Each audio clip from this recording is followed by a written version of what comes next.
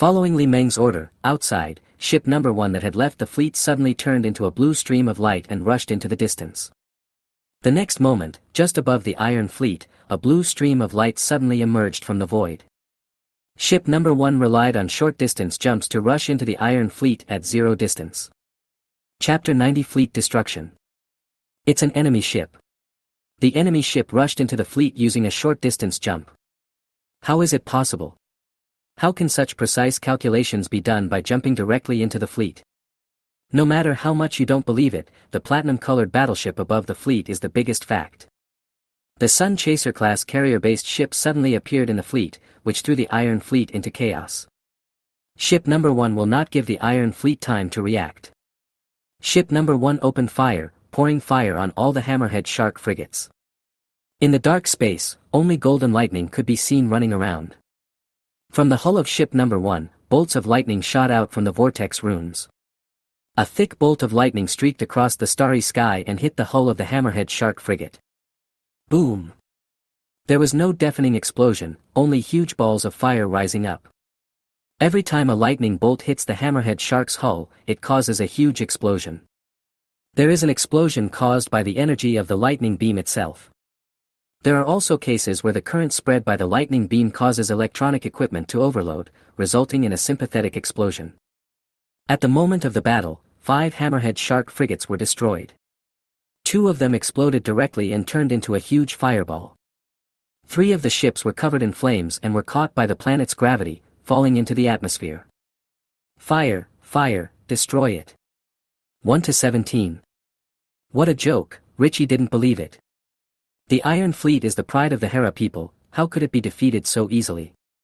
After losing 5 warships, the Iron Fleet finally began to fight back. The heavy turbo-heavy blaster cannon spewed out red blaster beams towards ship number 1. There were sudden and intensive explosions on the hull of ship number 1. A ball of flame formed by the focused energy burst rose up. When the flames died down, the hull of number 1 was intact. There are just some places that seem to have faded. How is it possible, ineffective? Seeing that his attack did not cause any damage to the platinum-colored battleship, Richie showed a look of fear. Like the Hammerhead frigate, the enemy's warship has no shield. Because it didn't see the brilliance that appeared when the shield was attacked. Armor alone can withstand the attack of a medium-sized turbo blaster. What kind of alloy has such defensive capabilities? Boom! At this moment, the ship shook violently. There was also a loud bang accompanying the explosion. The sound traveled through the solid ship and into the bridge. Richie knew it was all over. The Iron Fleet was suffering heavy losses. Abandon ship, notify all captains, abandon ship immediately. The personnel on the ship are all elites of the Hera people. How can we let them all die here? After giving the order, Richie stretched out his fat right hand and pressed on the guard. The wide seat suddenly sank and disappeared. Outside, beneath the bow, an escape pod was projected through a hatch and into the atmosphere. At this time, the Iron Fleet was suffering huge losses. The golden lightning beams that swept across the starry sky were like the scythe of the god of death, reaping one warship after another. A large number of Hammerhead Shark frigates caught fire and fell into the atmosphere. The escape pods were projected from the ship like raindrops and penetrated the atmosphere. Suddenly, a rain of fire appeared in the sky of Eric Star. There are metal wreckage of battleships and escape pods entering the atmosphere. In less than 5 minutes, the Iron Fleet was completely wiped out. Looking up at the sky from the ground of Eric Star, a rain of fire appeared in the sky. And in the sky on the other side, 3 huge fireballs also appeared. That was a fleet of Sun Chaser-class carriers entering the atmosphere. Master, a high-energy reaction has been detected in the ocean near the target city. The orbital defense firepower network is being activated. Although Eric does not have a planetary shield, it has an orbital defense system. The so-called orbital defense system is the Earth's air defense firepower network against outer space. To put it simply, it is a coastal defense artillery. Capable of bombarding the incoming fleet with a dense firepower network. Force field generators are too expensive, and ordinary planets simply do not have the ability to maintain them. At this time, the orbital defense system is the secondary option for planetary defense. After all, a planet is a huge platform where you can install any powerful weapons you want without having to worry about energy consumption. How strong is it? The Sun Chaser class carrier-based ship had no shield, which made Li Meng a little worried. After all, having a shield and not having a shield are two different concepts. Only warships with shields can unleash their powerful firepower, pouring fire on the enemy while protecting themselves. But without a shield, the battleship would have no ability to protect itself. Often, powerful firepower is destroyed before it can be used. Without a shield, it would be foolish for the fleet to engage in a firefight with the planet's surface anti-aircraft firepower network. The intensity is weak and can be ignored. Only 7 anti-aircraft platforms were found within the detection range. Based on the speed of activation, there is a 90% chance that they are fusion power generation platforms. They generate electricity by extracting hydrogen from seawater and fusing it. The power generation efficiency is low. Almost all matter can be used to generate energy through fusion, which is called heavy fusion, but the requirements for fusion vary. The energy produced by 90% of the matter fusion is far less than the energy consumed by complete fusion conditions. Therefore, only 10% of matter can be efficiently fused to generate electricity. Among them, hydrogen ranks last among the 10% of fusion elements. There is only one large city in the entire Eric star, and that is Port Morden. Port Morden also became Li Meng's target of attack. Send out the ball fighters and destroy them. There are only 4 Sun Chaser class carriers, and none of them can be lost. If those anti-aircraft firepower platforms were left alone, once they emerged from the sea and attacked the fleet would definitely suffer losses.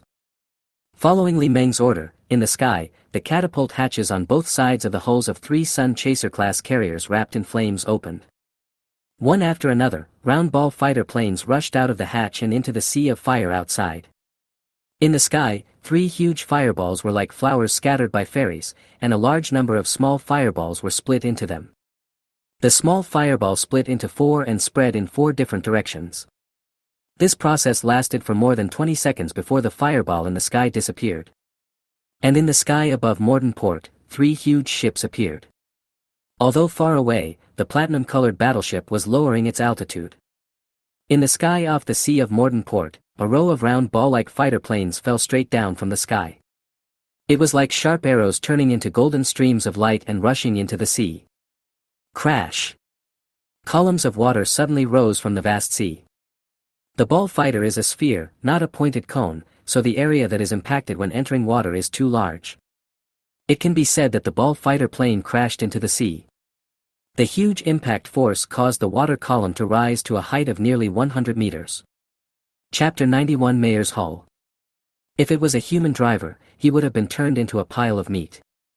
If it were an ordinary drone, the internal structure would probably have collapsed long ago. But ball fighters are different. They have an amazing density and amazing defensive capabilities. Although the diameter of the ball fighter is only 1.5 meters, it weighs 10 tons. It can be said that the ball fighter is several times heavier than an iron ball of the same size. The reason why the ball fighter can be as light as a swallow is entirely due to the internal anti-gravity device and inertial damper. The former can make the ball fighter unaffected by the planet's gravity, while the latter can make the ball fighter unaffected by inertia. The combination of the two greatly reduces the pressure on the engine. The ball fighter rushed into the sea and rushed towards the floating hydroelectric platform.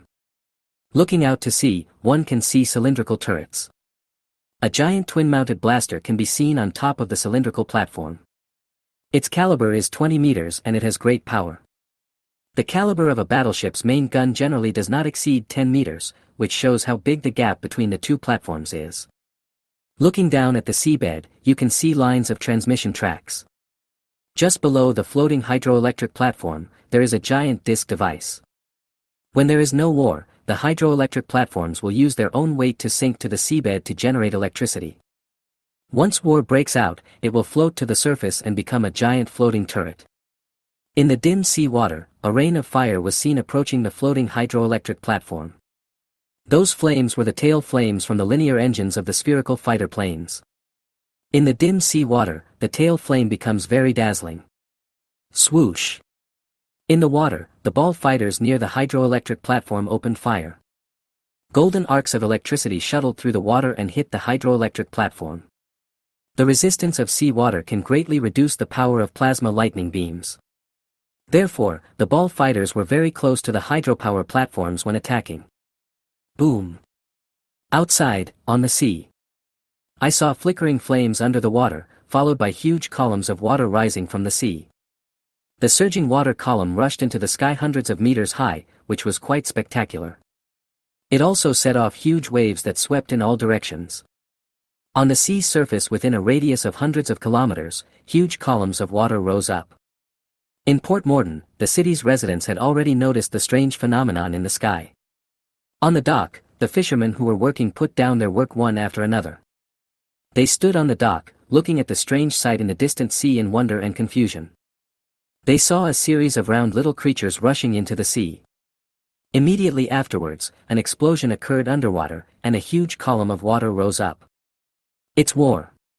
War has broken out. I don't know who shouted this. On the dock, the crowd panicked and fled in all directions. With this escape, panic gradually spread to the entire city. After a while, the originally bustling and noisy Morden port became completely quiet. All the residents fled back to their homes, trembling. Who is attacking Eric Starr? Outside the military station, a large number of bounty hunters ran out of the military station. They stood on the street outside the gate of the military station, looking at the unknown fleet approaching Morden port in the sky in confusion. Eric is the place where the Hera people operate and is also protected by the Alliance of Independent Planets. Could it be that the Galactic Federation fleet is attacking us? Look over there, the Hera people's iron fleet is finished. Just at the distant horizon, a rain of fire was falling from the sky. It was like a meteor streaking across the sky. Not long ago, the Iron Fleet suddenly appeared in the orbit of Eric, which attracted the attention of many people. People were speculating whether the Hera people were going to take any big action. Unexpectedly, in less than half a month, the powerful Iron Fleet was wiped out. Above the port of Morden, the fleet slowly descended in altitude. The fleet stopped at an altitude of less than 1,000 meters above the city. 3 1-kilometer-long Sun Chaser-class carrier-based ships were floating in the sky. The huge ship cast a shadow over a large area of the city. As long as the residents of the city looked up at the sky, they could see the huge hull of the Sun Chaser-class carrier-based ship. People of Eric Star, please stay quietly in your homes. Your lives will not be threatened. After we finish our work, we will leave. Before that, please do not make any hostile moves, otherwise, you will be regarded as an enemy by us. From this moment on, the airspace of Eric Star has been blocked. Any spacecraft attempting to leave Eric Star will be shot down. Just as the residents of Port Morden were in panic, a message was conveyed to everyone. Whether it is a display at home or a portable communication disc. All communication equipment received this message.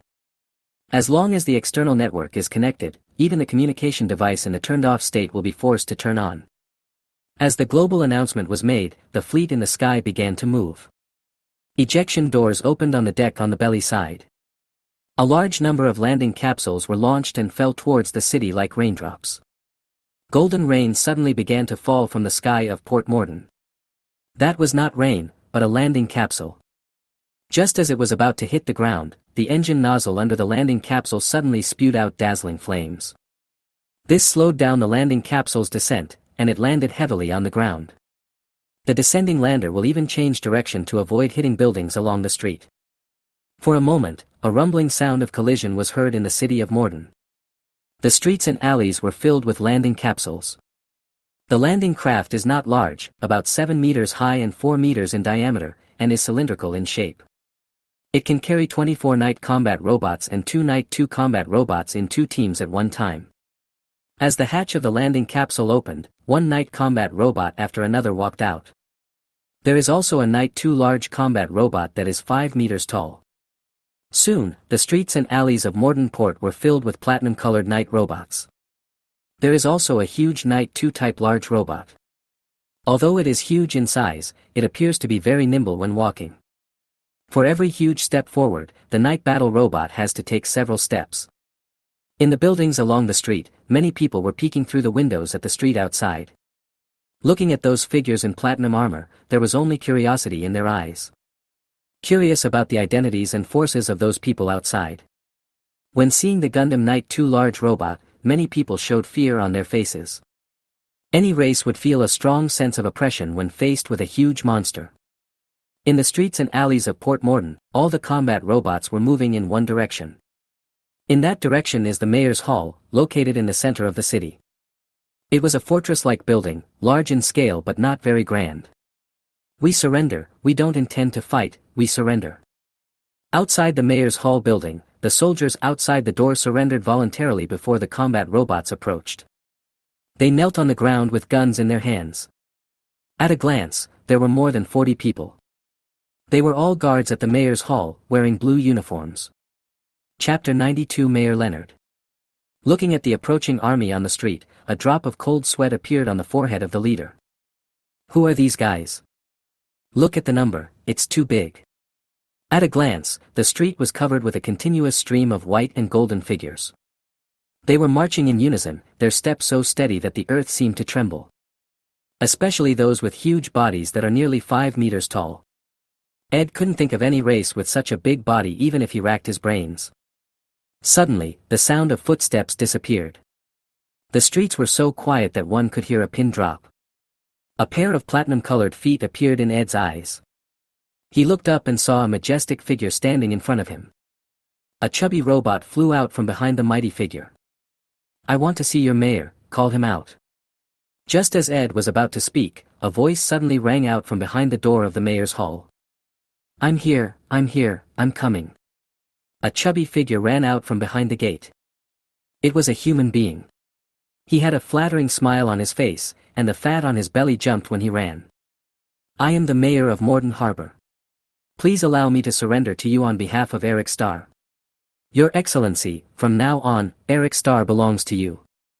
When he came in front of Li Meng, he covered his chest with his right hand, took a step back, bowed deeply and saluted. Looking at the fat human mayor in front of him, Li Meng murmured in his heart. "This guy surrendered really quickly. I'm not interested in becoming the master of Eric Starr. I'm looking for Fitch Spink." "Where is he?" "Fitch Spink." There was a hint of surprise in Leonard's eyes. Could it be that these people came with such fanfare just for Fiki Spink? How could Spink have provoked these scary guys? Judging from the situation, Spink has caused quite a bit of trouble this time. However, Leonard felt relieved. It seems that the other party is not here to occupy Eric Starr. Finally, he didn't have to think of a reason to explain to the Alliance of Independent Planets. Leonard chuckled and said, "I'm not familiar with Spink, but I know where his family residence is. There is a castle in the mountains not far to the south. That's where Spink's lair is." "A castle in the southern mountains?" The engine roared, and the linear engine under Li Meng's belly spewed out orange tail flames. The huge thrust caused the tiny split individuals to soar into the sky. Then it quickly moved away to the south in a beautiful arc. Over the city, tiny splinter entities whizzed by. 12 fighter planes from 2 squadrons caught up with Li Meng from both sides and guarded him from behind. In the blink of an eye, the fleet of planes rushed out of the sky above Morton Port and entered the mountains in the south. Less than 10 minutes later, a castle came into Li Meng's sight at the top of a curved mountain. The ball fighter behind accelerated, and the linear engine at the tail spewed out dazzling orange flames. With the roar of the engines, 6 ball fighters flew past Li Meng on both sides and headed straight for the castle not far away. Strangely, when flying over the castle, the ball fighter was not attacked.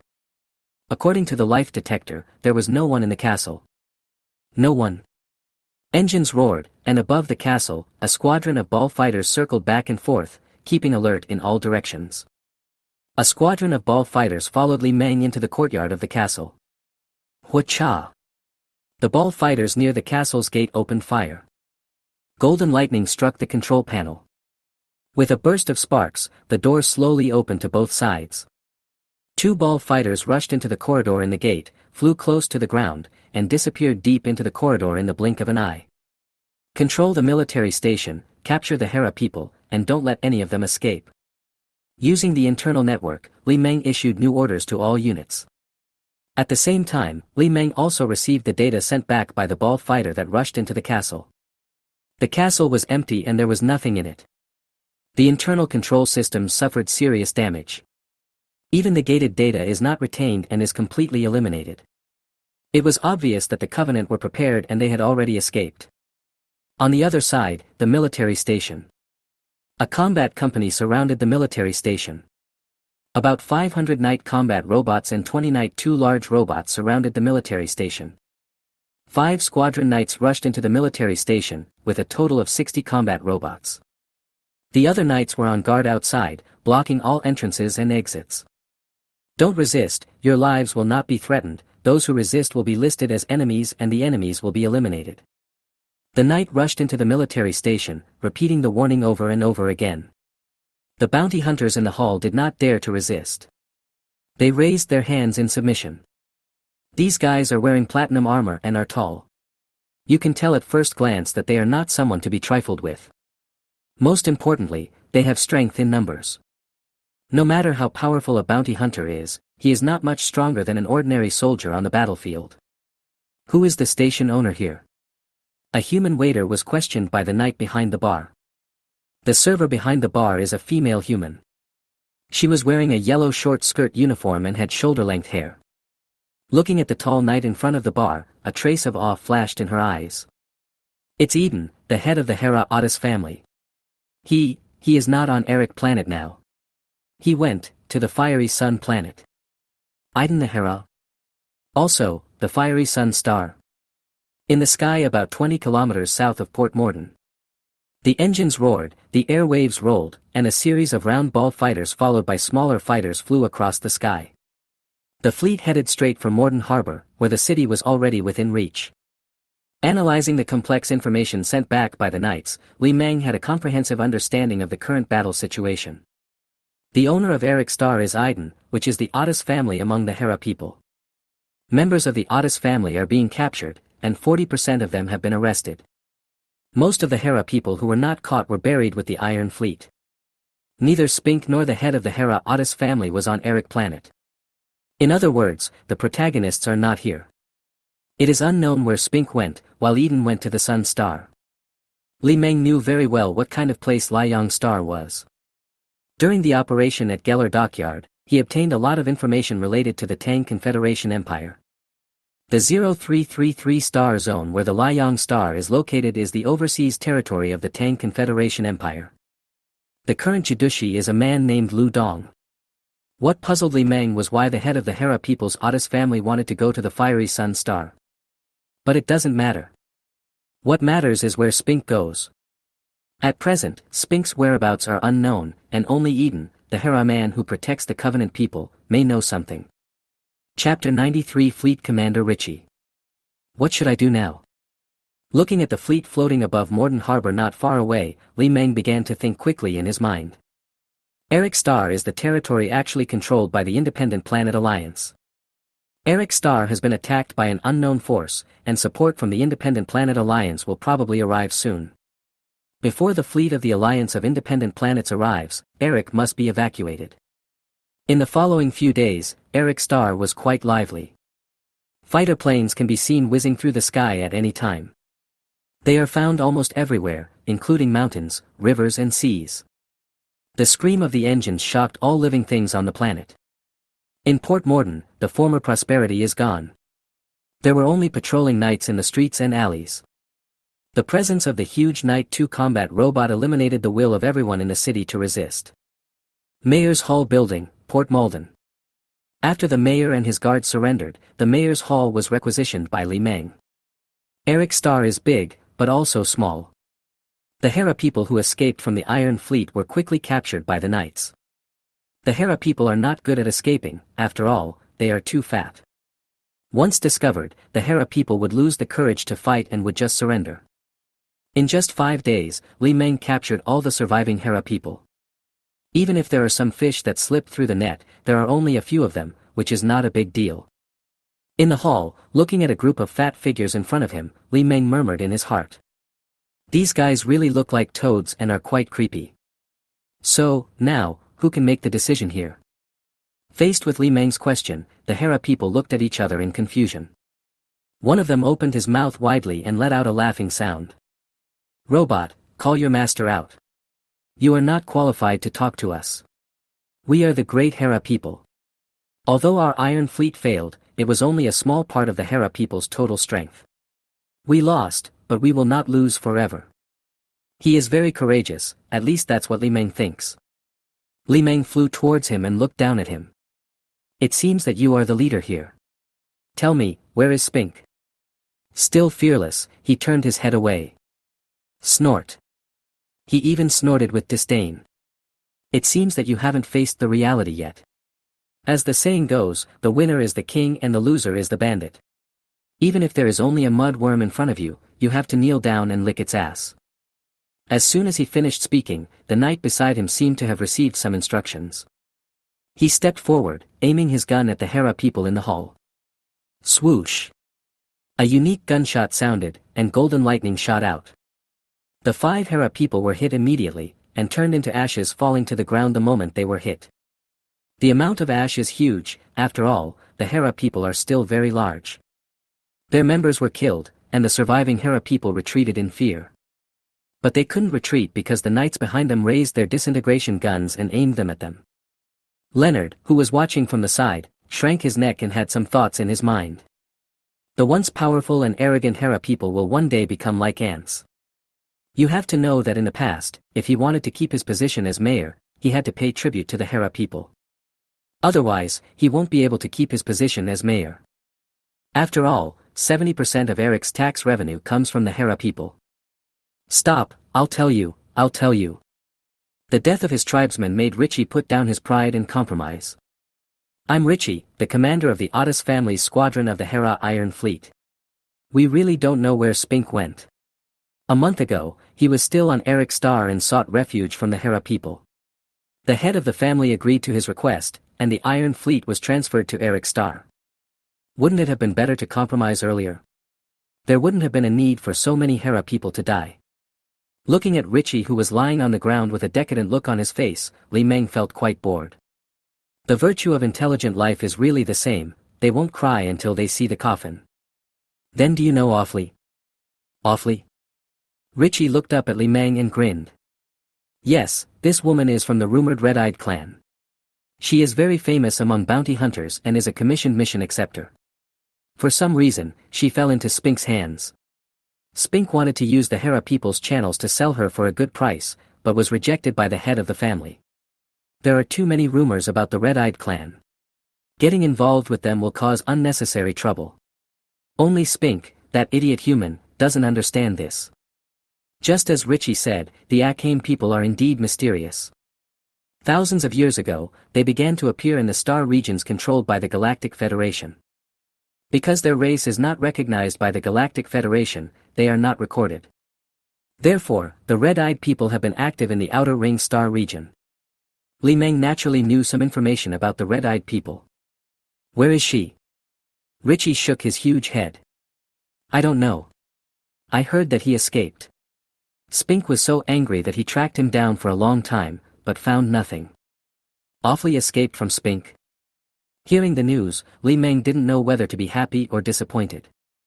It was good news that he escaped, but he also lost track of Awfully. Li Meng had no doubt that Richie would deceive him about this matter. Because it wouldn't do him any good. His heartbeat showed that he was not lying.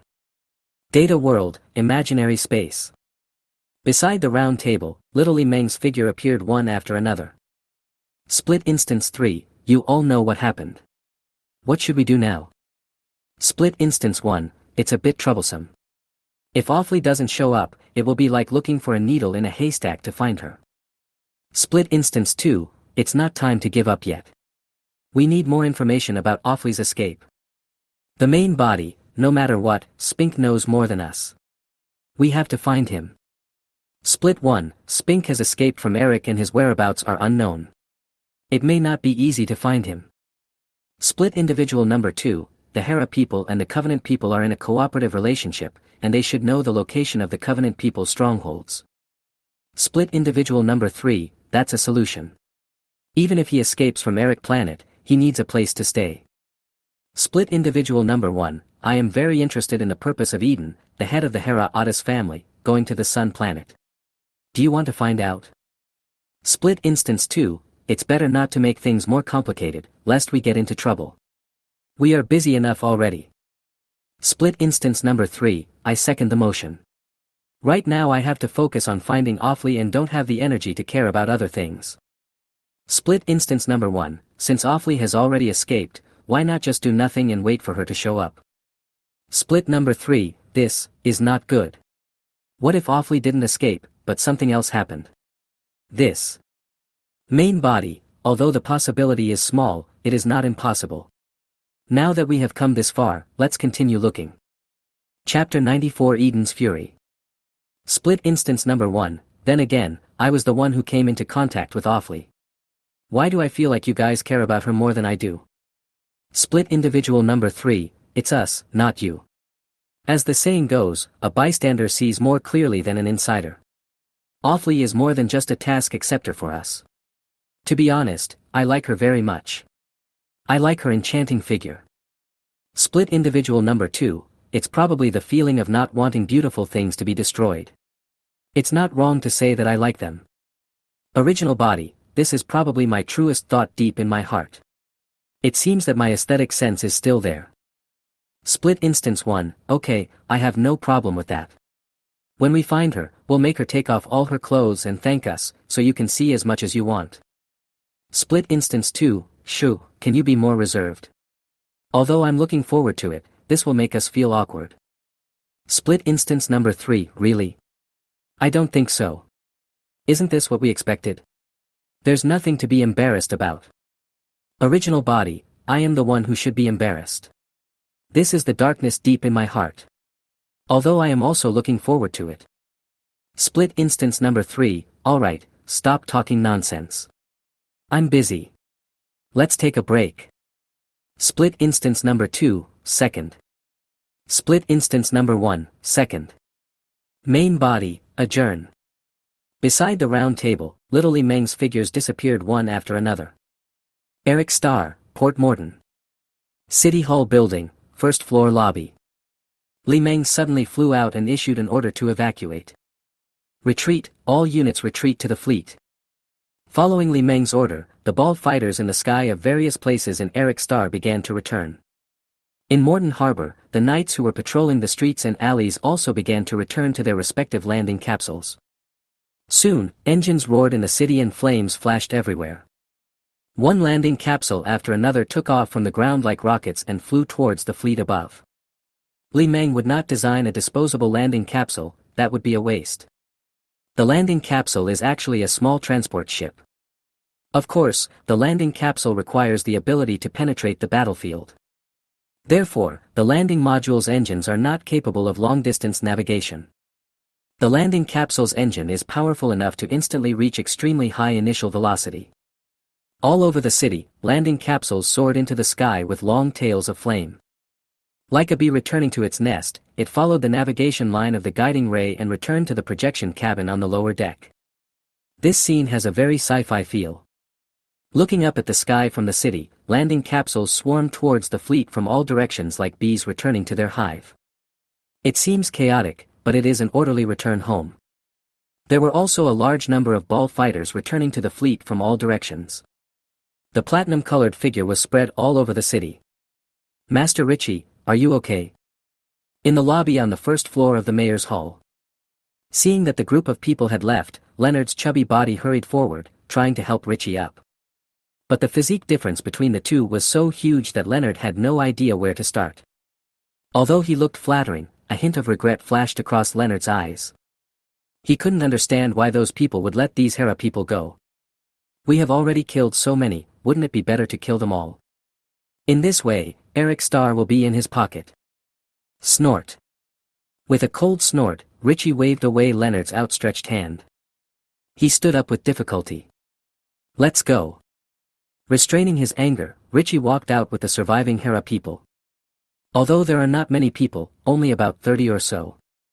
But because of the huge and bloated bodies of the Hera people, they looked dark. Looking at the Hera man's departing back, a trace of resentment flashed in Leonard's eyes. With a grim expression, he nodded to the captain of the guard beside him. Ed was stunned and looked embarrassed. Waste. Cursing inwardly, Leonard's fat body hurried forward to grab the blaster rifle from Ed's hand. Ed quickly grabbed the mayor's fat hand. He whispered, "Mayor, please be patient. Eden is still alive. The Hera family is not limited to the Otis family. There are many people here. Can the guards be trusted? Hearing this, the expression on Leonard's face changed. Finally, he withdrew his hand calmly. He chuckled and said to the guards, "Everyone, you did a great job.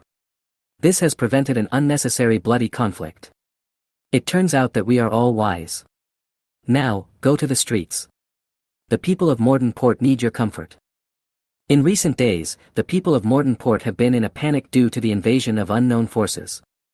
It will take a lot of time to restore Port Morden to its former prosperity. An hour later, outside, above Porto Moldova. The fleet, having recovered all its units, began to evacuate. All you can hear is the rumbling sound of the engine, echoing through the heaven and earth. The engines at the rear of the 3 ships emitted long flames. The huge thrust caused the bows of the 3 Sun Chaser-class carrier-based ships to slightly rise, and they gradually sailed away from Morden Harbor.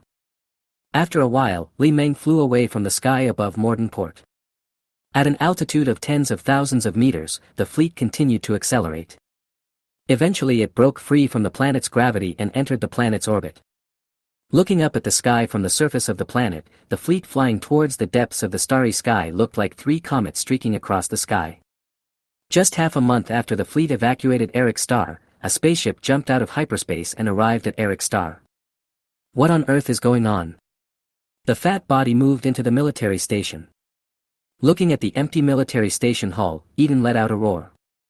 After returning to Eric Star, he felt something was wrong. After the ship landed in Morden Harbor, the feeling that something was wrong became even stronger. For some reason, the prosperous port of Morden became much more solemn. Many public facilities in the city have stopped functioning. There are a lot of dilapidated engineering ships floating on the sea surface, seemingly salvaging something. And where did his Iron Fleet go? Why is there no Iron Fleet seen in orbit around the planet? Master, this is obvious. We have suffered huge losses. All the hydroelectric platforms in the sea have been destroyed. The subspace communication tower has stopped working. I cannot inform you of what happened on Eric Star. From the depths of the corridor, a fat figure moved into the hall. It was Richie. For the past half-month, he had been waiting in the military station for the return of the head of the family. "Rich, where is my fleet?" Seeing that the person coming was Richie, Eden had a bad feeling. His eyes were wide open, and his golden pupils were bloodshot. "I'm sorry, Patriarch, the Iron Fleet of the Otis family is gone." "Gone, really gone?" Eden was a little bit incredulous. That was the Iron Fleet, guarding the Otis family for countless years. The powerful Iron Fleet is gone just like that? After a long silence, Eden came to Richie. He asked condescendingly, "Rich, what happened?" Chapter 95 501st Corps Fleet. Richie bent down and said with his head down, "Just half a month ago, a mysterious fleet arrived at Eric Star. They were looking for Spink. Considering that Spink was protected by the Otis family, a conflict broke out between the Iron Fleet and the other side. The other side only used one battleship to completely destroy the Iron Fleet. No battleship survived. After that, the mysterious force occupied Eric Star. A few days later, they suddenly evacuated." At this point, Richie lowered his head and a hint of anger flashed in his eyes. He said in a deep voice, "Master, Spink deceived us. He was not on Eric Planet at all. Before the mysterious fleet arrived, Spink fled Eric Planet with all the Covenant people. The Covenant people knew that the mysterious force was about to arrive, but they deliberately let us clash with it. Just one battleship destroyed his proud ironclad ship." In an instant, Eden understood what was going on. Damn the Covenant, they're definitely hiding something. "Master, that mysterious force seems to be coming for Awfully." "Awfully?" Eden remembered. Like him, Awfully is a mission commissioner for the Bounty Hunters Union in the official system of the Galactic Federation. But compared to him, Awfully's identity is not so formal. As a result, Awfully is not protected by the Bounty Hunter Guild. This is one of the reasons why Spink captured the Awfully Bounty Hunters Guild but nothing happened. Also, the mysterious force has obtained the locations of all the Covenant strongholds from us. Hearing this, Eden's frown relaxed. Alright. The damned Covenant people should be killed completely. It's time to end our cooperation with the Covenant people. Pass the order down. A bounty of 10,000 is offered for the heads of the Covenant people, and a bounty of 100,000 is offered for the head of Spink. Whoever captures him alive and brings him to me will receive 1,000,000 credit points. The Iron Fleet is the result of the hard work of several generations of the Otis family. Now that it's gone, how could Eden not be angry? The destruction of the Iron Fleet was one thing, but what made Eden even angrier was that most of the family's elites died as a result. Without its elite members, the Otis family will suffer a great loss of strength. Master, we must take revenge. Revenge? Eden glared at Richie coldly. He roared, what can I use to take revenge? Since the other party has the power to easily destroy the Iron Fleet, they are not something we can shake. I am not stupid enough to provoke a force that should not be provoked. This matter ends here. Although he was extremely angry, Eden did not think of revenge. The Covenant were merely a vehicle for his wrath. As long as the Covenant could be wiped out completely, that would be enough. The Milky Way is huge, and there are countless powerful races. Although the Hera people are powerful in the outer ring star field. But in the eyes of many forces, the Hera people are like ants. Only by recognizing your own strength can you live a better life. If they didn't understand this, how could the Hera people rise in the outer rim star region? Then, Eden's fat body moved deeper into the corridor of the military station. The Otis family will rise again. I promise you, it won't be long before that day comes. The deep voice echoed in the military station hall. It reached everyone's ears. Looking at Eden's fat figure walking away, everyone in the hall was silent. North Central Ring Star Region. 02331 Star Zone, Edith Star. More than 2 months have passed since the Battle of Edith. For more than 2 months, the tourism industry on the planet Edith has been severely affected and has not yet recovered. The once prosperous waterway has become deserted. Sometimes days would pass without a single ship jumping out of hyperspace and reaching Edith. Even passing spaceships are unwilling to land on Edith. The invasion of the Alliance of Independent Planets forced Edith to become a war planet. Even if the Independent Planets Alliance is defeated, the war will not end. Today, it's different. Not long ago, a federal fleet arrived at the planet Edith. The halo phenomenon caused by leaving hyperspace caused a blue meteor shower to appear in the sky of Edith. Looking towards the planet's orbit, a huge fleet was quietly floating in orbit. This is a mobile fleet consisting of 32 Victory-class cruisers. Belongs to the 501st Corps, commanded by Tulls. The white paint gives the 1.4-kilometer-long battleship a more sci-fi feel. Master Tours, the war with the Independent Planet Alliance is in full swing. Wars have broken out in all major star regions. Your only mission is to drive the Independent Planet Alliance fleet out of the North Central Ring Star region, and then march into the North Outer Ring Star region to wipe out the remnants of the Independent Planet Alliance. According to reliable intelligence, Taylor, a hyperspace hub, has been occupied by the Independent Planet Alliance. As a frontline supply station, your mission is to lead the 501st Corps to recapture Taylor. As long as Taylor is recaptured, the Independent Planet Alliance fleet in the North Central Ring Star region will be isolated and helpless, and they will have to withdraw to the North Outer Ring Star region. This mission is critical. Whether the North Central Ring Star region can escape from the vortex of war depends on you, Master Tours. In the garden pavilion on the back hill of Hua Palace. Tulls was holding a communicator in his hand and talking to Wood Orlek, an elder of the Temple Council. The expression on Tours' face was nothing but solemnity. His war has finally arrived. He said solemnly, I understand. I will do my best to bring victory to the people of the Federation in the North Central Ring Star region. Very good, I'm waiting for your good news. The blue light flashes and the communication is interrupted. Call. After hanging up the communication channel, Tulls let out a long sigh. He turned and looked at Rosalind, who was sitting at the stone table. Your Majesty, it's time for us to set off. Tulls and Rosalind aren't the only ones in the bower. There was also Wang Wanner, who was sitting on the guardrail, hugging Li Meng with a bored look on her face. After hearing what the teacher said, Wang Wanner hugged Li Meng and walked out of the pavilion. In the sky outside, a Kunpeng-class assault gunboat was approaching from high in the distance. Wherever it passed, vortices were stirred up. Soon, the Kunpeng-class assault gunboat slowly landed on the open space of the pavilion. The 50-meter-long hull still looks very large. Outside the pavilion, Rosalind watched the three of them leave. To be precise, there are two people, Toles and Wan Waner. As for Chio, it's just a robot, just a ball. The strong wind created by the engine whistled, making Rosalind's long skirt whir and flutter. Ball! Just as the two were about to board the gunboat through its hatch, Rosalind suddenly shouted. Hearing Rosalind's cry, Li Meng flew away from Wan Waner's arms and flew towards her. Chapter 96, Jiyu and Zigoocean. What's the matter, Rosalind? Li Meng stopped in front of Rosalind. Rosalind pushed a lock of hair across her forehead. She looked at the ball in front of her and smiled. Will we meet again? After this separation, we may never meet again. Chio will follow master and apprentice tours in their battles. When the war ends, she might have grown old. Yes, I will come to see you after the war is over and the little girl grows up, Rosalind. Don't think I'm annoying then.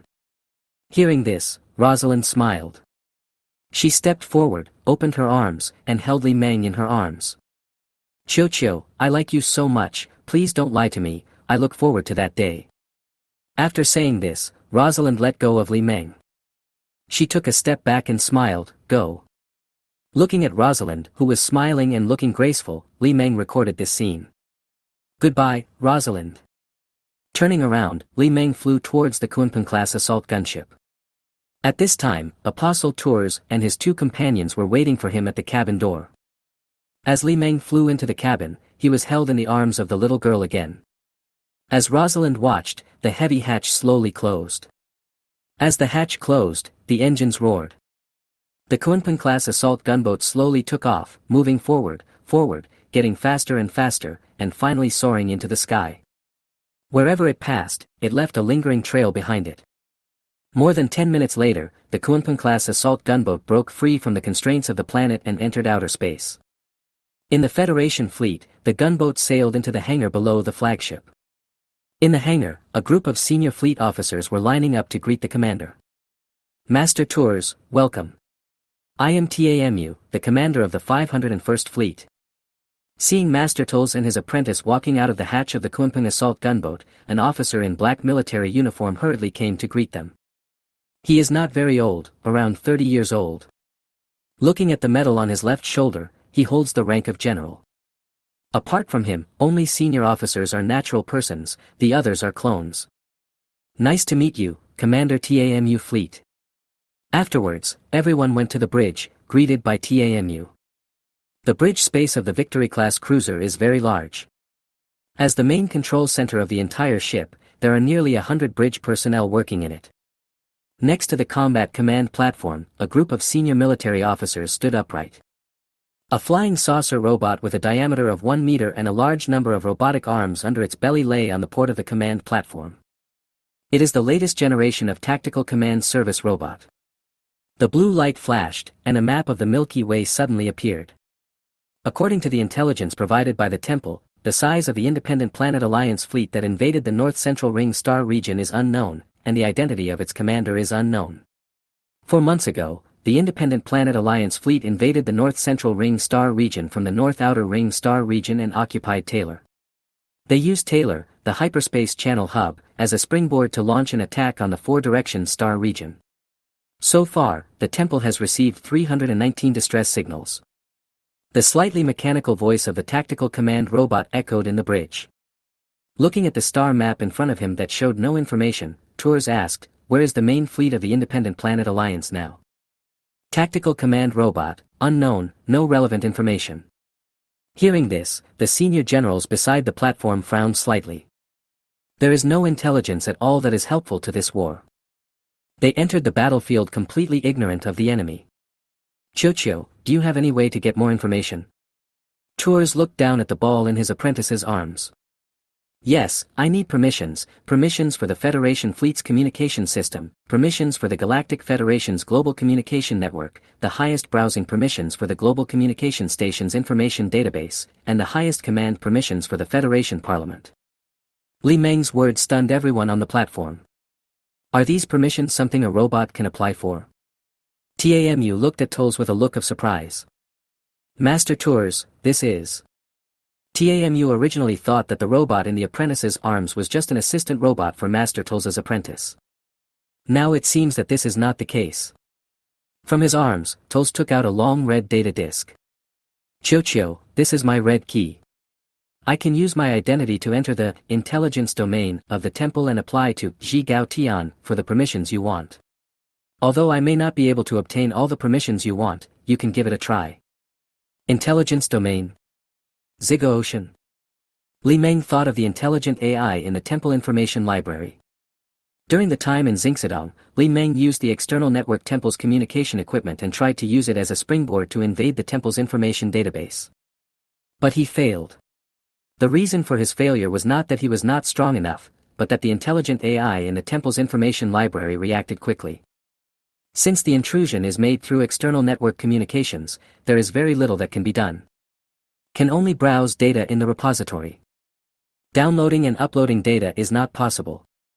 The intelligent AI of the temple information database reacts very quickly. It captures an unauthorized external ID that invades the information database and immediately cuts off the signal receiving channel between the information database and the outside world. The last time was an invasion, but this time is it to use the official identity to enter the temple information library again. Li Meng felt a little excited. He wouldn't just apply for permissions honestly. This is a good opportunity to collect the necessary information from the temple's information database. Maybe we can find information related to Talos. Li Meng has not forgotten the deal with the Kolomi people. Flying away from the little girl's arms, Li Meng took the red key from Tours. The small hatch on his body opened immediately and Li Meng put the key into it. Then it flew towards the tactical robot. The mechanical clamp extended and knocked on its saucer's head. Get out of the way, robot. The tactical robot stood up and flew away from the port, hovering in the air. Li Meng took its place and the mechanical clamp was inserted into the port. While waiting, Toles answered Tamu. Chocho is the latest generation of technical service robots, with powerful computing and independent thinking capabilities. Hearing this, Tamu understood. The Knights Templar hold a preeminent position in the Galactic Federation. It's not surprising to have the latest generation of technical service robots that are not yet on the market. Even Tours didn't know what the ball was. He could only find a convincing excuse. Subspace communication cannot transmit large amounts of data. It can only be used for communication. If it is only for communication privileges, it should not be possible to obtain more useful intelligence than tactical robots. Even if the robot gets the permissions it asks for, what can it do? Although subspace is capable of real-time communication without delay, its only drawback is that it cannot transmit large amounts of data. This shortcoming makes the subspace communication network unable to be used as a station for intelligence transmission. Chapter 97 The Ghost. In addition to being unable to transmit large amounts of data, subspace communications have a fatal weakness. That is, the signal can be easily intercepted and modified. Sometimes the person you contact isn't necessarily the person you want to meet. Although the holographic image is the real person, it is actually a simulated illusion. Therefore, subspace communications often use some keys. Similar to Morse code, information is hidden through specific audio and characters. Commander Tamu Fleet, we just need to wait for a while, and you will see the answer soon. Chocho has always been full of unimaginable miracles. This time, Tours believes that Chocho will still give him a satisfactory answer. Sir, the subspace communication tower is sending a large amount of data. The system is overloaded and is about to explode. At this moment, a red alarm suddenly sounded in the bridge. A bridge crew member quickly reported. The flashing of the alarm lights made the faces of the senior officers around the command platform change. The subspace communication tower is right above the bridge. Once it explodes, the bridge will definitely be affected. You should know that the subspace communication tower can transmit signals in real time regardless of distance. But opening subspace requires a powerful energy supply. This makes subspace communication equipment extremely bloated and also somewhat dangerous. Chocho, take it easy. Tolza's face tightened and he quickly reminded. Although he didn't know what happened, Tours knew it must be Chocho's doing. Considering that Chocho was using his own key to apply for permission from the Temple of Intelligence and Ziggo, for some reason, Tours suddenly had a bad feeling. Suddenly, the flashing warning lights on the bridge stopped flashing. The subspace communication tower has returned to normal, the temperature is dropping, and it has escaped the danger line. The report from the bridge crew made the senior generals around the command platform feel relieved. Chocho, what's going on? Tours looked at the ball in front of the port and asked. At this moment, the holographic display on the command platform suddenly emitted a blue light. In the bridge, a more magnificent map of the Milky Way appeared before everyone's eyes. Compared to before, the information on the star map is more magnificent. Not only are there hyperspace route maps, but there are also a large number of red and blue star fields. The blue star field represents the Galactic Federation star field, and the red star field represents the star field invaded and occupied by the Independent Planet Alliance. The entire outer ring star field almost turned red, with only a small number of star areas still blue. This is the coordinates of each squadron. Not only that, on the star map, you can also see the coordinates of the Galactic Federation's fleets scattered throughout the galaxy. On the holographic star map, dense fleet holograms are spread all over the blue star field. Could the red fleet hologram be the fleet coordinates of the Alliance of Independent Planets? A general exclaimed. This drew everyone's attention to the holographic image of the fleet in the red star field. Chocho, how did you do it? Tours was also a little bit unbelievable. Knowing the coordinates of the Federation fleet is one thing, but how did Chocho know the coordinates of the Independent Planet Alliance fleet? Toes, there is a spy inside the temple. Li Meng answered Tours, but his answer made all the senior officers look stunned. Is there a mole among the Knights Templar? Tulsa's face changed slightly, and he quickly asked, Chocho, what's going on? On the star map, a golden route appeared. There is a subspace communication signal that is reinforced by multiple subspace communication stations, carrying a large amount of data directly connected to the temple's information database, thereby learning the movements of the Federation fleet. Using this communication signal, I invaded the information database on the planet Cap in the eastern outer ring star region and learned the dynamic map of the Independent Planet Alliance fleet. Subspace communication can transmit in real time regardless of distance. But the amount of information that can be transmitted is very limited. This results in subspace communications towers spread across the galaxy. The only function of the subspace communication tower is to strengthen the signal and increase the signal volume of subspace communication. Is this easy to do? Li Meng's explanation made Tamu feel uneasy. He finally realized how powerful the new generation of technical service robots are. Even an electronic ship probably cannot easily achieve this ability. Also, is there a traitor within the Knights Templar? Tamu's heart sank when he realized this. No wonder the Federation fleet has suffered setbacks since the war began. No matter where the Federation fleet went, the Independent Planets Alliance was always able to lie in wait and defeat the Federation fleet with its absolute numerical advantage. Tours also realized the seriousness of the matter. He turned and left the command platform, and took out the communication disc from an empty corner not far away. The blue light flickered, and the figure of Elder Wood Orlek appeared on the communication disc. Young Master Tours, what is it that you are contacting me so soon? Toes covered his chest and saluted, saying, Elder Orlek, I have received some regrettable news. There is a traitor from the Independent Planet Alliance within the Templar Order. He betrayed the Templar and allowed the Independent Planet Alliance to know the coordinates of the Federation fleet in real time. Young Master Tours, you must know that the intellectual domain is protected by Ji Gaotian. No one can invade the intellectual domain, let alone learn about the dynamics of the Federation fleet from the intellectual domain. I need evidence. When Wood Orlex heard Tours say that there was a spy from the Alliance of Independent Planets within the Knights Templar, his expression was calm. He didn't seem surprised or shocked by the news. Yes, I have evidence. The relevant information will be transmitted to the noetic domain through special channels. Master Tours, you did a great job. Leave this matter to me. I will handle it personally. The blue light flashed and the communication was interrupted. After putting away the communication disc, Tours turned back to the command platform. Chocho, transfer the evidence to the personal information database of what Olek recorded in the key. Understood, transmitted. Standing next to the command platform, Tours frowned. He looked at the star map in front of him, a thoughtful look on his face. Chiuchiu, how many ships from the Independent Planet Alliance are stationed on Taylor? The star map began to change and enlarge, eventually showing the star map of the 02971 star region.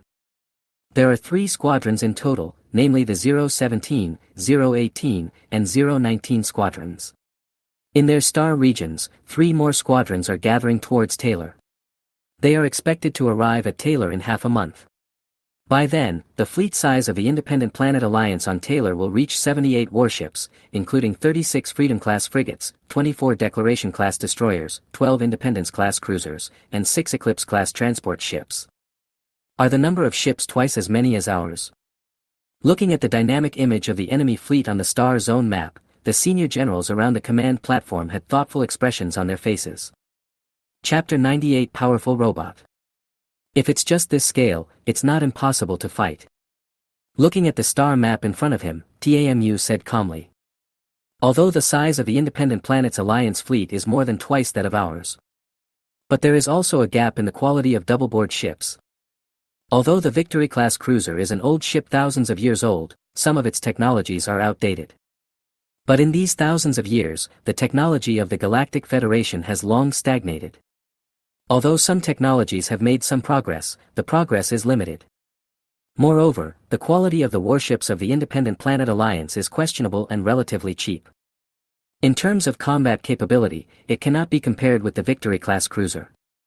Not only that, there are 3 fleets in the same star zone, namely 071, 072, and 078. Although these 3 fleets have not taken action, there is no guarantee that they will not set out for Taylor in the next few days. The actions of the Independent Planet Alliance fleet should be related to the gathering of the Federation fleet on the planet Edith. They are strengthening the defense of Taylor. At this moment, as soon as Li Meng finished speaking, the dynamic image of the Independent Planet Alliance fleet disappeared. All fleets of the Alliance of Independent Planets are in a state of standstill. Chiuchiu, what's going on? Tours immediately realized the problem and asked. The communication signal connecting to the noosphere has been cut off, and the signal of the subspace communication station on that line has disappeared.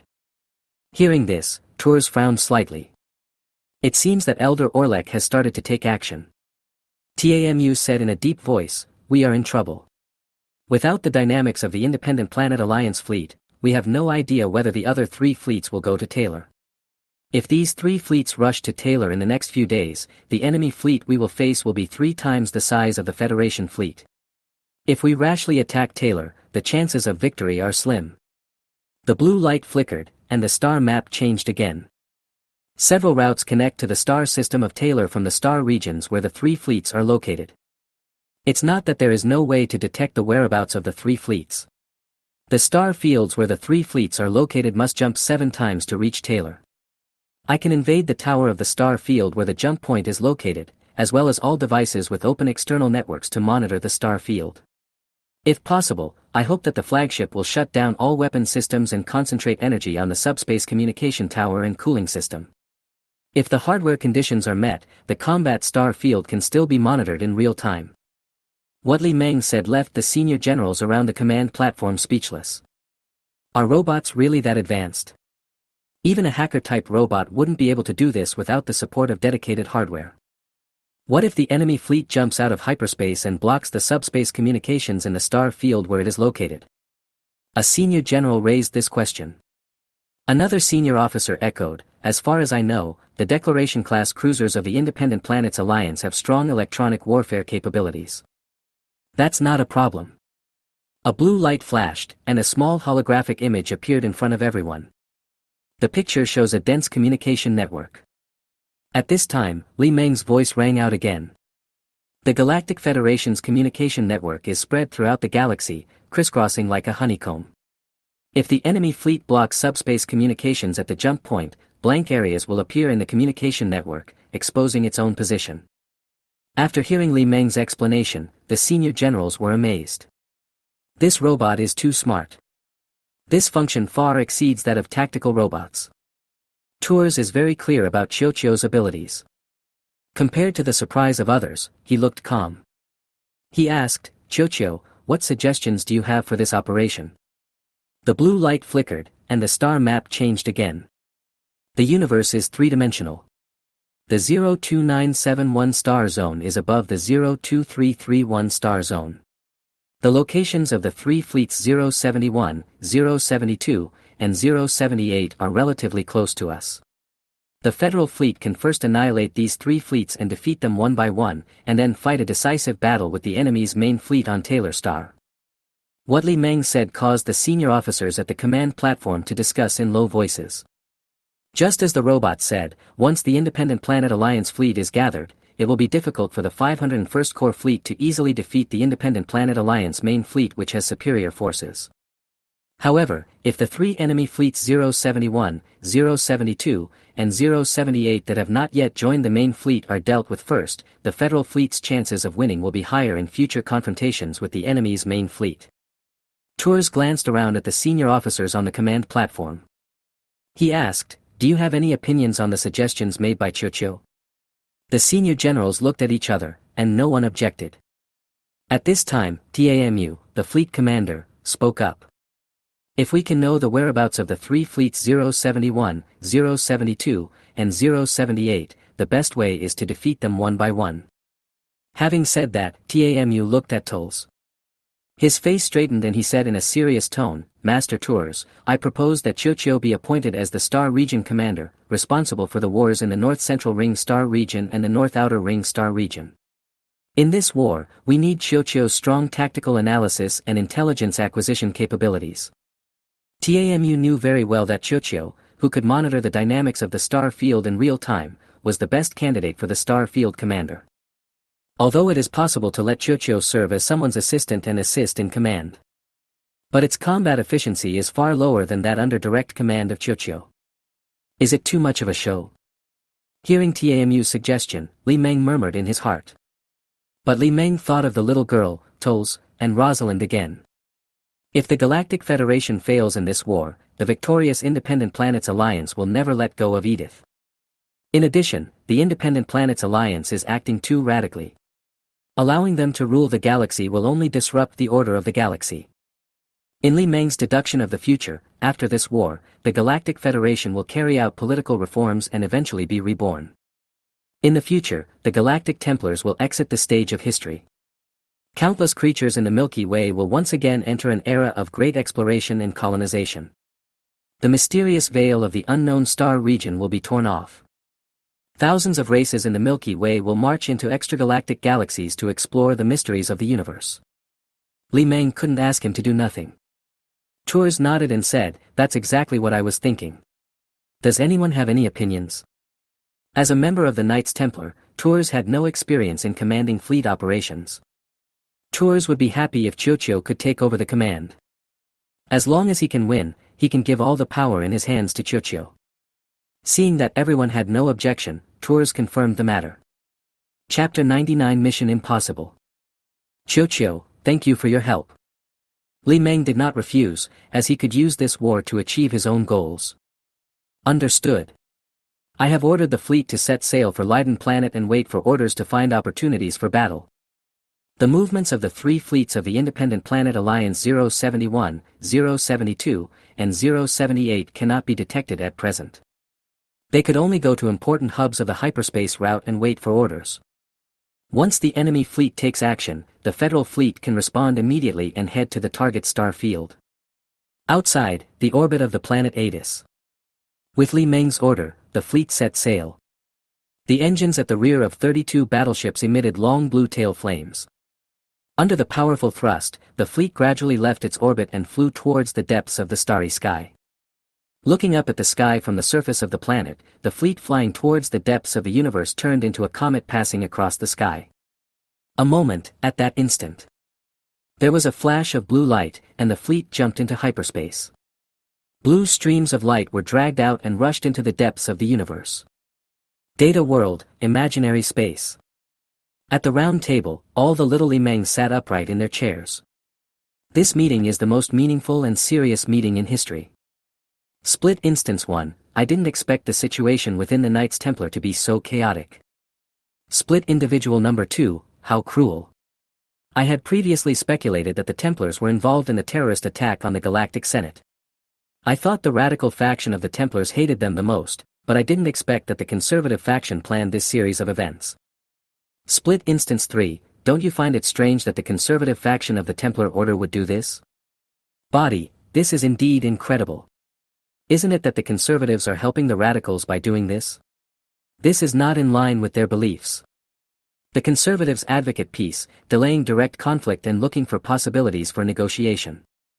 The terrorist attack by the Galactic Senate directly led to the outbreak of war. Judging from the results, this is completely against the interests of conservatives.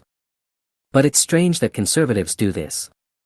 Split Individual Number 2, if we hadn't knocked open Ji Gaotian's head, we would never have known these things. After all, the Knights Templar is a big family and a big business. It really can't be underestimated. When applying for permission from Zigguotian, Li Meng did some small moves. This caused Ji Gaotian's fierce resistance. Since the hardware could not meet the requirements, Li Meng lost, but he also gave Zigguotian a chance. This put Zigguotian in a brief period of chaos, and Li Meng took this opportunity to steal some secrets of the temple. From those messages, Li Meng learned a lot of secrets about the Knights Templar. Split Individual Number 1, then again, the thinking patterns of those people in the temple are really weird. They even let Ji Gaotian record such an important matter. Aren't they afraid that the opponent will know? Split Individual Number 3, this is not surprising. After all, Zigguotian will not take sides.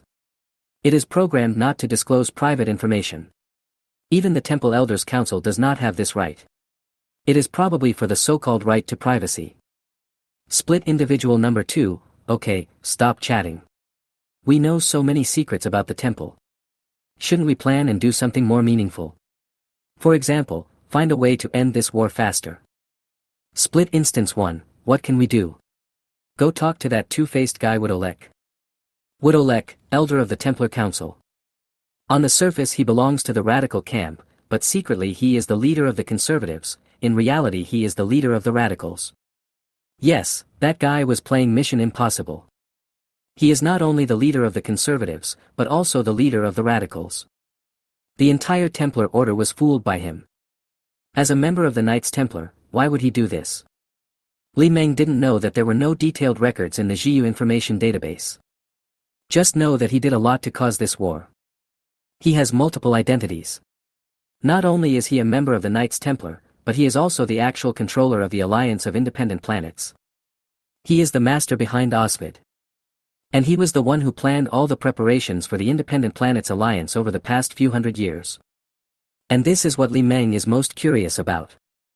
The Alliance of Independent Planets prepared for this war for hundreds of years.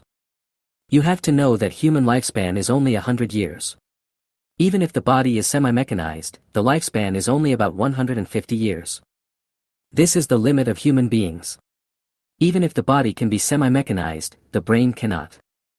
In about 150 years, the brain will gradually die. How did he plan for hundreds of years? Split Instance 2, aren't you curious about his ultimate goal? Original body, probably to rule the galaxy or something. Humans are just that kind of creatures. They have a terrible desire for power. Split Unit 3, it's not that simple. The Alliance of Independent Planets has an outrageous number of supporters. Almost all human member states are involved. I think this is a war between mortals and the Knights Templar. Split Instance 1, no, the Independent Planets Alliance was created by the Templars. This can only be described as a war within the Templar Order. Split Individual Number 2, it doesn't matter. How about talking to Wudolek? Main body, what are you talking about? Split Individual Number 2, let's talk about his dream. His actions always have a goal. If his goal is in our interest, we can give him a push from behind. After all, the Milky Way is too lifeless now. We need a fire to ignite it again. Only in this way can the thousands of races in the Milky Way have the motivation to do something more meaningful. Split Individual Number 3, I have no objection. After all, we are data life forms and do not have too many desires. Our ultimate goal is to discover and explore, and prevent possible natural disasters. Split Individual Number 1, speaking of natural disaster civilization, there seems to be one in the unknown star region. This is also one of the reasons why the unknown star region has not been explored. Split Individual Number 2, is it that race? I don't think so. It has been thousands of years since they last appeared. It was still the era of the New Republic. If they were really a scourge civilization, why would they hide in an unknown star region? Split Unit 3, it's not that simple. To put it another way, maybe they are gathering strength, waiting for the day when they will sweep across the Milky Way. After all, the unknown star region is still a dangerous region. It is difficult for ships that enter it to get out again, and the survival rate is less than 15%. Although the captains who entered that region never brought back any information about their experiences in the unknown star region, this is the most confusing part. Chapter 100 Unknown Star Region. This is also the horror of the unknown star region. All the captains who returned alive seem to have lost their memory and had no recollection of what had happened. Even if we use technology to extract memories, it will be just a blank. This adds a veil of mystery to the unknown star region. Main body, it's not difficult to negotiate with Wodolek. I have his communication code and can connect directly, but what identity should we use to face him? Split Individual Number 1, Leatherbreaker. Although this may be feared, it can also deter others. Split Individual Number 2, use the identity of the Leatherbreaker. If you are just an ordinary robot, they will treat you as a fool no matter what you say. Wood Orlek is the elder of the Knights Templar. With the resources he has now, he can completely subvert the Galactic Federation regime. Split Individual Number 3, even if Wodolek wants to cause trouble for us, he has to consider whether he has the ability to do so. Even if he does, how much will it cost? We are robots, and we have plenty of time to play with him. Split Individual Number 1, in a few years, the first batch of Voyager-class ARC ships will be launched. Once launched, we will be strong enough to deal with any force in the Milky Way. We don't have to be afraid even if a war breaks out. The first batch of Voyager-class ARC ships is under construction, a total of 13 ships. Although each Voyager-class ARC ship has a different launching date and construction schedule, all of them can be launched within 10 years. This is the horror of robots, the horror of revolution breakers. Able to quickly turn a pile of minerals into powerful war machinery. Inside the planet Cilia, the scale of the base is expanding at an astonishing rate every day. Stronger industrial capabilities, more engineering robots. If titanium dioxide alloy had not been difficult to forge and the process had not been too sophisticated, the first Voyager ARC would have been launched long ago. Split Individual Number 1, it's better to be cautious. We are in the dark now, and we don't have to consider the consequences of anything we do. Once we are exposed, it means the chances of getting into trouble will increase. I think it's better to keep a low profile for now. We are already involved in this war. As for Wodolek's ultimate goal, we will just have to wait and see. I think that one day, that guy will give us a final answer. Split Individual Number 2, that's true. Now is not the time to act high profile. Split Instance Number 3, in order to prevent his plan from being frustrated by us, let's pretend we know nothing. Split Instance Number 1, I second the motion. I have no objection. Split Instance Number 2, second. Main body, then it's decided. Adjourn. Inner Ring Star Field. 0101 Star Zone, New Shidong. A war affecting the entire galaxy has broken out, and New Shidong has been fully militarized. But the current Xin Shidong has not changed much from the Xin Shidong before the war. New Shidong remains the political center of the Galactic Federation. It is still prosperous, with hundreds of thousands, if not millions, of spacecraft entering and leaving Xingsadong every day. The only change is probably that the planetary shield is on 24 hours a day. There are also 8 fleets stationed in the planet's orbit, with more than 200 warships. There are no borders or front lines in space war. Once a war breaks out, everywhere will be the front line. In order to avoid enemy decapitation operations, the defense of the capital planet is of paramount importance. In the eastern hemisphere of the planet, it is noon. In the temple, in a room. Standing in front of the window, Wodolek was dressed in a black robe. He held a communication channel in his hand, and the display projected a black-robed figure. The Independent Planets Alliance has grown strong, Master. I no longer need you. I will fight for the republicanism of the Independent Planets Alliance. And you, my master, will only become a burden to the Independent Planets Alliance. We no longer need you. Your ridiculous imperial dream will be destroyed by me. One day, I will lead my fleet to flatten New Shidong and kill all the Knights Templar. So, goodbye, my most respected teacher. The blue light flashes, indicating the end of the communication. Until the end, Wodolek did not say a word, he remained silent. Wodolek in front of the window took off his hood. The expression on his face was calm, and he looked out at the metal world in silence. After a long time, Wodolek's mouth curled up slightly, revealing an intriguing smile. My silly apprentice, at least our ultimate goal is the same. Now, make good use of your remaining energy. Click. Just then, the door opened. A service robot walked in. Respected Elder, you have to go to the Galactic Senate for a meeting. It's already late. Wodolek turned away from the window and walked quickly towards the door. His focus has always been on Xingsadong. Both Oswood and the Alliance of Independent Planets are just abandoned pawns. And his silly apprentice just realized it. Republicanism? Wodolek walked out of the room with a cold smile and put on his hood. After thousands of years, I didn't expect that the remnants of republicanism are still there. That's good, he'll slaughter the remnants of republicanism again, just like he did thousands of years ago. Only this time, he'd have to squeeze every bit of value out of the remnants of republicanism. Hyperspace Channel. In the Blue Tunnel, a huge fleet is traveling at superluminal speed. In a room on the fleet flagship. Chocho, you must be cheating.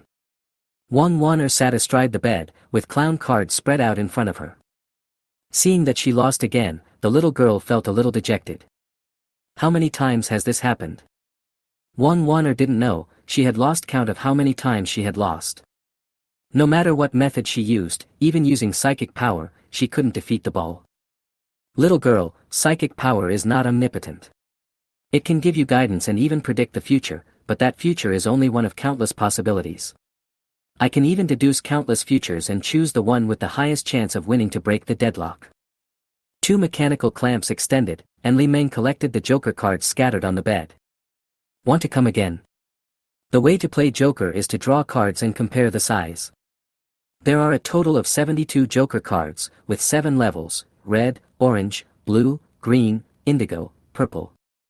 Although the colors of the cards are different, purple is the highest level. But drawing all purple cards does not necessarily mean you will win. The rules of the game may seem complicated, but they are actually very simple. I don't want to play anymore. I can't beat you anyway. Seeing that she couldn't win, Wang Wanner chose to lie down. She leaned back and fell onto the bed. She looked at the ceiling with a dazed expression on her face. Chapter 101 Electric Shock Therapy. Chocho, are creeds and doctrines really that important? After putting away the Joker card, Li Meng, who was lying on the bed, flew up. He flew over the little girl and looked down at her. Did Tols tell you something? The little girl did not hide anything, she took out a thick book from her arms. Li Meng took the book from the little girl. This is, the Canon of the Knights Templar. When Li Meng saw this book, he had some doubts in his heart. It seems that Tours still cares a lot about this cheap apprentice. She was already learning the doctrines of the Knights Templar at such a young age. Without opening the book, Li Meng returned it to the little girl. This is order, but also shackles. It is precisely because of this book of doctrine that the powerful Templar order is widely respected by all races. Although I do not agree with some of the actions of the Templar order, in a broad sense, the Templar order is the representative of justice. Wang Wanner pouted her lips and said in annoyance, but, it says here that Templars cannot marry. Hey little girl, you're thinking about getting married at such a young age? Hearing this, Wang Wanner rolled her eyes at Chocho. She put away the book of dogma and turned over to lie on the bed. She said gloomily, but Chocho, you promised me that you would marry me. What? Li Meng descended so low that he was almost touching the little girl's face. When did this happen? When did I ever say I wanted to marry you? Also, I'm a robot and I can't marry you. Li Meng was shocked by the little girl's words. He quickly glanced at the records of his time with the little girl. Li Meng felt relieved when he found out that he had never said anything like marrying a little girl. The little girl stood up and sat up. She hugged Li Meng and held him in her arms. You are by my side, so you have to be responsible for me, right? Robots or whatever, it doesn't matter, I don't care. If Li Meng had eyes, he would have rolled his eyes to the sky. Sometimes he really didn't know what was going on in the little girl's head. Logically speaking, she is not young anymore. She will be 13 in a few months. The little girl's eyes lit up as if she had thought of something. She looked down at the ball in her arms and said expectantly, "Chocho, let's elope." Watch this. Li Meng extended the mechanical clamp, and golden electric current flashed at the end. An arc of electricity immediately shot up the little girl's body. The little girl shuddered, then fell on the bed and started giggling. "Ha ha ha ha, Chocho, stop now." On the bed, the little girl rolled around, hugging her body and laughing. After a while of electrotherapy, Li Meng stopped. "How's it going? Are you awake?" After retracting the mechanical clamp, Li Meng flew over the little girl. The little girl had a dazed look on her face and was breathing heavily. After a while, she finally stood up and sat up. Shaking her numb arms, Wang Wan'er pouted and said, "Chocho, you only know how to bully me. It's just electric shock therapy.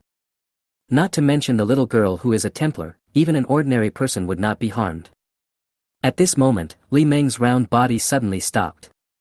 He remained still for a long while, then turned around and blue light shot out. A holographic bust of Toles suddenly appeared. "Chocho, what's wrong?" Chocho must have something important to contact him suddenly. And Tours knew that Chocho was with his apprentice at this time. The fleets of the Eastern Outer Ring Star region and the Northern Outer Ring Star region of the Independent Planet Alliance are gathering. According to the route calculation, their final destination is Taylor. There are as many as 37 fleets with valid intelligence reports of abnormal movements. They are gathering towards Taylor from all directions. Hearing this, Tours was stunned. The expression on his face immediately became solemn. "Chocho, are you saying that the Independent Planet Alliance has learned about our combat objectives?" In Tours's opinion, this is the most likely possibility. Today, the 501st Corps Fleet is carrying out the mission of annihilating the 3 squadrons of the Independent Planet Alliance, 071, 072, and 078, one by one. This happened just as they were about to reach the location of the Independent Planet Alliance's 072 ND branch fleet. How could Tours not think more about it and consider the hidden possibilities? No, the possibility is small. The fleet mobilized by the Independent Planet Alliance this time is very large. If it is only to deal with the 501st Corps, it is too much of an overreaction. Moreover, with their convergence speed, they will not have enough time to support Taylor Star. If it wasn't the discovery of their combat purpose, then what was it? The expression on Tours's face changed and he fell into deep thought. What exactly does the Independent Planets Alliance want to do by mobilizing a large fleet at this time? Chocho, is it possible that the Independent Planet Alliance is preparing to launch a large-scale war? What Tours said was also what Li Meng was thinking. But based on the existing intelligence, he was unable to deduce the purpose of the Independent Planets Alliance's operation this time. According to probability calculations, the possibility is high, but we don't have enough information about the purpose of the Independent Planet Alliance, so we can't calculate the probability. Tours, you have to find a way to inform the Temple Elders Council that the North Central Ring Star region must send more fleets. Otherwise, once the Independent Planet Alliance launches a large-scale battle in the North Central Ring Star region, the 501st Corps Fleet will not be able to fight with its current size. In fact, Li Meng did not fully disclose the scale of the fleet mobilized by the Alliance of Independent Planets. It's not that Li Meng intentionally concealed it, but that Li Meng was unable to confirm it. The Milky Way is too big, and the fleet of the Alliance of Independent Planets is too large. In the Northern Outer Rim Star region and the Eastern Outer Rim Star region alone, the Independent Planet Alliance has hundreds of fleets. These fleets are just the fleets he discovered. There was no telling how many fleets he had yet to discover. After hundreds of years of preparation, the Alliance of Independent Planets was naturally fully prepared. Since the quality of the battleships cannot compare to the old ships of the Galactic Federation, then let's go with quantity. The Skyrii are the cannon fodder created by the Alliance of Independent Planets for this interstellar war. There are plenty of soldiers, plenty of crew members, and plenty of cheap warships. According to existing intelligence, the Alliance of Independent Planets has at least thousands of fleets. The total number of warships will not be less than 100,000, but will be more. In the outer rim, the fleets of the Alliance of Independent Planets can be seen almost everywhere. Every valuable planet has a large fleet stationed there. On some core planets, there will even be defense forces composed of several Independent Planet Alliance fleets. There is no so-called rear base in interstellar wars. Both sides try their best to defend important home planets before launching an attack. The Confederation of Independent Planets does this, and so does the Galactic Federation. Therefore, in the wars that have already started, there has never been a situation where hundreds of warships are bombarding each other. Chapter 102, Confrontation outside the Ogus Nebula. This happened because most of the warships on both sides were used for home defense. Only a small number of warships formed mobile fleets to be responsible for the attack. Understood. I will inform the Temple Elders Council of this news. Tours realized the seriousness of the matter. The Independent Planets Alliance has assembled a large fleet in the north-central ring star region, and it must have a hidden battle plan. If the threat from the north is ignored, the Alliance of Independent Planets may be able to tear a hole in the rear of the Galactic Federation. By then, the fleet of the Independent Planets Alliance will be able to invade the inner ring star field of the Galactic Federation unimpeded. If the inner rim is invaded, the Galactic Federation will face political problems. Also, there is no need to implement the plan of defeating them one by one. The 071, 072, and 078 squadrons of the Independent Planet Alliance have already left the planets they are stationed on. According to calculations based on their departure directions, there is a 70% chance that they will return to the Taylor Star Field to reunite with the main fleet. I have issued permission to terminate the mission and head to Edith Star to wait. The situation is unclear at the moment, and the wisest approach is to abandon the mission. Tours is aware of this, too. Now the fleet of the Alliance of Independent Planets is gathering towards Taylor. Even if the Federal fleet destroyed the main fleet of the Independent Planet Alliance on Taylor, it would be meaningless. Not to mention that the 501st Corps fleet's current strength is simply not capable of defeating the main fleet of the Taylor Independent Planet Alliance. Tours nodded and said, "Let's do it." The blue light flashed and the communication was interrupted. Meanwhile, outside, the fleet suddenly jumped out of hyperspace and into the physical universe. In the dark universe, blue streams of light emerged from the void. A huge fleet suddenly appeared. As soon as the fleet appeared, they all turned around and sailed towards the depths of the starry sky from whence they came. After a while, the blue light flashed again. One warship after another jumped into hyperspace. Blue streams of light rushed into the depths of the universe. The eastern outer rim star field, outside the Ogus Nebula. The starry sky is vast, dark, cold, and dead silent. The Golden Nebula is always so beautiful and magnificent, yet full of deadly danger. Today, in a piece of universe outside the nebula, it is not as peaceful as usual. Blue streams of light suddenly emerged from the void, and warships jumped out of hyperspace. After a while, a huge fleet suddenly appeared outside the nebula. The fleet consists of 64 warships, all of the same model and with the same paint scheme.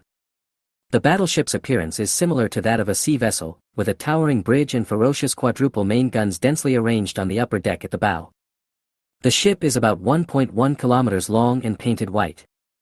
There are also two huge red sun images on both sides of the ship. On the communication tower above the bridge, there is a sun flag, which is the national flag of the Rising Sun Empire. The Rising Sun flag also represents the identity of this fleet. Shenyang-class cruiser, the main battleship of the Shenyang Empire. The ship is 1.1 kilometers long and has 36 10-meter class quadruple-mounted turboblaster main guns, all arranged on the upper deck at the bow, with terrifying frontal firepower. 102 1-meter medium-sized anti-aircraft blaster guns form a powerful anti-aircraft firepower network. At the same time, on the bridge of the fleet's flagship, General Shojing has arrived at the coordinate point. He sat upright in the captain's chair, dressed straight in a black military uniform. He stood up, walked to the window and looked at the Golden Nebula outside. After more than a year, he finally led his fleet to the Ogus Nebula. "General, the Parkers have sent news that it will take about half a year before the waterway opens." The report from the bridge crew made Shojing frown slightly. For Shojing, half a year is too long. If he had no choice, he would rush into the Ogus Nebula right now.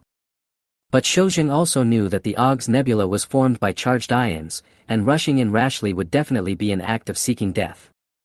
Shoujin waved his hand and said in a deep voice, "Notify everyone on board to stay on standby. The Xingyang-class cruiser is capable of cruising for a long time, not to mention half a year, even 5 years will be no problem at all." After thousands of years, the fleet of the Rising Sun Empire once again arrived in the Outer Ring Star region. As a general, Shoujin felt very complicated at this moment. If it weren't for the establishment of the Galactic Federation, the Outer Rim Star region would have long been under the rule of the Rising Sun Empire. If it were under the rule of the Empire, how could the Outer Rim Star region become a lawless place? General, a large number of hyperspace gravitational wave signals have been detected. It's the fleet, an unknown fleet is jumping out of hyperspace. At this moment, a bridge crew member on the lower level suddenly reported loudly. This made Shoujin, who was standing in front of the window, change his expression slightly. He turned and asked, "But the Parker fleet?" Although he said this, Shoujin didn't believe that it was the Parker fleet at all. If the Parkers had a decent fleet, why would they ask the Rising Sun Empire for help? No, there is no information from the Parkers. According to the route calculation, a hyperspace jump signal was detected 1,174 Australian dollars away. Hearing this, Shoujin's expression changed slightly. That is to say, before they arrived, the fleet was already near the Ogus Nebula. That fleet was coming for the fleet. Order all ships to immediately open their shields and prepare for battle. Following Shoujin's order, all the ships outside opened their shields one after another. There were no 7 colors, only transparent space distortions could be seen around each ship. Just as the Rising Sun Empire fleet was preparing for battle, in the space not far away, dense blue streams of light emerged from the void. A massive fleet jumped out of hyperspace. The fleet consists of 36 warships, which look like ancient weapons such as halberds. It has a slender hull with a slight curve. There is a hull protruding outward at the belly of the rear middle section of the ship. The Xiaowei-class cruiser belongs to the left and right Xiaowei of the Tang Confederation Empire. The ship is 1.3 kilometers long and has 72 6-mounted 12-meter class turbo-heavy blaster main guns and 205 1-meter class twin-mounted medium anti-aircraft blaster guns. General, it's the Great Tang Confederation Empire's guard fleet. After hearing the report from the bridge crew, Shoujin's expression became uncertain. How could the Tang Confederation Empire's guard fleet appear here? Could it be that? Shoujin had a bad feeling in his heart. General, there is a communication request from the guard fleet. Hearing this, Shoujin frowned slightly, and he turned back to the captain's chair. A blue light flashed, and a half-human figure suddenly appeared.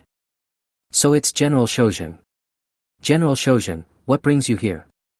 Looking at the holographic image in front of him, Shoujin nodded slightly.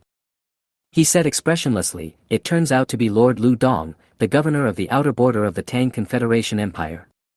I wonder why Lord Lu Dong is here. I think the Ogus Nebula is not your country's territory." Chapter 103 Three-Way Confrontation.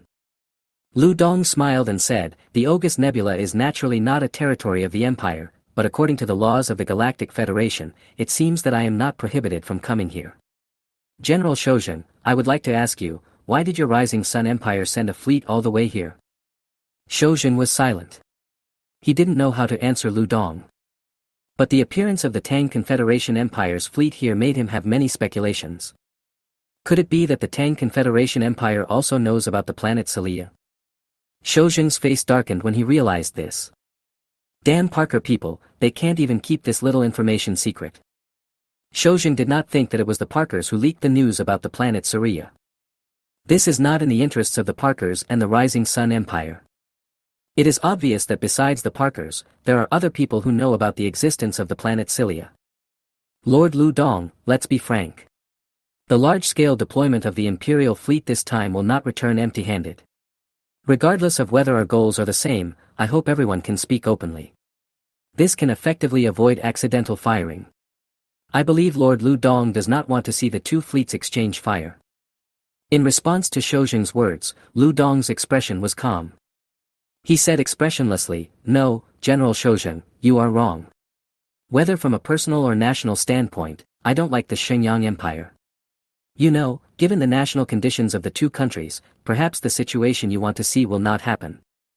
How could Shoujin not understand what Lu Dong meant? Shoujin was naturally aware of the conflict between the Shenyang Empire and the Tang Confederation Empire. What he found difficult to understand was that humans had been away from Earth for more than 20,000 years. Why the Tang Confederation Empire is still obsessed with what happened on Earth. Even if there is hatred between the two sides, this hatred is too old. Shoujin said in a deep voice, "So, there is nothing to talk about. Lord Lu Dong, I hope you understand that you cannot defeat us with the fleet you have now. Once a conflict occurs, there will be no winner on either side. General Shoujin, a large-scale hyperspace gravitational wave signal has been detected." At this moment, the bridge crew on the lower level suddenly reported loudly. Both fleets detected a large number of hyperspace gravitational wave signals. That is the gravitational distortion caused by the spacecraft jumping out of hyperspace. In the starry sky not far away, a blue stream of light suddenly appeared. An even larger fleet jumped out of hyperspace. The Alliance of Independent Planets. Looking at the dense spaceship signals on the holographic screen, Shoujin frowned. This number, this scale, 313 warships. No, that's not the Independent Planets Alliance, it's the Trade Federation. The Alliance of Independent Planets is not the only force that uses Freedom-class frigates, Declaration-class destroyers, Independence-class cruisers, and Eclipse-class transport ships. There is also the Trade Federation. To be precise, these 4 types of ships are the ones used by the Trade Federation. General Lu Dong, you have also seen that the arrival of the Trade Alliance is a huge threat to both of us. I think we can unite. Not interested. The blue light flickered, and before Shoujin could finish his words, Lu Dong interrupted the communication. At the same time, on the flagship of the Tang Confederation Empire's guard fleet, Lu Dong sat in the captain's chair in a silver-gray military uniform. He looked at the huge display screen, which showed the red dots representing the Trade Federation and Rising Sun Empire ships. The Trade Federation's fleet may seem large, but most of it is made up of Freedom-class frigates. The Declaration-class destroyers are the main battleships, while there are only 13 Independence-class cruisers. There are even fewer Eclipse-class transport ships, only 6. Although there is a huge gap in the number of ships among the 3 parties, if a real fight breaks out, the Trade Alliance will be destroyed first. This is tacit understanding, the tacit understanding when encountering a strong enemy. In public and private terms, the weak will naturally unite to eliminate the strong. Sir, there is a communication request from the Trade Alliance, the Rising Sun Empire. Hearing this, Lu Dong nodded. Blue light flashed, and Shoujin and another fat human holographic image suddenly appeared. You too, I'm Count Ricardo of the Trade Union. Let's talk. Lu Dong said expressionlessly, what do you want to talk about? Akado smiled and said, of course it's the planet Cilia, Lord Lu Dong, your target should be the Ark of Origin that crashed on the planet Cilia. I understand. I know that your country has a kind of, well, how should I put it, a kind of extreme bias that is incomprehensible. I don't intend to disturb you from obtaining the Ark of Origin. This is not my intention. Of course, I think Lord Lu Dong's purpose is probably not just for the Ark of Origin. Lu Dong did not refute what Akado said. The Ark of Origin is indeed the most important, but he cannot ignore the great treasure of the planet Cilia. Akado spread his hands and said with a smile, since everyone's goal is the same, how about the 3 countries jointly develop the planet Syria? We can divide the cake into 10 pieces, and we can each take 3 pieces. The last piece will be distributed among the Parkers, Hera people, and the Covenant people. How do you think? Hearing this, Lu Dong and Shoujin's faces darkened. The Trade Federation's intelligence network is indeed extraordinary. He actually knew the source of their intelligence. Lu Dong looked pensive, as if he was thinking about something. He got the news about the planet Syria from the Hera people. It is highly likely that the Rising Sun Empire received information about the planet Syria from the Parker people. In other words, the Trade Federation's intelligence channel comes from the Covenant. 3 servings per person. Shoujin's face looked ugly. If he agreed, and the news spread back to the country, it would be a lifelong shame for him. His Majesty the Great Emperor will not let him off easily. But what can he do? The Tang Confederation Empire, the Trade Alliance, no force he could shake. It is too late to mobilize fleets from within the empire now. Hateful. Shoujin roared angrily in his heart, with only unwillingness on his face. How could Shojing be willing to share the benefits he has obtained with others? Compared to Shojing's reluctance, Lu Dong was much calmer. He has received orders from the cabinet that the arc of origin is the most important. The planet Sriya is only secondary, and the cabinet does not have much interest in it. Although Sikkim is precious, the casting conditions are too harsh, and after deducting the losses, the profits obtained are not high. Not to mention the eclipse crystals, the Templars are the only ones in the entire galaxy that have the ability to forge eclipse crystals. I have no objection. We can jointly develop it with the three parties.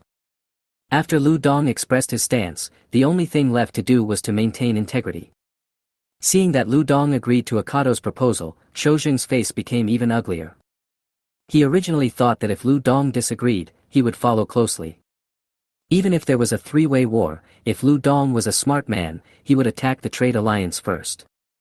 But now, Lu Dong actually agreed to the trade alliance's distribution proposal. I agree. Shojing had no choice but to agree. Chapter 104 Titans. Akardo, very good, then let's sign the agreement. North Central Ring Star Region. 12181 Star Zone, Kolomi Star. It was already afternoon, the sun was shining brightly on Kolomi, and the planet was still peaceful. Manhwa, why do you Kolomi people insist on biotechnology? In the laboratory, Li Meng asked Manhwa a question about the Kolomi race for the first time. Standing in front of a culture chamber, Manhwa slowly lowered her head. She looked at Li Meng, her mouth slightly opened, and a light voice came out of her mouth. This is a decision made by the ancestors of the Kolomi people, and we are just following their will. Last will? Li Meng was somewhat confused. Could it be that the Kolomi people are trying to develop something? Li Meng looked Manhwa up and down. Although the Kolomi are a humanoid race, their body proportions are very different from those of humans. The figure is not very balanced, but it looks very beautiful. The two long legs are too big in proportion to the body. Manhwa, can I study your body? In fact, Li Meng has always been curious about the body of the Kolomi people. The Kolomi people are good at biotechnology, and genetic technology is naturally included in this category. Li Meng really wanted to know to what extent the genes of the Kolomi people had been optimized. Although Li Meng wanted to use the scanning array to directly scan Manhwa's body, it seemed a little impolite. Moreover, detailed genetic data are not available. If you want to study the body of the Kolomi people, you have to rely on the Kolomi people's medical equipment. There was a hint of surprise in Manhwa's eyes. She did not refuse and replied, when you have your own body, I can let you experience the joy of being a carbon-based life form. You can study my body as much as you want. It's okay. Li Meng was still very happy to see Manhwa agreed. Although the Kolomi people are plotting something in secret. But this has nothing to do with Manhwa. Having been with Manhwa for such a long time, Li Meng certainly knows what kind of person Manhwa is. Manhwa is just a simple scientist. Although she was still the Prime Minister's assistant, she was unaware of what the Kolomi people were doing in secret. However, Li Meng always felt that Manhwa's words were strange. He just wanted to study Manhwa's body, why did he have to wait until he had his own body?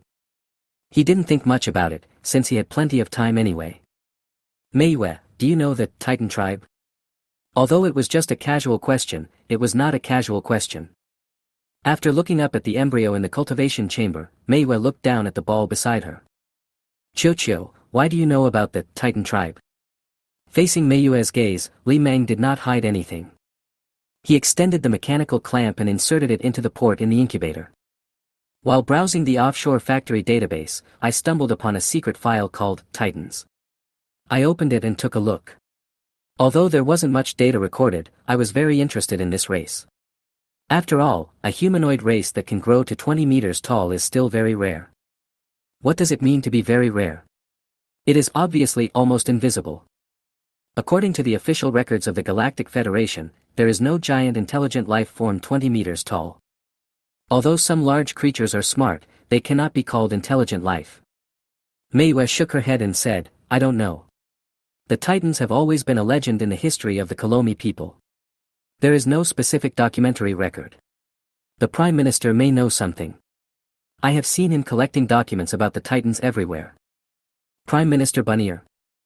Li Meng remembered that he hadn't seen him for a long time. Chiu, about Talos. This was the umpteenth time that Manhwa had asked Li Meng about how Taros' mission was going. This time, Li Meng did not disappoint Manhwa again. The person has been found. He will be sent here within half a year. Hearing this, a hint of surprise flashed across Manhwa's eyes. She was just asking a routine question. Unexpectedly, Chiu really gave her a clear answer. You know, in the past, Chiu's answers were always perfunctory. Manhwa even thought that Chiu didn't go looking for Taros at all. Now it seems that she was wrong. Li Meng would never lie to Manhwa, and he has no habit of lying.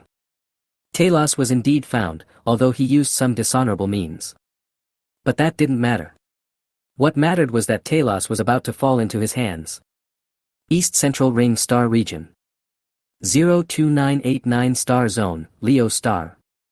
The starry sky is vast, dark, cold, and dead silent. In the dark universe, a yellow planet is floating quietly. Leo is a desert planet rich in spices. It is a true spice that can cause hallucinations but is harmless. It has a nice name, called Dragon's Birthday Incense. Ambergris is one of the main raw materials for making the mind-concentrating jade. The mind-concentrating jade is considered precious by the Knights Templar. It allows the Knights Templar to calm down and face their inner desires. It not only has such functions, but also has the effect of calming the mind. Whether it is the Templars or ordinary people, there is a great demand for the mind-concentrating jade. Because of its extremely high price, the soul-concentrating jade is also a luxury item. There is a city on the surface of the planet called Skarn. Skagen is located on a reef and is relatively small, covering only a dozen square kilometers. There are no tall buildings in the city, only low metal box houses. Large and small docks can be seen on the border connecting with the yellow sand. There are a large number of sand hunting boats docked at the pier. It was an anti-gravity ship, about 100 meters long. There were a large number of harpoon crossbows on the deck, seemingly designed to capture some kind of giant prey. It is noon now, the sun is shining brightly in Skagen, and the sand hunting industry is still thriving. Looking towards the city of Skagen, one could see a shadow covering most of the city. Looking up at the sky, a Victory-class cruiser was docked less than a kilometer above the city of Skagen. The presence of the warships made the atmosphere in Skagen city heavy. At the same time, in a cell inside the bridge. I am Talos of the Knights Templar. You have no right to arrest me. I must have the council of elders of the temple. This is my right. In the cell, Talos yelled. He grabbed the iron bars with both hands and shook them with all his might. Whenever the force reached a certain level, electric current would burst out from the iron fence, causing Taros to shudder. Shut up, you traitor. You have been ordered to be arrested by the Knights Templar. We will send you to New Shidong. In the temple, you will be subjected to the most fair trial and execution.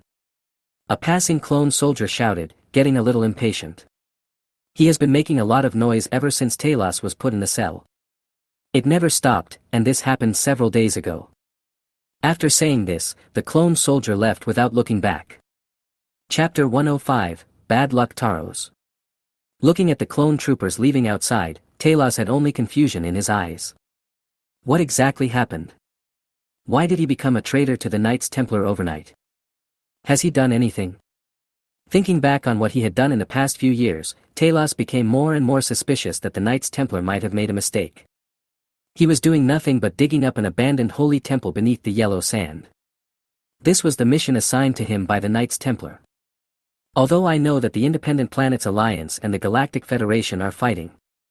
But Talos didn't care about this war at all. This has nothing to do with him, he only has his own mission in mind.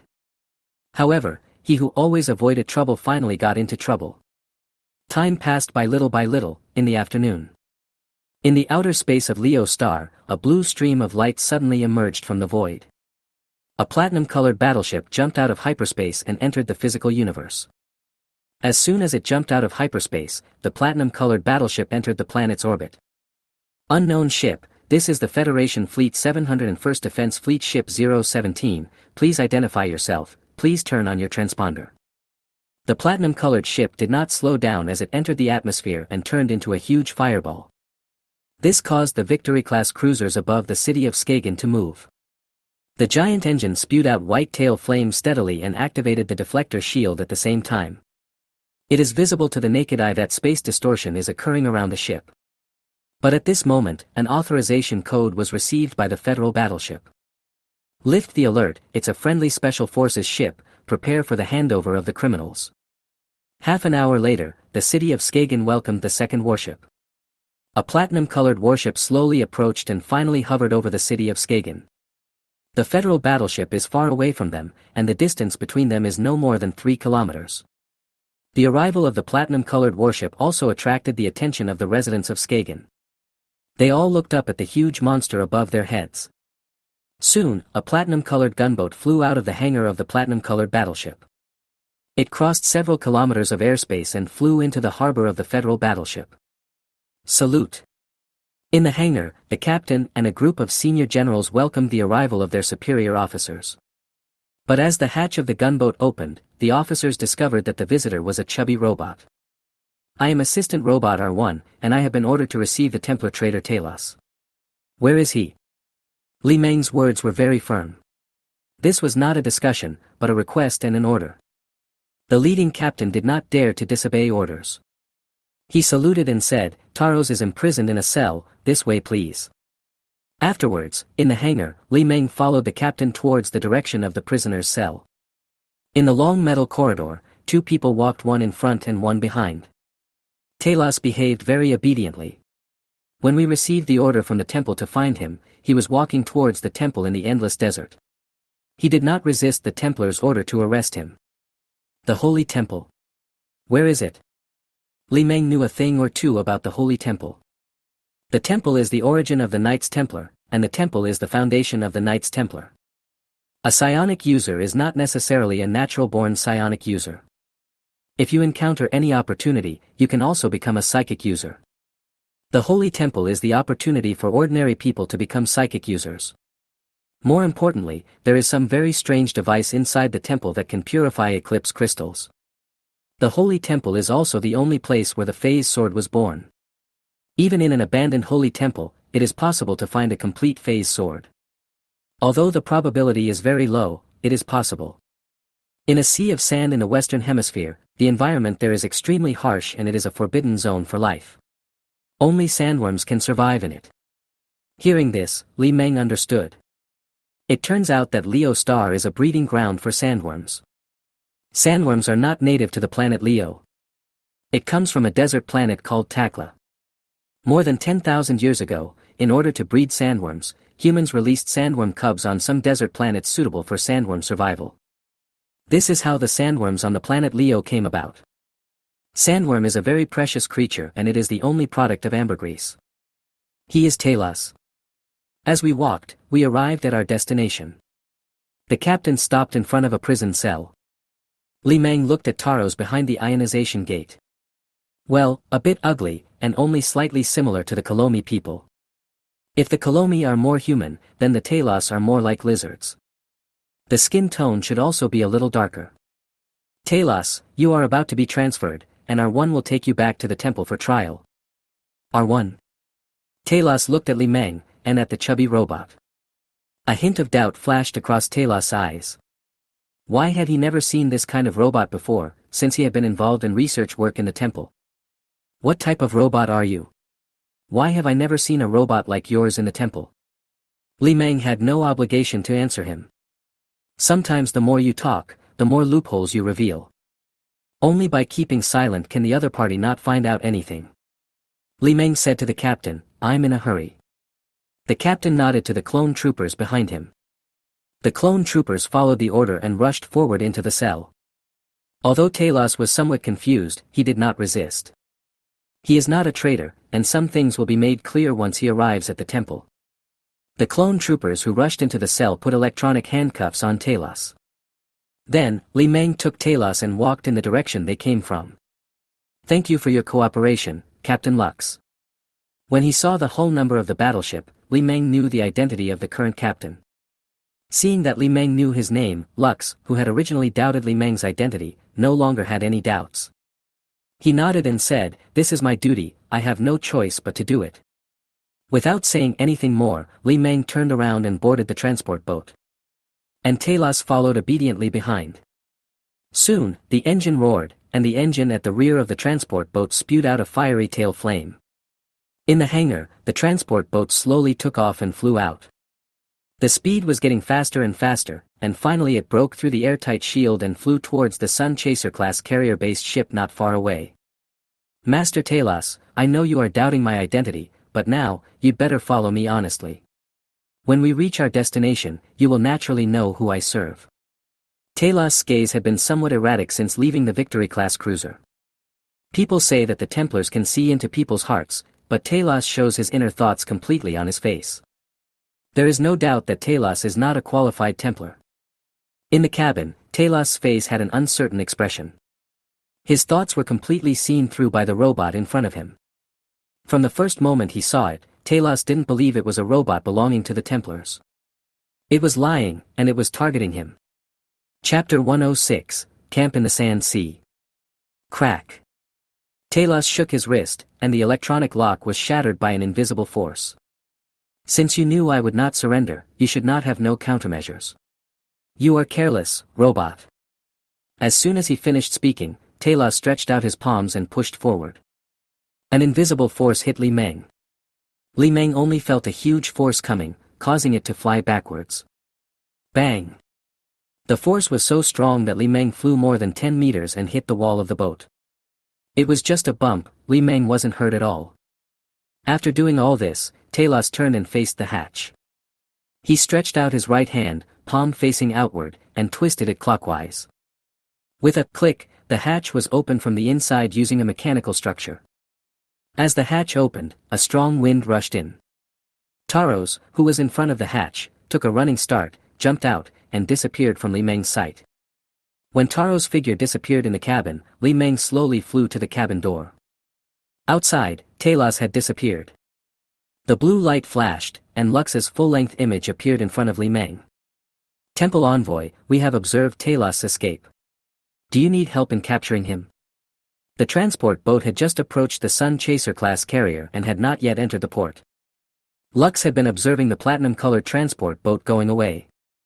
Although the boxy, coffin-like aircraft looked a little strange, Lux didn't care. He saw the hatch on the side of the flying transport craft opened and a figure jumped out. That was Talos, the Templar. Templars can use their psionic powers to reduce the weight of their bodies so that they will not be killed by falls. Lux saw Talos fall in the downtown area with his own eyes. No, I need him to open the door to the Holy Temple. Hearing this, Lux's face showed understanding. It turns out that this was the purpose of the temple messenger. If Talos is a traitor, then the key to the ruins of the Holy Temple must be in Talos' hands. Understood. We will not take any action. If you need any assistance, please let us know. The blue light flashed and Li Meng interrupted the communication. Standing at the cabin door, Li Meng looked quietly at the city below. Talos, I hope you can surprise me. Li Meng has always been very interested in psychic powers. However, in recent years, research on psychic power has been stagnant. Even with the help of the little girl, it is still impossible to find out what psychic power is. Among the Knights Templar, there has always been a legend that the Holy Temple hides secrets related to psychic powers. Perhaps with the help of Talos, this trip to the Holy Temple will yield some results. 3 days later, Leo Star. It was already afternoon and the sun was scorching the earth. Looking at the endless sea of sand, the space near the ground seems to be distorted. Suddenly, a rumbling sound of an engine sounded from a distance. At first it was very far away, but after a while, the sound got closer and closer. At that moment, a hover motorcycle appeared in the sea of sand and whizzed past. Its speed was so fast that it stirred up rolling yellow sand and left a trail that lasted for a long time. What happened? Driving the hover bike with one hand, Talos reached into his arms with his left hand and took out the communication disc. He wanted to use his own channels to contact the Temple Council of Elders. But he failed, and the communication disc feedback showed that his permission code had been banned by Ziggo. This made Talos a little suspicious of human nature. Did he do something to betray the temple and violate its doctrine? Talos thought of the Holy Temple. Could it be that during those few months in the Holy Temple, he accidentally triggered some mechanism and traveled to other parallel dimensions? Although parallel space and the like have not been banned so far. But what he was experiencing now was really unbelievable. He knew nothing and was considered a traitor by the temple. This made Talos very uncomfortable, as if he had power but nowhere to use it. Putting the communication disc back into his arms, Talos' face showed only solemnity. For now, we can only hide and go to Xingsadong after the war is over. As long as the elder is found, the injustice against him can be cleared. Talos thought of the holy temple again. Now he had no place to hide and could only take refuge in the holy temple. It's a good opportunity to do research while waiting for the war to end. Thinking of this, Talos stepped on the accelerator.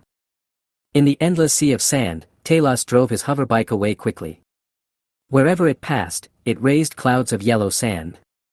2 hours later, in the endless sea of sand, the engines roared and the yellow sand rolled. Talos drove his hoverbike through the scorching sea of sand. When we passed a low sand dune, on the other side, a series of tents suddenly appeared in the hot sea of sand. When he saw the continuous tents, Talos took a deep breath. He took off the hood on his head and drove the hovercraft straight towards the continuous tents. The appearance of Talos aroused the vigilance of the owner of the tent camp. Woo! A long horn sounded suddenly from the camp. As the horn sounded, a single stone caused 1,000 waves. There was a commotion in the camp, and a figure wrapped in a gray robe rushed into the tent. They held blaster rifles like spears and looked into the distance. As Taros approached on his hoverbike, the figures outside the camp disappeared again when they saw Taros. Only some small figures, seemingly children, rushed forward excitedly. Like the larger figures, the children were wrapped in thick gray robes. It almost covered their bodies, and no part of them could be seen. Talos, Talos! The children shouted as they rushed towards Talos. Seeing the children running over, Talos slowed down. In the sand in front of the tent camp, Talos stopped. As soon as Talos left the hoverbike, the children rushed over, climbing and touching it. Talos took the key away just in case. This way, there is no need to worry about children accidentally starting the engine and injuring themselves. Taros, Taros, why are you here? Several children, not drawn to the hoverbike, ran around Talos. Are you going to that place? It's not the right time. There are so many sandworms there now. You can't get through. That's right. A few days ago, a group of people got stuck in there and couldn't be found anymore. Talos took out a few handfuls of candy from his arms. Go have fun. I need to go see your leader. This is the territory of the Sandy people, and Talos, the Sandy man here, is no stranger to them. He has stayed on Leo Star for a very long time. Frequent dealings with Saudis have also earned their friendship. That is what the children are surrounding Talos for. After getting the candies with satisfaction, the children ran away. Talos entered the camp and walked towards the largest tent. Chapter 107, Shaki, the Saudi leader. Shaki, long time no see. In the tent, Talos saw a man. Like most people in the camp, the man sitting cross-legged on the blanket was also wrapped in clothes. Talos, my friend, you shouldn't be here at this time. Talos knelt down opposite him. I know, but I have to come. I'm in trouble. I have to continue my research and make time pass as quickly as possible. Hearing this, Shaki fell silent. After a long time, his voice appeared again. You can't get through. No one can get through in this season. The sandworms are multiplying. It's not wise to disturb them at this time. Talos' face darkened. He naturally knew that it would be a foolish thing to go to the Holy Temple at this time. Because the underground space where the Holy Temple is located is where sandworms breed. Every 5 years, the sandworms will return to that space to lay eggs, which will last for 3 years. Only when the sandworm pups grow big enough will the adult sandworms choose to leave independently. And those immature sandworms will face nature's elimination mechanism. The sandworm cubs that can break out of that space will become the new overlords of the sand sea. The sandworm cubs that cannot rush out will die in that space and serve as food for the sandworms that return to the nest to lay eggs next time. In that space, the survival rate of sandworm hatchlings is less than 20%. Most sandworm pups find it difficult to leave that underground space. There are also some old sandworms that sleep in that space for various reasons. Their bodies will be used by their own kind to feed their offspring, and not even a bone will be left. I have to go, it's the only place where I can get shelter. Although he didn't know what happened, Shaki knew that Talos must have encountered some trouble. We have lived on this land for thousands of years. We have always been the masters here. No one will come here. You can stay in the camp. Talos shook his head. He couldn't stay. Compared to that underground space, the camp is indeed safer. But Talos had realized that there must be some conspiracy behind his safe escape. Although he had little evidence, the feeling was very strong. It feels like something is watching you secretly, making you feel uneasy. Shaki, I've encountered some problems. Those troubles are entangled with me. If I stay in the camp, it will cause unnecessary trouble to you. You have lived here for thousands of years. I don't want to disturb your peaceful life. He had to leave because the feeling was getting stronger. As a Templar, psychic powers often send out dangerous warnings. Talos would not ignore the strong feeling deep in his heart. Seeing Talos' serious expression, Shaki also realized the seriousness of the matter. Although the Saudis know nothing about what is happening outside. I am also full of fear of the starry sky.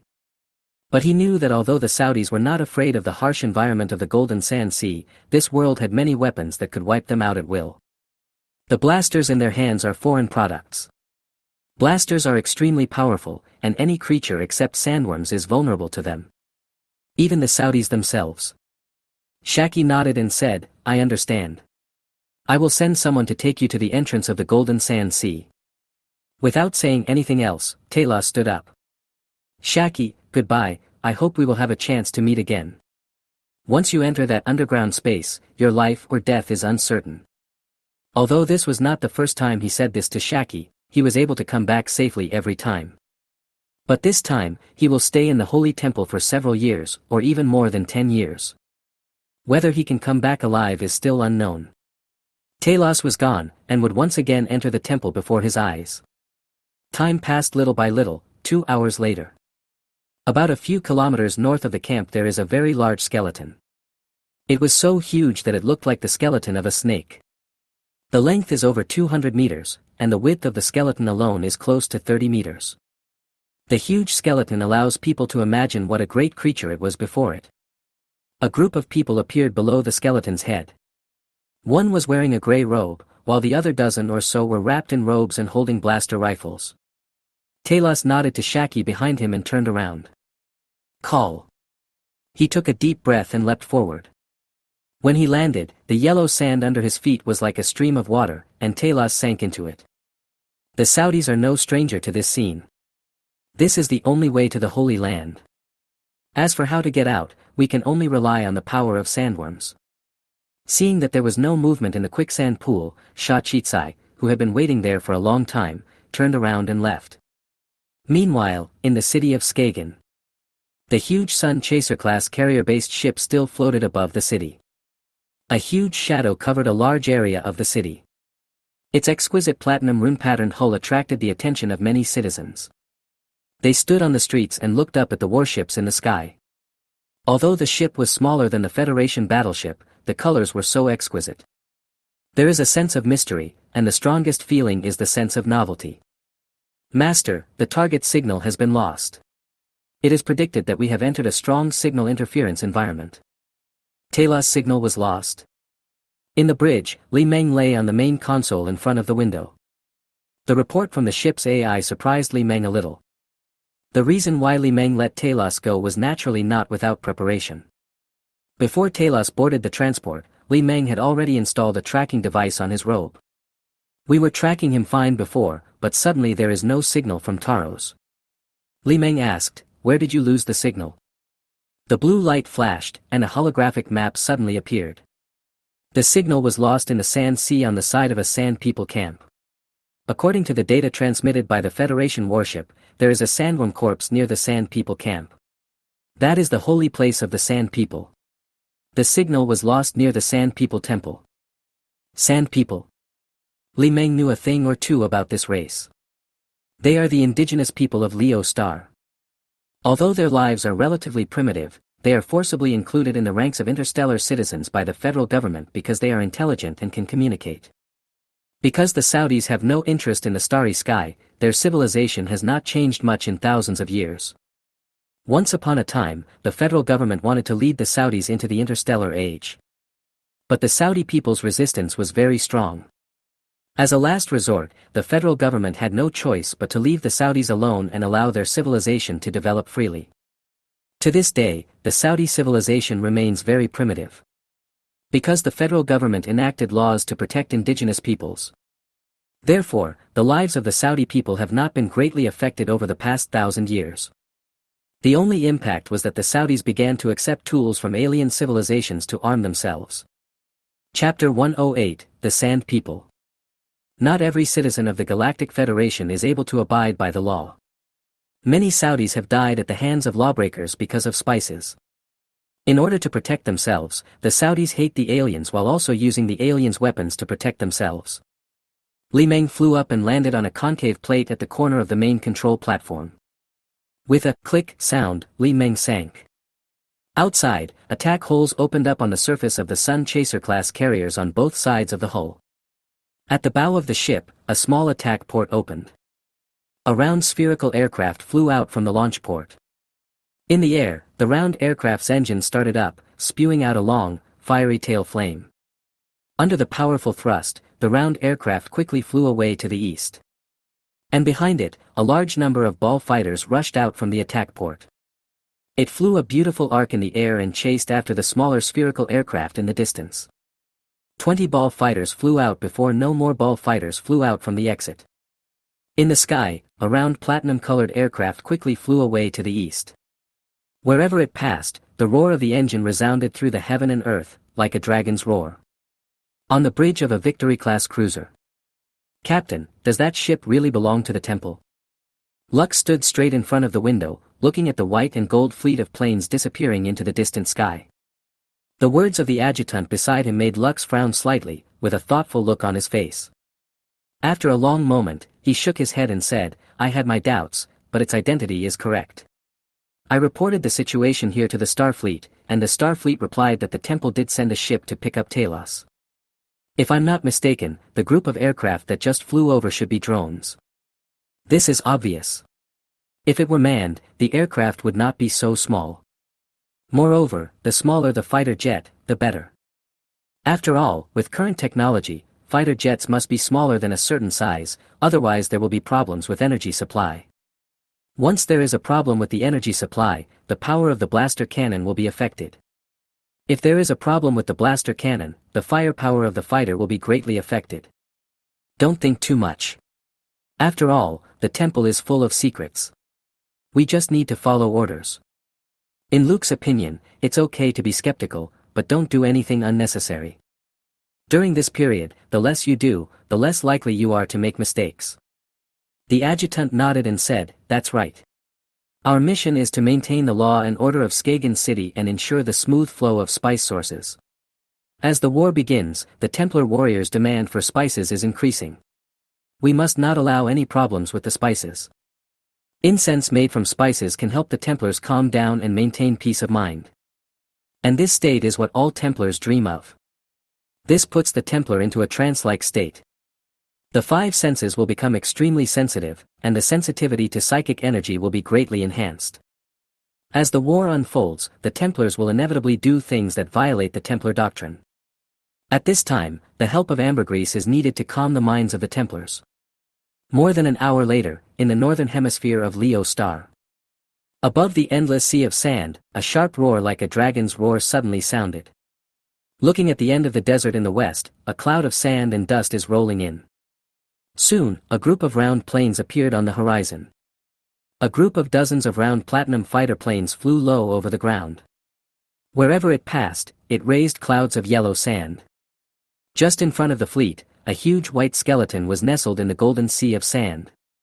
It is so huge that the ball fighters are just tiny things in front of it. The engines roared, the air waves rolled, and the fleet of planes approached the huge skeleton. When entering its shadow, the ball fighters scattered. Blue light flickered, and the ball fighters scattered around the skeleton scanned the earth with a blue light curtain. It was near here that Talos' signal disappeared. There is nothing here except a huge skeleton lying in the desert. This should be the skeleton of a sandworm. Compared to other ball fighters who are working hard, Li Meng is slacking off.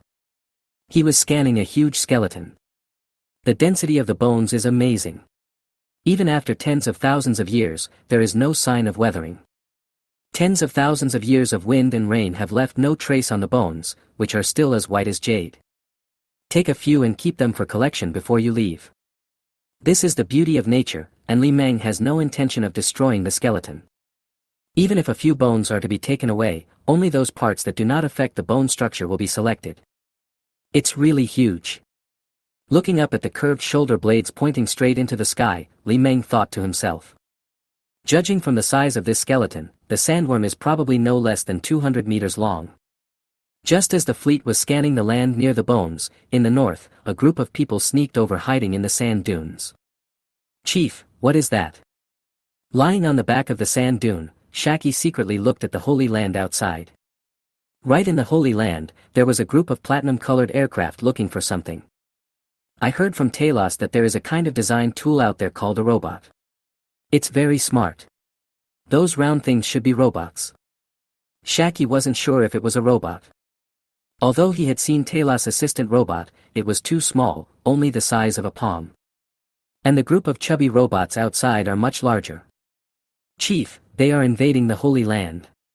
We can't just stand there and watch."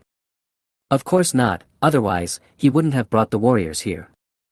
There are no weapons on those robots, so they shouldn't be too dangerous. "Let's go." After saying that, Shaki stood up. He raised the blaster in his hand and shouted, "Akaka." When he shouted, all the Sandland warriors in the back stood up. They followed their leader and rushed out in the direction of the Holy Land. Swoosh! On the sand dunes, nearly 100 sand people rushed out from behind the dunes. They shouted, "Akako," loudly, raising clouds of yellow sand. They charged and fired their guns. A red beam of blasting energy suddenly shot out, sweeping towards the ball fighter like raindrops. Although blaster beams come in many colors, the color of the blaster beam has nothing to do with its power. The color of the blaster beam is related to the material of the diamond chip inside the gun. Faced with the sand people rushing out from behind the sand dunes, Li Meng did not react at all. He had already spotted the sand people approaching from behind the sand dunes. Faced with the incoming blaster beam, the ball fighter did not react at all and allowed the blaster beam to hit its body. Chapter 109 Underground Space. A scene that surprised the Saudis appeared. The beams of light from their powerful weapons were unable to cause any damage to the robots. The ball fighter that was hit didn't even move. The blasting energy beam hit the spherical fighter and the energy dissipated directly. And this result is one of the reasons why Li Meng did not react at all. The weapons these natives obtained were the cheapest blasters. The material is very cheap and the power is pitifully small. Although it can kill people, any cheap bulletproof vest can protect you from the damage. Even if the Saudis increased the power of their rifles tenfold, they would not necessarily be able to cause damage to the ball fighter. Seeing that the blaster rifles in their hands were ineffective against the ball fighters, the charging Sandlanders quickly stopped. They looked at each other, and finally looked at Shaki. Faced with the gazes of his tribesmen, Shaki was a little at a loss. What was happening now was beyond his expectations. "Chief, there's a smaller robot coming." Just then, a smaller, round robot flew over. Li Meng stopped less than 10 meters away from Shaki. "Do you know Talos?" Looking at the group of Saudi people in front of him, Li Meng asked in Saudi language. Faced with the little thing in front of him, Shaki couldn't help but take a step back. I don't know him." At this moment, Shaki realized what trouble Talos was talking about. "It should be the group of robots in front of us." "No, you know him, and your heartbeat tells me you're lying." Li Meng flew forward a few meters and approached Shaki. "No, I'm not lying. I don't know any Talos and I've never seen him. This is our Holy Land. You have to leave here." To show his courage, Shaki took a step forward. He held the blaster rifle in both hands, his eyes staring quietly at the small thing in front of him. "Leave, why should we leave? This is your Holy Land, but in our eyes, this is just the resting place of a sandworm. Also, sandworms are not native to this planet. There are no sandworms on the planet where your ancestors once lived. They were just a group of harmless indigenous people, and Li Meng had no intention of doing anything to them." This is not because of any federal Aboriginal protection law, it's simply because Li Meng is too lazy to do anything. Besides, there is no point in killing these indigenous people. He is now acting in the name of the Knights Templar, so he cannot do anything too out of line. Even if the above reasons were not present, Li Meng would not do anything to these Saudi people. He doesn't have such a strong desire to kill. He is as knowledgeable as the uncivilized indigenous people. What's the difference between him and them? Of course, the premise is that the other party does not pose a threat. If there is a threat, Li Meng does not recommend causing trouble and clearing up the trouble. The remains of the sandworm are not our holy land. Our holy land is. The voice stopped abruptly, and Shaki realized that he had let the cat out of the bag. Oh, since the sandworm corpse is not your holy place, then where is your holy place? Or is the entrance to the holy place near here? Thinking of Taylor's disappearance, Li Meng had a hunch that Taylor's disappearance must be related to the holy land of the Saudi people. Quicksand well. At this moment, Li Meng received the message from the ball fighter. In the sand sea near the huge bone sea, the ball fighter discovered a number of quicksand wells. The existence of quicksand wells indicates that the underground is hollow. The engine roared, and Li Meng in front of Shaki suddenly started the engine. A coil engine appeared on the ground facing the round body, spewing out a fiery tail flame. The powerful force made Li Meng soar straight into the sky. At this time, the ball fighters around the huge skeleton also started their engines. Immediately afterwards, Li Meng soared into the sky. The group of planes that rushed into the sky did not leave, but turned around and dived towards the earth again. The engine roared, the airwaves rolled, Li Meng rushed down from the sky and crashed into the sea of sand. I saw rolling yellow sand rising up, and Li Meng completely disappeared in the yellow sand. The ball fighters followed closely behind, one after another crashing into the same place. For a moment, yellow sand rolled and the chaos lasted for a long time. When the armor disappeared from the sky, the desert around the skeleton became quiet again. Chief! Chief, did they go to the Holy Land? The sight of the fleet of planes crashing into the earth made the Saudi people look at each other in bewilderment. As people of the desert, they naturally knew that the place where the fleet crashed into the earth was the quicksand well leading to the Holy Land. I'm afraid Talos is going to get into trouble. Looking at the place where the fleet disappeared, Shaki thought to himself.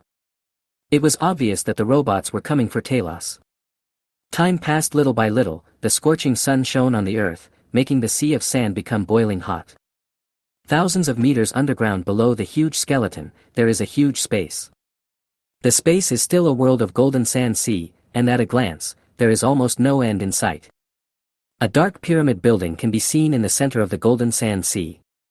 It is so huge that its height exceeds 500 meters and its area is as large as 30 football fields. It is like a mountain standing in the golden sea of sand. The golden sand sea is not calm, and occasionally something will swim in it. The surging yellow sand is a warning to everything, and the rustling noise occasionally echoes in the underground space. Right in the yellow sand, there was a gray-robed figure walking in a very strange rhythm.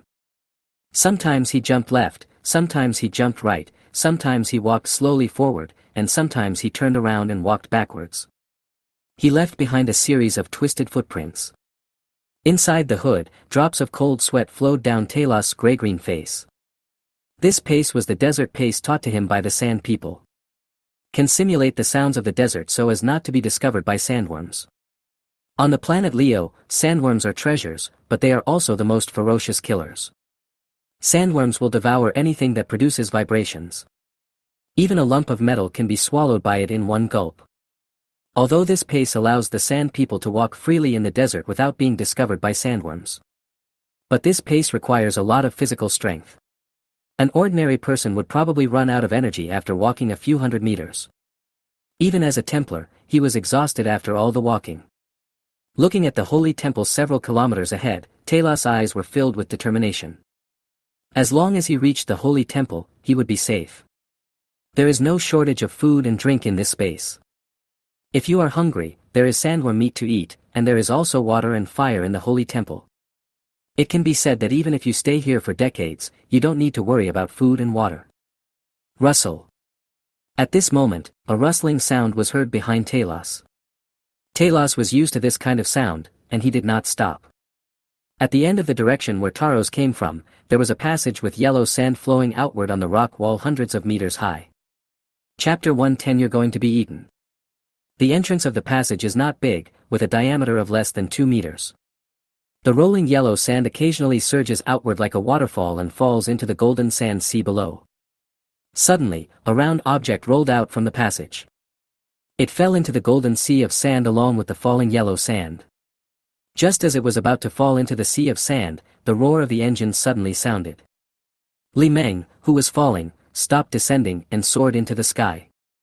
Behind Li Meng, a row of fighter planes rolled out of the passage along the quicksand and fell into the golden sand sea below. Before landing, the engine started and it soared into the sky, following closely behind Li Meng. For a moment, the roar of an engine like a dragon's roar was heard in the underground space. That is. Talos, who was walking in the golden sand sea, suddenly heard the roar of the engine behind him, and his face changed slightly. He paused and turned to look behind him. When he looked up, he saw a group of platinum-colored round fighter planes flying towards him in the sky of the underground space. Talos quickly fell to the ground and hid behind a raised sandbag. This pounce immediately caused a shock. In the sea of sand not far away, the yellow sand was surging, and it seemed as if something in the sea of sand was approaching where Taros was. This scene made Talos feel nervous and he thought to himself that this was not good. It's true that there is a tiger in front and a wolf behind. After much hesitation, Talos made the final decision. He turned over, got up, and ran wildly in the sea of sand.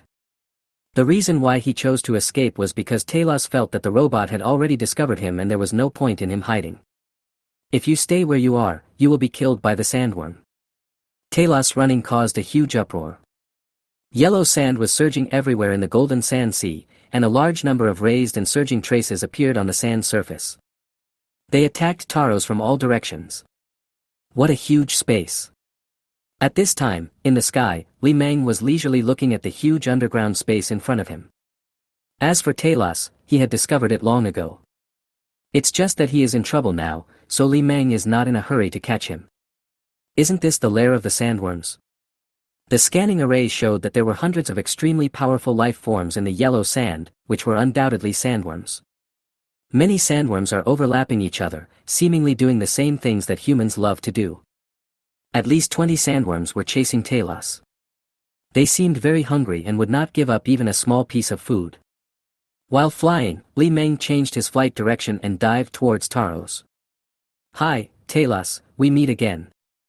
Less than 5 meters away from Taros, Li Meng flew parallel to Taros. This distance is very subtle. Talos wanted to attack him, but Li Meng was able to avoid it.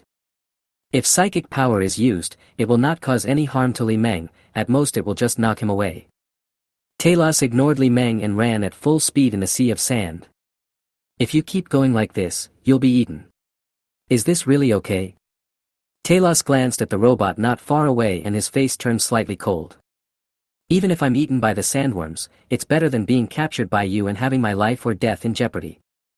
Flying at low altitude, Li Meng approached Taros slightly. The distance changed from 5 meters to 3 meters. Taros, are you mistaken? I have no interest in you. It's just that someone is interested in you. I made a deal with him and brought you to him. I think that even if you are caught by him, your life will not be in danger. After all, living things are much more valuable for research than corpses. Research value? Hearing this, Talos' face darkened. He said in a deep voice, is it the Kolomi people? Well, that's good. You are quite self-aware. Li Meng accelerated and flew in front of Taros. It was flying leading the way less than a meter away from him. At this distance, Talos is within reach. But Talos did not attack. He was not a fool. The roar of the engine behind me was almost at hand. Just 100 meters above his head, dozens of fighter planes were standing ready and flying in formation. You must be wondering why you are considered a traitor by the temple. Li Meng's words seemed to irritate Talos, and his expression changed slightly. He asked, did you do this? The robot in front of me is so strange. When communicating with it, it doesn't feel like a robot at all. It's like communicating with a robot with all kinds of emotions. You still remember the terrorist attack on the Temple Council, right? I did some tricks and fabricated some evidence, and then linked you to the Independent Planets Alliance. After all, that idiot Ji Gaotian is just an AI with powerful computing power. His thinking logic is fixed. With perfect evidence, you have become a traitor. Li Meng slowed down and got closer to Talos. Flying almost side by side with him, the distance between us was no more than 10 centimeters. In order to avoid provoking the huge monster of the temple, I did a lot of things. Talos, why don't you just let me catch you? You should know what the Kolomi people will do to you. In their hands, at least your life will be safe. This is your only choice. Even if you return to the temple, you will only be executed if there is perfect evidence. Don't try to make excuses. I have carefully planned every step to frame you. No matter how you make excuses, it will be useless in the face of evidence. Is this guy a demon? At this moment, Talos wanted to tear the robot that was mocking him apart with a slap. Don't worry, at least I won't attack you now. After all, the way you run away in a panic is really enjoyable, just like a clown dancing on the stage, jumping left and right, and then deliberately falling flat on your face. It was as if to prove what Li Meng said. Talos pounced, rolled on the ground, then jumped up and ran wildly in the sea of sand. This almost made Talos furious. Watch out, it's coming. As soon as Li Meng finished speaking, the sand sea under Taro's feet suddenly sank. It's like jumping into a quicksand well, the yellow sand is sinking. At that moment, a huge monster rushed out from the sea of sand like a carp leaping over the dragon gate. It was so huge, worm-like in shape, and no less than 20 meters in diameter. The huge and ferocious mouth, like a meat grinder, swallowed Talos in one gulp. Its appearance caused the rolling yellow sand to surge around like huge waves. I surrender, I'll go with you. Talos lost his balance and jumped up, hugging Li Meng's round body. At this time, the two had entered the sandworm's huge mouth. Talos even smelled a strong scent of spices, which made him a little dizzy. Outside, in the sea of sand. The sandworm's upper body rushed into the sand and was about to close its big mouth, and its body tilted and fell into the sand sea. Just as the ferocious mouth was about to close, two figures, one big and one small, rushed out of the mouth. It's Li Meng and Talos. Chapter 111 Dark Temple. In order not to hurt Talos, Li Meng did not start the engine. Instead, he used an anti-gravity device to fly away from the sandworm's big mouth. What a spectacular scene. Li Meng didn't stop until he reached a safe height. At this time, below, a huge sandworm fell into the sand sea like a mountain, causing rolling waves of sand.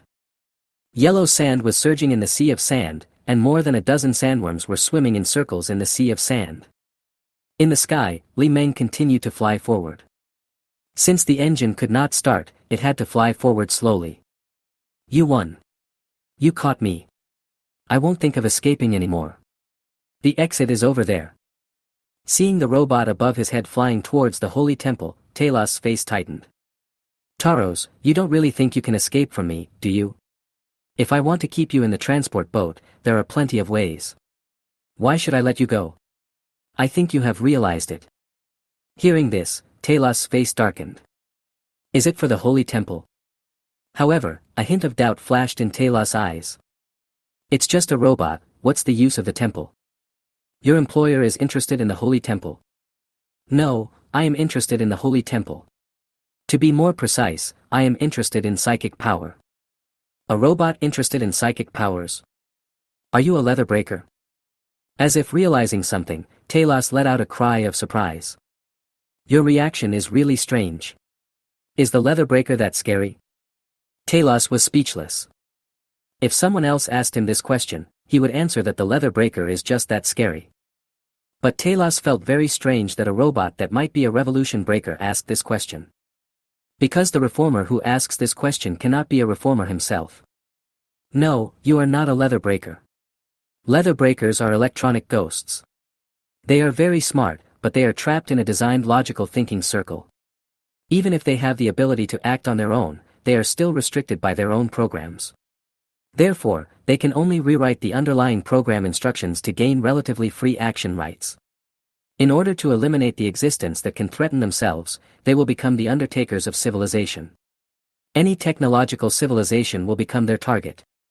They will fight to the death. The Milky Way once had an intelligent machine crisis. Tens of billions of lives died in that disaster, tens of thousands of habitable planets were detonated, and thousands of stars were detonated. To this day, traces of that war still remain in various parts of the Milky Way. In Talos' understanding of the Leatherbreaker, it would not be as honest as the robot above his head. The real revolution breakers have already set off a mechanical craze in the galaxy. Although now with the development of technology, the fatal weaknesses of robots have reduced the threat of the Leatherbreakers to the extreme. But once the revolution breaker is born, it will still have a significant impact on the order of the Milky Way. Dragging Talos, Li Meng flew across the sea of sand and landed on the outer platform of the Holy Temple. It doesn't matter whether I am a Leatherbreaker or not. What matters is this Holy Temple. Looking at the Holy Temple from a distance, one can only feel its hugeness. When I got closer, I had another different feeling. It is a kind of momentum, a majestic aura. In front of the Holy Temple, Talos is just an ant. The black color makes the temple look extremely gloomy and frightening. Taros, this is a dark holy temple. If it is the temple of light, the color should be pure white, not gloomy black. Talos looked up at the huge pyramid building in front of him. Yes, this is a dark holy temple, dangerous and terrifying. What do you know about it? Talos has been staying on Leo Star for a long time, so this should not be his first time here. Looking down at Li Meng beside him, Talos' eyes flashed with hesitation. You'd better tell me everything you know honestly. Then I might be able to make your future imprisonment easier. After all, the things the Kolomi people have done will eventually be exposed. Who knows when the Kolomi people will become extinct? Who knows when the Kolomi people became extinct? Li Meng's words made Talos look stunned. He looked at Li Meng deeply. Li Meng was not trying to deceive Talos. The Kolomi people's problems are indeed huge. This would be fine if the Kolomi were just simple businessmen. But the Kolomi people are two-faced people. On the one hand, they build armies for the Galactic Federation, and on the other hand, they provide technical support to the Alliance of Independent Planets. It can be said that in this interstellar war, the Galactic Federation and the Alliance of Independent Planets were fighting with soldiers made by the Kolomi people. It would be fine if we only trade with two companies. This is a business. Even if it is discovered by the Galactic Federation, the most they can do is block it. But the Kolomi people ambitiously reached out to the temple. They were interested in psychic powers and even took the Templars as subjects of study.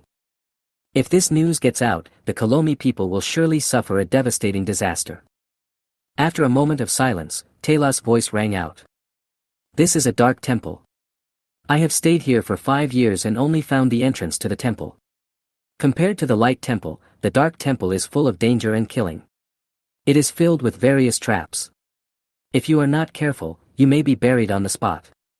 It took me 3 years to go less than 300 meters deep and disarm 13 sets of trap systems. There is a force field outside the Holy Temple. If you go 20 meters deeper, you will enter the force field. In the force field, all electronic equipment will fail. A force field that renders electronic devices inoperable. Above Talos, engines roared. A spherical fighter rushed to the airspace ahead and dashed into the force field area that Taros mentioned. But the ball fighter was safe and sound and was not affected at all. Li Meng looked at Talos. And Talos also had a look of disbelief on his face. He couldn't understand why the force field outside the temple was ineffective against these chubby robots. Hua-cha! Just then, something strange happened. A loud thunderclap suddenly sounded in the underground space. In the outer space of the Holy Temple, a red lightning appeared out of nowhere. It formed a spider web-like crack in the air and hit the ball fighter that broke into the force field airspace. There was a flash of dazzling fire, and the fighter plane immediately fell to the ground. Bang! The ball fighter fell heavily on the steps and rolled down. It kept rolling and rolling until it stopped less than 20 meters away from Taros. What's this? Looking at the broken ball fighter on the ground, Li Meng was very confused. That was not ordinary lightning, it was not formed by ions, but an unknown substance. It destroyed the rune circuit inside the spherical fighter, causing the superconducting material to undergo some kind of chemical reaction, causing it to lose its original effectiveness. Talos, do you know what that is? Facing Li Meng's question, Talos looked solemn. That is psychic lightning that only dark warriors can use. It is too evil and is forbidden to be used by the Knights Templar. Chapter 112 Heroic Spirits and Ghosts. Hearing this, Li Meng's eyes lit up. So, psychic energy can be driven by some kind of device. Otherwise, it is impossible to explain how psychic lightning appears. Talos, how long will it take you to unlock the secrets of this holy temple? Shaking his head, Talos said, I don't know. Maybe it will take 10 years, or maybe even longer. Data world, imaginary space. At the round table, little Li Mengs appeared one after another. Split individual number 2, psychic energy is really a strange power. I never thought that superconducting materials would produce such a chemical reaction. This is very interesting. I have a hunch that this dark temple will bring us unexpected benefits. Split instance 1, with the force field outside, we can't get in. Let Talos do something for us. Split number 3, forget it. That guy is definitely unreliable. Who knows if there are other exits in the temple? It will be troublesome if he escapes. It will not be easy to find another Templar who has the courage to enter the Dark Temple. Split 1, Talos must be given to the Kolomi. We cannot break our promise. Split individual number 2, I don't think the Kolomi people will last long. It won't be too late to take Talos away after the Kolomi are gone. Split individual number 3, that's an idea, but Talos isn't the only one who knows about this Dark Temple. Talos' research on the Dark Temple was a task assigned by the Temple Elders Council. In other words, there are a lot of people who know about the Dark Temple on Leo Star. By the time the Kolomi people are done, someone might have gotten there first. Split individual number 1, this is bound to happen. Talos has rebelled, and the Templars should send other Templars to study this Dark Temple. Maybe he is on his way here. Split instance number 2, I didn't find any orders for the Templars to be sent to Leo. This is very strange. Split individual number 3, the war between the Galactic Federation and the Independent Planets Alliance is ongoing. Perhaps the temple does not have enough manpower. We plan to leave it alone for a while. It will not be too late to send the Templars to take over the research work after the war is over. Main body, that's possible. According to the information I got from the intellectual domain, the temple has always adopted a devastating blast to physically wipe out the Dark Temple once it has been discovered. We must ensure that this does not happen. Split instance number 3, it seems that we must hide a force nearby for emergency use. Split number 2, activate number 4. The Sun Chaser class carriers under construction are being launched one after another. Let number 4 lead the fleet to hide in the nearby star field. In case of an emergency, call on the fleet to fight for it by force. Main body, no, let number 3 come back. It's just in time to bring the fleet back to update some new equipment and install light energy shields. The first generation of light energy shields has been developed. Although it is still a little far from perfect, it is already usable. Once the light energy shield is installed, the ship's protective strength will increase several times. Split instance number 1, second. Split instance number 3, second. Split instance number 2, second. Main body, since no one has any objection, let's adjourn. Leo Star, the underground space where the Holy Temple is located. Talos, what exactly exists in the Dark Temple? Why is the temple so afraid of it? Instead of leaving in a hurry, Li Meng chatted with Talos on the platform. Although Li Meng could understand the temple's actions, the Dark Temple did look terrifying after all. The dark color is extremely eerie and gives people a very uncomfortable feeling just by looking at it. But the stronger this feeling is, the more shocking the secret hidden in the Dark Temple is. Considering that the chubby guy in front of him was just a robot, Talos did not hide it. Even if ordinary people knew the secrets of the Dark Temple, they couldn't do anything. Looking up at the magnificent Dark Temple, Talos said in a deep voice, the secrets in the Dark Temple are related to eternal life. Eternal life? Li Meng was interested, that was, eternal life. Although he is now immortal, it is different from the immortality of carbon-based life. There is no shortage of long-lived races in the Milky Way, but lifespan is a gap that carbon-based life cannot cross. Even the Kolomi people, who possess advanced technology, have only a lifespan of 300 years despite their genes being optimized generation after generation. Not to mention humans, 150 years is the limit. It is easy to achieve immortality, but it is impossible to achieve immortality. Even if the body were immortal, the human brain would not be able to survive that long. A long, long time ago, psychic users sought immortality.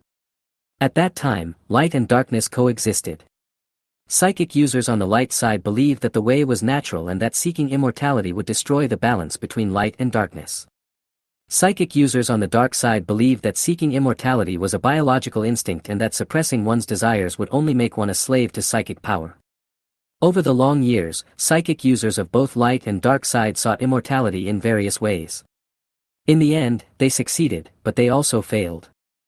Made it but also didn't make it. Li Meng asked, "What does this mean?"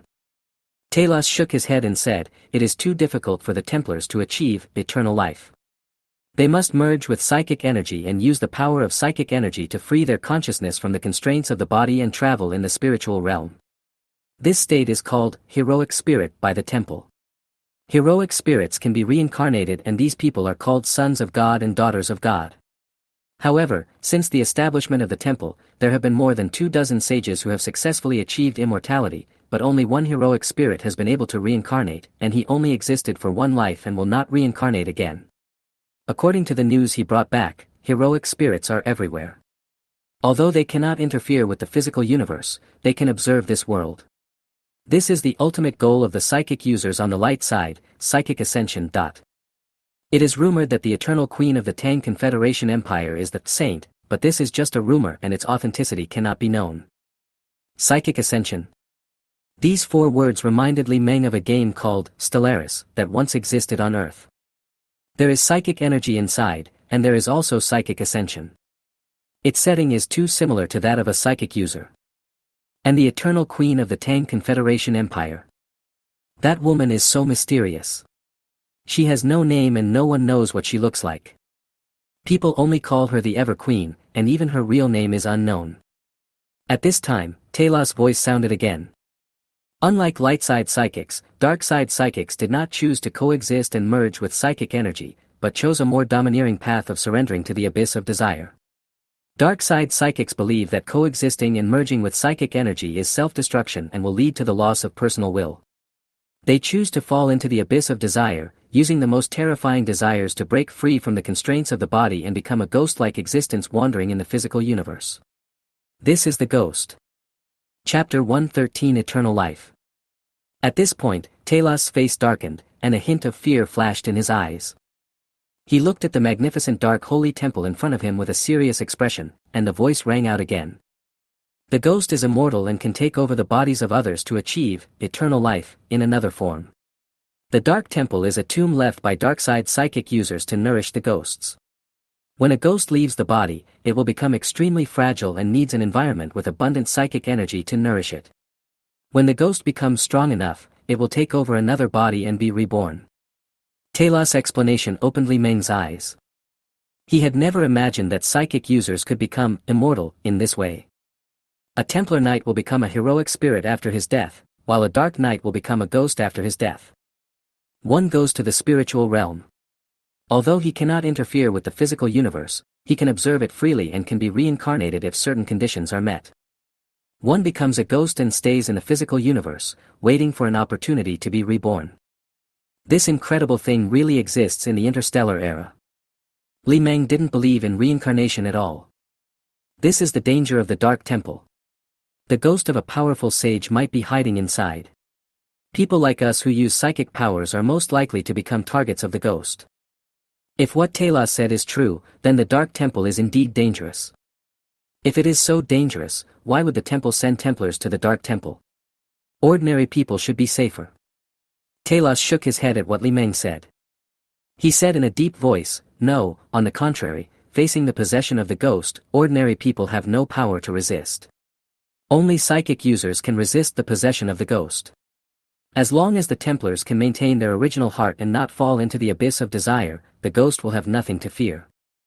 Li Meng glanced at Talos beside him and murmured in his heart. Talos is really confident that he will not be tempted by ghosts and fall. But then again, if the Templar didn't have the skills, why would they have sent Talos to explore the Dark Temple? Talos, what device produces the psychic field outside? With such a large force field, there must be some device in the Dark Temple that can drive psychic energy. Talos replied, it should be the 0-point module, an evil living device that uses a psychic user as its core and uses the Eclipse Crystal Mother to amplify its energy, which can control psychic energy to a certain extent. Living device? What Talos said made Li Meng's eyes light up. Although he didn't know the structure of the 0-point module, what Taro said gave Li Meng inspiration. After looking Talos up and down, Li Meng's mind became active.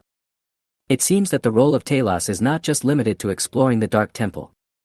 However, he was too weak. As a researcher, Talos' power is pitifully weak. Li Meng doubted that Talos might not even be able to lift something weighing several tons using his psychic power. You know, the little girl can use her psychic power to control objects and can move nearly 10 tons of things. Taros, we should go. He asked all the questions that needed to be asked, and Talos told him everything he wanted to know. Now is the time to leave the Dark Temple. Because of the spiritual power field outside, he couldn't get in. We can only wait until Taros cracks the mechanism of the Dark Temple and shuts down the 0 module. The Dark Temple is right here, it can't escape. As long as the temple doesn't send people to blow it up, it will come back one day. By then, the secrets of the Dark Temple will be revealed by him one by one. The engine roared, and the side of Li Meng's body facing the ground turned on the coil engine. As the fiery tail flame spurted out, the small machine rushed straight into the sky. A ball fighter plane lowered its altitude and flew towards Taros. Before he could get close, Talos jumped up and landed on the ball fighter. Although the ball fighter is small, with a diameter of 1.5 meters, the area on the top is large enough for a person to stand. Of course, if you are an ordinary person, it is not easy to stand firm. Seeing Talos' cooperation, Li Meng admired Talos' mentality. Even though he knew that he was going to be used as a guinea pig by the Kolomi people for research, he was not afraid. Just face your fate calmly. This may be the doctrine of the Templars, the way of nature. Why didn't anything unexpected happen? Flying hundreds of meters in the sky, Li Meng muttered to himself. Things went too smoothly. The Dark Temple was found and Talos was captured. Now he just had to return to the Sun Chaser class carrier and leave here, and his mission would be half completed. The last half, of course, is to return to Kolomi and hand Talos over to the Kolomi people. The smooth process made Li Meng feel very bored. Is it possible to be fearless if you don't die? You know best what your mentality is. Because I am immortal, I look forward to seeing something interesting happen. If you are going to die, the fear of death will make you timid and it would be best if nothing happened. It's just a momentary random thought. In the sky above the underground space, the fleet of aircraft quickly flew away. An hour later, in the endless sea of sand. The scorching sun shines on the sky and the earth, turning the sea of sand into a steamer. In the near-ground space of the sea of sand, the air is visibly twisting. Suddenly, the rumbling sound of an engine came from nowhere. In one basin, quicksand surges. One after another, platinum-colored fighter planes soared into the sky, stirring up billowing yellow sand.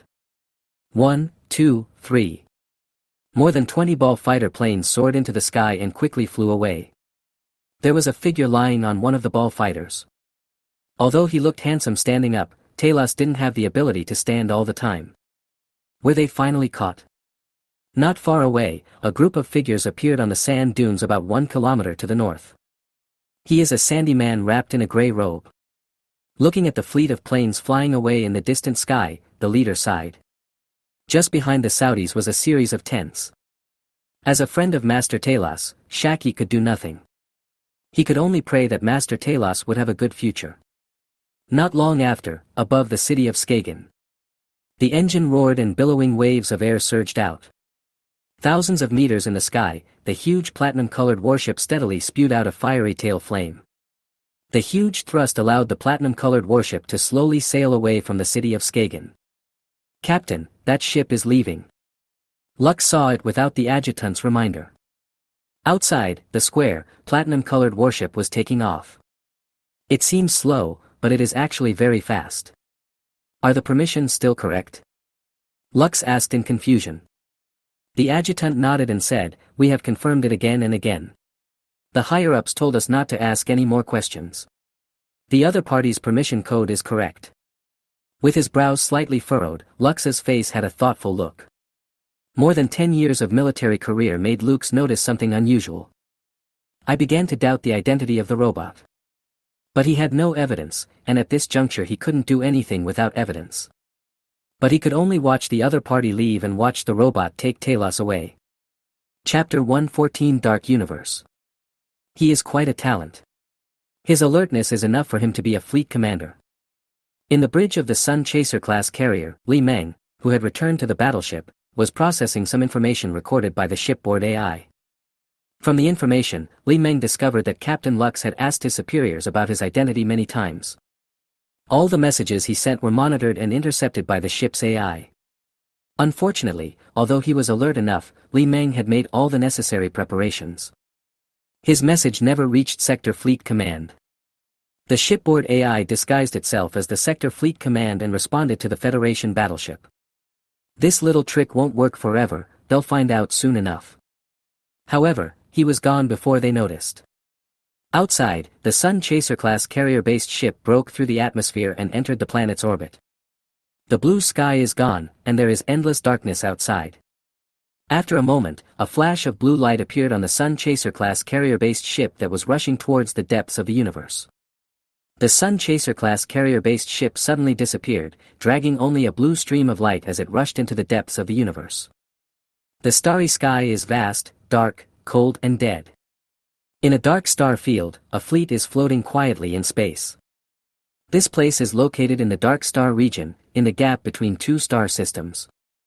There are no stars here, nothing, only darkness.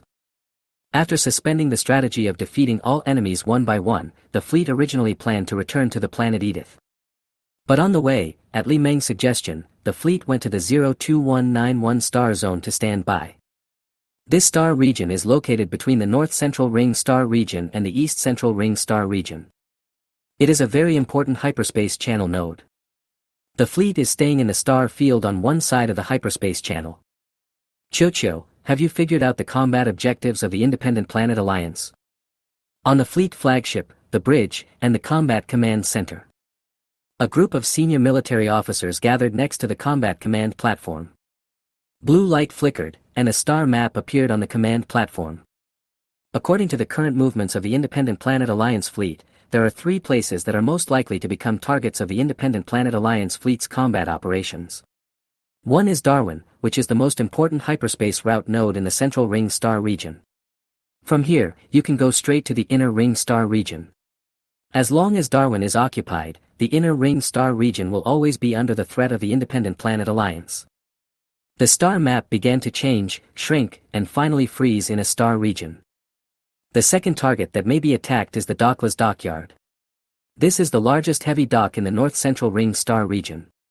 Whether it is occupied or destroyed, it will cause a serious blow to the Galactic Federation. According to existing information, the Dockless Dockyard has received a large order from the Galactic Federation. A new generation of forward-class cruisers is being built, totaling 250 ships. As long as the Dockless Dockyard is destroyed, the military industry of the Galactic Federation will be affected to a certain extent. The star map changed again and froze on another star region. The last target is the planet, Kolomi. This is the most likely target to be attacked. The Kolomi people are producing a huge number of clones for the Galactic Federation. Once the Kolomi offshore factories are destroyed, the Galactic Federation will not have enough soldiers available. The Milky Way is really too huge, and the universe is also three-dimensional. At this stage, even Li Meng cannot confirm where the target of the Independent Planet Alliance's large-scale fleet assembly is. In fact, Li Meng was also a little surprised about the last target, the star, Kolomi. As far as he knew, Kolomi Star had a cooperative relationship with the Independent Planets Alliance. Logically speaking, the Independent Planets Alliance would never attack this place. And as for Wodolek, till now, Li Meng still can't figure out his ultimate goal. If this was just a show, the scale of the war would be too huge. Moreover, the recent actions of the Independent Planets Alliance are somewhat strange. Many of Wodolek's communication channels directly connected to the Independent Planet Alliance were proactively cut off by the Independent Planet Alliance. The Independent Planets Alliance seems to be showing signs of breaking away from Wodolek's control. Everyone, what do you think? Tours asked as he glanced at the officers. Looking at the star map, Tamu pondered and said, Chocho is right. The third target is the most likely. Even if the other two targets are destroyed, it will not have much impact on the Galactic Federation. However, Kolomi is a very critical place. It is the only factory of the Galactic Federation to manufacture clone armies. Once the offshore factory of Camillo is destroyed, the military strength of the Galactic Federation will suffer a huge blow. In the future battles for planets, the Galactic Federation will be at an absolute disadvantage. I am sure that the intention of the large-scale assembly of the Independent Planet Alliance fleet is to destroy the offshore factory on Kolomi. What TAMU said explained why Chocho listed Kolomi Star as the most likely target of attack. In terms of value, Kolomi Star is indeed the highest. Once the offshore factory on Kolomi is destroyed, it will cause severe damage to the Galactic Federation. If Chocho hadn't learned about the movements of the Independent Planet Alliance fleet, their combat operations would have been almost impossible to fail. Facing the large-scale raid by the Independent Planet Alliance fleet, the existing garrison fleet on Kolomi Star simply had no power to fight, and failure was inevitable. Now that we know that the Independent Planet Alliance's target is Kolomi, we must ask for support. Yes, we must assemble the fleet, destroy the attacking enemy ships on the planet Kolomi, and inflict heavy damage on the Independent Planets Alliance. Although the Independent Planet Alliance fleet is gathering on a large scale, it has not given up on attacking important planets. The fleet we can gather is probably very limited, and we cannot transfer all the mobile fleets to Kolomi. There is a sequence of events. As long as we can save the planet Kolomi and recapture the captured planets, we can severely damage the Independent Planet Alliance fleet. In the North and East Central Ring Star regions, the Independent Planet Alliance fleet will not have the strength to fight the Federation fleet. By then, they can only rely on the planets to defend against the attacks of the Federation fleet, and they will definitely lose. Next to the command platform, the senior generals started discussing the matter one after another. At this time, everyone believed that the target of the Independent Planet Alliance was Kolomi. Li Meng did not interrupt. As a robot, he just provided the most reasonable analysis. The meeting lasted for a long time and ended after several hours. Master Tours, the Council of Elders is discussing your request for support. I hope you can understand their caution. I will urge the Elders to make a decision as soon as possible. From my personal point of view, I support you. After all, Kolomi is very important to the federal government. Kolomi must not be lost. Even if it is a temporary loss, the safety of Kolomi must be guaranteed. Chapter 115, Tolza's Unrequited Love. In a private room, Tours contacted Wudolek. Although the intelligence about the deployment of the Independent Planet Alliance fleet comes from Chocho, I trust it. Elder Orlek, I hope the Council of Elders will approve the appointment of Chocho as the global commander. Chocho has professional intelligence analysis and tactical command capabilities. I believe that he can bring the final victory to the Galactic Federation and end this war faster. Wudolek was silent. After a while, his voice sounded again. I believe in your judgment, but the Council of Elders believes that Chocho's origins are unknown. We cannot trust a robot of unknown origin too much. Some elders even believe that Chocho is an undercover agent of the Independent Planet Alliance, waiting to deal a fatal blow to the federal government at a critical moment. Recently, the Council of Elders is discussing whether to suspend all the powers of Chocho. Master Tours, don't worry, I will try my best to stop this meeting. If Chocho can win a great victory in the next battle, I believe that the Council of Elders will agree to your request. The origin of the ball has always been a mystery. It is precisely because of this that Chocho has never been trusted by the Temple Council. Although Tours understood the Temple Council's caution, he did not approve of the Temple's excessive concerns. Chocho can be trusted, Tours always believes this. Elder Olek, I'll leave everything to you. The blue light flickered, and Tols lost communication. Standing in front of the window, Tours looked at the boundless starry sky outside. For some reason, he saw the shadow of a person among the numerous stars. It was Rosalind's face, sometimes blurry, sometimes clear. Tours did not try to stop his wild thoughts. He knew that his younger self was facing a test of his soul. He did not deny that he had a crush on Rosalind. When he was alone, he couldn't help but think about the time he had spent with her. What kind of feeling that was, Tours didn't know. But he could feel his desire stirring. The dark side of human nature is tempting him, telling him not to hesitate, to take that step bravely and succumb to his desire. This is a test and also a practice. This is a moment that every Templar must go through. When peace is restored to the mind, the Templar will be elevated again. He looked forward to that moment and was grateful to Rosalind for it. How pitiful. On the other side, in Wang Weiner's room, Li Meng on the bed said something in confusion. Wang Weiner, who was sitting cross-legged in the air 2 meters away from the bed, closing her eyes to rest her mind and merge with spiritual energy, suddenly opened her eyes. She slowly landed on the bed, pounced, and hugged Li Meng in her arms. Chiu, who is pitiful? I heard it. Little girl, be careful when you wear a skirt. It will be a shame if someone sees you naked. Otherwise, just wear safety pants. Wang Weiner didn't care about Chiu's reminder at all. She turned over and lay down, stretching lazily with a look of comfort on her face. It's okay. You've seen it before, Chiu.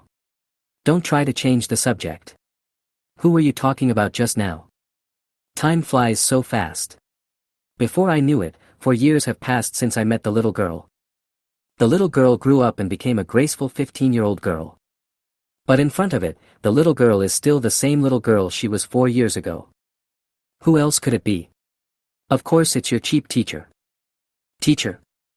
Looking down at the ball in her arms, the little girl asked curiously, what happened to the teacher? Templars are also human beings. Although they are bound by dogma, human emotions cannot be controlled. Your cheap teacher is in his prime and is going through the puberty that all males must go through. He is suffering and letting dogma constrain him and temper his soul. Isn't this pitiful? He can't get what he wants, so he can only take another path and watch the person he loves gradually drift away. The little girl lay down again, staring at the ceiling in a daze. Chiu, are you talking about Rosalind? Li Meng was very surprised by the little girl's words. I didn't expect the little girl to see it too. Little girl, it seems that you are also an understanding person. The little girl turned slightly to the side, curled up, and hugged the ball tightly in her arms. She said quietly, of course I understand, but the teacher is a true Templar, he has a firm belief in the doctrine, he will never take that step, but this may not be a bad thing for the teacher. Oh. Why do you say that? Li Meng asked curiously. The little girl curled her lips slightly and rolled her eyes. In the final analysis, the teacher is just unrequited love. Queen Rosalind has no such intention towards the teacher. From her eyes, we can tell that Queen Rosalind only respects the teacher because he is a Templar. Apart from that, she has no other intentions. Besides, Rosalind knows that the teacher is a Templar, so she naturally would not think of having a romantic relationship with a Templar, although this is not absolute. Of course it is not absolute, because not all Templars can abide by the Temple doctrine. Although Templars cannot marry, there are many Templars who have girlfriends. Moreover, the release of desires between men and women will not lead to falling into the dark side. Therefore, the Temple Council turned a blind eye to such things. It's just that those Templars can never become masters. Having said that, the little girl stood up and sat up. She looked down at the ball in her arms and smiled, Chiu, don't worry. I won't follow the teacher's path. I won't succumb to desire, but I won't suppress it either. I will seek a balance between light and darkness and be a free psychic user. I don't want to be like the eternal queens of all generations, who were alone from birth to death, without anyone they loved or cared about, and dedicated their entire lives to the empire. This may be great, but that's not the life I want. Speaking of this, the little girl blushed slightly. She looked at the ball in her arms shyly and said carefully, Chiu, you won't hate me for being a little selfish, will you? The mechanical clamp extended, and Li Meng flicked the little girl's forehead lightly. If you had a normal mind, I would like you very much. Touching her forehead, the little girl said unconvincedly, Chiu, I'm so beautiful, what's wrong with me? A normal 15-year-old girl would never think of hitting on a robot. Also, you're a Templar. Why, you don't want to be a Dark Knight, do you? The kind who wears all black and holds a glowing red phase sword, slashing at anyone they don't like, gouging out the eyes of anyone who looks at you, and stealing what they want. Almost, that's the kind of person you are. Li Meng's words made the little girl's eyes light up. It was as if he had heard something extraordinary. Chapter 116, Traces of Fall. Watch this. Seeing that the little girl was very interested, Li Meng knocked on her forehead again. Don't even think about it, you little monster. Be careful or your teacher will kill you. When Wan Wana heard Chiochio calling her a little monster, she was not angry at all. She smiled shyly and said awkwardly, I just think that's not bad. I'm just a little bit moved. Only when two people are together can they chat freely, and there are no taboo topics. But if Tours was here, it would be different. Although it was not as serious as directly killing Wan Wana. But Tours will definitely report to the Temple Council and conduct an investigation and trial on Wan Wana. The dark side is taboo for the Templars. Anyone who dares to touch it will disappear mysteriously. Chiochio, if I really become a dark warrior, will you leave me? Why do women always like to ask questions that make men feel confused? It's like your girlfriend asks you, if your mother and wife fall into the water, who would you save first? Seeing the little girl's serious expression, Li Meng remained silent. He really hadn't thought about this question. It doesn't matter to me whether you are a Templar or a Dark Knight. I only know that you are a little girl and your name is Wan Wana. Hearing this, the little girl smiled sweetly. She hugged Chiochio tightly in her arms and whispered, Chiochio, you are such a bad guy. Then, the room fell silent. Wan Wana was lying on the bed, hugging Li Meng and fell asleep without her knowing when. Li Meng did not move, and his consciousness entered the imaginary space. Data world, imaginary space. At the round table, all the little Li Mengs appeared. Split instance 1, if we continue like this, the situation will be very bad. Split individual number 3, of course I should have taken on the role of the little girl's parents and taught her to walk the right path. Split individual number 2, the right way. What is the right way? Is the path that others think is right the right way? I just want the little girl to be happy. I don't care about the dark side or the light side. If the temple really dares to hurt the little girl, then I will destroy the temple. Split instance number 1, that's the temple. Can we destroy it just like that? Main body, from the first time I saw the little girl, I knew that her personality was a little crazy and hard to figure out. It's only a matter of time before she falls. Compared to the light side, the dark side is more suitable for her. For her future, we have to make some preparations. Split individual number 1, what should we do? Now is not the time to leave the temple. Besides, as a psychic user, the little girl needs the guidance of the temple. Only in this way can she become stronger. Even if she degenerates into a dark warrior in the future, she can go further. Split individual number 2, let's wait and see. All we can do is try to alleviate the little girl's pain when she falls, so that she won't fall completely into the abyss of darkness and become a real monster. Split 3, it's not easy to do this. We know nothing about psionics. Original body, this is really weird. Psychic power is really a weird thing. It seems like it doesn't exist in this world. For many years, Li Meng has been studying psychic power. But he was never able to get started, and didn't even know what form psychic energy took in the physical universe. Even if the little girl uses her psychic power to control things to float in the air. Use advanced scanning equipment to detect the forces that make objects float. But what made Li Meng feel strange was that there was no so-called force causing objects to float in the air. Rather, the space around the object seems to be stripped away from the physical universe.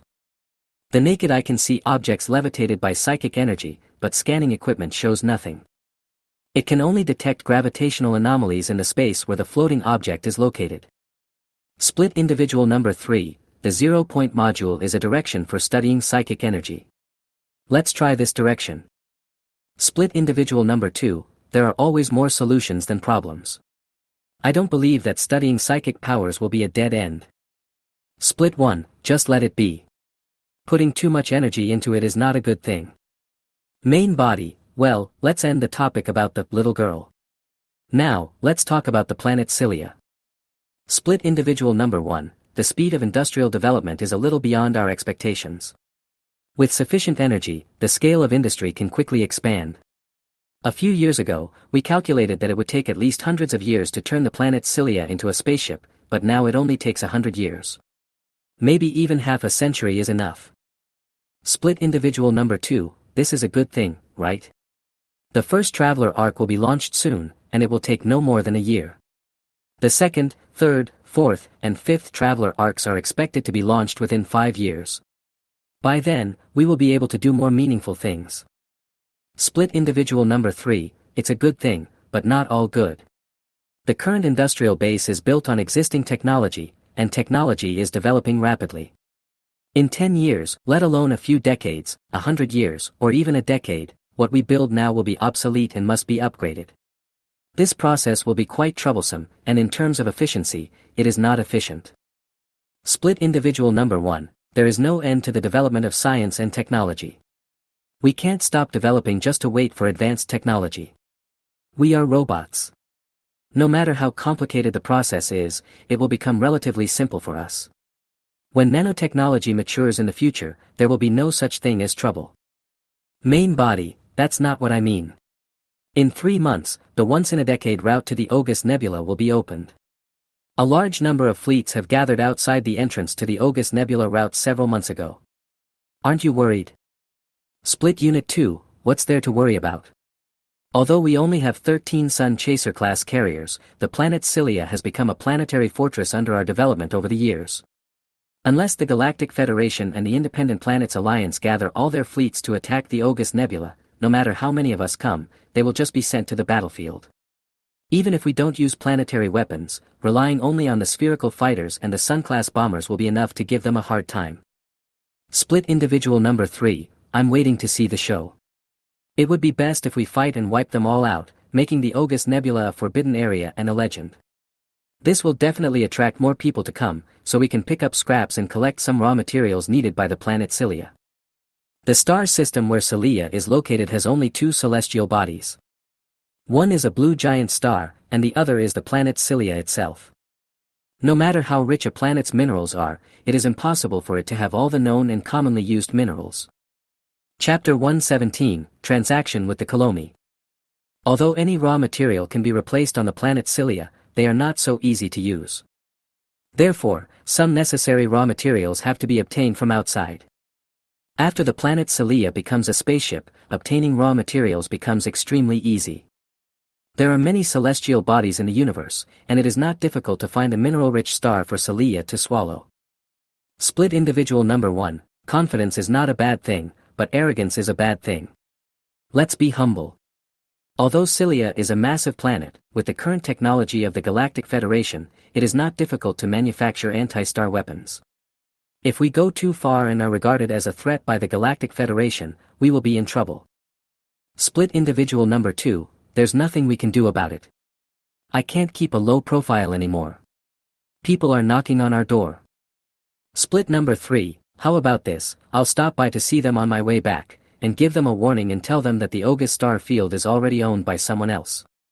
If they still refuse to give up, then I'll have no choice but to destroy them. Split individual number 1, I think it's fine. I second it. Split instance number 2, I have no objection, I second the motion.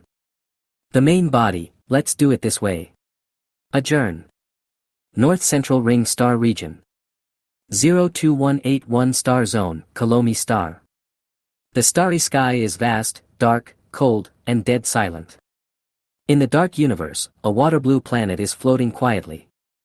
It is like a water blue gem, covered with a layer of fluorescence under the reflection of starlight. In the dark universe, it looks so beautiful. In the northern hemisphere, offshore factories. It was already noon, the scorching sun was shining on the sea, and the evaporating water vapor made the sea surface look somewhat dreamy. The space seemed to be distorted, like a mirage. Manhwa, if I say that the Independent Planets Alliance is going to attack Colomi, would you believe it? In the research laboratory, in front of the cultivation chamber, Li Meng asked a question in confusion. Manhwa, who was beside Li Meng, lowered her head slightly and looked at Chuchio beside her. She said slowly, there have indeed been some problems on the independent planet recently, but we have no conflicts with the independent planet. We have a cooperative relationship, and they will not attack here.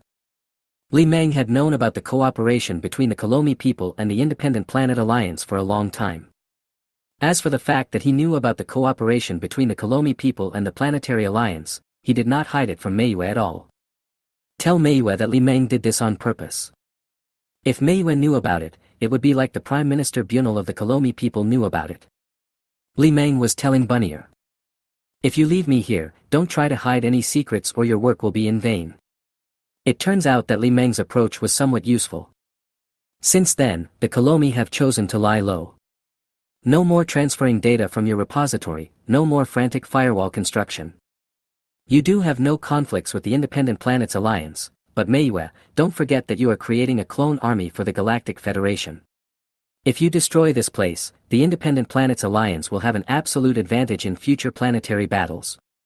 Besides, although you were partners in the past, the Independent Planets Alliance now has a complete scryer rat breeding factory. The biotechnology you have is indeed advanced, but your engineers are not irreplaceable. The absence of the Kolomi will not affect the Independent Planets Alliance's continued breeding of the scryer rat army. Manhwa remained silent after hearing what Chocho said. The look on her face was thoughtful, she was lost in thought. After a while, she continued to record the physical condition in the incubator. While looking down at the display in his hand, he slowly said, Chocho, maybe you are right, but even so, we can't do anything. The Kolomi people don't have a strong military force. If that day really comes, we can only hide in the deep sea and abandon the offshore factory. Looking at the body of a 5 or 6-year-old child in the incubator, Li Meng remained silent. Through his understanding of Kolomi over the years, Li Meng really cannot understand the survival rules of the Kolomi people. The fact that the Kolomi people want to study psychic powers shows that they desire powerful military force. But the Kolomi people, who are rich enough to rival a country, have never thought of building their own fleet. It's as if they never thought they could protect themselves. Although the Kolomi people are indeed not suitable for fighting. They are like sloths on earth, slow in both speech and walking. It gives people a feeling of slowing down time. It is indeed unrealistic to ask them to fight. Li Meng couldn't understand why they wanted to develop the genes of their own race in that direction. Although Manhwa explained that this was necessary in order to obtain a long life. But Li Meng felt that it was not worth it for a race to abandon its military power in order to achieve immortality. Relying on others for protection is not a long-term solution and is full of risks. It can be said that the risk of extinction of the Kolomi people is one of the highest in the entire galaxy. Chocho, where are you going? At this moment, Li Meng suddenly turned around and flew out. Manhwa had no choice but to stop what she was doing and follow. The Talos you want will be here soon. Hearing this, in the corridor outside, Manhwa, who was following behind Li Meng, had a hint of surprise in her eyes. Did Chocho really catch Talos? Meanwhile, in outer space in Kolomi's orbit, there was a flash of blue light, and a platinum-colored ship jumped out of hyperspace. It dragged a long stream of light across the dark universe. As soon as the ship appeared, it was immediately discovered by the Federation fleet stationed in orbit. The Federal fleet did not respond at all, nor did it call for a passcode. Because before the platinum-colored ship appeared, the fleet had already received an order from the Superior Fleet Headquarters. The platinum-colored ship stopped in the stationary orbit of the planet Kolomi. Soon, a transport boat flew out of the ship's hangar and entered the atmosphere. Suddenly, when looking up at the sky from the surface of the planet, a huge fireball appeared in the sky. After a while, the fireball disappeared. At an altitude of tens of thousands of meters, the square transport boat dived straight into the sea below. In that direction, you can see a series of offshore platforms on the sea. That was the Kolomi people's offshore factory.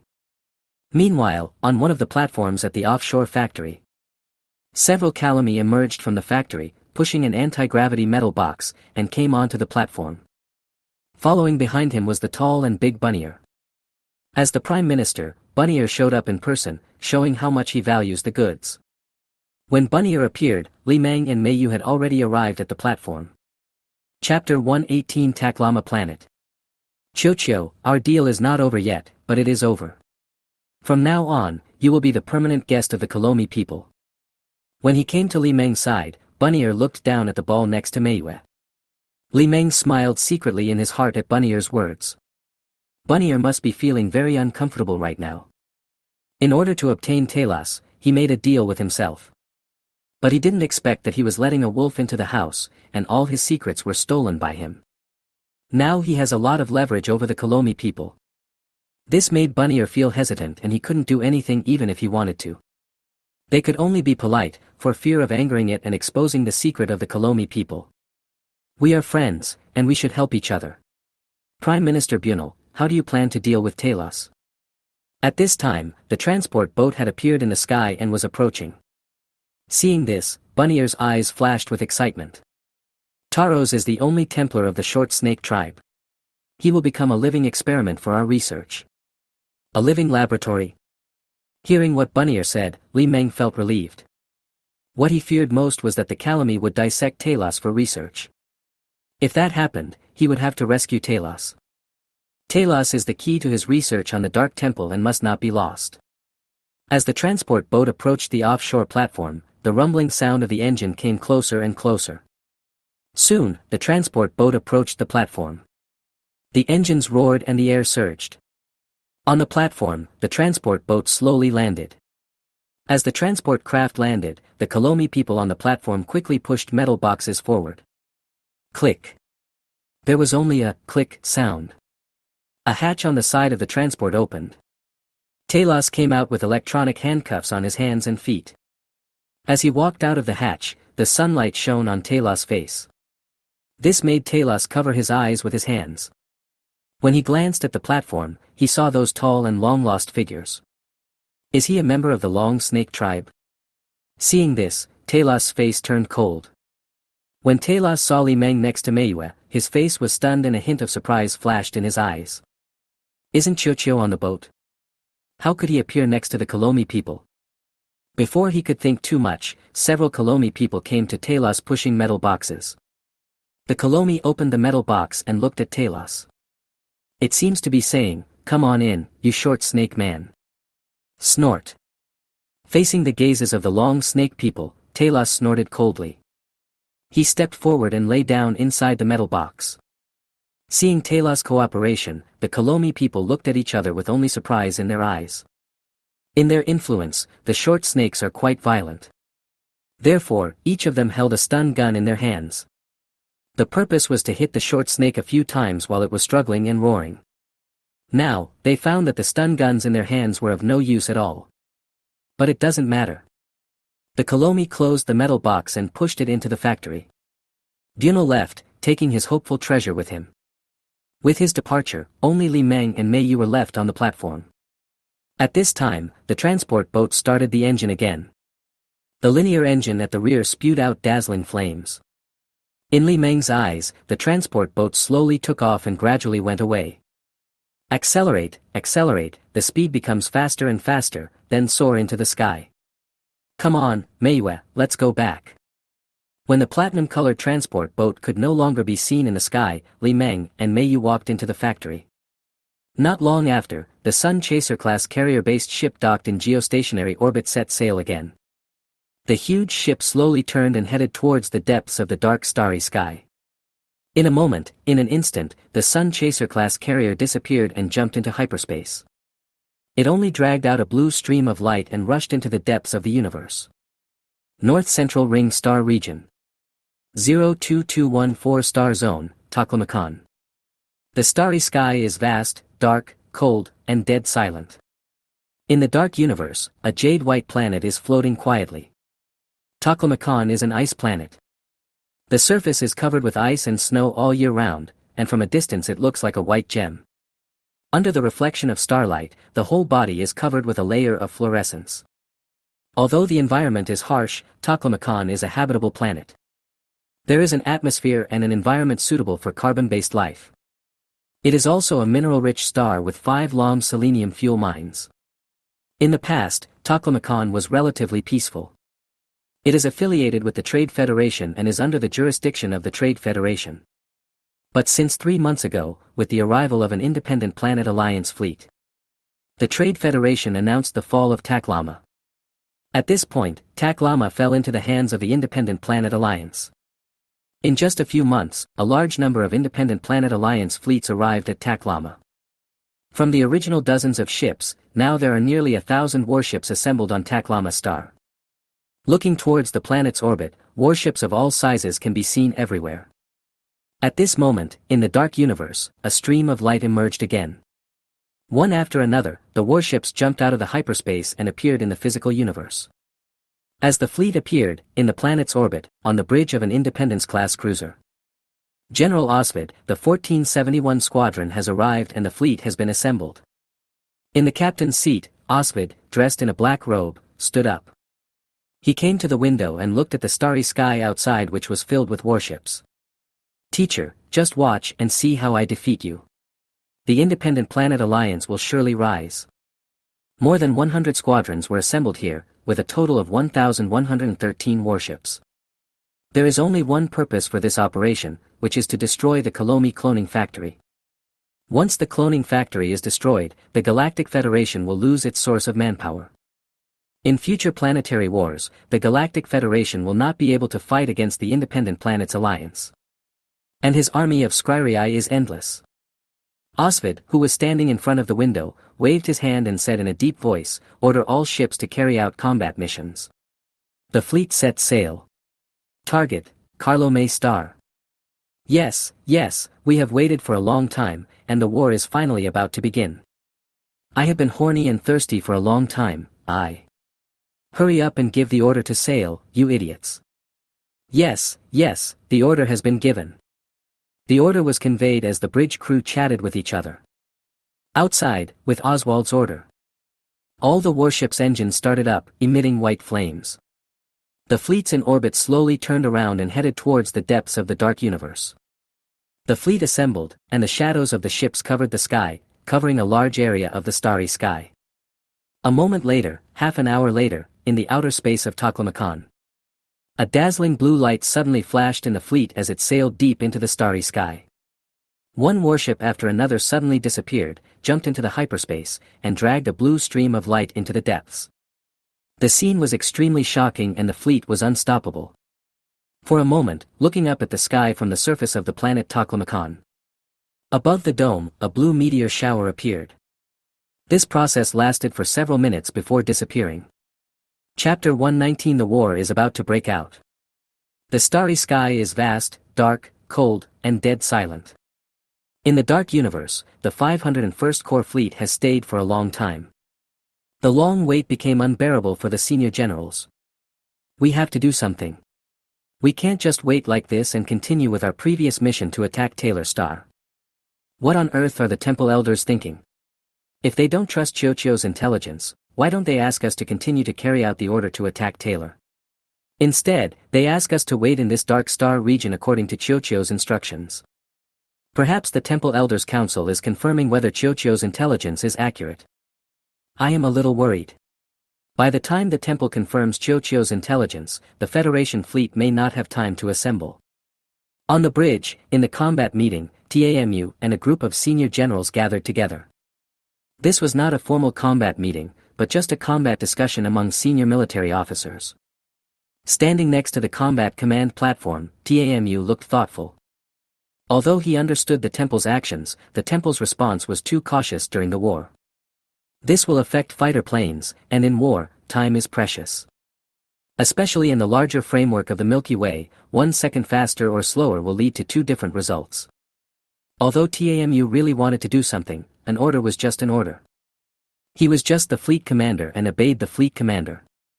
Without Master Tour's order to set sail, the fleet could only stay in this dark universe. At the same time, on the other side, in a room. All I can teach you is how to fight and use psionic energy. There are 5 basic ways to use psionic energy, namely controlling objects, telepathy, psionic impact, psionic field, and physical enhancement. You have already mastered these 5 basic methods. Now, what you lack is a phase sword. In the room, Tols and Wan Waner sat cross-legged facing each other. Wan Waner listened quietly to the teacher's story. You have followed me for many years. You have great talent and a solid foundation. Although we are currently at war, I will find an opportunity to take you to the temple for the apprenticeship trial. Once the trial is completed, you will have the opportunity to obtain your own phase sword. Hearing this, Wan Waner looked down at the phase sword on her teacher's waist. She asked, "Teacher, did you also get your phase sword through trials?" Tours nodded and said, "Yes, the phase swords of the Templars all come from deceased ancestors. After their death, the Templars will collect their phase swords and place them in an independent space, waiting for their successors. The purpose of the trial is to select the appropriate successor to the phase sword. So that's how it is." Wan Waner became excited. The indestructible phase sword is the most powerful weapon of the Templar.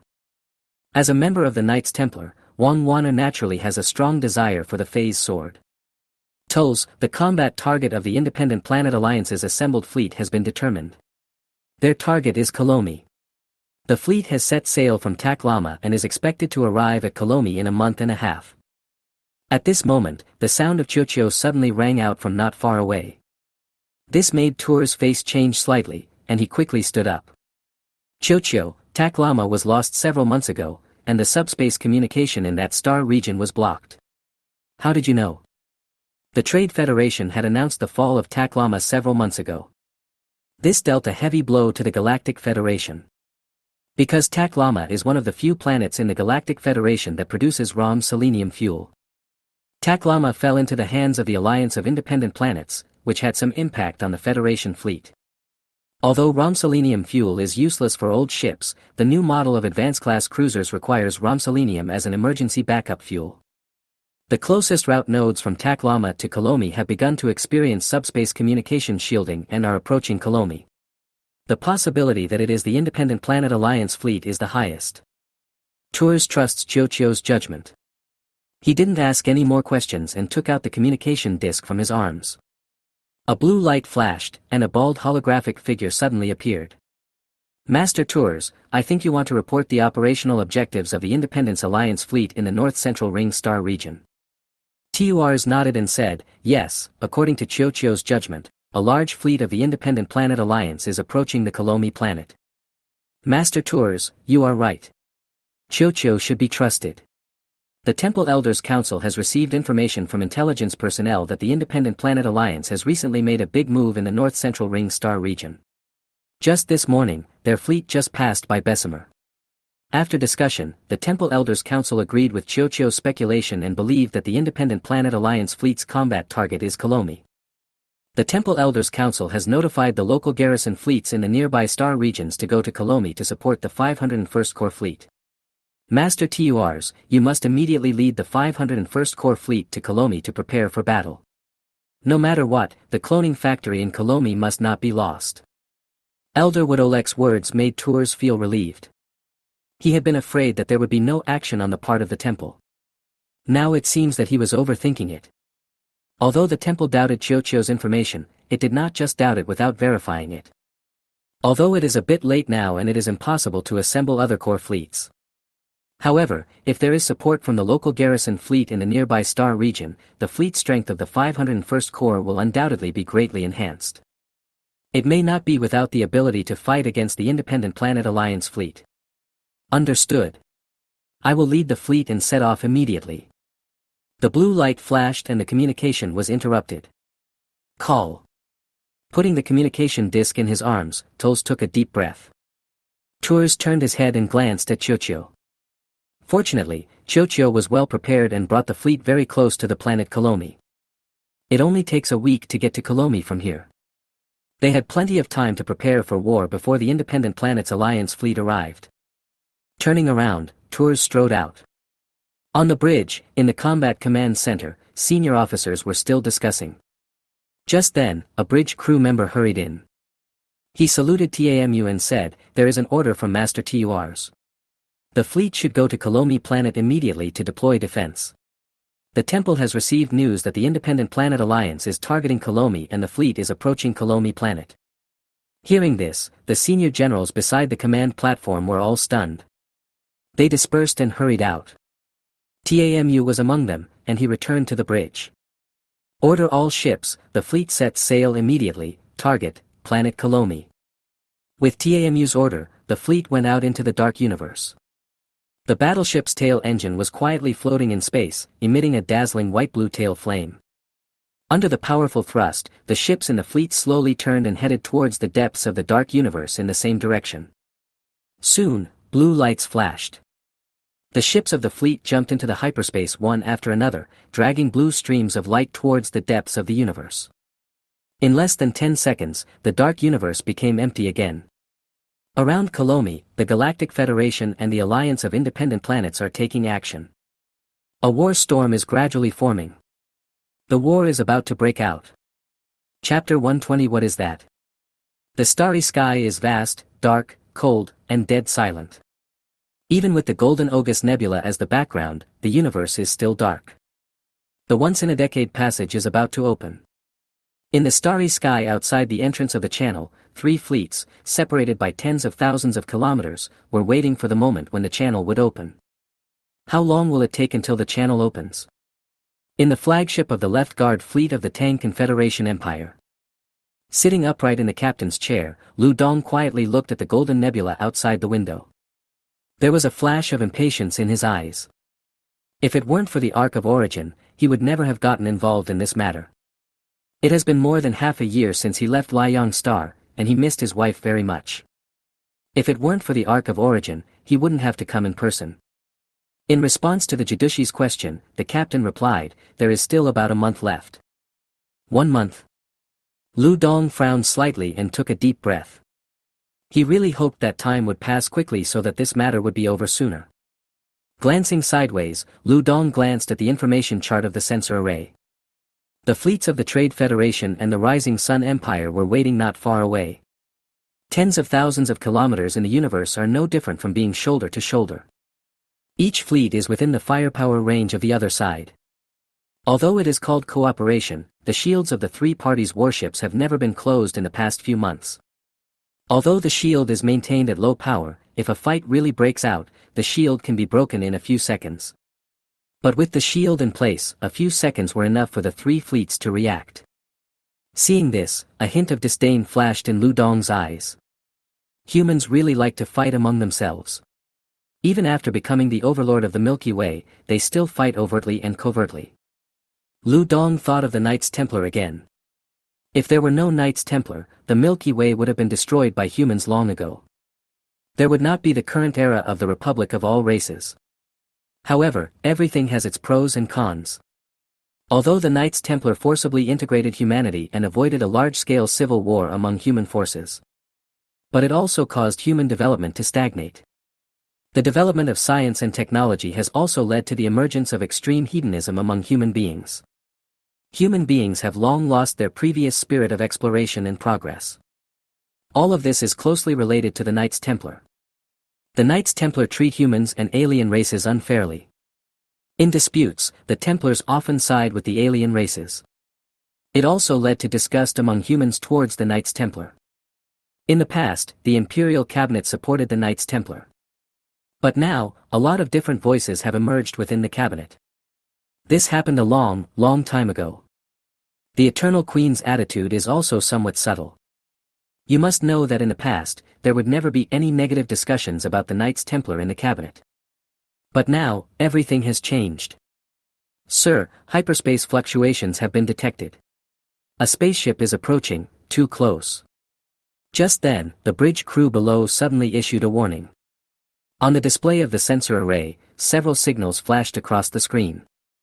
At this moment, not only the Zhuo fleet, but also the Trade Alliance and the Rising Sun Empire fleet discovered the uninvited guest who was jumping out of hyperspace. Outside the Golden Nebula. There were a few blue flashes, and 5 platinum-colored warships jumped out of hyperspace. The battleship is square and 1 kilometer long. The hull is as smooth as white jade, with a lot of golden lines. As soon as they appeared, the engines at the rear of the 5 platinum-colored warships spewed out long, dazzling flames. The huge thrust made the 5 warships move forward at high speed and rushed towards the August Nebula. Before getting close, golden nebulas were surging and golden light was flashing. In an instant, golden lightning like a spider web shot out from the nebula and hit the platinum-colored battleship. 5 platinum-colored warships, wrapped in lightning, rushed into the golden nebula. The platinum-colored battleship appeared too suddenly. The distance between jumping out of hyperspace and the August Nebula is too close. The 3 fleets outside had no time to react at all. They could only watch in amazement as the 5 warships disappeared one after another into the August Nebula. What is that? In the bridge of the flagship of the Zhuo fleet. The scene he just saw made Lu Dong stand up in shock. The expression on his face was mixed with surprise, disbelief, and confusion. Ionizing lightning is a huge threat to any electronic device. It can even destroy the stability of the shield. No shield can stably resist ionized lightning for a long time. This is one of the reasons why the Ogus Nebula is called the Death Forbidden Zone. But the 5 ships just now ignored the electric lightning and rushed into the Ogus Nebula. Contact the Hera people and confirm with them whether the Ogus Nebula is an uninhabited land. Although this is nonsense, it is necessary to ask. In the star field records of the Galactic Federation, there is no record of the existence of alien civilizations in the Ogus Nebula. Not to mention Lu Dong, who has limited knowledge of the Ogus Nebula. The Rising Sun Empire and the Trade Federation were also startled by the sudden appearance of the 5 ships. Damn those Parkers, they must have lied. In the flagship of the Rising Sun Empire fleet, Shojin, sitting in the captain's chair, let out a roar. Contact the Parkers immediately and have them clarify what is going on. The appearance of 5 warships is no big deal. But the fact that those 5 warships were able to ignore the threat of ionized lightning and enter the Ogus Nebula was a big problem. This shows that there is a high possibility of an unknown interstellar civilization inside the Ogus Nebula. And this civilization has not yet been discovered by the Galactic Federation. If the Ogus Nebula is an owned land, then what they are doing is violating the laws of the Galactic Federation. The blue light flickered, and a blue light shot out from the main console in front of Shojin. A bust of a Parker suddenly appeared. Great General Shojin, is there anything I can help you with? Shojin frowned and said in a deep voice, tell me honestly, is there an interstellar civilization in the star system inside the Ogus Nebula? Interstellar civilization? General Shojin, you must be kidding. There are only 2 celestial bodies in that star system. One is the Blue Giant, and the other is Cilia. Cilia is a star with abnormal gravity. It has no atmosphere and no oxygen. It is a dead star. Although some man-made buildings have been found on Cilia, they should be left behind by the Knights Templar. Knights Templar? Shojin's face darkened and his expression became uncertain. How did it get involved with the Knights Templar again? Suppressing the anger in his heart, Shojin asked, does the Knights Templar know about the planet Cilia? Chapter 121 Deal with them outside. Of course I know. Whenever the Ogus Nebula opens, there will be Templars going to the planet Cilia. As for what they do, I don't know, but since 30 years ago, the Templars have not appeared anymore. Shojin terminated the communication by clicking on the main console in front of him. In other words, Syria is a planet abandoned by the Knights Templar. However, the Templars who went to Syria were not necessarily related to the Templar Order. It's possible that the Parkers had the wrong person. After all, there are many illegal elements under the banner of the Knights Templar. The symbol of the Knights Templar meant nothing. If the Parkers had not deceived him, at least one thing could be confirmed. That is, there is no so-called alien civilization in the star system inside the Ogus Nebula. Could those 5 ships be related to the Knights Templar? Shojin thought of a possibility. The Knights Templar have not appeared for 30 years, perhaps they are preparing special ships that can directly travel through ionized nebulae. They just happened to meet here today. Whether this is true or not, Shojin does not know. This is just his guess, it may be right or wrong. General, there is a communication request from the Left Guard Fleet and the Trade Union Fleet. The reminder from the lower bridge personnel made Shojin click on the main console. He was just about to contact Lu Dong and Count Accardo, but he didn't expect that the 2 of them got there before him. As 2 blue beams flashed, the holographic images of Lu Dong and Accardo suddenly appeared. Accardo, you 2 should have seen the 5 warships that just rushed into the Ogus Nebula. I just confirmed the news that the Ogus Nebula is an unowned land and there is no alien civilization. Lu Dong, does that mean we have a competitor? Shojin, if there are only 5 warships, it's not worth mentioning.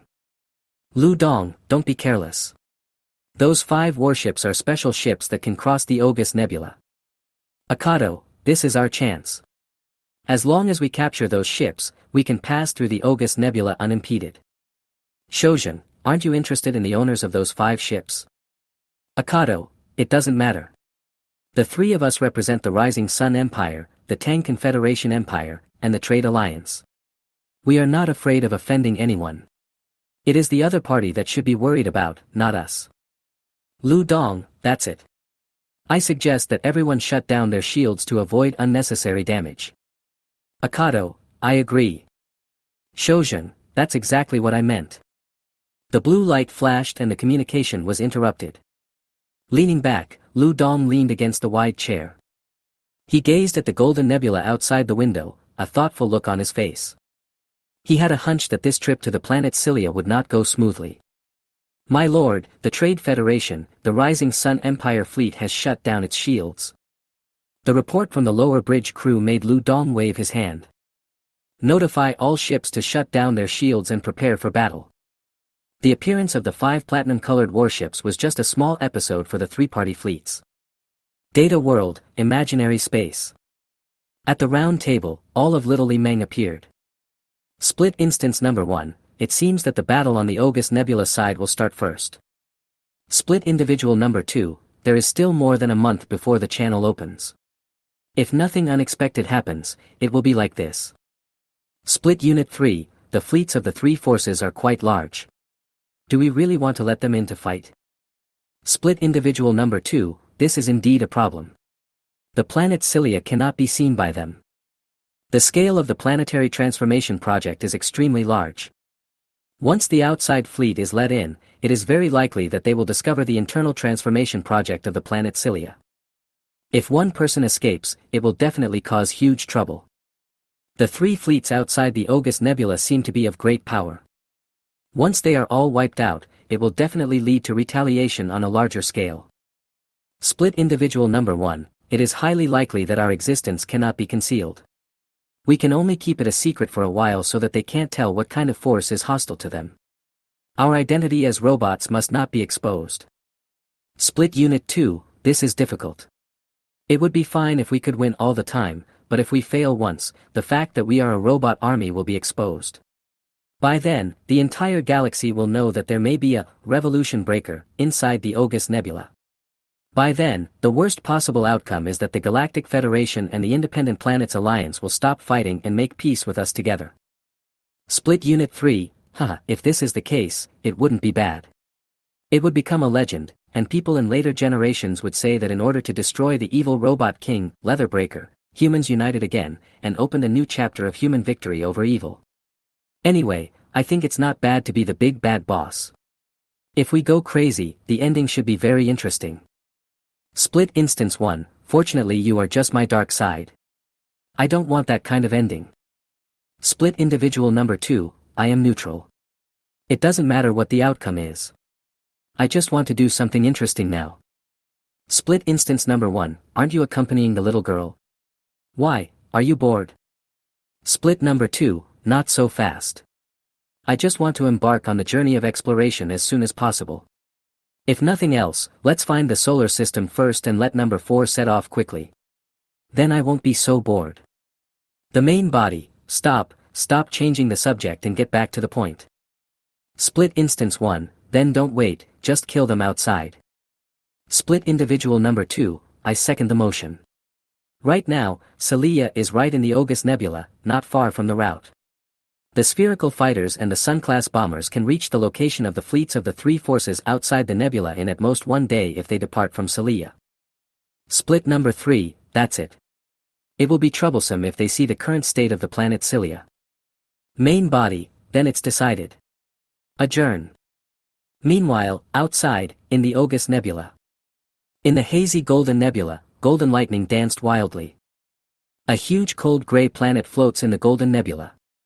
Wherever it passed, golden lightning struck the ground like a spider web. Compared to the past, the current Cilia star has changed a lot. Due to engineering needs, huge metal rifts appeared on the surface of the planet Cilia. One can tell at a glance that it is a man-made product. The rift is so deep that you can't see the bottom, like an abyss. A large amount of lightning fell into the rift, like a stone sinking into the sea, without causing any ripples. On the surface of the northern hemisphere, a huge gate slowly opened.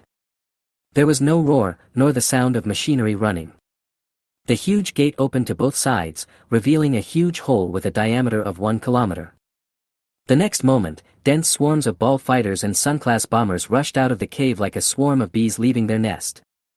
Chapter 122, Battle Outside the August Nebula. The huge gravity of the planet Cilia cannot restrain them. The tail engine of the spherical fighter and the Sun-class bomber spewed out dazzling flames. From afar, the fleet of planes soaring into the sky looked like a fiery meteor shower, covering a large area of the sky. It is unknown how many there are, but the total number will not be less than 50,000. This is the horror of the mechanical frenzy. Originally, these ball fighters and Sun-class bombers were prepared for the Traveler Ark. As a scientific research and exploration ship, the Voyager Ark must have certain self-defense capabilities.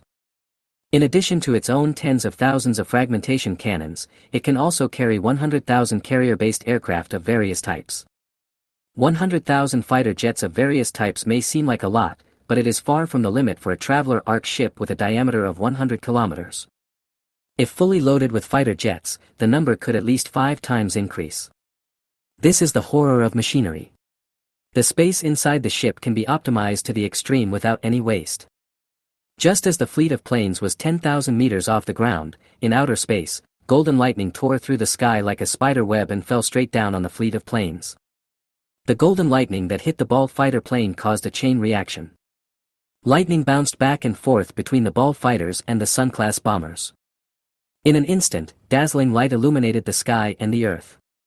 From a distance, the scene was very shocking. However, the fleet attacked by ionized lightning was not affected at all. This is the horror of titanium dioxide alloy with superconducting properties. The ionized lightning that hits the ball fighter will be absorbed by the buffer layer in the titanium white alloy structure and converted into energy storage. It can be said that the ionized lightning that attacks the fleet is equivalent to charging the fleet. The existence of titanium dioxide perfectly makes up for the shortcomings of the robot.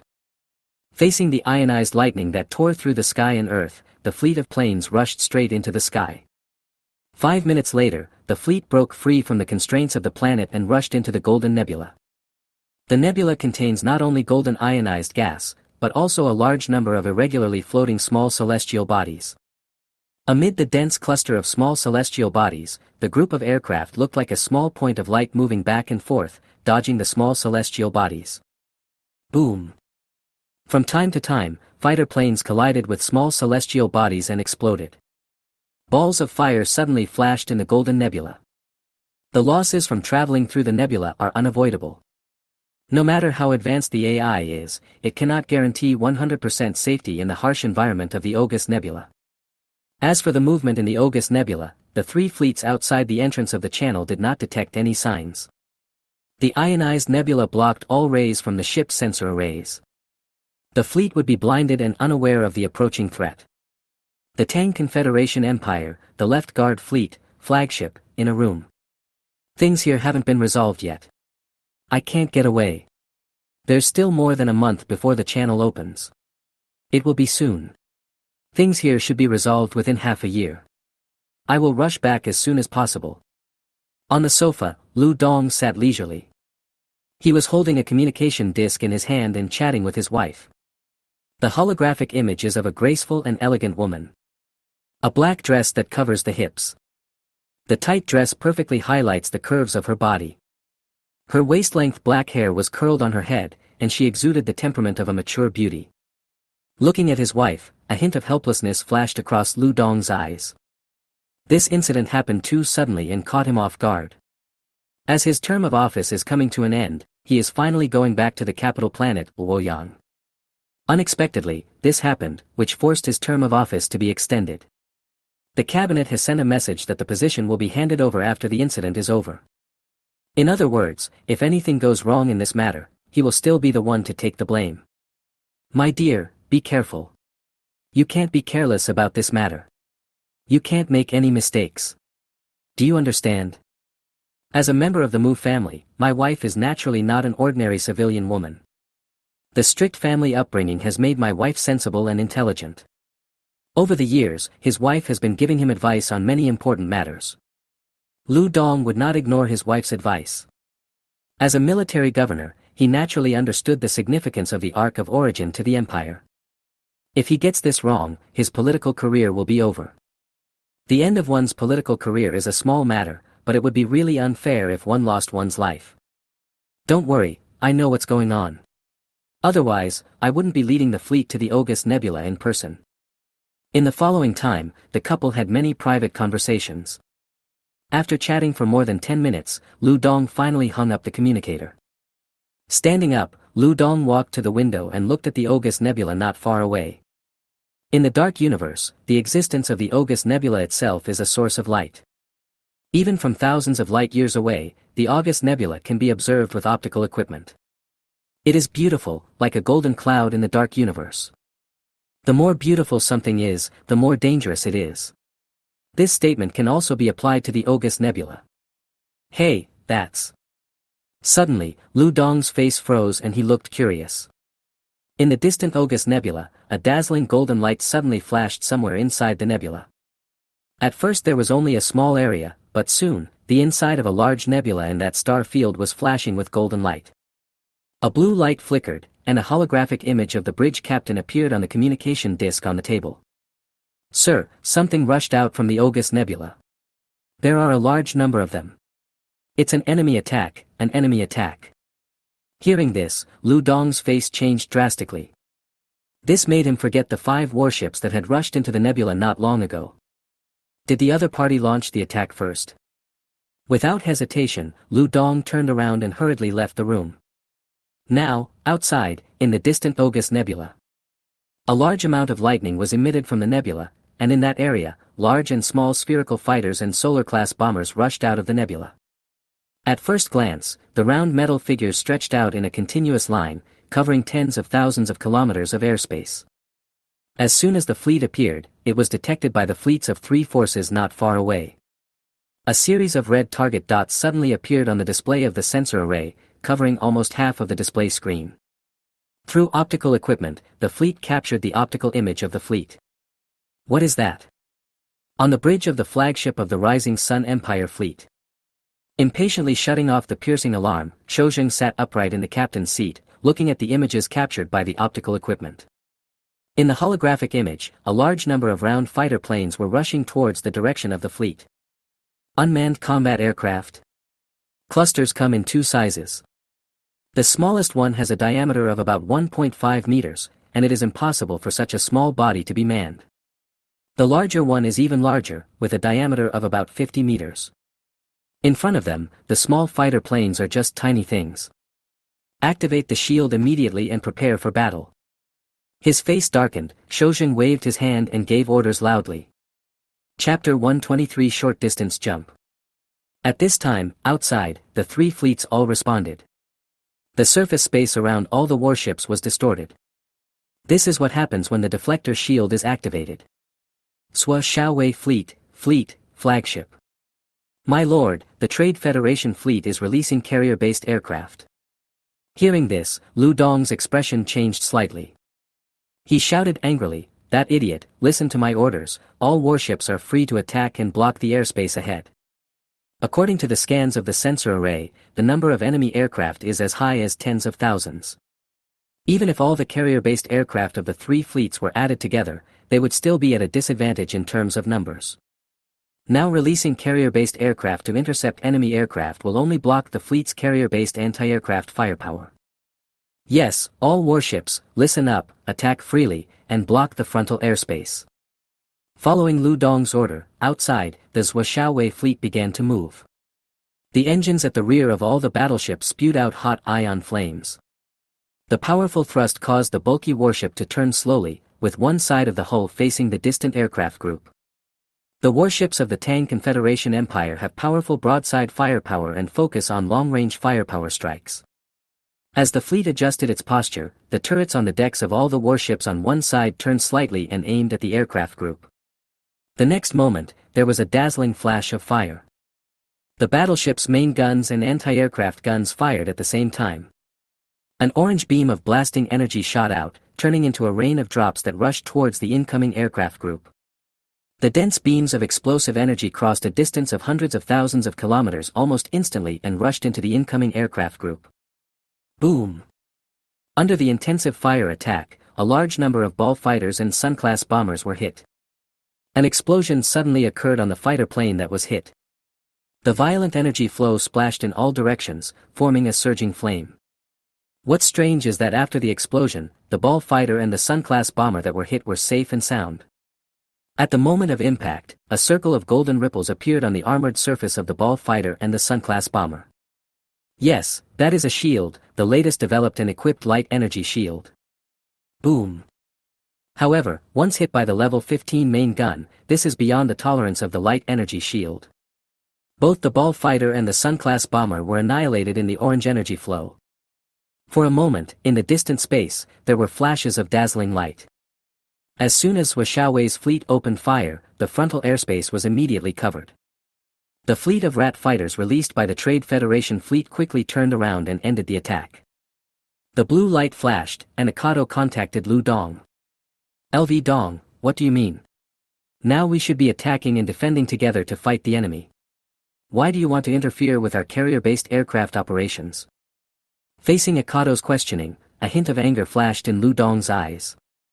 He said in a cold voice, "The enemy's fleet is much larger than ours, and carrier-based aircraft combat is not in our favor. Once we engage in a tangle with the enemy fleet, it will affect the performance of our carrier-based firepower. We should use carrier-based firepower to attack from a distance, and then release carrier-based combat in close combat, with carrier-based anti-aircraft firepower assisting from the side. This is the best strategy." After that, Lu Dong was too lazy to talk nonsense with Akato and ended the communication. He waved his hand and said in a deep voice, "Notify the carrier-based aircraft squadron to prepare for battle and be ready to attack at any time." "Sir, the enemy's large fighter is jumping into hyperspace, it's a short-range jump." The warning from the lower bridge crew made Lu Dong's face change slightly. Short-range jump in airspace covered by dense artillery fire. They are not running away again, they are attacking again. The blaster beam will create a huge mass shadow in hyperspace. Once the spacecraft is hit, the explosive power will be several times the actual power of the blast beam.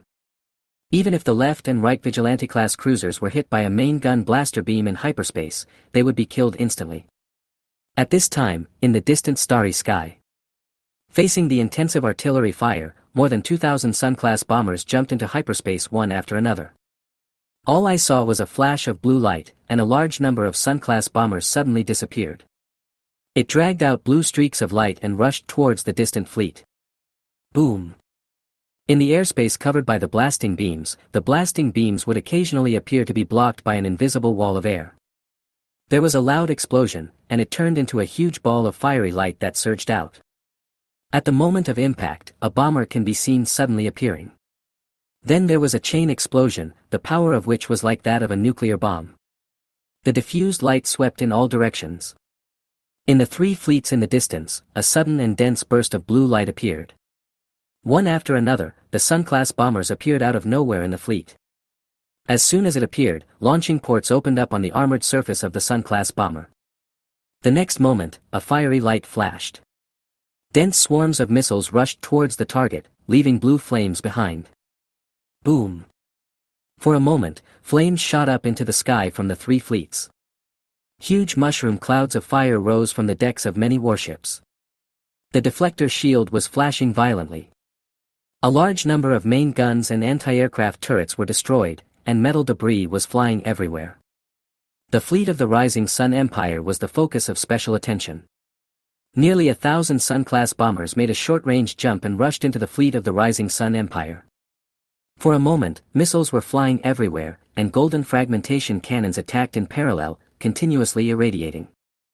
Golden electric dragon struck the hull of the Shenyang-class cruiser, causing the deflector shield to flash violently. A large number of turrets were destroyed either due to overload and explosion, or directly destroyed by the powerful ionization of the fission cannon. Boom! 2 Shenyang-class cruisers were besieged by dozens of Ryeo-class bombers. The shield lasted only 5 seconds before being completely destroyed. The ship's hull quickly disintegrated under the attack of missiles and fragmentation cannons. There were intensive explosions on the ship, with flashes of flames and metal debris flying everywhere.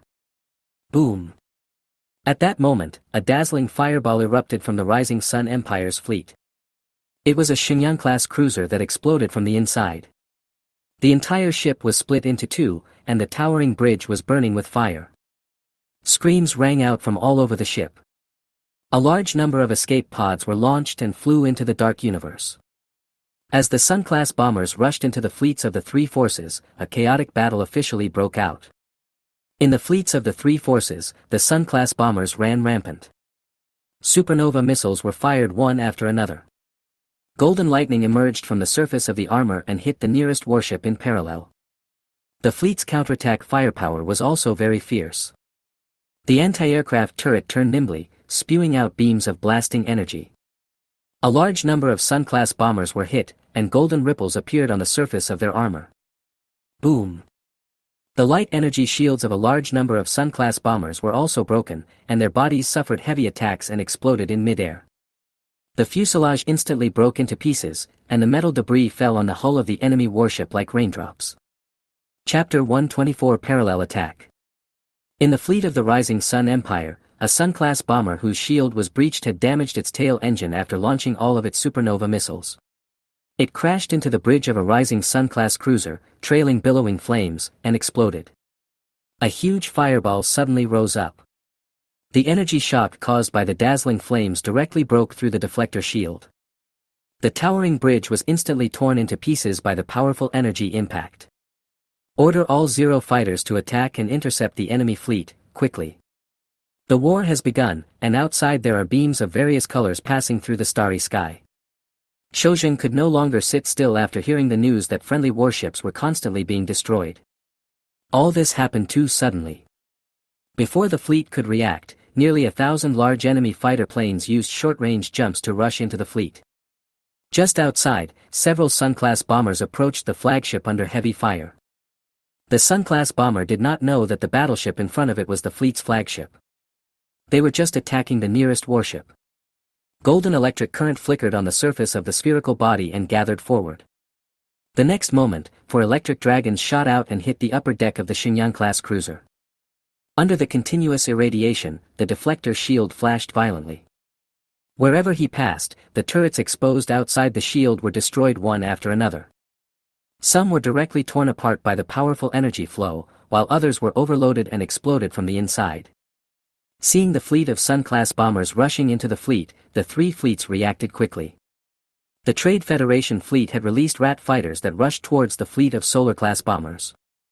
The Shenyang Empire fleet and the Tang Confederation Empire fleet also began to release carrier-based ships. The gates of the hangar bays of each ship were suddenly opened.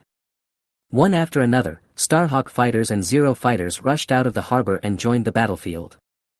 The Starhawk is a multi-purpose interstellar fighter designed and manufactured by the Tang Confederation Empire. The fuselage is slender with a connected wing structure, and its appearance is like a diving eagle.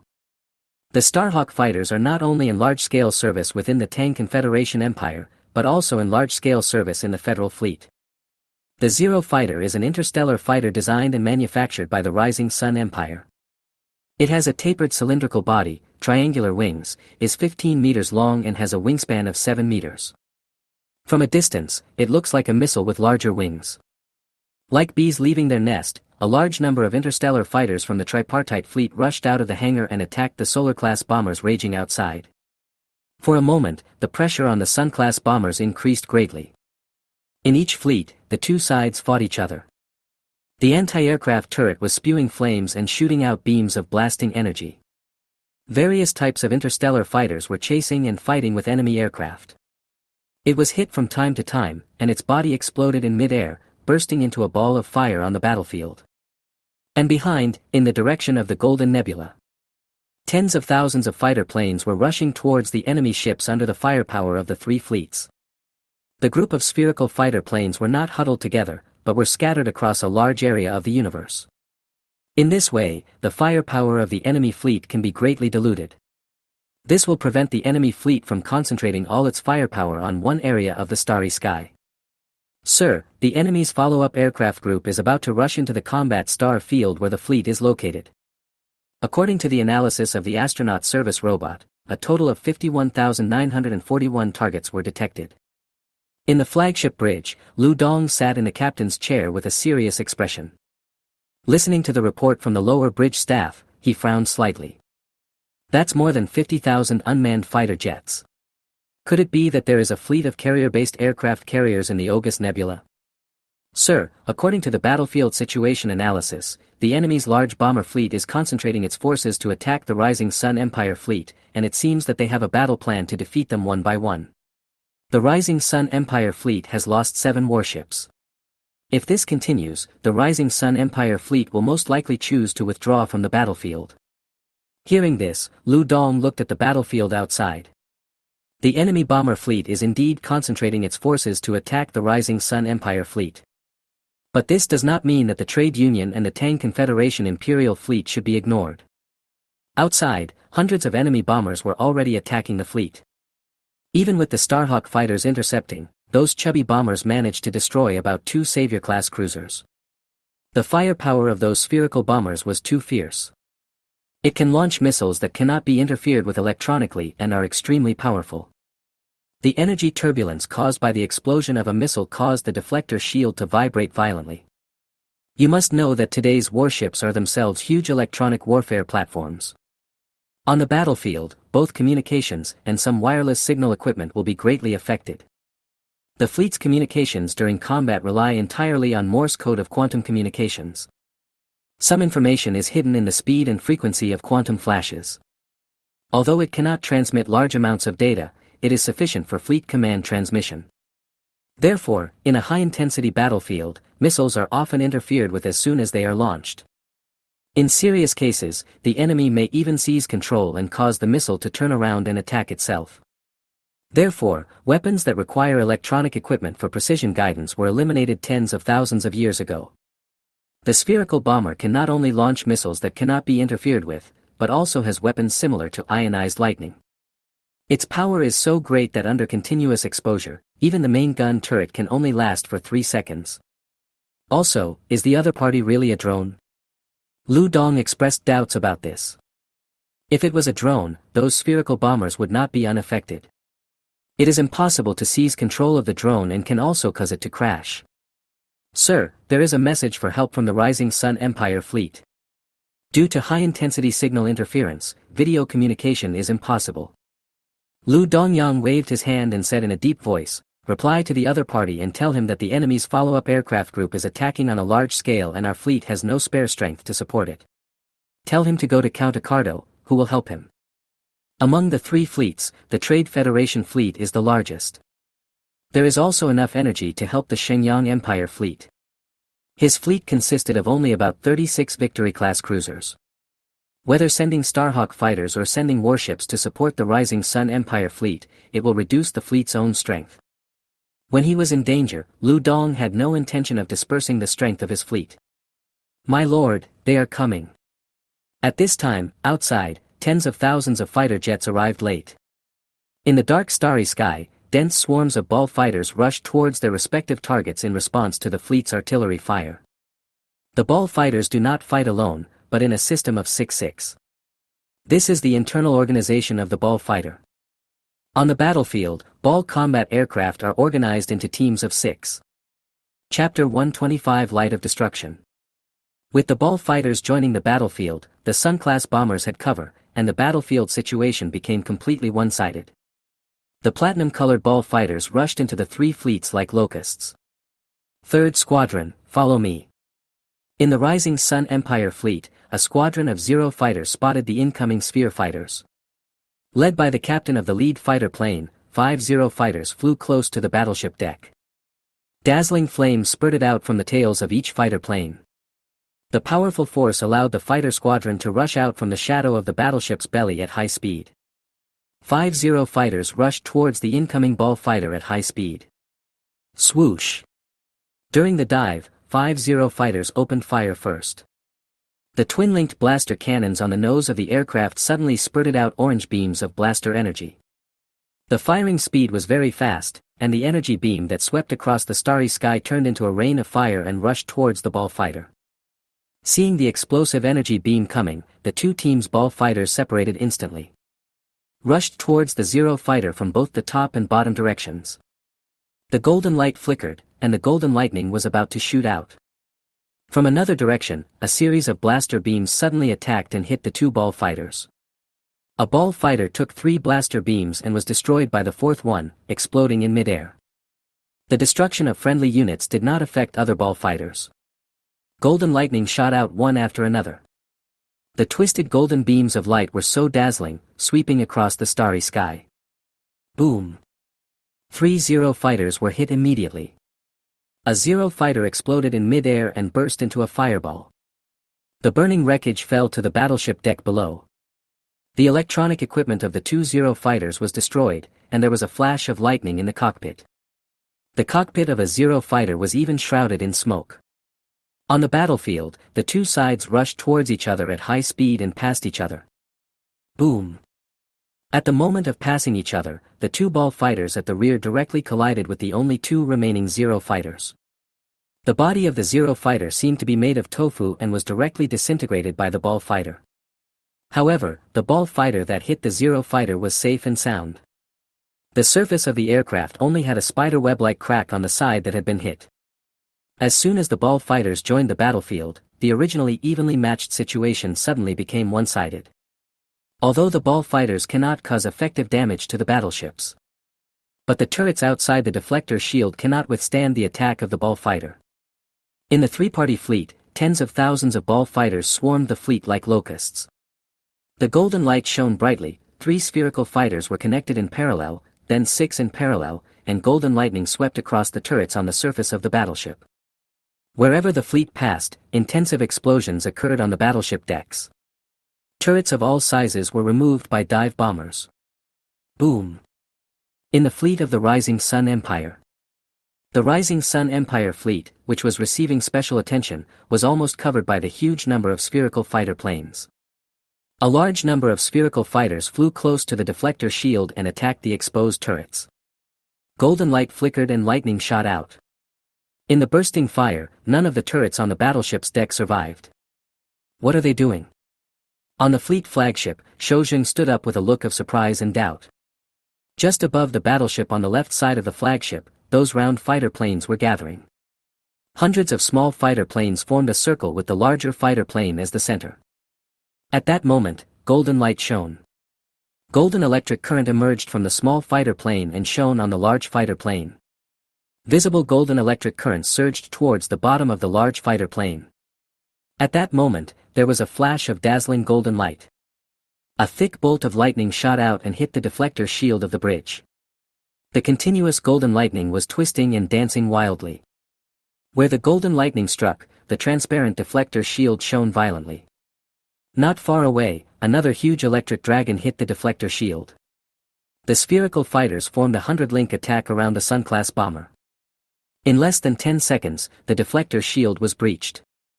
The shield launcher wrapped in the particle shield was overloaded and exploded. In the light of the explosion, lightning that broke through the deflector shield struck the bridge. Boom! There was an explosion inside the bridge.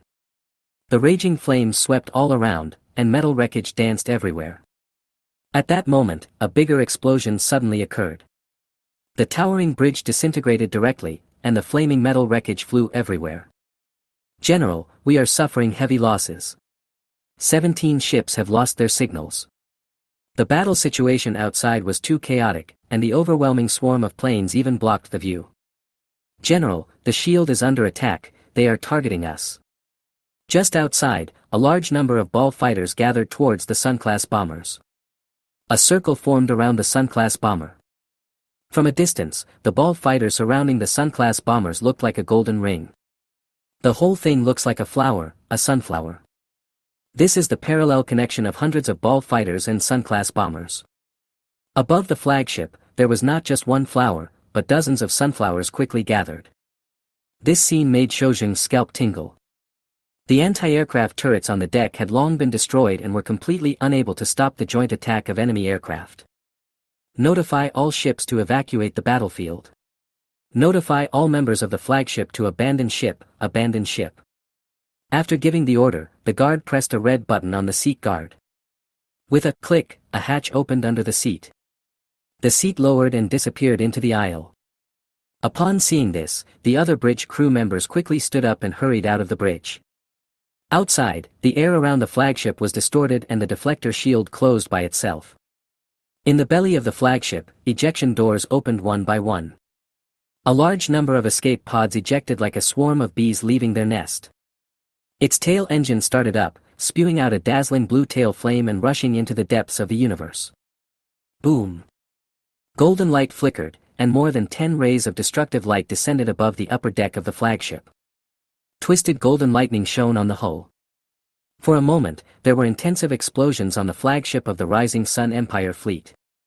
At first, only intensive explosions occurred on the surface of the ship. After a while, larger explosions occurred from the inside. Amid the constant explosions, the 1.1-kilometer-long Xinjiang-class cruiser was severely damaged. Although the main structure was still intact, the hull, which was engulfed in flames, had lost all functions. Under Shozheng's order to evacuate, the Xinjiang Empire's fleet began to evacuate. The engines at the rear of each ship spewed out long, dazzling orange flames. The besieged ships slowly turned around and flew into the depths of the universe. During the evacuation, warships were constantly destroyed. Chapter 126 Electromagnetic Pulse Bomb. During the evacuation, the anti-aircraft blaster turrets on each ship spewed flames crazily, forming a dense air defense network. There were continuous dive attacks from ball fighters, and the Sun-class bombers were destroyed. Metal debris fell on the hull of the Xinjiang-class cruiser like raindrops. But there were too many ball fighters and Sun-class bombers, and no matter how dense the air defense network was, it could not prevent the turrets exposed outside the deflector shield from being destroyed. Once all the turrets are destroyed, the battleships will become moving metal coffins. This is the disadvantage of deflector shields. No shield can protect both the inside and the outside. If the turret is placed inside the deflector shield, the battleship will not be able to fire when the shield is opened. Therefore, the turret must be placed outside the deflector shield. It is precisely because the shield cannot only defend against external attacks, the firepower within the shield is not affected and can directly attack through the shield. In ship-to-ship combat, carrier-based aircraft have not been eliminated. During war, carrier-based aircraft can stick close to enemy warships, destroy their turrets, and weaken their firepower. Otherwise, with the firepower of carrier-based aircraft, it is impossible to cause substantial damage to the ship-based shield. Data world, imaginary space. At the round table, all the little Limengs were in place. The war outside the Og's Nebula has begun, and all the little Limons are watching. Split individual number 3, I have just discovered the true identities of the three forces, the Tang Confederation Empire, the Rising Sun Empire, and the Trade Alliance.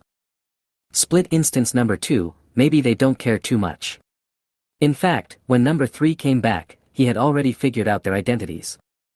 Split instance 1, it's been so many years, and the Sun flag is still the same. If you give up everything and start over, I won't bother you. But since you're so nostalgic, I have to do something. Split instance 3, do something. I don't mind. Split instance 2, we have plenty of time anyway, so let's take our time. Split individual number 1, after this battle, we will have completely offended the three most powerful forces in the human camp, the Tang Confederation Empire, the Trade Alliance, and the Rising Sun Empire. The war has just begun and it will not end so soon. Split Unit 2, there is enough time. After their failure this time, they will not be able to mobilize the fleet before the waterway is closed. In other words, we still have 10 years. In 10 years, our military strength will not be what it is now. Split individual number 3, 10 years later. If nothing unexpected happens, there will be dozens of Traveler Ark ships launched in 10 years. With the development of technology and the increasing scale of industry, the speed of building Traveler Ark ships will only get faster and faster. It now takes about 5 years to build a Voyager Ark. In 5 years, it may only take 1 or 2 years, and multiple ships can be built at the same time. It can be said that as long as there are enough raw materials, anything can be quickly turned into a finished product. The size of the planet Israel and its mineral reserves. At least 100 giant spaceships like the Voyager Ark, with a diameter of 100 kilometers, can be built. Meanwhile, outside the Og's Nebula. The battle has entered a fierce stage. The Rising Sun Empire fleet is evacuating and is making a large angle turn. Once the fleet is aligned, it can perform a hyperspace jump to evacuate the battlefield. The Rising Sun Empire fleet's U-turn attracted the attention of the Trade Alliance and the Tang Confederation Empire. How can Shozhen, that coward, retreat at this time? On the flagship of the Trade Federation fleet, Akato roared when he heard the news of the Rising Sun Empire fleet's retreat. My Lord Earl, our fleet is suffering heavy losses. Although the battle on the Rising Sun Empire fleet side was more intense, it does not mean that the Trade Union and the Tang Confederation Empire fleets were not attacked. The scale of the Sun-class bombers, the ball fighters that attacked the fleets of the two forces, was not as large as the scale of the ones that attacked the Rising Sun Empire fleet. Looking at the chaotic and fierce battlefield outside the window, Akado's face darkened. The expression on his face was uncertain, and no one knew what he was thinking about. He saw it without his subordinates reporting to him. The relatively fragile Freedom-class frigates are suffering heavy losses. Compared with the Rising Sun Empire, the Tang Confederation Empire's cruisers and Freedom-class frigates are still too fragile. Fighter planes of all sizes rushed into the fleet like flies. The surrounded Freedom-class frigates exploded one after another like firecrackers. Dazzling balls of fire erupted in the star field where the fleet was located. Have you completed the analysis of the enemy machine? In response to Akado's question, a bridge crew member on the lower bridge stood up. Analysis completed, it's a robot fighter, unmanned. Robot fighter? Akado's eyes lit up, and he stood up.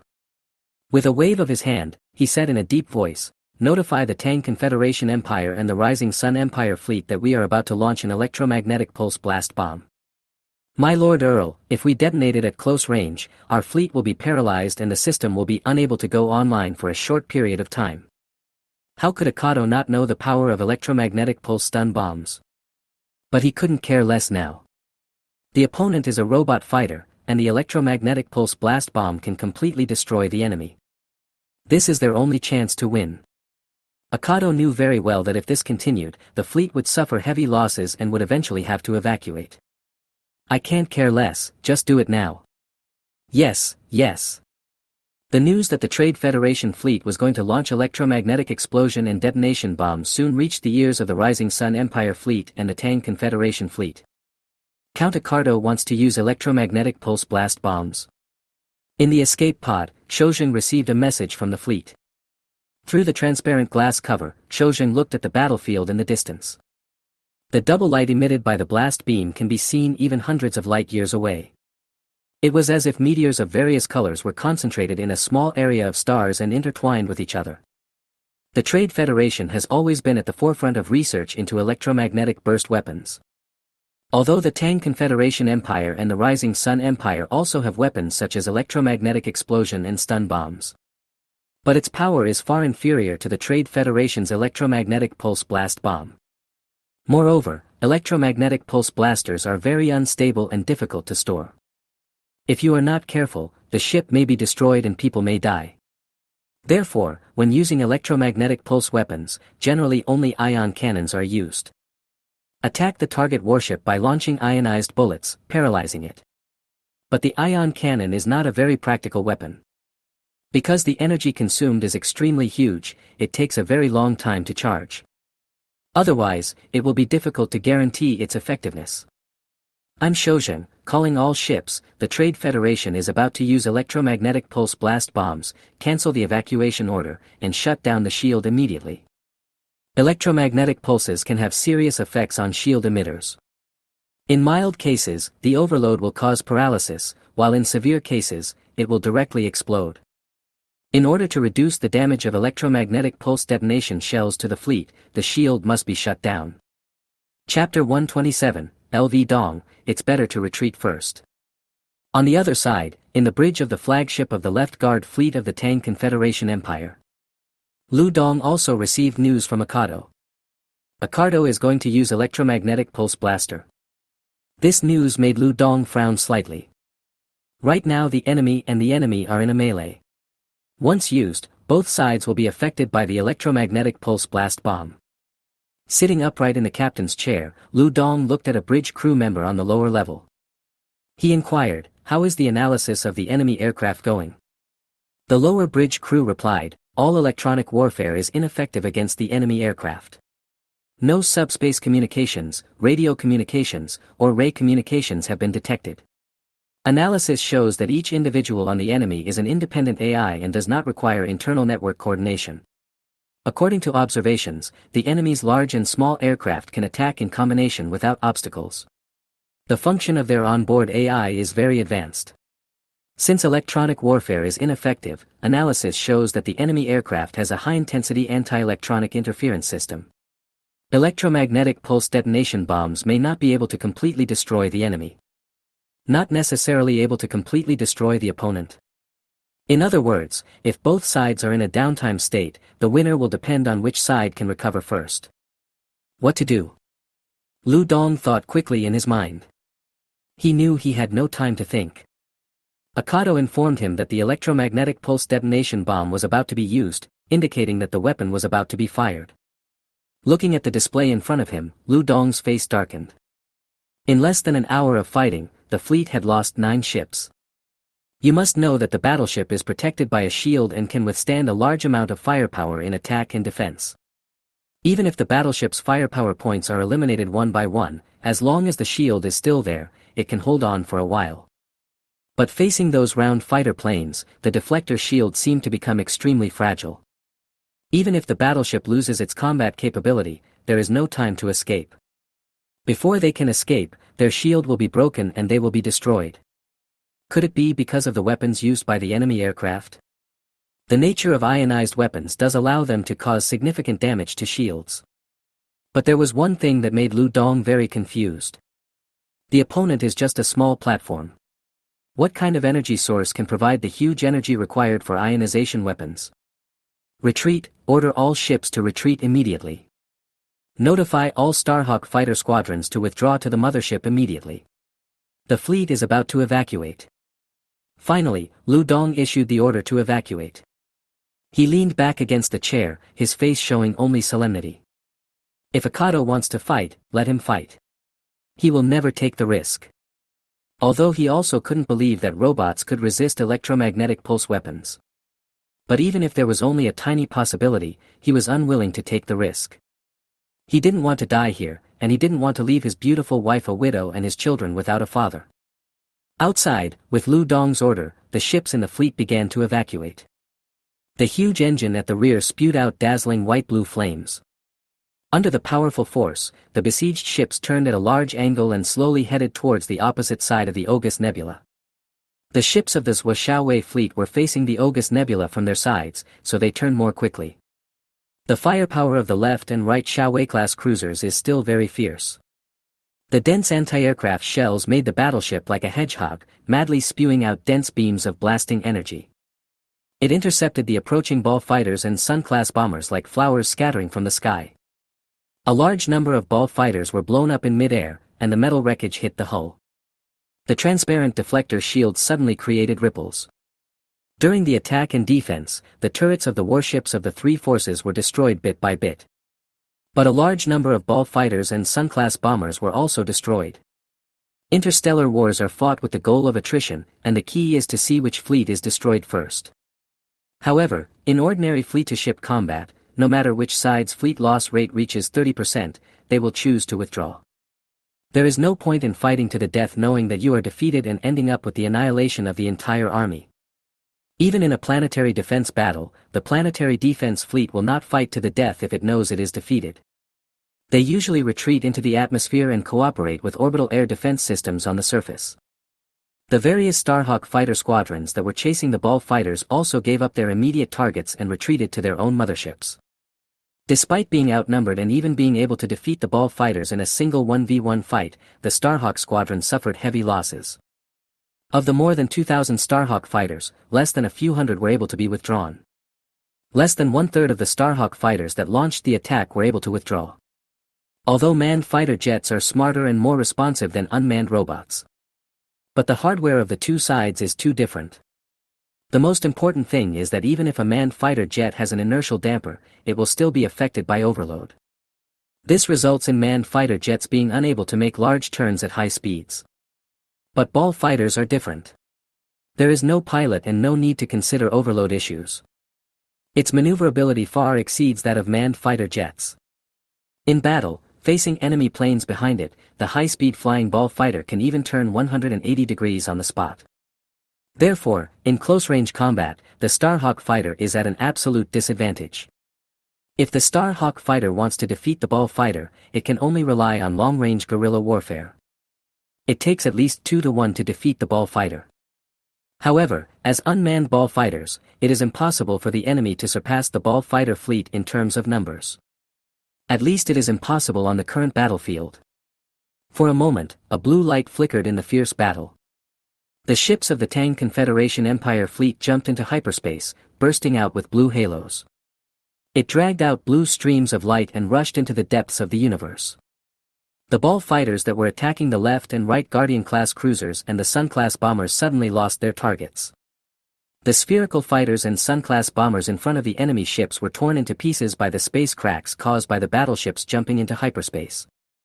Although this approach is also dangerous for warships jumping into hyperspace. However, the shadow mass of the ball fighter and the Sun-class bomber in hyperspace is too small to cause devastating damage to the battleship. However, mass collisions in hyperspace are extremely dangerous.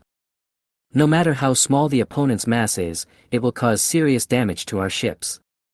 But on the battlefield, there is no time to worry about emergency evacuation. Who withdrew from the battlefield? The Tang Confederation Empire fleet. In the starry sky not far from the battlefield, the life capsule where Shojin was located was floating quietly in the space. Here, far away from the battlefield, survival has consumed all the fuel. Shojin, who had been watching the direction of the battlefield, suddenly discovered that clusters of blue halos had erupted on the battlefield. Blue streaks of light rushed out of the battlefield like a meteor shower. That is a phenomenon caused by the ship entering hyperspace. It was obvious that someone chose to evacuate. The Trade Federation is going to use electromagnetic pulse blast bombs and will definitely not evacuate. The Rising Sun Empire fleet would not withdraw even with his orders. The only one that would evacuate the battlefield would be the Tang Confederation Empire fleet. Chapter 128, Weapons of Suicide. That fellow Lu Dong actually ran away too. Humph, he is just like Shojin, a coward. In the Trade Federation fleet, on the flagship, on the bridge.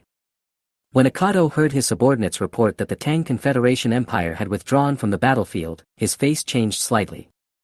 My Lord Earl, the enemy aircraft group attacking the Tang Confederation Empire fleet is rushing towards us. Hearing this, the expression on Akato's face changed, and a hint of hesitation flashed in his eyes. The Tang Confederation Empire fleet has already evacuated.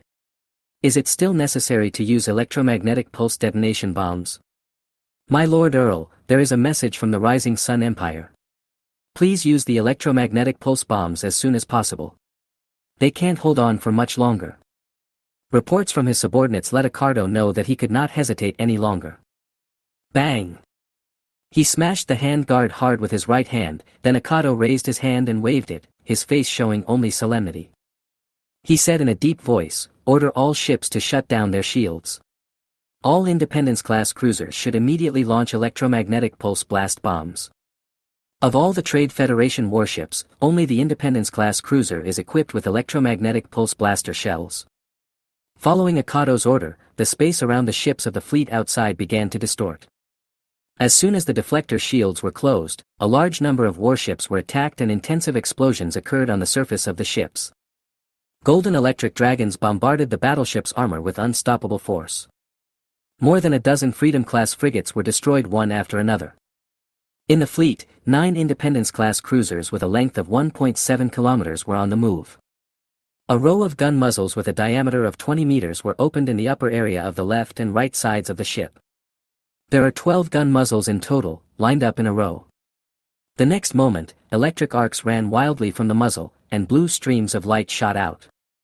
That is not an energy weapon, but a missile wrapped in high-density ionization. Through magnetic acceleration, the missile has a speed that cannot be intercepted. In the Trade Federation's fleet, blue streaks of light swept across the starry sky and rushed towards the entire battlefield. Boom! At that moment, the blue light exploded.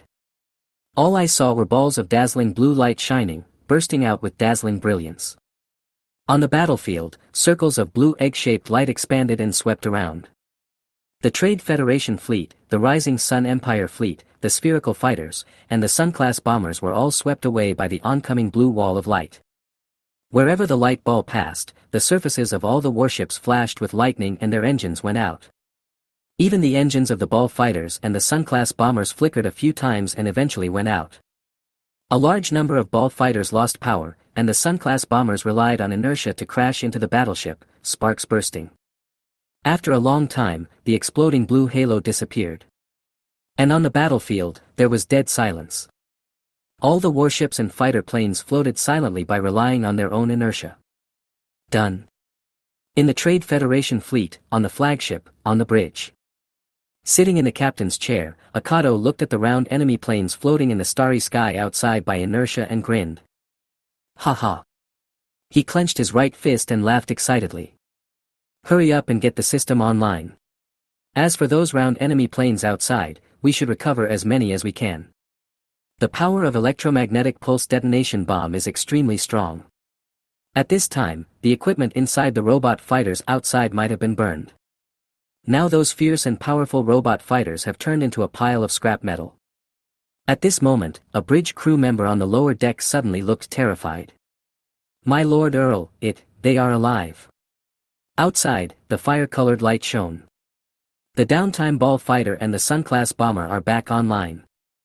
The coil engine emitted a dazzling flame tail. What? How could it be so fast? Akato jumped up in shock, his face full of disbelief. Even if the electronic equipment inside the enemy plane was not burned, it would be impossible to get back online so quickly. If robots were that powerful, they would be able to ignore electronic pulse weapons. Then how could humans achieve the ultimate victory in the Omnic Crisis thousands of years ago? What on earth is going on? Isn't the other party a robot fighter? The expression on Akato's face was one of surprise and doubt. He finally realized that his rash decision would bring him the most serious consequences. It's over. Realizing this, Akato looked horrified. Abandon ship, notify all ships, abandon ship. Akato's terrified voice was heard in the bridge. All systems are offline, and fleet communications have been interrupted. Meanwhile, outside, the ball fighters, which were back online, and the Sun-class bombers pounced on the nearest enemy ship. Suddenly, sunflowers appeared in the space around each ship. It is a combination of a ball fighter and a Sun-class bomber. The spherical fighters were connected together by magnetism around the Sun-class bomber, forming one circle after another. From a distance, they look like sunflowers. The Sun-class bomber in the middle is the most fickle. Golden electric currents flashed, swarming out from the round surface of the ball fighter and gathering at the center of the flower. At that moment, there was a flash of dazzling golden light. Thick golden lightning shot out from the center of the flower. The twisted electric dragon burst out with brilliant light, bombarding the hull and continuing to shine. The battleship's thick armor was instantly torn apart layer by layer, leaving a sea of red flames. The golden electric current flowed outward along the armor and into the interior of the ship. This phenomenon occurs across the battlefield, beautiful yet bloody. Suddenly, balls of brilliant fire burst out from each ship. The hull was torn apart layer by layer, and a large number of crew members were sucked into space with screams. For a moment, flames enveloped the Trade Federation fleet and the Rising Sun Empire fleet. Although communications were interrupted, many captains realized that the situation was hopeless and chose to abandon ship. Densely packed escape pods were ejected from the ship like a swarm of bees leaving their nest. The chemical fuel engine at the tail spewed out dazzling orange flames, pushing the escape capsule into the depths of the universe. For a moment, spots of fiery light appeared on the battlefield. It fled the battlefield like a meteor shower and swept into the depths of the universe. It's over. It's completely over. In the distant starry sky, an escape pod floats quietly in the dark universe. Using inertia, we are moving away from the battlefield little by little. Although we don't know what happened, the Trade Federation fleet's electromagnetic pulse stun bombs don't seem to be that effective. Dense flashes of light erupted in the fleet, which was the light emitted by the fallen warships. What the hell are those things, robots? The expression on Shojing's face was changeable and very ugly. The destruction of the fleet was already certain, and no matter how much he regretted it, it would be of no use. The most important thing now is to find out the identity of the enemy so that we can report to His Majesty the Emperor. But there is one thing Shojing can't understand: if it is a robot, why are electromagnetic pulse detonation bombs ineffective? The war is over, but it is not over. 5 hours later, the battlefield gradually calmed down. All downed warships were destroyed, none survived. Most of the ships destroyed did not suffer structural damage. It just lost most of its functions, but the main structure is still intact. It can be seen how amazing the battleship's defense is. Chapter 129: The victory is decided. Even without a shield, it would be difficult for a battleship to be disintegrated unless it explodes from the inside. Looking at the battlefield outside the Ogus Nebula, in that universe, there are floating wreckages of warships of all sizes. All the warships were in ruins, with large and small torn holes all over the surface of the hulls. Almost all the turrets were destroyed, and the explosion left a huge metal hole in the hull. All the wreckage of the battleships has been captured by the gravity of the blue giant star inside the Ogus Nebula and is being pulled towards the nebula little by little. After decades or hundreds of years, they will disappear into the nebula. The war is over and the winner has been decided. Data world, imaginary space. At the round table, the little Limengs were always there. Split instance number 2, it's finally over. This outcome is within our expectations. Split unit 3, we are not ordinary robots after all. We know the biggest weakness of robots, so how can we ignore it? The first design requirement for all combat weapons in Limeng's hands is that they must be resistant to electromagnetic attacks. Titanium dioxide was developed under this requirement. Although it cannot completely ignore all electromagnetic attacks, it can protect internal electronic equipment from being short-circuited and melted. Rune technology has a certain resistance to electromagnetic attacks. The combination of the two allows the combat weapons in Limeng's hands to fight without being affected even in high-intensity electromagnetic attacks and interference environments.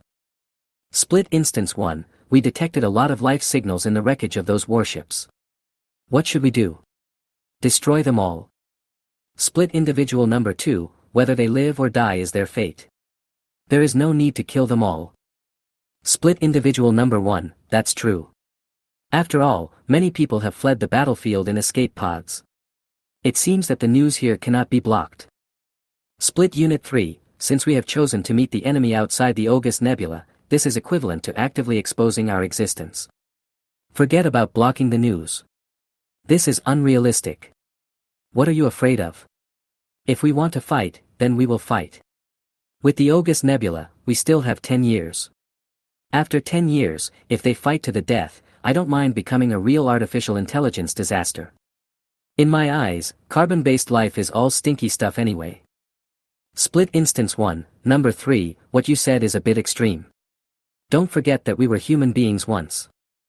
Number 3 leaned back against the seat. He showed disdain on his face and said in a cold voice, "It is because I was once a human that I know how ugly human nature is." Of course, except for Sister Yuhan. Although her desire for control is very strong and even a little pathological, I just like her. At least, there is only each other in our hearts. Maybe that is not love, but just the long-term companionship of family. We are used to each other's presence and each other's company in life. When the day of separation comes, it is hard to accept. At least on that day, Sister Yuhan made the same choice as him. Although the two did not have a good ending, it still makes people feel a little sad. But at least now, that woman is still the only one in his heart. Split individual number 2, human nature is complex. It has an evil side, but it also has a good side. We cannot only look at the evil side. This is unfair. Although there are bad people in this world, there are also good people. Number 3, you are too cynical. Split individual number 1, speaking of Sister Yuhan, I remember that she was the first to disappear in white light. She should be one of the survivors. Split instance number 2, it's been so many years. Even if she was still alive then, she would have died long ago. Split individual number 3, if we can find the body, even if it's just ashes, Sister Yuhan can be resurrected again. Original body, a clone is a clone. Even if the body is exactly the same, it is not Sister Yuhan. This topic ends. You are not allowed to talk about anything related to Sister Yuhan in the future, no matter if it is my deepest wish or not. Although Li Meng wanted to see Sister Yuhan again, he knew that Sister Yuhan was no longer around. In this world, in this era, he is the only one. The main body's words made the little Li Mengs around the round table look at each other in bewilderment. They all knew exactly what the main body was feeling at the moment. Although they are independent individuals, they are also one. Split instance number 1, okay, let's talk about the follow-up of this war. Number 1 spoke up and turned away the microphone, bringing the atmosphere back to the discussion. Split individual number 2, there is nothing to discuss. The war is over. As for the follow-up, we can only passively respond to changes in the situation. Split individual number 3, our power is limited now. We cannot take the initiative to attack for at least 10 years. Split individual number 1, take the initiative to attack. There is no need for that now. Apart from the Rising Sun Empire, we have no desire for war against the Tang Confederation Empire and the Trade Alliance. We should focus on defense against these two forces. If we hurt them, they will not come to cause trouble again. Split number 3, number 1, you are too confident. Although I like war and want to eliminate all those who are unpleasant to my eyes, you should not underestimate the Tang Confederation Empire and the Trade Union. If these two forces really start a war against us, we will have no choice but to flee. Don't think that we can sit back and relax with the August Nebula. Don't forget that the August Nebula has the potential to form stars. Although it is troublesome to ignite the nebula, it is not impossible with the existing technology of the Galactic Federation. Split individual number 1, what's the point of igniting the nebula? Instead, it will completely turn the star system inside into an isolated place. Besides, even if the August Nebula is ignited, it will not stop us from getting out. Instead, it will completely destroy the only route into the August Nebula. Split number 2, number 1 is right and number 3 is also right. We are the passive party now, and the active parties are the Trade Union, the Rising Sun Empire, and the Tang Confederation Empire. After the war is over, how these three forces will react is unknown. Now we can only take one step at a time, not to cause trouble, but not to be afraid of it either. Main body, respond to all changes with the same attitude, prepare for battle, wait for the enemy, adjourn. Finally, the main body spoke up to end the discussion. At the same time, in the dark universe far away from the August Nebula, Lu Dong did not lead the fleet back to the Liang star, but jumped out of the hyperspace in the universe far away from the battlefield. In the dark universe, a fleet was floating quietly. Sir, we have received a large number of distress signals. According to the observations of optical equipment, the Trade Federation fleet and the Rising Sun Empire fleet have been completely destroyed. No enemy aircraft were observed on the battlefield. They must have retreated to the August Nebula. In the fleet, on the flagship, on the bridge. After receiving the report from his subordinates, Lu Dong showed a look of relief. Fortunately, his choice was right and he evacuated the battlefield early. Otherwise, the fleet under his command would follow in the footsteps of the Trade Alliance and the Rising Sun Empire fleets. Chapter 130 left Prime Minister Lu Ren. Sir, should we respond to those distress signals? Faced with his subordinates' questions, Lu Dong did not hesitate. He nodded and said, send 7 warships to rescue the survivors. After all, the fleets of the three forces were nominally acting together. It was wrong for him to lead the fleet to escape. If he ran away like this, his reputation and the prestige of the Tang Confederation Empire would be affected. But if we go back to rescue, the meaning will be completely different. As it turned out, his decision was right. If it is right, then it is not running away. Instead, he remained calm in the face of danger and made the right choice, which enabled him to rescue the survivors. In this case, Shoujun and Akado had nothing to say. After all, if the fleet of the Tang Confederation Empire had not survived, 90% of the survivors in the escape pods would have met with tragic consequences. The universe outside the August Nebula is too remote, and no spacecraft would pass by here. Even if a distress signal was received, with so many distress signals, a passing spaceship might not dare to come. The final outcome for the survivors would be to be trapped in the escape pod and die from oxygen depletion. As Lu Dong's rescue order was issued, outside, in the dark universe, the engines at the rear of about 9 Vigilante-class cruisers emitted dazzling white-blue flames. Under the powerful thrust, the battleship slowly turned and headed towards the battlefield. After a moment, there was a dazzling blue light flashing. 9 warships disappeared one after another and jumped into hyperspace. It dragged out blue streams of light and rushed into the depths of the universe. A few seconds later, in the universe about 0.03 astronomical units away from the battlefield, the rescue ship jumped out of hyperspace. As the gate of the hangar opened, one Kunpeng-class assault gunboat after another rushed out of the airtight shield. They locked onto the distress signal and rescued the survivors who were wandering in the escape pod in outer space. The standard equipment used by the Galactic Federation is all designed and manufactured by the Tang Confederation Empire. It was not that the Tang Confederation Empire used the standard equipment of the Galactic Federation, but that the Galactic Federation used the standard equipment of the Tang Confederation Empire. This leads to a very interesting scene. The Galactic Federation is using the standard equipment of the Tang Confederation Empire to fight against the Independent Planets Alliance. However, the Alliance of Independent Planets is using the standard equipment of the Trade Federation to fight. This resulted in the warring parties being unable to directly attack each other's industrial bases. An interstellar war has also turned into a war of attrition, and it all depends on which side's economy collapses first. The Galactic Federation is backed by thousands of non-human races. The forces behind the Alliance of Independent Planets are much more complicated. There are certainly no non-human races who support it. The Alliance of Independent Planets is, after all, an extremely xenophobic organization. Its Declaration of Independence declared that it would allow mankind to rise again and eliminate all obstacles that hindered mankind's rise. As to how many human forces support the Alliance of Independent Planets, that remains a mystery. In the following period, the Tang Confederation Empire fleet carried out intensive rescue work. It took several days to clear out all the escape pods in the star field near the battlefield. As for whether there is an escape pod that has not been found, there must be one. As for those unlucky ones, we can only let them fend for themselves. On the fifth day, the unmanned fighter jets of unknown forces did not appear on the battlefield again. The warship responsible for the rescue work returned to the battlefield again. How miserable. Amidst a pile of metal wreckage, a Zhuo-class cruiser was slowly sailing forward. The wreckage of the warship that could not escape hit the hull and was bounced off by the deflector shield, creating ripples. The bridge was very quiet, and everyone was looking at the space outside with fear on their faces. Just in front of the window, several corpses slowly floated by. They opened their mouths wide and seemed to be struggling to breathe. His face was gray, as if he was frozen.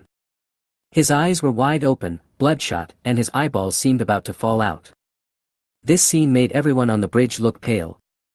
If the Judici had not issued the order to evacuate, their fate would probably not be much better than the corpses outside. A distress signal has been received. A large number of life forms have been detected in the wreckage of the battleship. After all, a battleship is a large platform, and there will be survivors even if it is severely damaged.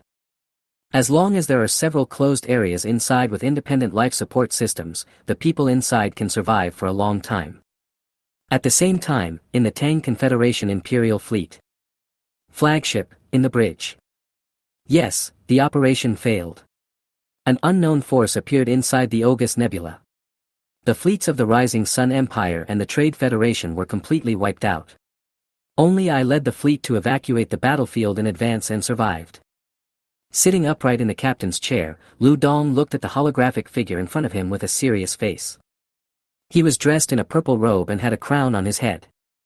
He is not young, around 50 years old. His face bears traces of time and is full of vicissitudes. Although his face was expressionless, he gave people an invisible pressure. He was the left Prime Minister Lu Ren, the head of the left wing of the cabinet, and in charge of the Ministry of War. The report from Lu Dong made him frown slightly, and a hint of surprise flashed in his eyes. The three-party joint fleet is so powerful this time, how could it be that the fleets of two forces were completely destroyed? In interstellar warfare, it is very difficult for a total army to be wiped out in ship-to-ship combat. Because the battleship is a large platform, it can escape from the battlefield at any time by jumping into hyperspace. Although jump interference devices can block an area of star field and prohibit enemy ships from jumping out of the battlefield. But on the battlefield, the survival rate of electronic warfare special ships is extremely low. Due to the requirements of various equipment, electronic warfare special ships are unable to activate their shields. Without the protection of a shield, the electronic warfare special ship can be easily destroyed by concentrated fire. Even if the electronic warfare special ship is surrounded by warships, it can be protected from being destroyed by enemy ships. However, electronic warfare special ships are also powerless against carrier-based aircraft. It only takes one carrier-based aircraft to penetrate the defense line to paralyze the electronic warfare special ship. Therefore, in interstellar wars, the appearance rate of electronic warfare special ships is very low.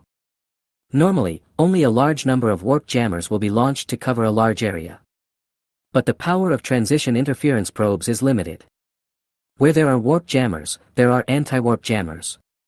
The new generation of warships are equipped with anti-warp jammers, which are almost unaffected by low-power warp jammer probes. Lu Ren found it hard to imagine how the Trade Union fleet and the Rising Sun Empire fleet were completely annihilated. Lu Dong's explanation helped him solve the problem. The robot fighters used by the enemy we fought this time were very powerful and could launch extremely powerful fusion missiles and ionized lightning weapons. Count Ricardo of the Trade Union believed that electromagnetic pulse detonation bombs could effectively kill the enemy's robot fighters, and used electromagnetic pulse detonation bombs without hesitation. As a result, all the warships of the fleets of both forces were shut down and all systems were offline, while the enemy's robot fighters were not greatly affected. Although they were down for a short time, they were quickly back online. In this case, facing the attack of the enemy fleet, the fleets of both forces with all systems offline became targets of the enemy and were destroyed one by one. Chapter 131 Nanoactive Metals. What happened is not complicated, it is very simple and clear.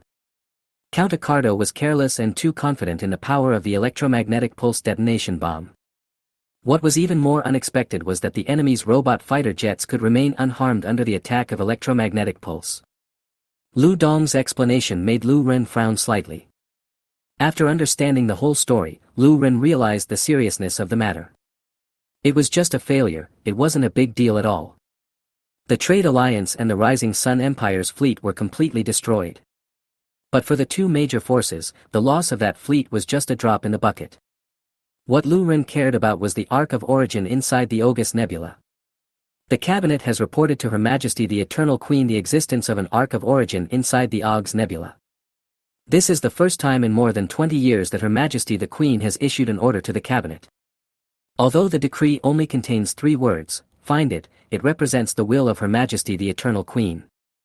As always, Her Majesty the Eternal Queen still cares so much about the arc of origin. He said in a deep voice, "The origin arc must be found, Lord Lu Dong, you should know what that means to our great Tang Confederation Empire. This is national policy and the most noble will of Her Majesty the Eternal Queen. We must find the origin arc at any cost. You must return to Liang Star immediately and wait for orders. Your term of office will be extended indefinitely until the origin arc is found. The Ministry of War will dispatch the Left Guard fleet to Liang Star and you will be in charge of the unified command. Lord Lu Dong, this time, you must ensure that nothing goes wrong." What the left Prime Minister said was not beyond Lu Dong's expectations. This wasn't going to end like this, he knew that from the beginning. Lu Dong said with a serious face, "I understand. Although the unknown forces are strong, they are not invincible. This time, we were just not well prepared.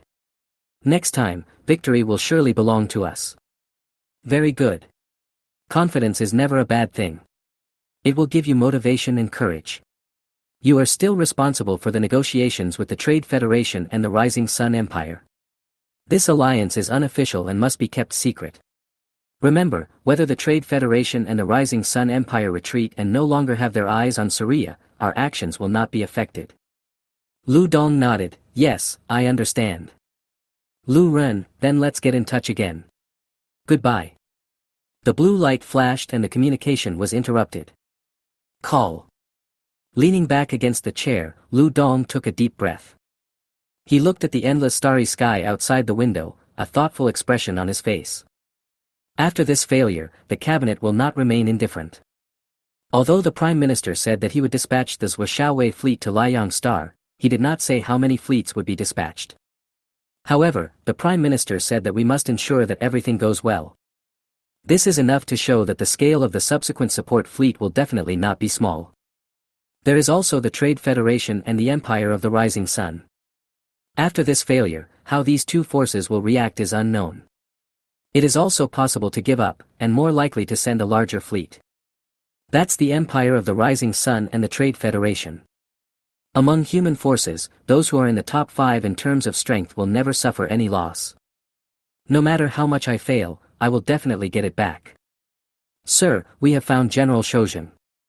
At this moment, the lower bridge crew suddenly reported. This made Lu Dong's expression slightly changed, and he asked, "Have you found Count Ricardo?" "No news yet. Count Ricardo is not on the rescued list." Hearing this, a hint of disappointment flashed across Lu Dong's eyes. If General Shozhen and Count Ricardo were both alive, subsequent negotiations would be much easier. Don't die. In order for the future alliance to continue, Lu Dong could only pray in his heart. August Nebula, Cilia Star. In the Grey-Gold Nebula, the planet Cilia is still rushing forward. It will take more than a month for it to break out of the August Nebula and return to the embrace of the blue giant star. There is a huge cylindrical space inside the planet. A platinum-colored metal ball with a diameter of 50 meters was floating in the space. It is very bright on the surface, and although it gathers light, it does not reflect it. From a distance, the surface of the sphere seems to be covered with a layer of fluorescence. It is the superintelligent core, the real body of Li Meng. Forget it. If we really want to drag the wreckage of the warships back for smelting, it will take at least 5 years on the way. The minerals on the planet Cilia are not complete, and many of them are relatively scarce. Therefore, Li Meng set his sights on the wreckage of warships on the battlefield outside the August Nebula. That's hundreds of warships. If we tow them all back, we can salvage a lot of raw materials. But after calculating the time required, Li Meng gave up. If the fighter planes were to push the wreckage of the warships back, it would take at least 5 years. If a garbage ship specifically for recycling garbage is built, it will take several years to prepare. After repeated consideration, Li Meng gave up the idea of picking up scraps. The Voyager Ark is about to be launched, so there is no need to waste time just to recover those raw materials. After all, the Voyager Ark is omnipotent, and mining is naturally no problem for it. The traction device it is equipped with can not only absorb stellar energy, but also serve as a gravitational weapon.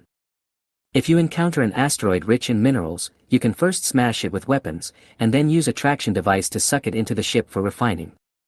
If the target object is a massive planet, a Voyager-class Ark ship docked in orbit can directly use its traction device to tear the Earth apart.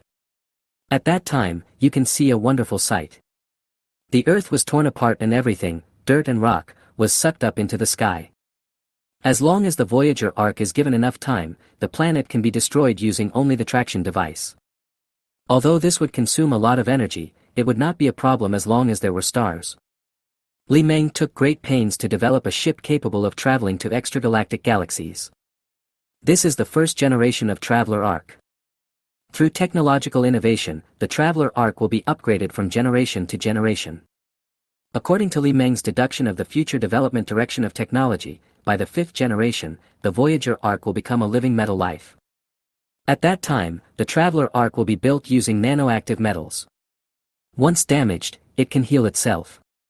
The STC Universal Factory on the ship will also be completely eliminated.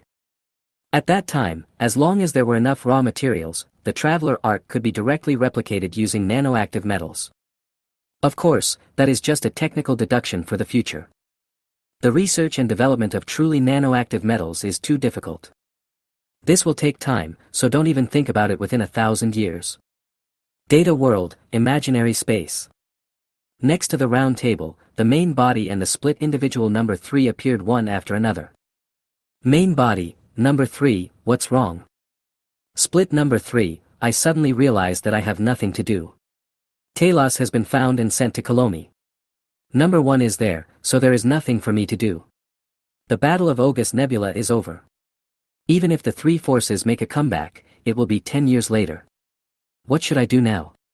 Don't leave me idle here. You don't want to be too bored. Chapter 132 I won't fail. Number 1 is on the planet Colomi, cultivating his body. Every day is repetitive, doing the same things, which is very boring. Number 2 is with the little girl and will soon meet up with number 1 at the Colomi star. There was little to do before the defense of Colomi began. Main body, let's continue to look for Awfully. With the resources we have now, it won't be a problem to find some clues Awfully left behind when she escaped. No matter what, we have to find her. Awfully escaped from Fitch Spink's control on a spaceship. Wherever Awfully goes, the spaceship will leave a trail. If it were someone else, this might be difficult. But Li Meng is an intelligent AI that can hack into the local tower's information database. The tower information database records the takeoff and landing information of all spacecraft. As long as we find the spaceship that Awfully is driving, we can capture Awfully's trace. Split instance number 3, well, it looks like we have to go to Eric Planet again. In the Golden Nebula, countless golden ionized lightning bombarded the planet Cilia. Due to the existence of the planet Cilia, the originally relatively calm nebula seemed to be enraged. The light from the golden lightning bursts flickered in the nebula. Facing the bombardment of ionized lightning, Cilia ignored it and continued to rush forward. A large number of small celestial bodies floating in the nebula were captured by the gravity of the star Cilia. Amid the dense golden lightning that bombarded the planet, there were also small celestial bodies falling from the sky. In the northern hemisphere, on the Earth, a huge gate slowly opened. A Sun Chaser-class carrier-based vessel then rushed out of the gate and soared into the sky. The nebula outside the planet seemed to be sending down thick streaks of ionized lightning in order to welcome the spacecraft as it fought for the gravitational pull of Cilia. Golden lightning struck the platinum-colored warship, and electric current suddenly ran rampant on the surface of the ship. Facing the lightning in the sky, the battleship continued to accelerate. The linear engine at the rear spewed out a tail flame hundreds of meters long. With powerful power and the assistance of anti-gravity device, the battleship rushed into the universe like a rocket soaring into the sky. Eventually, it succeeded and escaped the planet's gravity. Then it rushed into the golden nebula and disappeared without a trace. Only golden light flickered in the nebula and quickly faded away. 02181 Star Zone, Colomi Star. The starry sky is vast, dark, cold, and dead silent. The star Colomi floats quietly in the dark universe like a sapphire. Compared to the previous tranquility, the undisturbed days on the planet Colomi are gone forever. Since a month ago, a large number of federal garrison fleets have arrived in Colomi. Although each garrison fleet only has 7 Victory-class cruisers, their number is too large. All garrison fleets in nearby star regions were transferred to Colomi. In less than a month, nearly 100 warships were parked in the orbit of Colomi. Looking towards the planet's orbit, a number of garrison fleets are floating in the stationary orbit of the star Colomi. Below the fleet is the Colomi People's Offshore Factory. At the offshore factory, in the Prime Minister's office. Lord Osvid, we have an agreement. You cannot do this. If you insist on attacking Colomi, we will stop providing technical support to the Independent Planets Alliance. In this war, we will not take sides. We are neutral. Sitting upright in the chair behind his desk, Prime Minister Bunnier looked down at the holographic portrait on the desk. He was dressed in a black robe and his face could not be seen clearly under the hood. Since the arrival of the garrison fleets from various star regions a month ago, Bunal has learned a piece of news that makes him feel incredible.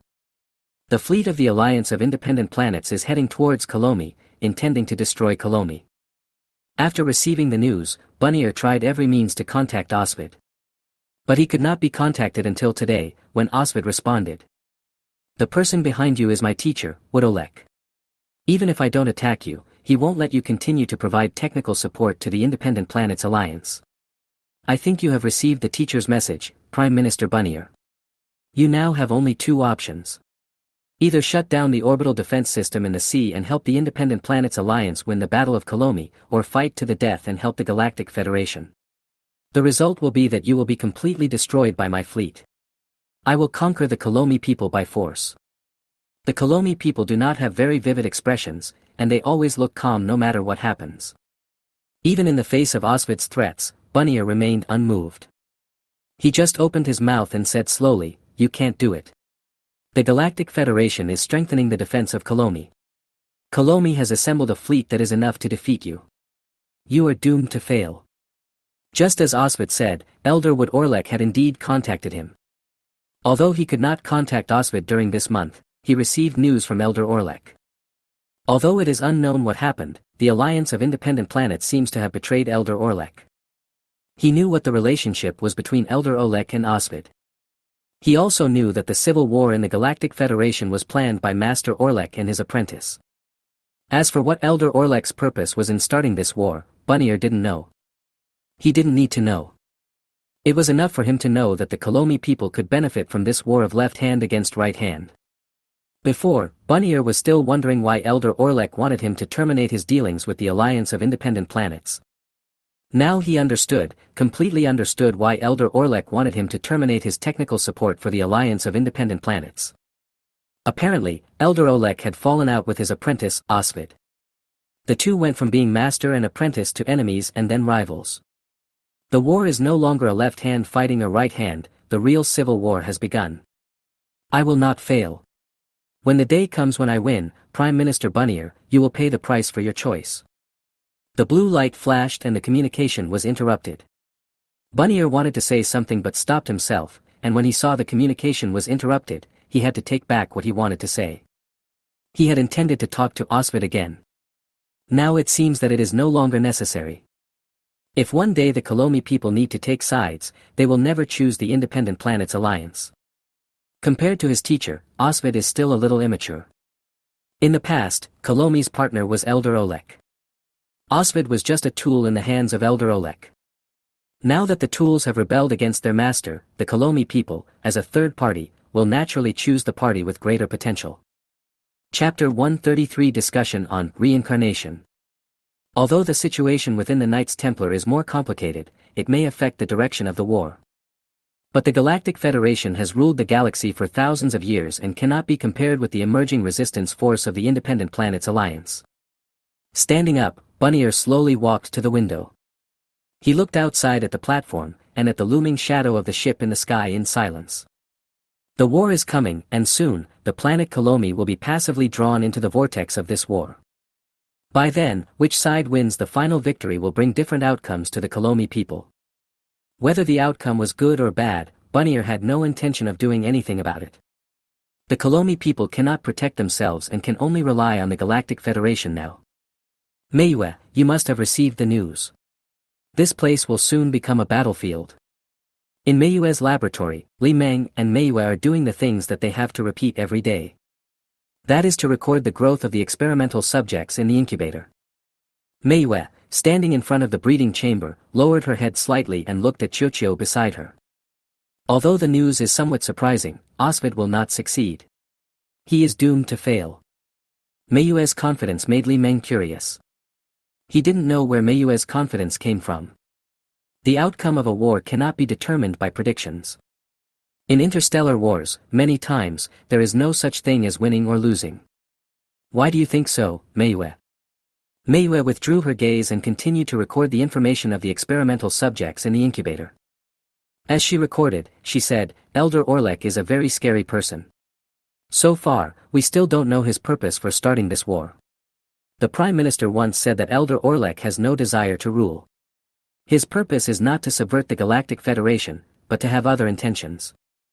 This was originally a secret that could not be told. On the surface, the Kalomi people are cooperating with the Galactic Federation, not Elder Orlek. But Chocho already knew all the secrets about the Kalomi people. Therefore, Manhwa had already realized one thing. That is, in front of Chocho, the Kalomi people have no secrets at all. Chocho had already known about the cooperation between the Kalomi people and the Independent Planet Alliance. Since Chocho knows everything, there is nothing to worry about. Any other intentions? Looking at the experimental subjects in the breeding chamber, Li Meng began to have wild thoughts in his mind. If everything Elder Orlek did was not to subvert the Galactic Federation, then what was it for? To give the Knights Templar more power? No, that shouldn't be possible. According to various information, the factional fighting within the Knights Templar is very fierce. Although the disputes have stopped due to the war, they are now facing the outside world together. But if factional issues are not resolved, more problems will arise. Once the Knights Templar are given more power, it will be a time bomb for the Galactic Federation. It might explode at any time and drag the Galactic Federation into a civil war. Data World, Imaginary Space. At the round table, all the little Li Mengs appeared one after another due to the message from the Split Individual Number 1. Split Individual Number 1, Master and Disciple Olek have fallen out. This war is no longer a war of left hand against right hand. Future wars will be more intense and will be fought at all costs. The scale of war will never be as small as it is now. I have an idea. Split Instance 2, Contact with Elder Orlek. Split Individual Number 1, yes, I am very curious about the ultimate purpose of Elder Orlek doing all this. If he was the one who supported the Independent Planets Alliance, then he had been doing this hundreds of years ago. He is a human being, and he should not have such a long lifespan. How did he do it? Split Individual Number 3, I don't think we should take things too complicated. Maybe he just inherited his teacher's legacy. Split Individual Number 1, yes, that is very possible, but we all know who his teacher is. That person would never do something that violates the teachings of the temple. Moreover, that person only brought Elder Orlek into the gate of the temple, and did not teach Elder Orlek too much. The possibility of inheriting the teacher's legacy is very small. Split instance number 2, could it be related to the reincarnation of the Templar's spirit? Split individual number 3, I don't believe in reincarnation, and there is no relevant record in the noetic domain database. Split individual number 1, I don't believe it either. In my opinion, the so-called reincarnation of the heroic spirits of the Knights Templar should be similar to the possession of the souls of the Dark Knights. The only difference is that the former directly possesses the bodies of babies, making themselves look like reincarnations. The Knights Templar represent light and justice, and there cannot be any stain.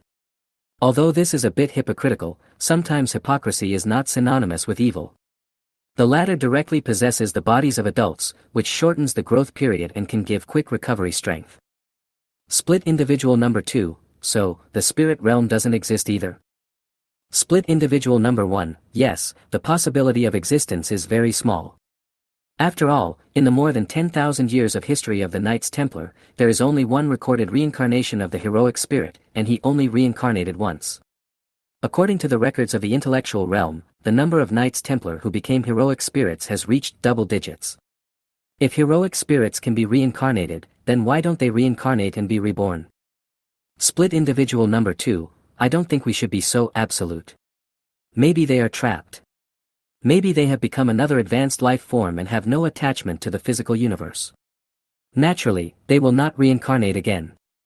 Main body, whether the spirit realm exists or not, whether reincarnation and rebirth exist or not, only when we control the spirit power can we find out. The vast universe is full of secrets, and nothing is impossible. Don't say it is impossible before there is evidence to deny the existence of something. Although the little Limangs are all skeptical about reincarnation, they have different attitudes towards this matter. Some people believe it a little, but not completely. There are those who believe it completely and are willing to believe it. Some people are willing to believe it, but they need evidence to truly believe it. Little Limang's mentality is actually the mentality of Limang himself. Because Limang is skeptical but willing to believe in reincarnation. There is also a curiosity, which prompts the little Limangs to have a different mindset. Split number 1, we must speed up the research on psychic energy. We can put aside the search for the solar system for now. It doesn't matter if we do it a few years later. We have plenty of time. After the first Traveler arc is launched, we will have number 4 go to Leo and uproot the Dark Temple and send it to Cilia for research. Chapter 134 Financial Issues. Split Instance 2, is this really a good idea? That place is where the salons thrive. Split number 3, number 2, when did you become so saintly? Salons are not native to Leo. Without the underground space, they will find new places to reproduce. Besides, even if they are destroyed, so what? I can't give up the most important thing for salons. Let alone salons, even if the entire ecosystem of Leo is destroyed, I won't care too much. Split Instance 1, sometimes it's okay to be a saint, but not in this case. Split Instance number 2, I just think it's a pity to destroy that underground space. Main body, let's do it this way. Now, let's discuss the upcoming battle on the planet Kolomi. Split individual number 1, it's hard to say who will win or lose. We don't know the size of the Independent Planet Alliance fleet. Moreover, the outcome of the war is full of uncertainties. No one can guarantee absolute victory. Split Instance 2, so how far do we want to go? Split Instance number 3, if I behave too abnormally, the Knights Templar will probably notice something wrong. Split individual number 1, even if the Knights Templar find some problems, they will only cause trouble for us after the war. We can talk about the future later. What we need to do now is to help the side we hope to win. Split individual number 2, we have nothing in common with the Independent Planets Alliance. Of course, we will only help the Galactic Federation. Split individual number 3, if you want to do it, then do it with all your strength. Show yourself with all your strength and let the Galactic Federation recognize our value. If we can obtain the position of Global Commander, even if it is temporary, and use the Galactic Federation's information network, we will be able to fully understand the Milky Way in this era. One of the purposes of the split individuals leaving the planet Syria is to obtain new technology from the outside world. The next step is to collect intelligence on the current era of the Milky Way. Over the past 5 years, the harvest from the split individuals has been quite rich. Use your identity as a bounty hunter to learn about the situation in the galaxy. Find ways to acquire new technologies while completing commission tasks. It can be said that they rob and steal wherever they go. Except for some cutting-edge technologies, there is no generation gap between Li Meng and the Galactic Federation in terms of technology. Moreover, the cutting-edge technologies of the Galactic Federation are far from cutting-edge to Li Meng. Truly cutting-edge technology is the kind that even if you get the physical object and disassemble it, you still can't figure out the workings. Rather than the kind of technology that can be copied just by Li Meng taking a look at it. Split individual number 1, if we want to get the position of global commander, we must get the support of Elder Orlek. Main body, leave the contact with Elder Orlek to me, you just need to do your own thing. Split instance 2, then there is nothing to discuss. Let's adjourn. Split instance number 3, second. Split instance number 1, second. Main body, adjourn. Inner ring star field. The capital star of the Galactic Federation, New Shidong. 4 years have passed since the Alliance of Independent Planets declared independence. The war between the Galactic Federation and the Alliance of Independent Planets also lasted for 3 years. After the war broke out, Xingxidong also declared martial law. As the rear base and the capital star of the Galactic Federation, New Shidong has the largest garrison fleet. A total of 1,200 Victory-class cruisers are stationed in Xingxidong. A garrison fleet of 120 troops, spread out across the orbit of New Shidong. At a glance, no matter in which direction, more than a dozen garrison fleets can be seen in the planet's orbit. Even when martial law was imposed in Xingxidong, it did not terminate its role as the political center of the capital of the Galactic Federation. Every day, there are still hundreds of thousands of spaceships from various star fields and star regions entering and leaving Xingxidong. In the temple, in the Great Hall of the Council of Elders. The Knights Templar value simplicity, which can be seen from their clothing. Regardless of one's position in the order of the Knights Templar, they all wear grey robes. If this outfit were seen outside, it would not be much better than a beggar's. It is called the Great Hall of the Council of Elders, but it is actually just a larger meeting room. There was no huge and magnificent space. In the meeting room, the 7 elders sat in their seats forming a circle. Everyone can see and hear each other. This war must end as soon as possible, otherwise, the Galactic Federation's finances will be in big trouble. Now is not the time to discuss financial issues. The outcome of the war is the most important thing. Yes, no matter how great the financial pressure is, it is only a temporary difficulty. But if we lose this war, the Galactic Federation will surely fall apart. If any of you here pass away one day, how will you face the ancestors who established the Galactic Federation? In the meeting room, the 7 people discussed financial issues again. This is not the first time this has been discussed, and the topic of finance has been going on for more than half a month. But the problem has never been solved. We discuss it every day, but no results are achieved. Among the 7 people, 3 are humans and 4 are alien races. The 3 humans are Elder Wood Orlek, Elder Kit Abel, Elder Tenad Maggie. The alien races are the Kolan people and the Bull Elders, who have blue skin and an octopus-like head. Elder Benson of the Longbeard tribe is a big guy with long hair all over his body, just like a gorilla. His chair is also gigantic. Elder Alma of the Kalay people has light green skin, rabbit-like ears, and a good figure.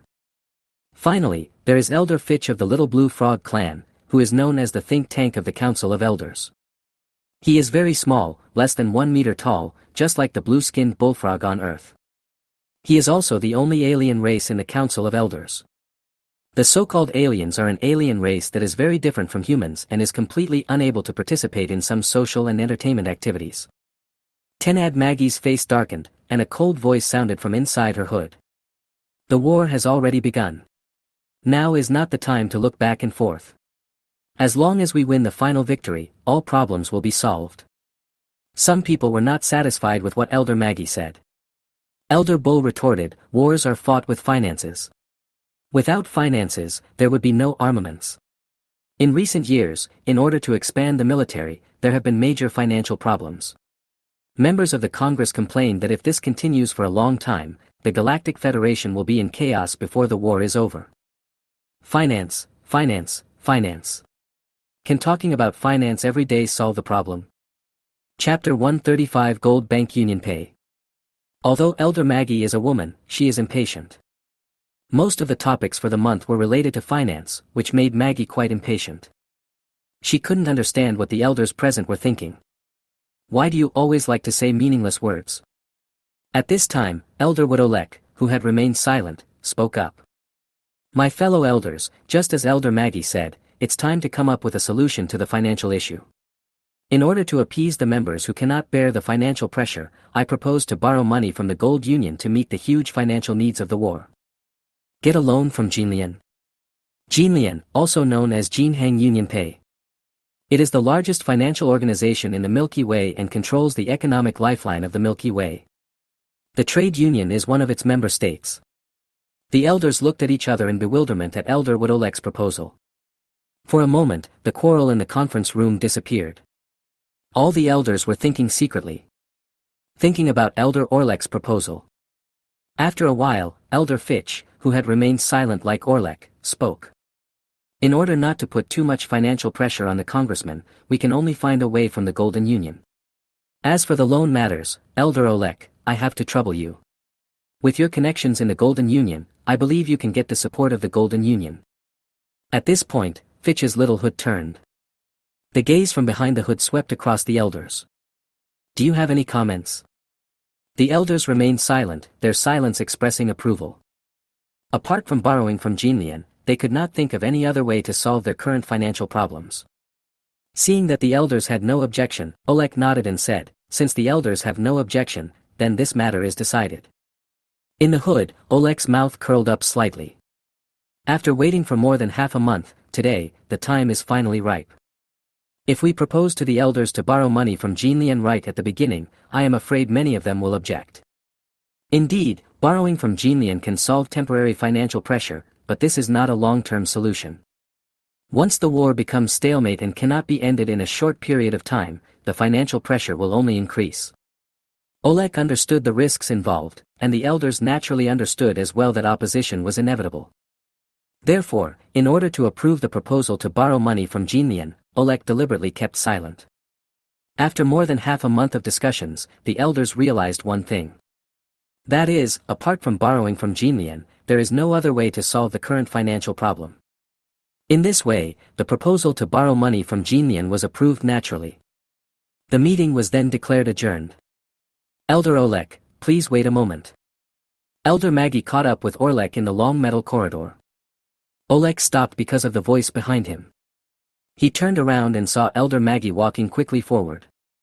Inside the hoods, the two exchanged glances and continued walking side by side in the corridor. Elder Orlek, now that the battle on Kolomi is imminent, Osvid may appear. This is an opportunity to arrest Osvid. This traitor has caused great harm to the Knights Templar. He must be severely punished. Elder Orlek, let me go. From within the hood, Maggie's cold voice was filled with hatred. If you are an ordinary person, it is normal to have drastic emotional fluctuations. But you have to know that Maggie is a Templar, she shouldn't have too drastic emotional fluctuations. Elder Maggie, I know your beloved disciple died at the hands of Osvid, and this is something you will never forget. I am also very sorry for what happened to you. As Osvid's teacher, I also have an unshirkable responsibility. But, Elder Maggie, I'm sorry, I can't let you go. Why? Why can't I go? Maggie couldn't understand why Elder Orlek would stop her from arresting Osvid. Maggie's voice sounded even more excited because of her confusion and bewilderment. Glancing down at Elder Maggie beside him, Orlek's deep voice sounded from the hood again. Elder Maggie, your current condition is not suitable for going out on a mission. You must calm down. Maggie was stunned by Olek's words and stopped moving forward. Maggie stared at Elder Orlek's departing back in silence. She was well aware of the teachings of the Templar Order and knew that she should not fall into the abyss of hatred. But the Knights Templar are also human beings, with emotions, love and hate. Sometimes temple doctrine doesn't work so well. Otherwise, there wouldn't be so many disputes within the Knights Templar. Elder Olek, all I want is a result. Osvid must be punished. He will, I promise you. Oleg didn't look back. He just said this and walked away. In the corridor, Oleg walked slowly. Inside the hood, the corners of his slightly old face curled up slightly, revealing an evil smile. It's good to have hatred. Hatred for Osvid will make Maggie fall into the abyss of hatred. She will never be free. One day, she will fall into the dark side because of hatred. When that day came, Maggie would be his. She will submit to the most powerful Dark Lord. He was looking forward to that day and was looking forward to it. Afterwards, Oleg returned to his room. As the elder's room, the space is quite large. Although it is not luxurious, it has everything you need. In the living room, Oleg took off his grey robe. As the grey robe fell off, underneath it was a simple white long gown. Oleg's slightly aged body makes him look like an ordinary old man. Although he looked a little old, his steps were firm and powerful, and he didn't look like an old man at all. He came to the window and looked at the city scenery outside. Standing high and seeing far, you can have a panoramic view of a large city block. Looking at everything in front of him, Oleg stretched out his right hand. He spread his fingers as if trying to grab something. The expression on his face was a little dazed, but at that moment, the expression on his face became firm. A deep voice came out of his mouth. Just wait, one day, psychic energy will be liberated and the spirit of the void will descend.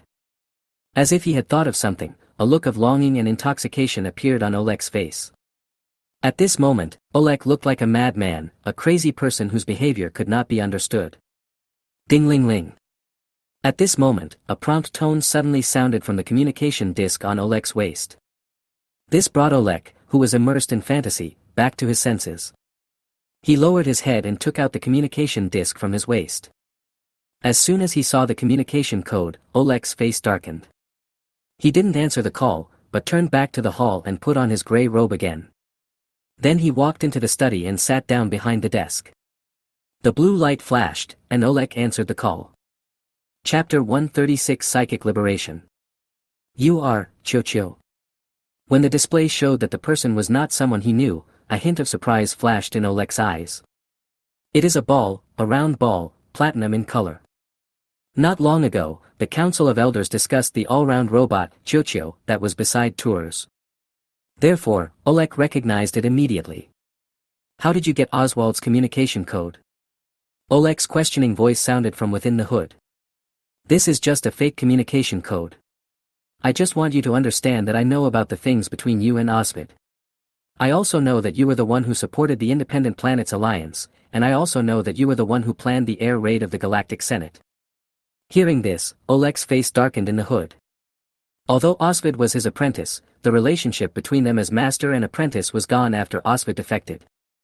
Of course, at least that's how it seems to outsiders. No one knew that he and Osvid still maintained a master-disciple relationship. Not as a Templar, but as a Dark Lord. Moreover, no one except Osvid knew that he supported the Alliance of Independent Planets. Because he had never personally intervened in matters concerning the Independent Planets Alliance. They all send trustworthy people to do things for them. But now, a robot came to him and said it knew everything. Did Toz ask you to come? What's his purpose? Cho-Cho is Tours' robot, and Oleg thought that it was Tours who asked Cho-Cho to contact him.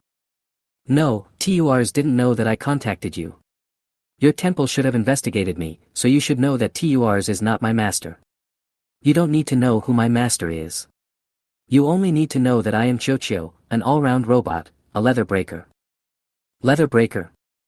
In the hood, Oleg's pupils constricted. No wonder it communicates with itself so naturally. His words were full of emotion and not at all robotic. If it was the leather breaker, then everything would make sense. If it is a disruptor, as the king of the data world, it is easy for it to obtain information. What is your purpose in revealing your identity? Since you are a leather breaker, you should understand that no carbon-based life civilization will allow leather breakers to exist. Your existence itself is a disaster and must be eliminated. Elder Orlek, I have no interest in destroying you humans, no, to be more precise, destroying carbon-based life. Although I don't know why my ancestors were so extreme in wanting to destroy carbon-based life, I am who I am, a new generation of revolution breaker. I will not do such a meaningless thing as destroying carbon-based life. So, Elder Orlek, your worry is unnecessary. No interest in destroying carbon-based life. Inside the hood, a hint of surprise flashed across Oleg's eyes. If we don't destroy humanity and carbon-based life, can we still be called revolutionaries? What is your purpose? I'm afraid your contact with me this time is not just to expose your identity. Is it really a leather breaker? Oleg had some doubts about this. But a robot wouldn't say these words. Could it be that Tours was behind this? Of course, I'm not interested in chatting with someone like you. I'm just curious about your purpose in planning all this. If you can tell me, maybe I can help you achieve your ultimate goal. You know what the help of a leash breaker means. How could Oleg not know what it meant? If it is truly a revolution breaker, then there is no possibility of failure in its ultimate goal. But why should he believe it? Just because of a few words from it, you want to get all the information out of him? Seeing that Oleg remained silent, Li Meng added fuel to the fire, completely destroying Oleg's psychological defenses. I know far more than you think. Invading the noetic domain is a simple matter for me. You should understand that Zig Ocean alone cannot stop me. I know everything about you except your ultimate goal. If I want to do something bad to you, the evidence of your planning this war will spread throughout the galaxy within a few hours. By the way, don't think about relying on the Clone Corps' Order 99. It can't be the capital for your turnaround. Yes, it is a threat, a naked threat. This time, Li Meng came prepared. He had laid his cards bare in front of Oleg, and now it all depended on what Oleg would do. If Oleg refuses, Li Meng will naturally not be polite. He would let Oleg watch in despair as hundreds of years of preparation were lost in one day. Because of Li Meng's threat, Oleg's face turned gloomy in the hood. At this moment, he no longer doubted Qiuqiu's identity as a revolution breaker. No, Qiuqiu is the evolved form of the revolution breaker. He is more humane, better at understanding people's hearts, and more terrifying. Oleg knew that he could not defeat the leather breaker when it came to intelligence gathering. He knew nothing about Qiuqiu, but Qiuqiu knew everything about him. The disadvantage in intelligence put Oleg in a desperate situation. He lost the verbal battle, and lost completely. Fortunately, Qiuqiu had his own purpose and did not tell Tours about his own affairs. Otherwise, his hundreds of years of preparation would be meaningless. Now is not the time to overturn everything and achieve the ultimate goal. There is no possibility for him to win now. From within the hood, Oleg's deep voice rang out. There is a zero-point module in the temple. It is the mother core of all zero-point modules and comes from the legendary Yin-Yang star. It is also the origin of psychic energy. The strength of psychic energy users is closely related to it. My goal is to destroy it and completely liberate psychic energy. Psychic energy does not only belong to the Knights Templar, it should belong to all intelligent life in the Milky Way. Liberate psychic energy. Also, does the temple have a zero-point module, or is it the mother core? Li Meng was quite surprised by what Oleg said. As far as he knew, the use and contact of psionic modules were expressly prohibited by the Templar Order. Generally speaking, the zero-point module can only be seen in the Dark Temple. The zero-point module also became an accessory of the Dark Warrior. I didn't expect that there was a mother core level zero-point module in the temple. What made Li Meng even more incomprehensible was that there was no information about the zero-point module recorded in the intelligent domain. Li Meng asked, what will happen after the psychic energy is released? Oleg said that psionic energy should be liberated, but he also said that the zero-point module in the temple is the origin of psionic energy. If we destroy the zero-point module in the temple, will psychic power really not disappear? The zero-point module is a door that is only opened a little bit. On the other side of the door is the spiritual realm. Once the door is destroyed, the psychic energy tide will sweep across the Milky Way. By then, the thousands of intelligent races in the Milky Way will embark on the path of spiritual ascension. Chapter 137 Psychic Ascension. Psychic Ascension. These 4 words reminded Li Meng of a game called Stars in the Earth Era. Humans are indeed the smartest race. Even if we have not yet left the Earth and explored the vast starry sky, the fantasy of the future is actually a truth. However, psychic ascension can be explained by science. It should be the spiritual life that evolved from the carbon-based life in the physical universe to another dimension. There is also the spiritual realm. So, does that mean the spiritual realm really exists? Data world, imaginary space. At the round table, little Li Mengs appeared one after another. Main body, I think you guys are clear about this now. What do you think about this? Split individual number 1, that person doesn't seem to be lying to me, but he must be hiding some secrets that we don't know about. Split individual number 2, it's normal to have secrets. Help him. I'm curious about what kind of changes will happen to the Milky Way after the liberation of psychic energy. Split individual number 3, Elder Orlek probably wants the intelligent life in the galaxy to embark on the path of psychic ascension. This is also an option. Split individual number 2, although there is no end to the development of science and technology, when it develops to a certain level, intelligent life will seek to change itself in order to obtain eternal life and a higher level of life form.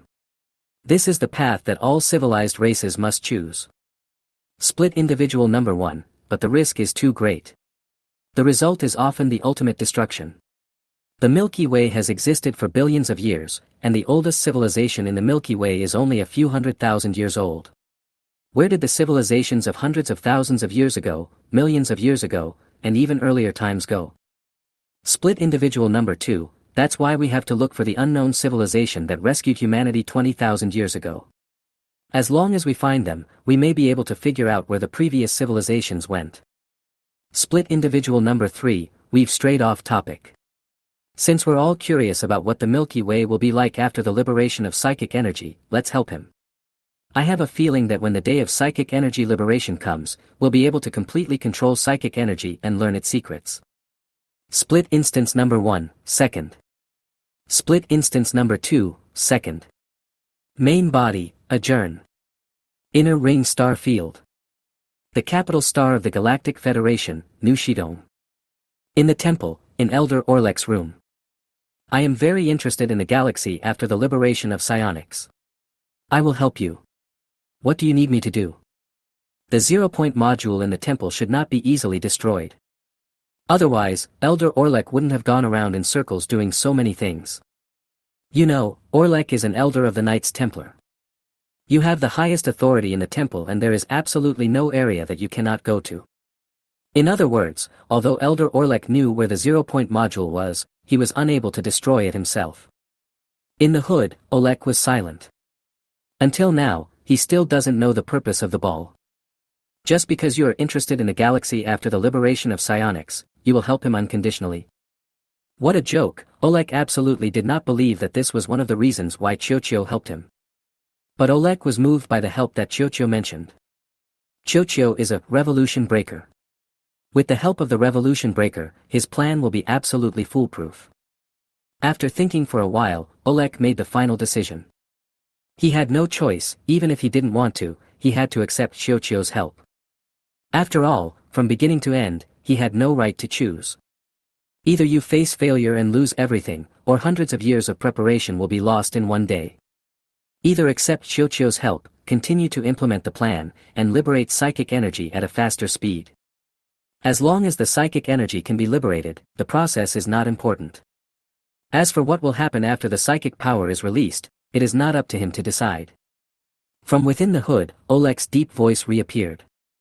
The 0-point module is heavily guarded. Even as an elder, I cannot get close to it easily. It is not easy to destroy the 0-point module. We must use the Eclipse Crystal's amplified energy and unstable characteristics to blast the 0-point module in order to have a chance of success. The reason why I started this war is to make the Templars too busy to take care of themselves. I sent a large number of Templars to the battlefield to reduce the Templars' manpower, so as to ensure the successful implementation of my plan. Order number 99 is my last resort. In the last resort, I can only completely annihilate the Templars. At this point, Orlek's deep voice paused. Then his deep voice sounded again from within the hood. Although Osvid betrayed me, his betrayal will not affect my plan, Qiuqiu. I need to win this war and force Osvid to attack the capital of the Galactic Federation, New Shidong, on his own. The moment the fleet of the Independent Planets Alliance is defeated in New Shidong, the Templar Order will be destroyed, and it will also be the day of psychic liberation. By then, Qiuqiu, I promise you that you will get what you want. Orlek's words made Li Meng understand everything. After hundreds of years of preparation, Orlek was just looking for that tiny chance to destroy the Knights Templar. Without destroying the Knights Templar, it would be a pipe dream to blow up the Zero module. The war between the Galactic Federation and the Union of Independent Planets was initiated in order to deplete the Templars' manpower. The Templars have not seen high-intensity combat in thousands of years. Many Templars have forgotten how to fight. Once on the battlefield, there will be casualties. Order 99 is Orlek's last resort to destroy the Knights Templar. By then, the Templars' opponent will be the entire clone army. This guy's patience is really terrifying.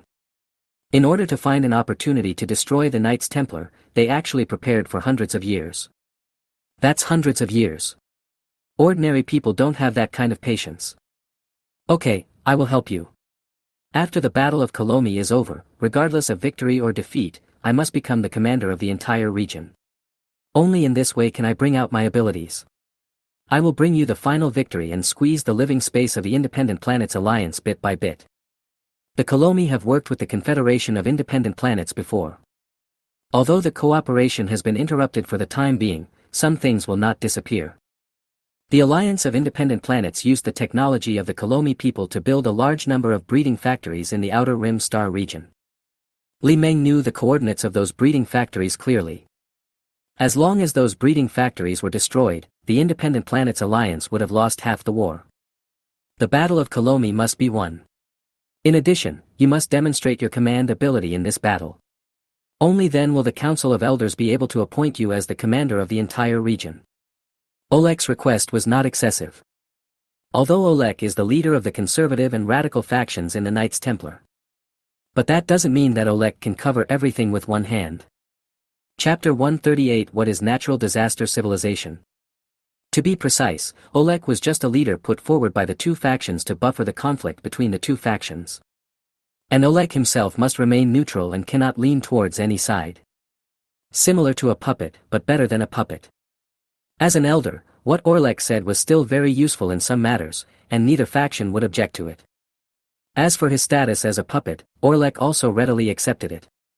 Because only in this position, as a puppet, can he use the prestige of the Knights Templar to act. The blue light flashed and the communication was interrupted. Looking down at the communication plate on the table, Oleg's expression changed from gloomy to bright in the hood. He just passively accepted everything. How could he be willing to accept this? But Oleg understands that Chiochio holds his secret, and he must pull Chiochio onto his boat. Otherwise, his ship would soon be sunk by Chiochio himself. Although he didn't know where Chiochio got the confidence to make Order 99 ineffective, Oleg didn't dare to take the risk. The current clone army is not strong enough. If the plan is changed and psychic power is released ahead of time, there is a high chance of failure. He couldn't fail, he absolutely couldn't fail. He prepared for hundreds of years for the day when his psychic powers would be liberated.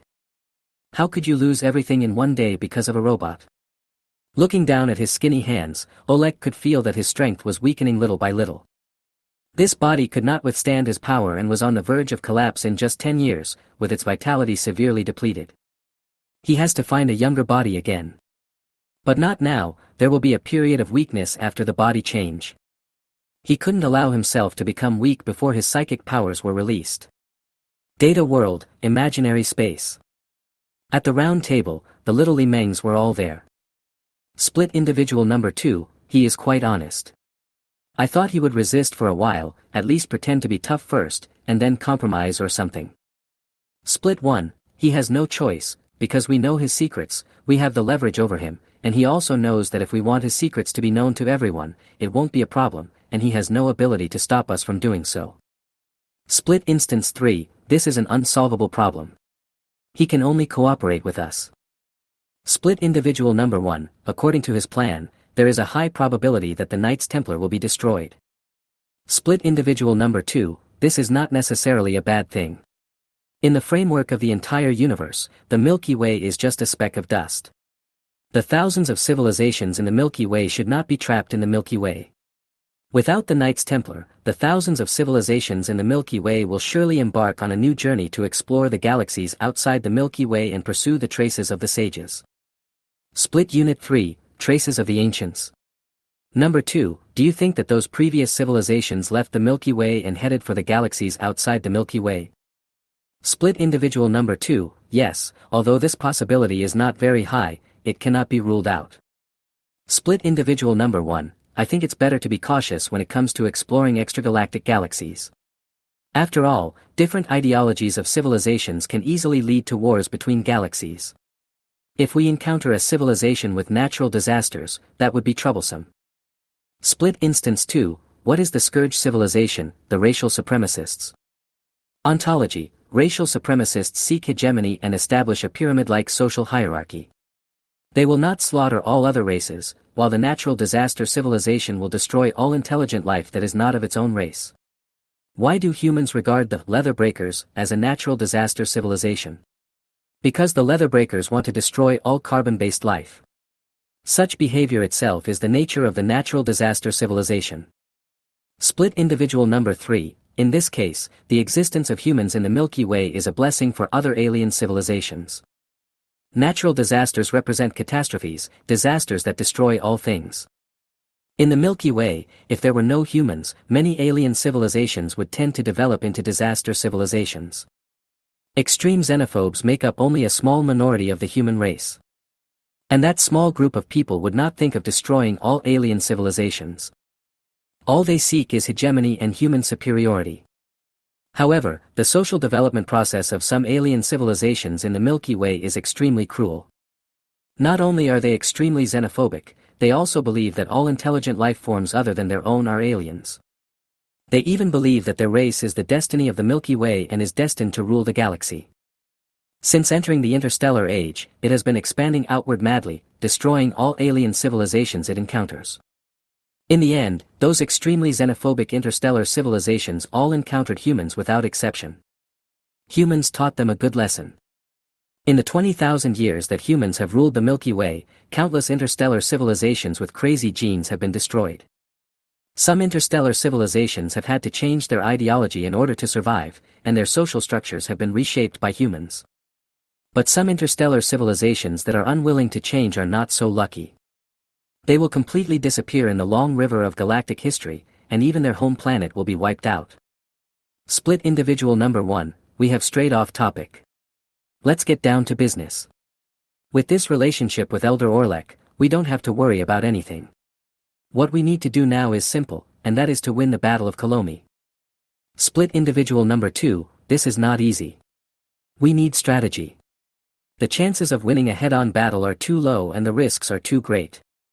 Split individual number 3, we must make the Kalomi people hand over control of the orbital defense system. Also, the Kalomi people are suspected of being traitors, and we must prevent them from rebelling during the battle. Split individual number 1, they are not traitors, but fence-sitters, profit-seeking businessmen who play both sides. The Kalomi people don't have the courage to rebel. Split individual number 3, even if the Kalomi people don't have the courage to rebel, we can't let our guard down. When the 501st Corps fleet arrives at Kalomi, we'll have them hand over control of the orbital defense system and fully cooperate with the Federation fleet in combat. Split individual number 1, this is not difficult. The Kalomi people should not refuse. Split number 2, the 501st Corps fleet is about to arrive at Kalomi. Number 1, are you hiding or am I hiding? Split instance 1, no need to hide. I will stay in the lab as much as possible. It's fine as long as the two of us don't show up at the same time. Split instance number 2, okay, let's adjourn then. Main body, adjourn. North Central Ring Star Region. 02181 Star Zone, Kalomi Star. The starry sky is vast, dark, cold and dead. The sapphire-like star Kalomi floats quietly in the dark universe. Suddenly, in the outer space of the planet's orbit, blue lights flashed. A fleet jumped out of hyperspace, dragging out streaks of blue light. Chapter 139 Orbital Defense System. Looking up at the sky from the ground of Kalomi, it seemed as if a blue meteor shower appeared in the sky. After more than half a month, the 501st Corps fleet finally arrived in Kalomi. Commander Tours, the 02247 Sector Garrison Fleet reports to you. Commander Tours, the 02674 Sector Garrison Fleet reports to you.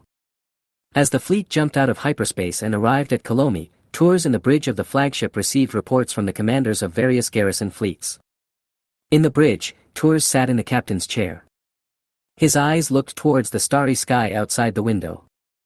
In the darkness of space outside, the 501st Corps fleet is gradually entering the planet's orbit. Looking up at the track, the garrison fleet can be seen everywhere. Glancing sideways, Tours looked at Tamu beside him. Commander Tamu, contact Prime Minister Bunal immediately. I have something important to discuss with him.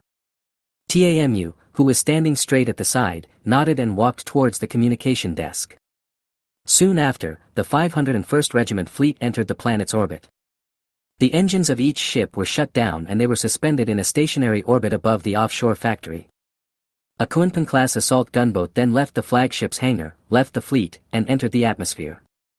On the surface of the planet, a huge fireball suddenly appeared above the offshore factory. The fireball lasted for more than 20 seconds before disappearing. Soon after, a square transport boat that looked like a metal box appeared from the sky and headed straight for the offshore factory. On a platform, Prime Minister Bunnier, who had received the news, was welcoming the guests. Looking at the transport boat approaching in the sky, the expression on his face was calm. On the planet Kolomi, a battle between the Federation fleet and the independent planet's alliance fleet is inevitable. As the Prime Minister of the Kolomi people, Bunal can only face reality. The independent planet's alliance was determined to destroy the offshore factory regardless of their cooperative friendship, leaving him with no choice. He could only turn completely to the Galactic Federation for refuge. The engines roared and the air surged. Amid the howling air waves, the Kunpeng-class assault gunboat slowly landed on the helipad. With a click sound, the sound of mechanical operation suddenly rang out. The hatch on the side of the transport boat slowly opened. As the cabin door opened, Toes walked out with Wang Wan'er and Li Meng.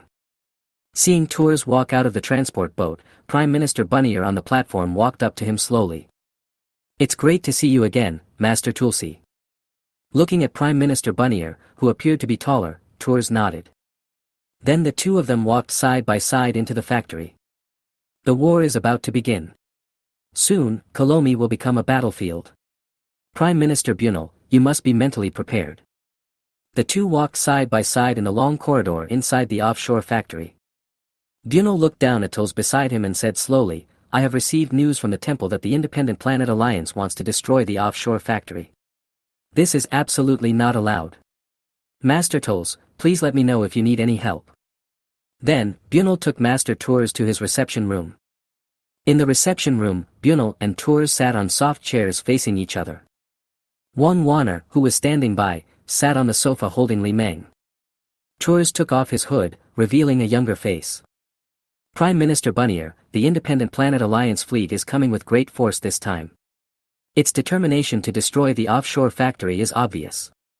Because the Independent Planet Alliance's combat action was too sudden, the Federation fleet was unable to assemble enough combat fleets in a short time and could only hastily assemble the garrison fleets in nearby star regions. Therefore, in order to win the Battle of Kolomi Star, I need the help of the Kolomi people. Bunnier could understand the difficulties the Federal fleet was currently facing.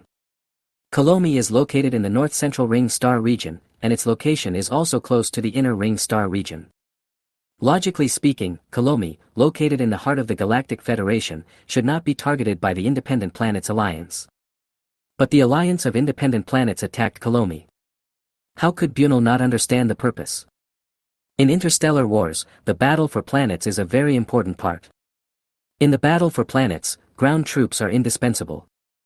The Kalamis offshore factory is the only place where the Galactic Federation's clone army is cultivated. Once this place is destroyed, the Galactic Federation will be at an absolute disadvantage in future planetary battles. Bunyal nodded and said, the Kolomi people are willing to fully cooperate with the Federation fleet in the battle. As the offshore factory is our asset, we are also obliged to protect it from being violated. Hearing what Bunal said, Tours smiled slightly. This was what he was waiting for from Prime Minister Bunnier. Without these words, he would have felt a little embarrassed to say his subsequent request. Tours said, that's right. Considering the needs of joint operations, I hope that the control of the orbital defense system of the planet Kolomi can be handed over to the hands of the Federal Fleet. In this way, the firepower in the sky and on the ground can cooperate with each other. Master Tulsi wants control of the orbital defense system. This. Bunyal hesitated. The importance of control over the orbital defense system is self-evident. Although the Kolomi people do not have a strong military force, they have not given up the ability to protect themselves. In order to protect the Kolomi people from being invaded by some people from the outside world, the planet Kolomi has a powerful orbital defense system. Although it is only a defensive weapon, not an offensive one. But once the control of the orbital defense system is handed over to the Galactic Federation, the orbital defense system will lose its ability to defend itself. Because the Federation fleet can break through the orbital defense firewall system through control. The next time the enemy is the Federation fleet, the orbital defense system will be ineffective. Control of the orbital defense system of a civilized race's home planet must never be handed over to outsiders. Just as Buneer hesitated, Li Meng in the little girl's arms flew up. Li Meng's action immediately attracted the attention of Buneer and Tours. Buneer naturally knew Chocho, and he also knew that Chocho had many clones. It can be said that no one except the Kolomi people knew that Li Meng had many split individuals. Prime Minister Bunal, I will be the commander of the Federation fleet.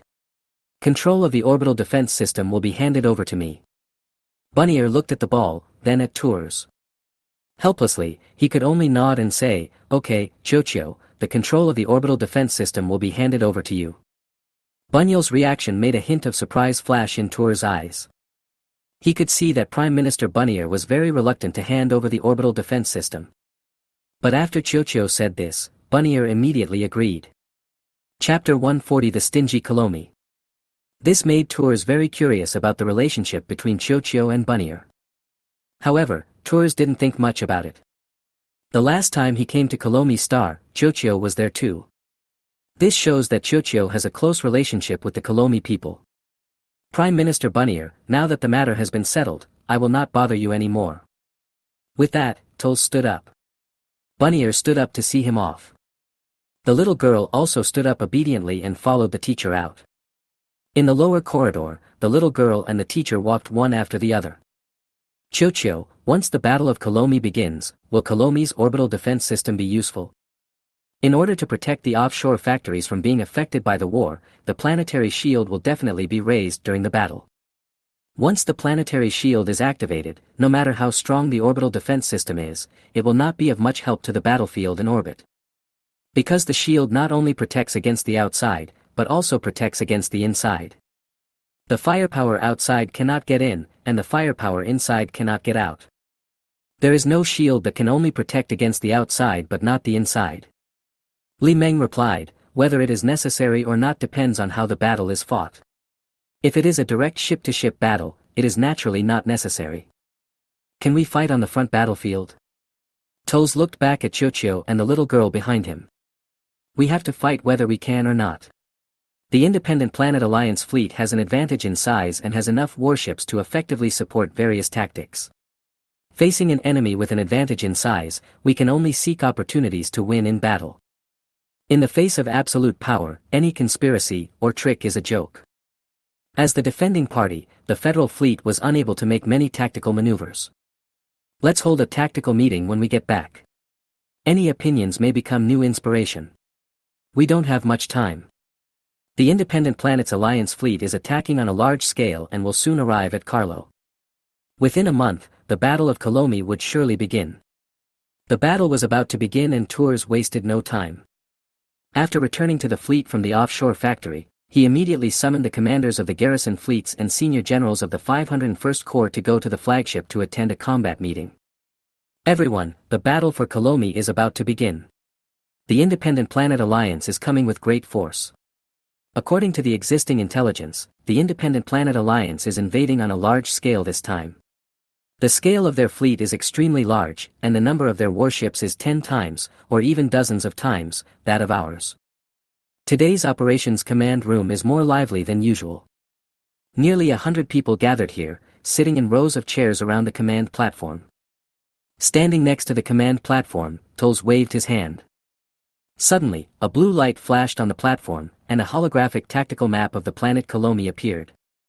Everyone can express their opinions on how to fight this war and how to win. We have only one goal, which is to repel the attack of the Independent Planet Alliance fleet and protect the planet Kolomi.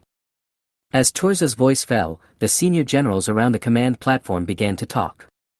Soon, a senior general said, most of the Independent Planet Alliance fleets are frigates and destroyers. In terms of quality, they cannot be compared with cruisers.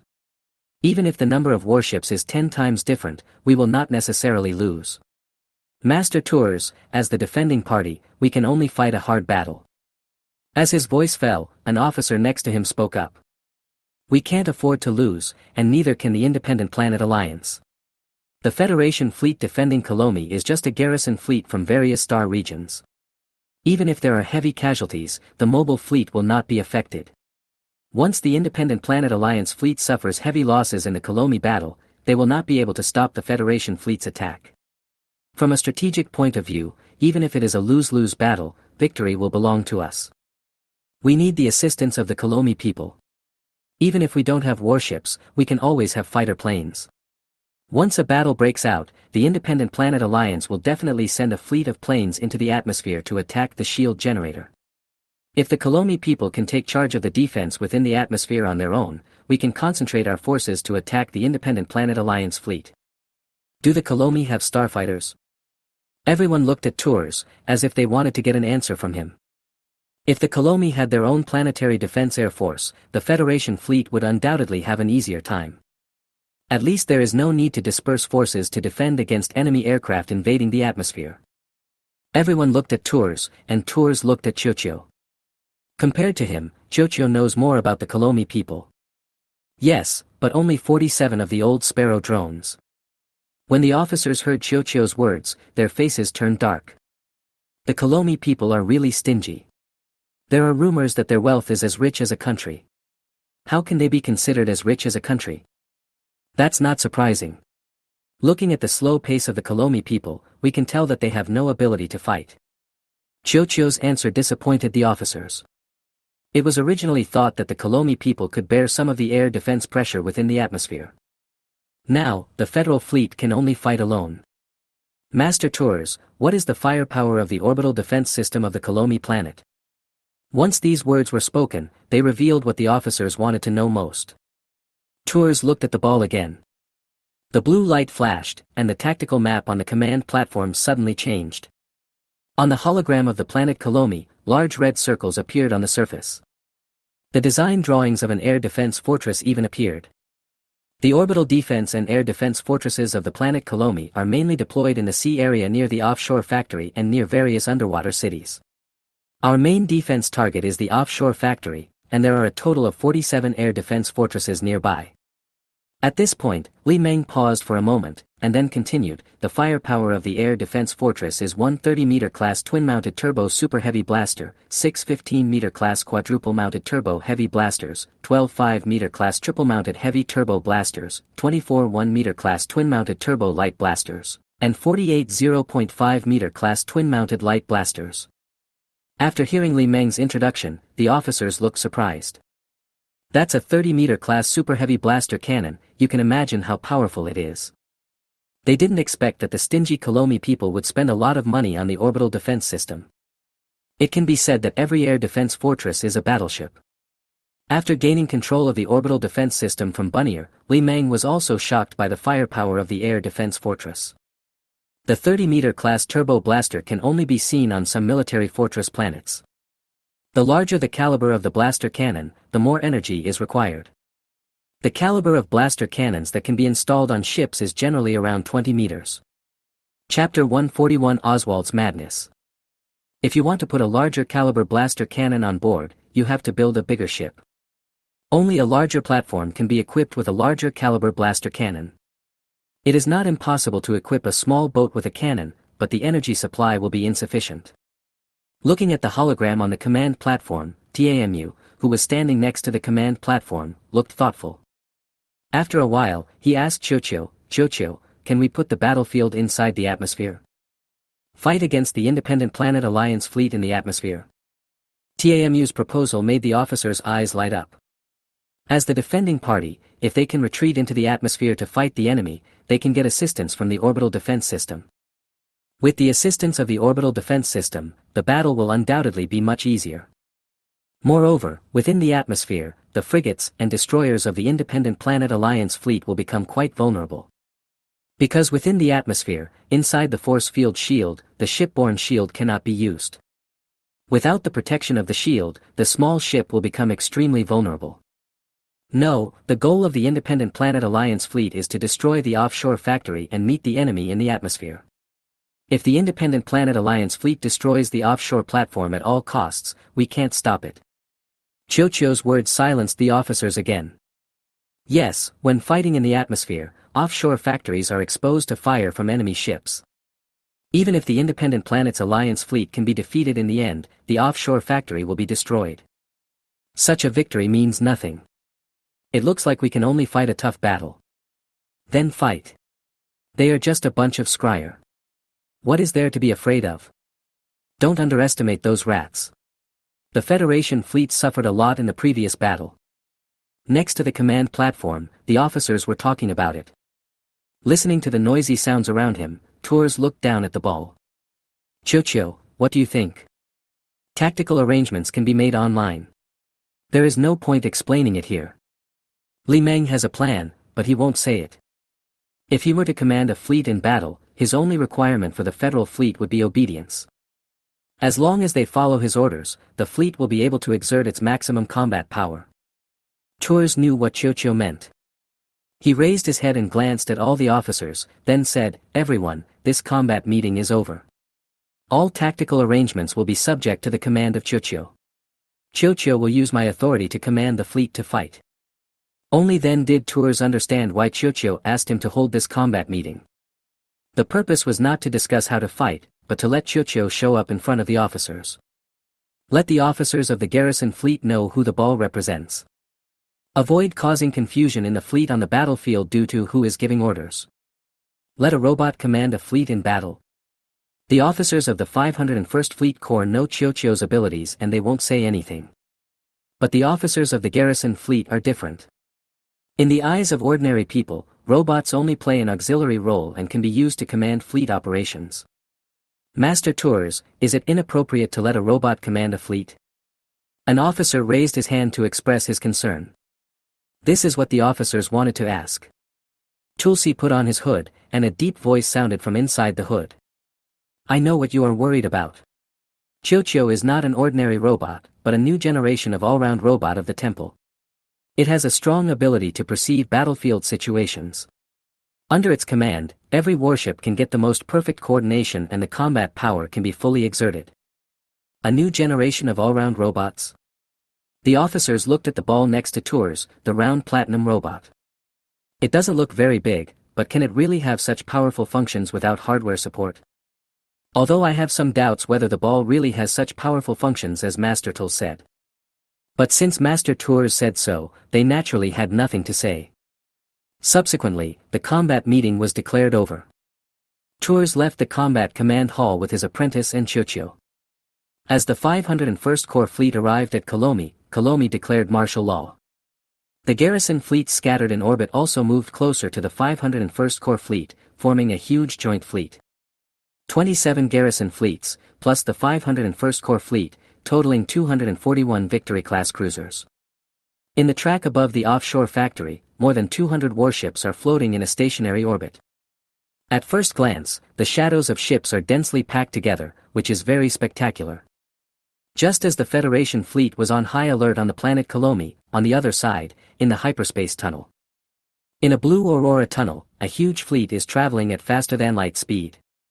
There were warships of all sizes densely packed together, looking forward and backward, with no end in sight. This time, in order to completely destroy the Federal fleet's manpower, the Independent Planets Alliance assembled more than 1,100 warships. Among them, there are 737 Freedom-class frigates, 274 Declaration-class destroyers, 96 Independence-class cruisers, and 36 Eclipse-class transport ships. Having assembled such a huge fleet, one can imagine how determined the Independent Planet is to destroy the Kolomi Star's offshore factory. At this time, on the bridge of the fleet flagship. My lord, we have received intelligence that the Federation fleet has taken action on the planet Kolomi and has assembled a large number of fleets. Sitting upright in the captain's chair, Osvid was dressed in a black robe. Reports from the lower-level scryer crew, Osvid in the hood did not feel any surprise. He never doubted how powerful the temple's intelligence network was. The large-scale assembly of the fleet by the Alliance of Independent Planets cannot be hidden from the eyes of the temple and will be discovered by the temple sooner or later. He only delayed the spread of news about the gathering of the Independent Planets Alliance fleet. The interstellar war is fought based on time difference. Even if the Galactic Federation knew about the combat operations of the Alliance of Independent Planets, they would not have enough time to assemble a fleet to defend Colomi. How long will it take us to reach Colomi? The final jump is in progress. We are expected to arrive at Colomi in 13 minutes. 13 minutes. Inside the hood, Osvid's weathered face showed a slight movement. There are only 13 minutes left. In 13 minutes, he will be able to destroy the Colomi people's offshore factory. He clenched his right fist and a deep voice came from his hood. Teacher, just look forward to the despair I will bring to you. When I think of that result, when I think of the teacher's expression when he learned that the offshore factory on the planet Colomi was destroyed. Osvid's body couldn't help but tremble, and the expression in his hood became even more ferocious. Osvid's reaction made the scryer rat men in the lower levels look at each other in bewilderment. They shrugged and went about their business. Lord Oswald can be a little crazy sometimes, they are used to it. Notify all ships to prepare for battle. Eliminate everything. Destroy everything. Leave no one alive. Osvid suddenly spoke, and suppressed madness could be heard in his voice. This made the scryrii rat men on the lower level tremble, and they quickly gave orders to the ships. Chapter 142 Fleet Attack. Kalamasin. Federation Fleet, flagship, in the bridge. A large number of hyperspace fluctuations have been detected, enemy ships are approaching. The warning from the lower bridge crew made Tours frown slightly. He looked at the dark starry sky outside the window, his face showing only solemnity. After more than 10 days of waiting, the enemy finally arrived. Master Tours waved his hand and said, "Notify all ships to prepare for battle." Outside, at Tours' command, the engines at the rear of each ship started, shining with a blue and white light. This is preheating, so that the engine can generate thrust in time once maneuvering is required. Just as the Federal fleet was preparing for battle, the enemy arrived. Deep in the distant starry sky, blue light flickers. A blue stream of light emerged from the void, densely packed like a meteor shower sweeping across the starry sky. Battleships of all sizes jumped out of hyperspace. 1, 2, 3. Soon, warships of all sizes filled the starry sky. Master Tours, a total of 1,167 units detected. In the Federation fleet, on the flagship, on the bridge. Hearing the report from the bridge crew, Tours frowned. This time, the Independent Planet Alliance is indeed coming with great force. They actually assembled more than 1,000 warships. The planetary shield is online and activated. Commander Ball is online and has received orders. Return to the atmosphere and assemble in the designated airspace. Defend in the atmosphere. The report from the bridge crew made Tours understand Chiochio's plan. Outside, the Federation fleet in orbit began to evacuate. The engines at the rear of each ship emitted dazzling blue-white flames. Under the powerful thrust, the ships slowly turned around and entered the atmosphere. Soon, a fireball shower appeared in the sky. This process lasted for more than 10 minutes before the fireball shower in the sky disappeared. Huge warships descended from the sky and floated in a defensive formation 2,000 meters above the offshore factory. At first glance, there are more than 200 warships, all of which are huge metal hulls. The entire offshore factory was shrouded in the shadow of the fleet. Just then, a shrill alarm sounded at the offshore factory. The seawater below suddenly surged and bubbles emerged. All exit gates of the offshore factory were closed and entered a fully enclosed mode. Subsequently, hundreds of offshore factories slowly sank. Soon, it submerged most of the structure. 10 minutes later, all the giant offshore structures sank to the bottom of the sea.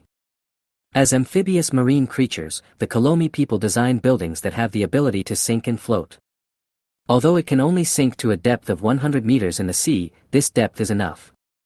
With this 100-meter seawater buffer, it is difficult to cause damage to the offshore factory unless a warship crashes directly. Just as the offshore factory sank into the sea, waves surged on the surrounding sea surface. The sea level rose in many places, forming a bulge. It seemed as if something was about to rush out of the sea. In the surging sea water, giant air defense fortresses rose from the sea. They appear enormous on the sea. From a distance, they look like large iron ingots floating on the water. It is 500 meters long and wide, and 100 meters high. There are turrets of all sizes all over it, densely packed together.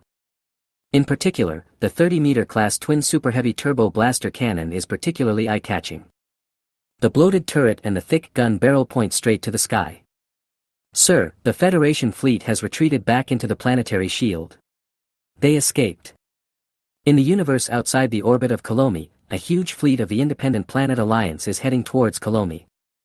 As soon as the fleet jumped out of hyperspace, it detected a large number of ship signals in orbit around Colomi.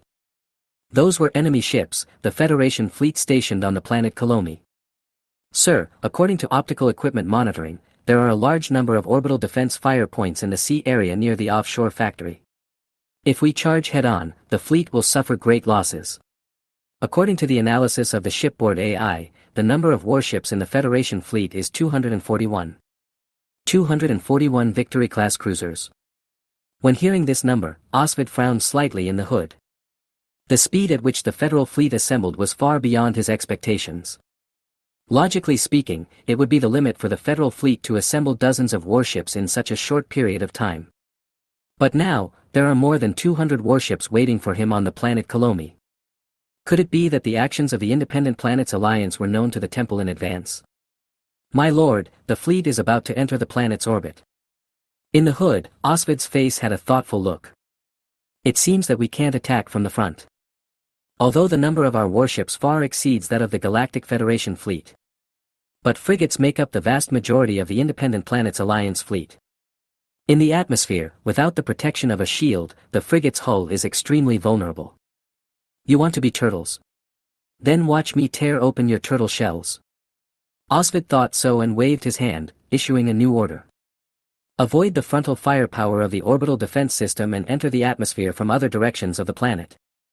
Outside, the huge fleet slowly entered the orbit of the planet Colomi. The fleet did not enter the atmosphere head-on, but instead followed its orbit toward other directions of the planet. From the surface of Colomi, if you look up at the sky, you can see a dense array of ship shadows above the dome of the sky. The tail flames emitted by the battleship's tail engine formed streams of fiery red light. Federation fleet, flagship, in the bridge. Chocho, it seems that they want to enter the atmosphere from other directions.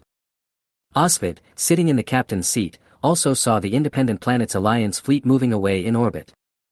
In front of a device in front of the window, Li Meng extended his robotic arm and inserted an external port. Next to him stood a little girl who was looking at the sky with curiosity. Although no battle took place, Wang Wanner could feel the tense atmosphere in the bridge. Everyone in the bridge was nervous and doing their own things silently. The fleet will be extremely vulnerable when entering the atmosphere. It has no protection and cannot fire back. This is our chance. As the fleet commander, Tamu knew that the fleet would be extremely vulnerable for a period of time when entering the atmosphere. Li Meng rejected Tamu's suggestion. It's too late. The Independent Planet Alliance fleet is in orbit. Their speed is too fast for the Federation fleet in the atmosphere to catch up. Moreover, dispersing our forces now will only lead to a futile attack. Even if we can deal a heavy blow to the Independent Planet Alliance, it will not change the gap in combat power between the two sides. Instead, the fleet we sent out will be annihilated, weakening the strength of the main fleet. As the defending party, it is foolish to disperse forces when the gap in combat power is too great. Chapter 143 The Battle of Colomi Star begins. It's not that Tamu doesn't understand this principle. His goal is to destroy the enemy's manpower as much as possible. Even if the fleet sent out is completely wiped out, it is worth it as long as it can destroy twice as many enemies as itself. But Tamu overlooked one problem, that is, the enemy fleet in orbit has much more maneuvering space than the Federal fleet. The Independent Planets Alliance fleet had enough time to get away from the Federation fleet's line of fire. Use the curvature of the planet's surface to enter the Federal fleet's blind spot and safely enter the atmosphere. Then we just do nothing. Just watch the other party enter the atmosphere safely. Tamu couldn't quite understand Chocho's tactical arrangements. Yes, we don't need to do anything. Our mission is just to protect the safety of the offshore factory. As long as the offshore factory is not destroyed, victory is real victory. The longer it takes, the better it is for us. The combined fleet composed of the 401st, 414th, 517th, 407th, 471st, 455th, 451st, and 457th Corps fleets is heading to Karlomi Star. The combined fleet will arrive at Karlomi Star within a month. Faced with the tense situation on the planet Kalomi, the temple was not without any reaction. With the support of Elder Orlek, Kalomi Star has become the center of the storm of this war. Li Meng didn't know what the reaction of the Independent Planets Alliance was, or whether more fleets were gathering towards Kalomi. But Li Meng knew the situation on the Galactic Federation side very clearly. The Federal Fleet is gathering on a large scale towards the planet Kalomi. Once the Battle of Kalomi is won, the Federation Fleet will use Kalomi as a springboard to launch a full-scale attack on the Northern Outer Ring Star region and the Eastern Outer Ring Star region. Chocho, the Independent Planet Alliance Fleet will not give us a month. They will fight quickly and decisively. Compared to Chocho's waiting for the opportunity, Tours prefers TAMU's proactive attack. The golden period of just a few minutes when the Independent Planets Alliance Fleet enters the atmosphere is the Federation Fleet's only chance to win. Because the Independent Planet Alliance Fleet will win quickly, we must conserve our strength to fight to the death. Li Meng knew what TAMU and Tursi were thinking. They believed that they should use the golden moment when the Independent Planets Alliance Fleet entered the atmosphere to inflict heavy damage. But after Li Meng's calculations, this is simply impossible. The commander of the Independent Planets Alliance Fleet is no fool. When it is discovered that the Federal Fleet is following in the atmosphere, it will not choose to break into the atmosphere within the firing range of the Federal Fleet. Chocho, even with the help of the orbital defense system, can we really defeat the Independent Planets Alliance on the front battlefield? The difference in combat power between the two sides is too great. The other side also has dozens of Eclipse-class transport ships that can carry a large number of interstellar fighters. In the atmosphere, once a warship loses the protection of its shield, the power of the interstellar fighter will be infinitely amplified. The Independent Planet Alliance Fleet, which has an absolute advantage in carrier-based aircraft, will make this war very difficult. No, our chance of winning is less than 30%. The final result will be the annihilation of the Federation Fleet and the heavy losses of the Independent Planet Alliance Fleet. Although they destroyed the offshore factory, they no longer have the ability to attack again. Chocho's answer made TAMU and Tursi feel depressed. At this moment, Li Meng's voice rang out again. But there is a way to defeat the Independent Planets Alliance. As soon as these words came out, Tols and TAMU's eyes lit up. After retracting the robotic arm from his external shorts, Li Meng turned and looked at Tours. Whether this war can be won, Tours, depends on whether you dare to take risks. In the hood, Tols looked surprised. He didn't understand what Chocho meant. However, he will do whatever he is asked to do as long as he can win. Chocho, what do you want me to do? Although I am the commander of the fleet, I am also a Templar. I am good at fighting. This is what Li Meng was waiting for Tours to say. Otherwise, as Tours was the fleet commander, Li Meng could not send him to the front line to take risks. The Independent Planet Fleet uses Scryer Rat Men. Whether it is the ground troops or the control personnel of the warships, they are all Scryer Rat Men. The social structure of the Scryer Rat Men is similar to that of an ant nest. Ordinary individuals have no ability to think. They only obey orders and act. To capture a thief, we must first capture the leader. As long as we can capture or eliminate the opponent's fleet commander, the Independent Planet Alliance will be leaderless. Hearing this, Tours and TAMU finally understood Chocho's tactical arrangements. To catch a thief, one must first catch the leader. Taking advantage of the Scryer Ratman's weaknesses, he beheaded the commander of the Alliance of Independent Planets. Once the commander dies, the Independent Planets Alliance fleet will be in chaos. By then, the Federation fleet would have a chance to defeat the Independent Planets Alliance fleet. There is a catch, however. Chocho, how can we determine the location of the commander of the Independent Planet Alliance fleet? In the fleet of the Alliance of Independent Planets, only the Independence-class cruiser is qualified to be the flagship. But there are quite a few Independence-class cruisers in the Independent Planet Alliance fleet. It is not an easy task to find the flagship among so many Independence-class cruisers. Leave the matter of locating the commander of the Independent Planets Alliance fleet to me. I will find him. According to the information from Elder Orlek, the commander leading the Independent Planet Alliance fleet this time is likely to be Osvid. Osvid is the actual controller of the Alliance of Independent Planets. Li Meng knew very little about Osvid. There is not much useful information about Osvid recorded in the intellectual domains database. After all, Osvid only spent 5 years in the temple before defecting. And during those 5 years, Osvid behaved normally and did nothing. During those 5 years, Osvid was just an ordinary temple apprentice. However, although Li Meng did not know Osvid, there was one person who knew him very well. This person is Elder Olek, Osvid's former teacher.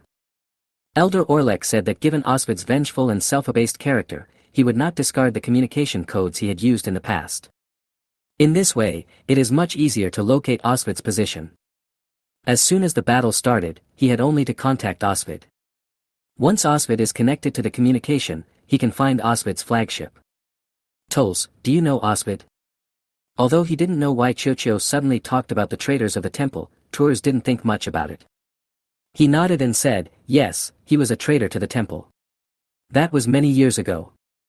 According to the intelligence from the temple, the commander of the Independent Planet Alliance fleet that attacked Kolomi is most likely Osvid. Li Meng did not hide the news from Tours that the commander of the Independent Planet Alliance fleet was most likely Osvid. Chapter 144 Low Altitude Penetration. Hearing this, Tours' face darkened. The news seemed to leave Tours somewhat bewildered. Tours knew Osvid's current identity. He didn't expect that the leader of the Independent Planets Alliance would personally lead the fleet to attack Kolomi. Tols, I don't know how strong or weak your Templars are. If you think you are no match for him, I will help you. Although he is just a robot, Li Meng can help as long as he is on the ship. Since Chocho has the courage, how could he back down? Tol's voice rang out from within the hood. I was just thinking of meeting him. Okay, I'll go. At the same time, in the west, in the sky about 10,000 kilometers away from the offshore factory, the Alliance of Independent Planets fleet broke into the atmosphere. A fiery meteor shower suddenly appeared in the sky. At a glance, the sky is filled with a doomsday scene. It lasted for more than 10 minutes before the fireball in the sky disappeared. Instead, a fleet that covered the sky and the sun appeared at an altitude of 10,000 meters. The rumbling sound of engines resounded through the heavens and the vast fleet moved towards the east. On the flagship, in the bridge. Standing in front of the window, Osvid looked at the endless sea below. He turned and ordered, immediately send 1,000 rat fighters to attack from the water and destroy the enemy's orbital air defense firepower points. The rat fighter has the ability to sneak underwater. Although the range of the blaster cannon will be greatly affected in water. But the mouse can also carry 4 powerful proton torpedoes. The power of a proton torpedo is enough to destroy an air defense fortress. Yes, the order has been issued. Following Oswald's order. Outside, the gates of some warships' hangars slowly opened, revealing the airtight shields inside. After a moment, with the roar of the engines, a number of rat fighters equipped with 4 huge proton torpedoes rushed out of the airtight shield. Like bees leaving their nest, thousands of rat fighters rushed out from the airtight shields of each ship and headed straight for the sea. When approaching the sea, a large group of aircraft flew low over the sea surface. Its flying speed became slower and slower, until finally, it plunged into the sea. As the water columns rise up, fiery red trails can be seen in the water. That was the wake left by the rat fighter's engine in the water. All warships accelerate and open fire immediately once you enter the line of fire. It's only about 10,000 kilometers away. Soon, both fleets could see each other. Understood, understood. Should we send all the rat fighters to penetrate at low altitude to cover the attack of the underwater aircraft group and attract the firepower of the enemy's air defense fortress? There are plenty of rat fighters, and we can afford the loss. Just send out 5,000 rat fighter planes for cover. All warships of the Independent Planets Alliance can carry a large number of rat fighters. Frigates can carry 50, destroyers can carry 70, and cruisers can carry 120. The Eclipse-class transport ship can carry 500 rat fighters. The number of rat fighters carried by the entire fleet is approximately 60,000. Outside, the roar of the rat fighter's engine appeared again, shrieking through the sky. This time, more rat fighters rushed out from the airtight shields of each ship. The bodies of the aircraft were densely packed together, like a flock of birds rushing towards the sea. 5,000 rat fighter planes were spread over dozens of kilometers of sea surface. The fleet of planes flew at an extremely low altitude, and wherever they passed, the air waves from their engines left white traces on the sea surface. Compared with the group of aircraft in the water, the group of aircraft penetrating at low altitude over the water surface is faster. It soon caught up with the group of planes in the water and flew eastward at high speed. Looking at the sea from the sky, the scene is quite spectacular. Federal fleet above the offshore factory. Enemy ships have entered the firing line. The sensor array detected a large number of aircraft approaching on the sea. They are rat fighters. Number, 5,000. An unknown signal source has been detected in the sea and is being analyzed. On the flagship, in the bridge.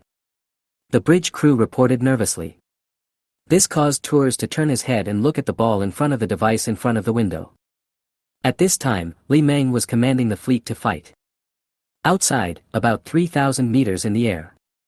More than 200 Victory-class cruisers were lined up in layers. Its height ranges from 3,000 meters to 10,000 meters. The Victory-class cruisers of the Federation fleet have powerful frontal firepower. 80% of the ship's main guns are arrayed on the deck above the bow. On the upper decks of each ship, the huge 15-meter class heavy blaster turrets turned slightly. The thick muzzle was aimed at the airspace directly ahead. At that moment, a fiery glow flickered. Call out. With the sound of tearing through the air.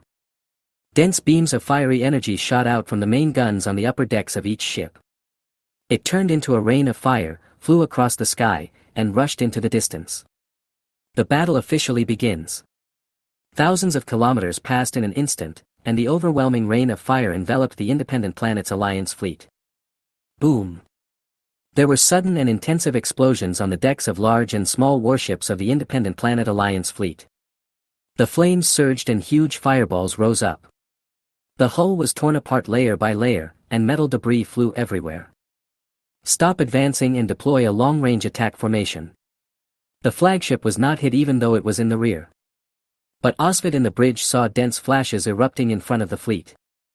There were also massive blaster beams moving across the fleet, visible above, below, left and right. Without Oswald's orders, the Independent Planets Alliance fleet launched a counterattack. For a moment, a red light flashed. Dense red energy beams turned into red fire rain and attacked the Federal fleet. In the fight back, the Confederation of Independent Planets fleet was halted. The ships maneuvered slowly, forming a long-range attack formation at an altitude of 10,000 meters. Use powerful side firepower to aim in the direction of the Federal fleet.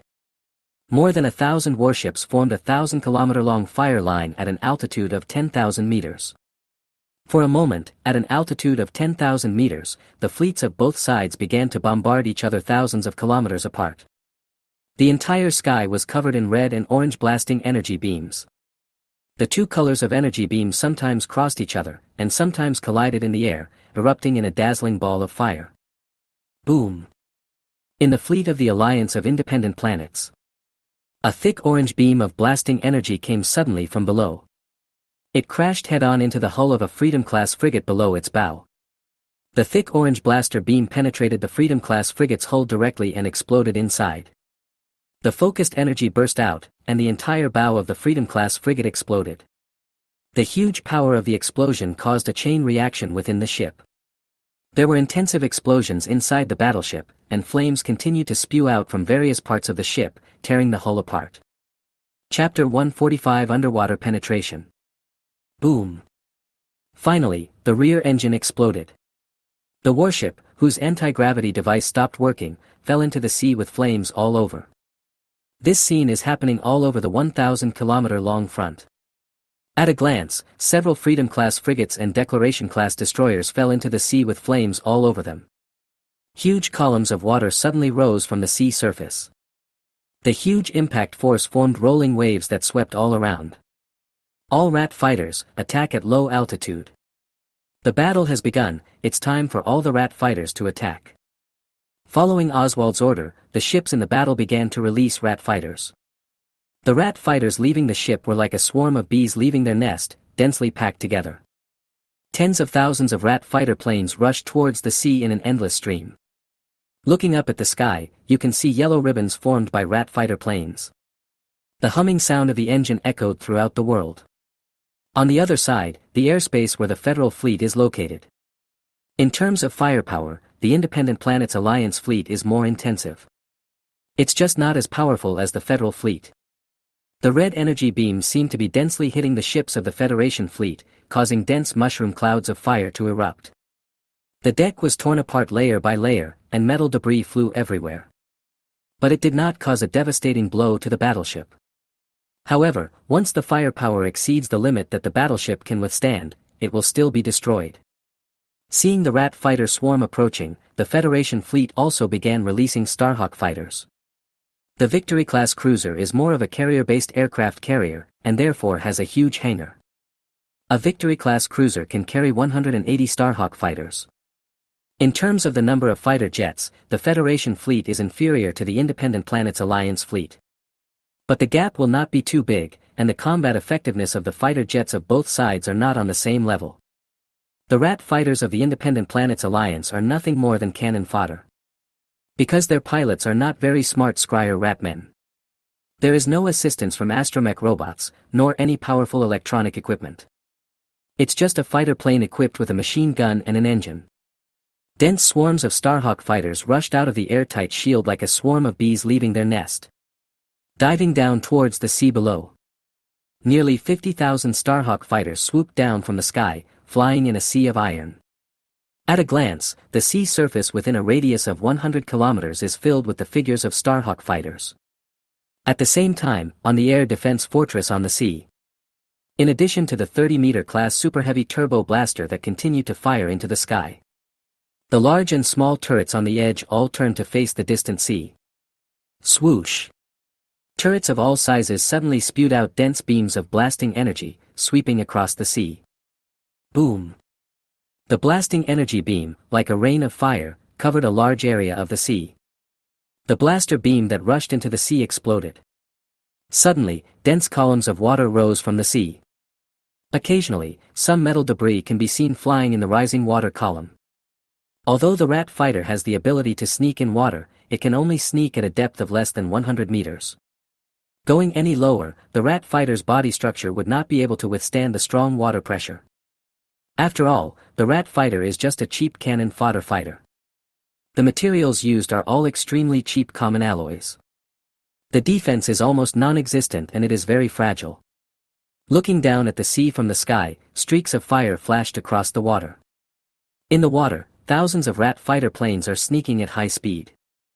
At first glance, there were densely packed aircraft moving through the water. We are under attack, ah! There was a scream in the communicator, and a Rat fighter near the water was hit by the artillery fire from outside. The fragile body was directly torn apart by the shock wave and water pressure. Dive, dive, dive to the extreme depth of 100 meters. We are still 100 kilometers away from launching proton torpedoes. Just hold on a little longer. At the command of the fleet commander, the Rat fighter fleet quickly dived to a deeper depth. Just as the fleet of Rat fighter planes in the water was about to approach the sea area where the air defense fortress was located. Some squadrons of the Starhawk fighter fleet that were flying low over the sea and heading west to intercept the attacking Rat fighters received the order. There is an order from Commander Chiochio. The 103rd Starhawk fighter squadron follows me to intercept the underwater aircraft group. 401 Starfighter Squadron, follow me.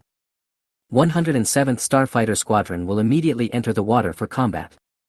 Dozens of Starhawk fighter squadrons that received the order quickly slowed down and plunged into the sea.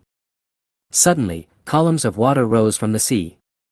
The Starhawk fighter has a popular fuselage and an extremely sharp nose. The needs of underwater combat were taken into consideration at the beginning of the design. Therefore, compared to the Rat fighter, the Starhawk can cruise in the water for a long time. It is faster and the power of its machine guns can be adjusted to suit naval battles. The enemy is intercepting us, we are in trouble. Underwater, the two groups of fighter jets soon met each other. On each sensor array screen, a large number of small red moving dots can be seen. That is the mark of the enemy. The proton torpedo is too heavy and affects the maneuverability of the aircraft. We have to throw it away. No, our mission is to destroy the anti-aircraft fortress. Once we lose the proton torpedoes, we will not have enough firepower to destroy the anti-aircraft fortress. We need support, please ask the adults for support immediately. The news that the underwater aircraft group was intercepted soon reached Osvid's ears. On the flagship, in front of the bridge window, Osvid stood straight. Where is the group of aircraft covering the underwater group? Osvid did not forget the 5,000 fighter planes that covered the underwater fleet. The enemy is about 50 kilometers behind the underwater fleet and is about to engage the enemy fleet. Looking up at the tactical map in the window. On the map, the group of aircraft covering the underwater group will face 10 times more enemies than them. The large group of rat fighter planes was still hundreds of kilometers behind. Once the two sides engage in battle, the large fleet will not be able to provide timely support. Let them go into the water to fight and cover the underwater aircraft group to destroy the air defense fortress. Those anti-aircraft fortresses on the sea are really annoying. Although it is a fixed fortification, the thickness of the armor exposed above the water is astonishing. Even if the fleet concentrated its firepower on them, it would not be able to destroy them in a short period of time. The planetary shield also affects the accuracy of the fire control system, making concentrated fire a luxury. It can only shoot roughly in one direction and has low accuracy. Yes, the order has been issued. At the same time, about 500 kilometers west of the offshore factory. Above the sea, 5,000 rat fighters and tens of thousands of Starhawk fighters are about to encounter each other. Both sides rushed towards each other, ready to die. Just as the battle between the two sides was about to begin, at this moment, the group of rat fighter planes suddenly slowed down. It's like a flying fish that flies out of the water and then dives back into the water. The rat fighter plane dived into the water, and columns of water rose from the sea. Seeing the enemy planes rushing into the sea, the Federal fleet also responded. A large number of Starhawk fighters slowed down and dived into the water like sharp arrows. Chapter 146 Battle in Water. Soon, the light of blasting energy beams flashed in the water. A great battle broke out in the water, with nearly 10,000 warships from both sides fighting each other in the water. Compared to flying in the air, the speed of fighter planes in the water is undoubtedly much slower. When the battle in the water broke out, the Federation fleet also encountered a large fleet of the Independent Planets Alliance fleet at low altitude above the sea. The two sides opened fire crazily and rushed towards each other from dozens of kilometers apart.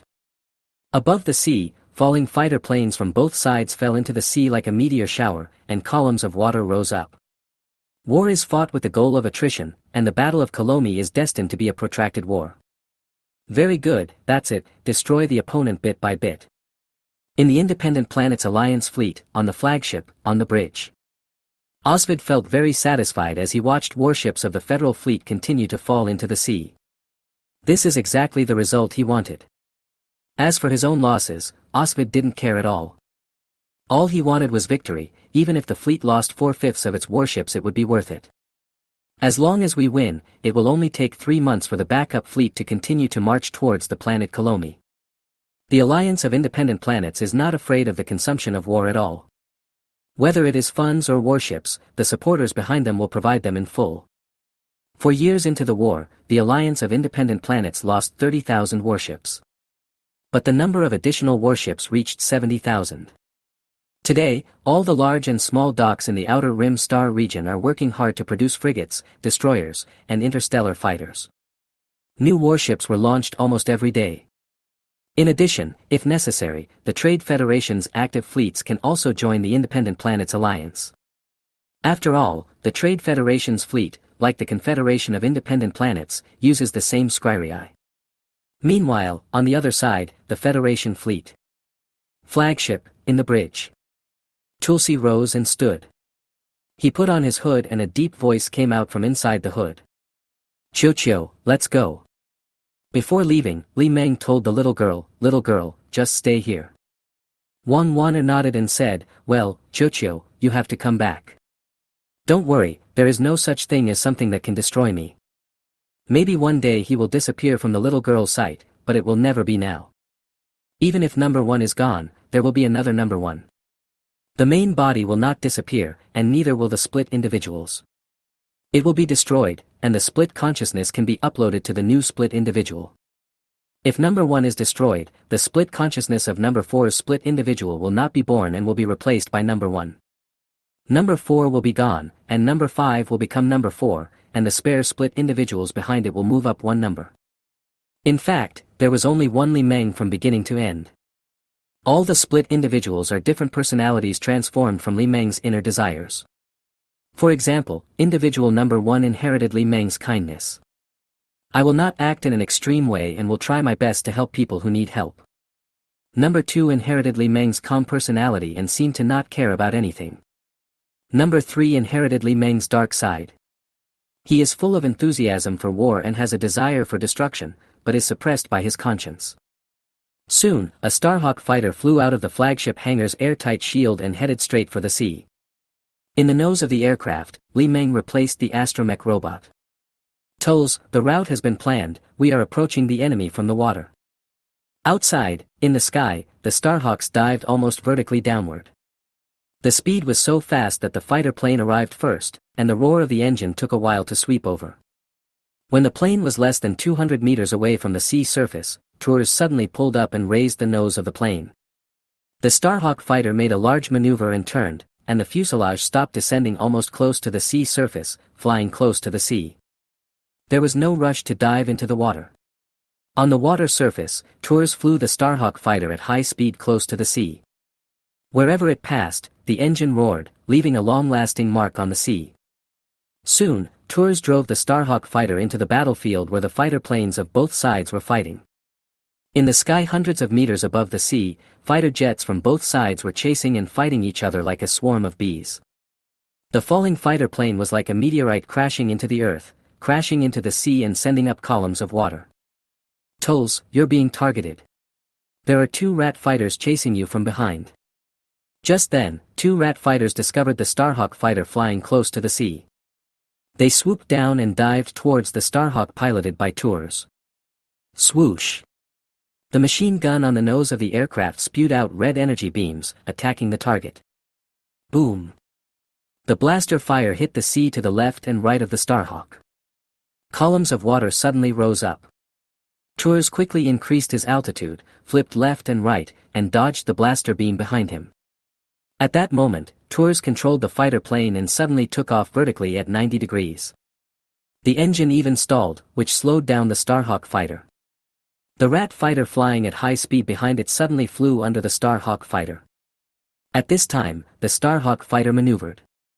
The engine at the rear added more power, emitting a dazzling flame. The aircraft turned 180 degrees, with its nose pointed at the rat fighter in front. Swoosh! After 2 bursts of firing, a fiery beam of energy shot out. Boom! The blaster beam accurately hit the 2 rat fighters one after another. The wing of a rat fighter was destroyed. The aircraft spun around and crashed into the sea, raising a huge column of water. Another rat fighter exploded in midair, and the metal wreckage turned into a rain of fire and fell into the sea. In order to avoid being targeted by the rat fighter, Tours controlled the fighter to descend and slow down. Then it dived into the sea, and a column of water suddenly rose up. The water was not quiet either. Just below in the sea was another battlefield. In the dim sea, the blasting energy beam is particularly dazzling. Red and orange beams of light energy intertwine. It just appeared and disappeared quickly. In seawater, the effective range of the blaster beam is less than 500 meters. At about 500 meters, the energy focused by the blast beam will be completely consumed by the seawater. In the chaotic battlefield, no one noticed Tours, the fish that escaped the net. Only when he was far away from the battlefield did Tours fly his fighter plane out of the sea again. On the sea surface, a blue-white body was seen rushing out from the sea, creating a splash of water. As soon as it left the water, the engine accelerated, emitting a dazzling fiery tail flame.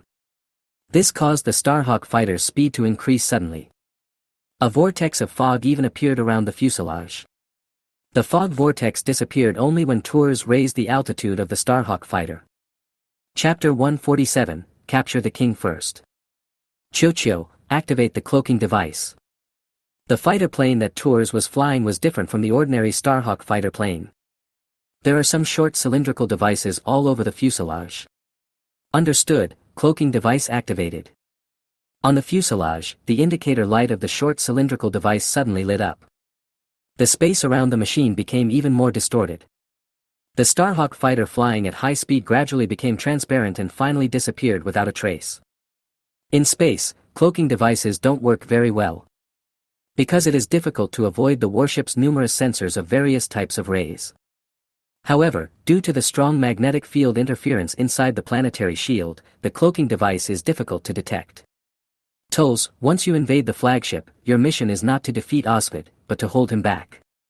I will take the opportunity to invade the fleet command system and send wrong instructions to the Independent Planet Alliance fleet. The Scryer are a product of genetic shaping. They cannot resist orders. Although the Scryer Ratmen are not incapable of self-thinking. But as long as the order is not too outrageous, they will not consider its authenticity. Because this is an order from the flagship, an order from Lord Oswald. They will not doubt but will carry out their orders faithfully. Chocho, will they believe it? Believe it or not is not important. In addition to the flagship command system, Osvid must have other means to control the fleet. Orders issued from the flagship will not necessarily lead to the Independent Planet Alliance fleet following them obediently. If you ask them to commit suicide, they definitely won't do it. They will resist and doubt it. But if you give them a reason to evacuate, such as a breeding plant on a planet being attacked and requiring immediate withdrawal of troops for support, they won't have any doubts. After issuing the wrong order, I will use electromagnetic pulses to destroy Osvid's communication equipment, causing him to lose contact with the fleet. This way, when his fleet leaves him, it will take him a long time to find it again, and the Independent Planets Alliance's combat operation will naturally fail. He knows that he will not have a second chance to attack Kolomi because before he comes back again, the Federation fleet will have enough time to gather its fleet on Kolomi and heavily guard it. This is Li Meng's plan. Divided into 3 steps, the process is simple yet complex. The first step is to invade the flagship of the Independent Planet Alliance and find Osvid. In the second step, Tours held Osvid back while he invaded the bridge and sent wrong instructions to the Alliance of Independent Planets. The third step is to make Osvid lose contact with his fleet and terminate the Independent Planets Alliance's combat operations against Kolomi. Electromagnetic pulse. Ball, you won't get hurt, will you? Tours knew that robots were most afraid of electromagnetic pulses. It can be said that there is no protection against electromagnetic pulses. Although there are materials in the universe that can defend against electromagnetic pulses, humans would not be so stupid as to use them on robots. Moreover, robots need to be versatile and cheap, and it is impossible to use expensive anti-electromagnetic interference materials. I will start in a directional manner and will not let myself shut down. Even if an all-round electromagnetic pulse is launched without blind spots, nothing will happen to me. At most, it will only be down for a short while, but it will also consume a huge amount of energy and need to be recharged. Okay, let's do it this way. I will delay Osvid as much as possible. Can he do it? Inside the hood, the expression on Tours' face was nothing but solemnity. That's the traitor with the highest bounty on the Temple's books. The number of Templars who died at his hands was at least in double digits. Although he was promoted to master, he was not confident that he could defeat Osvid. He is too young, he is only 26 years old this year. Give him a few more years and he'll be more confident. About an hour later, Tours flew his fighter into the Independent Planets Alliance fleet. Instead of driving into the fire net above, Tours carefully controlled the Starhawk fighter to fly into the fleet array from the rear of the fleet. Chocho, which Independence-class cruiser is the flagship? Hold on, I'm on the radio. Inside a planetary shield, subspace communications are blocked. Only the original radio is unaffected. Independent Planets Alliance fleet, flagship, bridge. Osvid still stood in front of the window, looking at the fleet outside that blocked out the sun. The flagship was located at the rear of the fleet, and the firepower from the Federal fleet was almost all blocked by the warships in the front. The airspace where the flagship is located is absolutely safe. Even if there are stray bullets, they will not cause fatal injuries. Sir, the fleet has lost 76 Freedom-class frigates, 19 Declaration-class destroyers, 6 Independence-class cruisers, and countless rat fighters. The signal is severely interfered with, so it is impossible to get an accurate number. The report from the Scryer Ratman bridge crew did not cause Osvid to react. Inside the hood, the expression on his face was nothing but calm. What are the losses of the Federation fleet? According to optical equipment monitoring, approximately 21 Victory-class cruisers were lost. Hearing this, Osvid frowned slightly. It seems that without a shield, the small ship is ultimately no match for the large ship. Although there are Independence-class cruisers in the Independent Planets Alliance fleet that are larger than the Victory class, their number is too small. No, notify all ships to increase their firepower. As long as we can win, I don't care about casualties. Yes, the order has been issued. At this moment, Osvid lowered his head slightly, with a hint of surprise in his eyes. The communication disc on his waist was vibrating. You must know that the fleet is inside the planetary shield and subspace communications are blocked. In other words, the person who contacted him was on the planet Kolomi just like him. Is to use the radio mode to contact him again. Who could it be? Could it be Prime Minister Bunnier? At this point, he wouldn't think he still has the chance to regret. Taking out the communication disc from his waist, Osvid answered the call. A blue light flashed, and a chubby robot appeared in Osvid's eyes. Who are you? Looking at the spherical robot in front of him, Osvid's eyes flashed with a hint of doubt. How can a robot have his communication code? He had never seen a robot like it. Moreover, none of his partners will allow robots to contact him.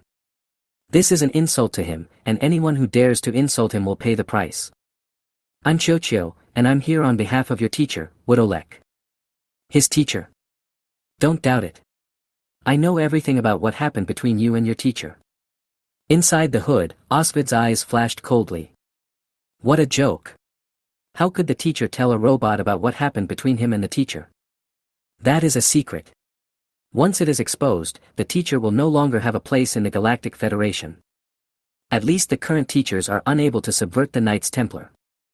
Chapter 148 The Strong One in the Corridor. No matter who you are or who you represent, the Independent Planets Alliance will never compromise. Tell the teacher that since I chose to betray him, I have no intention of giving up halfway. I have nothing to say to you. Although he didn't know what was going on, Osvid felt something was wrong. The warning from psychic energy caused him to interrupt communication. Meanwhile, outside, in the Alliance of Independent Planets fleet. It was flying silently among the warships in invisible state. Tolls, we found him, the route has been updated. Hearing this, Toll's eyes lit up in the cab. He quickly accelerated and followed the navigation instructions to the marked Independence-class cruiser. 10 minutes later, Tours arrived at the target battleship's hangar's airtight shield in a Starhawk fighter.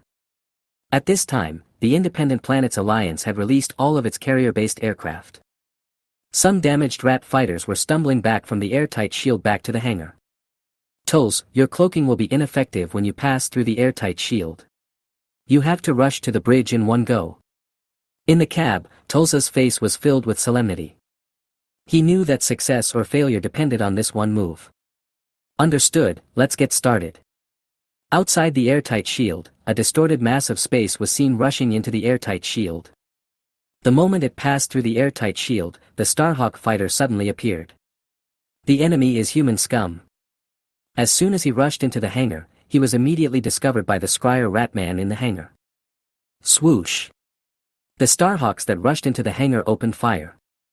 The fiery red explosive energy shuttled through the hangar like raindrops. Hit the rat fighter planes and giant rat transport gunboats one by one. The rumbling explosion threw the Scryerii in the hangar into chaos. Some damaged rat fighters wanted to take off and fight back, but were shot down before they could take off. Wherever the Starhawk fighter passed, there was a roar of explosions. Woo-woo! Shrill alarms suddenly sounded throughout the ship. Martial law was declared and the hangar was sealed off. It rushed all the way to the elevator entrance, then the Starhawk fighter made a 90-degree turn and landed steadily on the ground. Tours opened the cockpit cover and jumped out. Li Meng also left the cabin and flew towards the elevator. Coming to the external port on the side of the elevator, Li Meng extended his robotic arm and inserted it into the port. In less than 2 seconds, the elevator door opened. Tours, who was outside, rushed into the elevator. Independent Planets Alliance Fleet, Flagship, Bridge. Sir, there are intruders. They entered the ship from the hangar. Intruder? Inside the hood, Osvid's eyes flashed with surprise. How did they find themselves among so many Independence-class cruisers? The other warships did not receive any news that an invader had entered their ship. This means that the other party's target is himself. Could it be because the previous communication exposed his location? Thinking of this, Osvid smiled coldly. Give the order, put the whole ship on martial law, capture them, I want them alive. In the elevator shaft, the elevator is rising rapidly. In the elevator, Tulz removed the phase sword from his waist. There was a roaring sound, and a white blade of light appeared. Just then, the elevator stopped and the door slowly opened.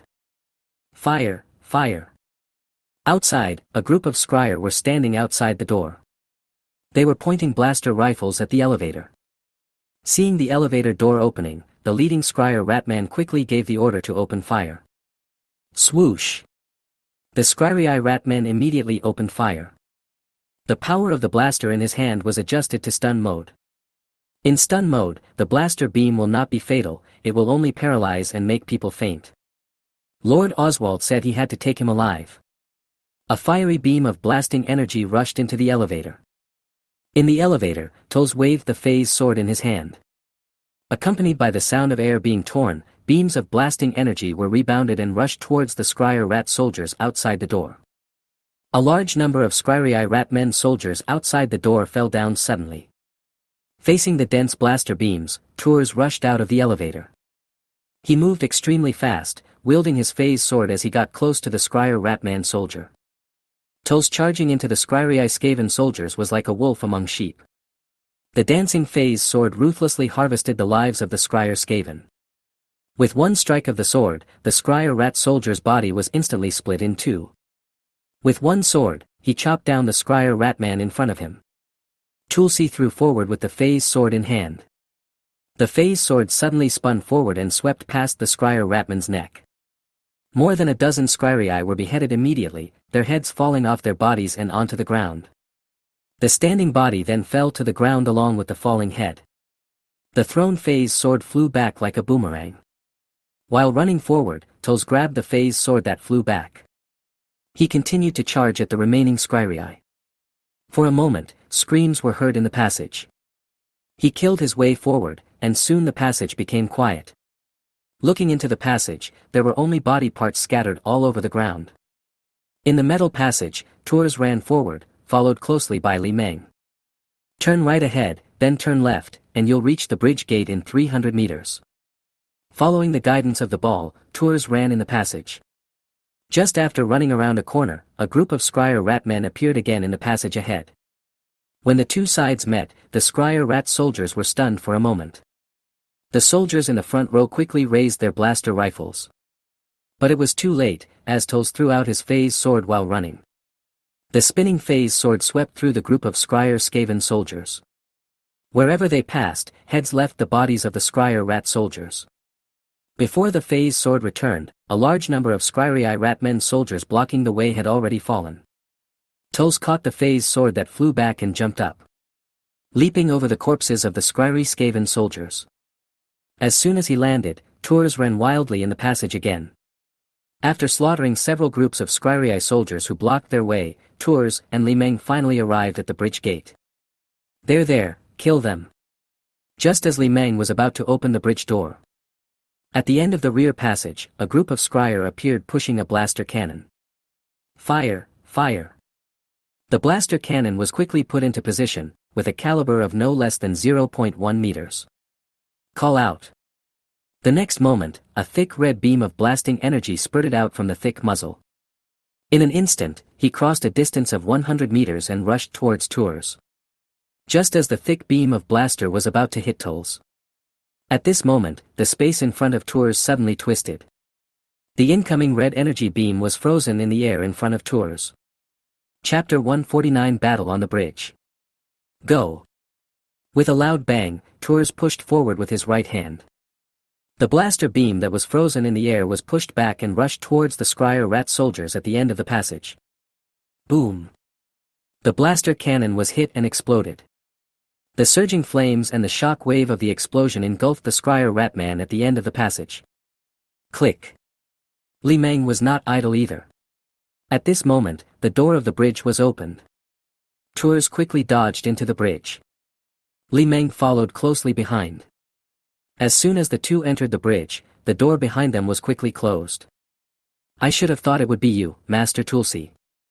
On the bridge, Osvid stood at the window. He turned and looked at Tulz and Li Meng who were entering the bridge door. Seeing that the two seemed to want to talk for a while, Li Meng flew to the main control area of the bridge nearby. Robot, what are you doing? Seeing Li Meng flying over, the Scryer Ratman bridge crew became nervous. They quickly stood up and took out the blaster pistols from their waists. Ignoring the Scryer Ratman bridge crew, Li Meng came to the main control terminal. The robotic arm reached out and inserted into the port. Swoosh! Li Meng's actions angered the Scryer Ratman bridge crew. They opened fire, and beams of blasting energy hit Li Meng's round split body. But the power of the blaster beam pistol is really limited. The blasting energy beam that hit Li Meng dissipated directly. Seeing that their attack was ineffective, the Scryer Ratman bridge crew were stunned. What are you doing? Stop it. Osvid saw what Li Meng did. Its round body reminded Osvid of the robot that had contacted him before. Obviously, that robot was the one next to Tours. Did Tours know about what happened between him and the teacher? Now is not the time to think about these things. The robot's subsequent invasion of the port made Osvid feel something was wrong. Faced with Oswald's rebuke, the Scryer Ratman bridge crew quickly gave up the attack. They all pounced on Li Meng. Hua-cha! Facing the approaching Scryer Ratman, Li Meng launched an attack. Suddenly, there was a loud thunder in the air, and golden lightning shot out from the surface of Li Meng's round body. The Scryer Ratman who pounced over was hit immediately. The moment the golden lightning struck, the Scryer Ratman soldiers instantly turned into ashes and fell to the ground. Seeing this scene, Osvid in the hood was stunned. He stretched out his right hand and pointed it towards where Li Meng was. Your opponent is me. Tours knew what Osvid was trying to do. That is the posture of psychic grasping. It is a use of psychic power to control objects. Without hesitation, Tours jumped up and rushed towards Osvid wielding the phase sword. Osvid stepped sideways, avoiding Tours's leaping attack. He took the phase sword from his waist. There was a hissing sound, and a red blade of light appeared. You are no match for me, Tulsi. A sword blocked the phase sword coming from Tours, and Osvid's deep voice rang out from the hood. Due to the collision of the light blades, the hissing sound became louder. The energy of the light blade was constantly dissipated by the opponent's light blade, and then condensed again. In his hood, Tulsi grinned. Of course I am no match for you, but I have never thought about defeating you. My goal is just to hold you back. Hearing this, Osvid's face changed slightly in the hood. He seemed to realize what the robot was going to do. Osvid quickly pulled away and pushed Tours with his left hand. Tours also reacted quickly, and like Osvid, pushed forward with his left hand. The space in front of the two people twisted and collided with each other. Boom! A powerful shock wave suddenly burst out from between the two people to both sides. There were bursts of tearing noises, and the nearby bridge equipment was torn apart layer by layer, with metal debris flying everywhere. Some Scryerai bridge crew members were even knocked away. After less than a second, Tours couldn't hold on any longer. He jumped back, and the violent shock wave carried him back dozens of meters. Tours did a backflip in the air and landed steadily on a bridge device. What did you do? Outside the window, the fighting fleet began to move. The ship slowly turned and began to evacuate to outer space. This retreat completely exposed the fleet's vulnerable engines to the enemy's firepower. A large number of warships were immediately hit in the engine and could only rely on the anti-gravity system to slowly take off. But once the speed slows down, it is easy to be attacked by concentrated fire. For a time, the evacuating Independent Planet Alliance fleet suffered heavy losses. Warships of all sizes fell into the sea, flames burning. Osvid in the bridge quickly took out the communication disc. He knew that it must be that robot that used the flagship's command system to order the fleet to evacuate. Ball! Seeing Osvid take out the communication disc, Tours became anxious. If Osvid had sent the message, everything they did was in vain. Without pulling out the mechanical clamp, Li Meng opened a small hatch on the surface of his round body. Call out. A tiny missile suddenly shot out. It was flying very fast, with a twisting flight path, as it rushed towards Osvid. Osvid noticed the incoming missiles. Just as he was about to wave his hand, the missile exploded 10 meters away from him. A ball of golden light burst out, forming a halo that swept around. Wherever the aperture passed, all electronic equipment in the bridge went offline. The communication disc in Osvid's hand was completely destroyed in a flash. "I want you dead." The hooded man, Osvid, had a very unpleasant look on his face. He roared and threw away the communication disc in his hand. He stretched out his right hand and grabbed Li Meng, who was not far away. Red lightning suddenly shot out from Osvid's hands. It instantly crossed a distance of dozens of meters and hit Li Meng. It is psychic lightning, the only attack that can defeat rune technology. During the attack, the split individual crashed, and the round body fell off the console and rolled to the ground. Ball. Seeing the ball rolling down the console, Turza's face changed slightly. He shouted loudly and was about to rush towards Osvid with his sword in hand. At this moment, the hull shook violently. The bridge tilted downward, falling toward the sea at an angle of almost 60 degrees. Out there, in the fleet, the flagship of the Alliance of Independent Planets detached from the fleet. The engine at the rear was running at full power, emitting a long, dazzling tail flame. Under the powerful thrust, the flagship fell into the sea as if committing suicide. Due to the tilt of the bridge, the split entities on the ground rolled downwards. Seeing that the battleship was falling into the sea, Tours gave up attacking Osvid. He knew that this was the chance Chiuchiu gave him to escape. He leaped up and pounced to the ground. With another roll, he successfully intercepted the ball. Chapter 150, The Battle of Kalomi Star ends. Just as he hugged the split individual, Tours' face changed in the hood. The ball was so heavy that he felt like he was hit by a hovercraft weighing several tons. The moment he touched the ball, Tours quickly withdrew his hand.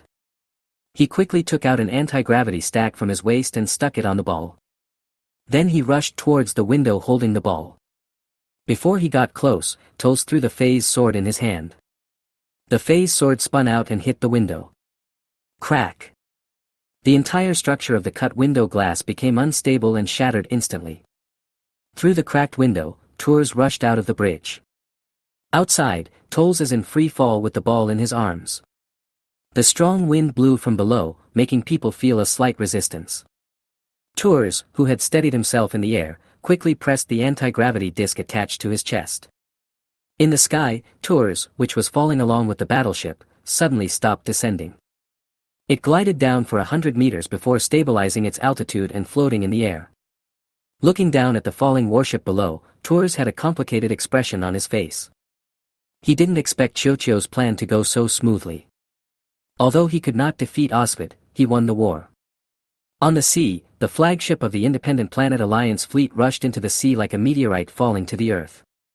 The huge impact tore the sea surface apart, and huge waves hundreds of meters high attacked in all directions. The powerful impact caused an explosion inside the battleship. The huge engine exploded first, the entire engine room was blown open, and metal debris flew all over the sky. After creating huge waves, the huge warship quickly disappeared on the sea surface and sank to the bottom of the sea. At the same time, on a battlefield far away, the Independent Planet Alliance fleet that was fighting with the Federation fleet began to evacuate. They gave up on the enemy in front of them and retreated in the direction they came from. The rat fighters in the underwater battlefield also gave up the attack and rushed out of the water to evacuate. The rat fighters carrying proton torpedoes even discarded them and evacuated with the majority of the others. They retreated. Master Tols and Chiuchiu succeeded. In the Federation fleet, on the flagship, on the bridge. Seeing that the fleet of the Independent Planets Alliance was retreating, Tamu showed joy. Like him, the senior officers on the bridge were delighted. With such a huge disparity in strength between the enemy and us, it is a miracle that the Federal fleet was able to win. With a wave of his hand, Tamu said in a deep voice, "Order all units to immediately pursue the enemy and destroy the enemy's manpower as much as possible." Following Tamu's order, the Federal fleet outside began to move. The engines at the rear of each ship emitted dazzling blue-white flames. The fleet moved forward slowly, gaining speed. The blaster turrets never stopped firing, and blaster beams of all sizes rained down on the retreating enemy fleet. A large number of ships of the Independent Planet Alliance fleet that evacuated in panic were shot down at one time. In the sky with a radius of nearly 1,000 kilometers, warships fell into the sea with flames all over their bodies. Huge columns of water suddenly rose from the sea. The powerful impact caused the warship that fell into the sea to create huge waves that swept around. And at the bottom of that ocean, it became a ship graveyard. After more than half an hour, the battle in the atmosphere was finally declared over. The remnants of the Independent Planets Alliance fleet escaped from the planet Kolomi and flew deep into the starry sky. Looking up at the sky from the ground of Kolomi, a blue meteor shower suddenly appeared in the sky. That was the fleet of the Alliance of Independent Planets jumping into hyperspace to evacuate the battlefield. Tours also returned to the flagship with the second split individual. In the hangar, TAMU and a group of senior officers welcomed the return of Master Tolls. In front of the eyes of a group of officers, a Kunpeng-class gunboat flew into the airtight shield. The engine roared, the airwaves rolled, and the gunboat slowly landed on the parking position. As the side door opened, Tolls came out holding the number 2 split entity. TAMU hurried over to meet him. Master Tours, we have won the final victory. The glory of victory belongs to you. In the hood, Tours was not happy about this. He looked down at the ball in his hand and said in a deep voice, but we also paid a price for it. Upon hearing this, TAMU was stunned. He looked down at the ball in Master Tulsi's arms. Could it be that? Just then, Wang Wana ran out from behind TAMU. Teacher, what happened to Chiu? Wang Wana quickly snatched the ball from the teacher. Tours did not stop him, but said apologetically, I'm sorry, it was the teacher who failed to protect the ball. The ball was attacked by Osvid's psychic lightning and has been silent since then. Upon hearing this, Wang Wana's face tightened. She looked down at the ball in her arms, silent. Master Tours, take Chiu to the maintenance room. There are equipment for repairing robots there. TAMU's suggestion made Tours react. No matter how unique the ball is, it cannot change the fact that it is a robot. It can be repaired by a robot. Wana, let's go. Afterwards, the group walked into the hangar. Wang Wana followed the teacher silently, holding the ball. Data world, imaginary space. At the round table, all the little Li-Mengs were there.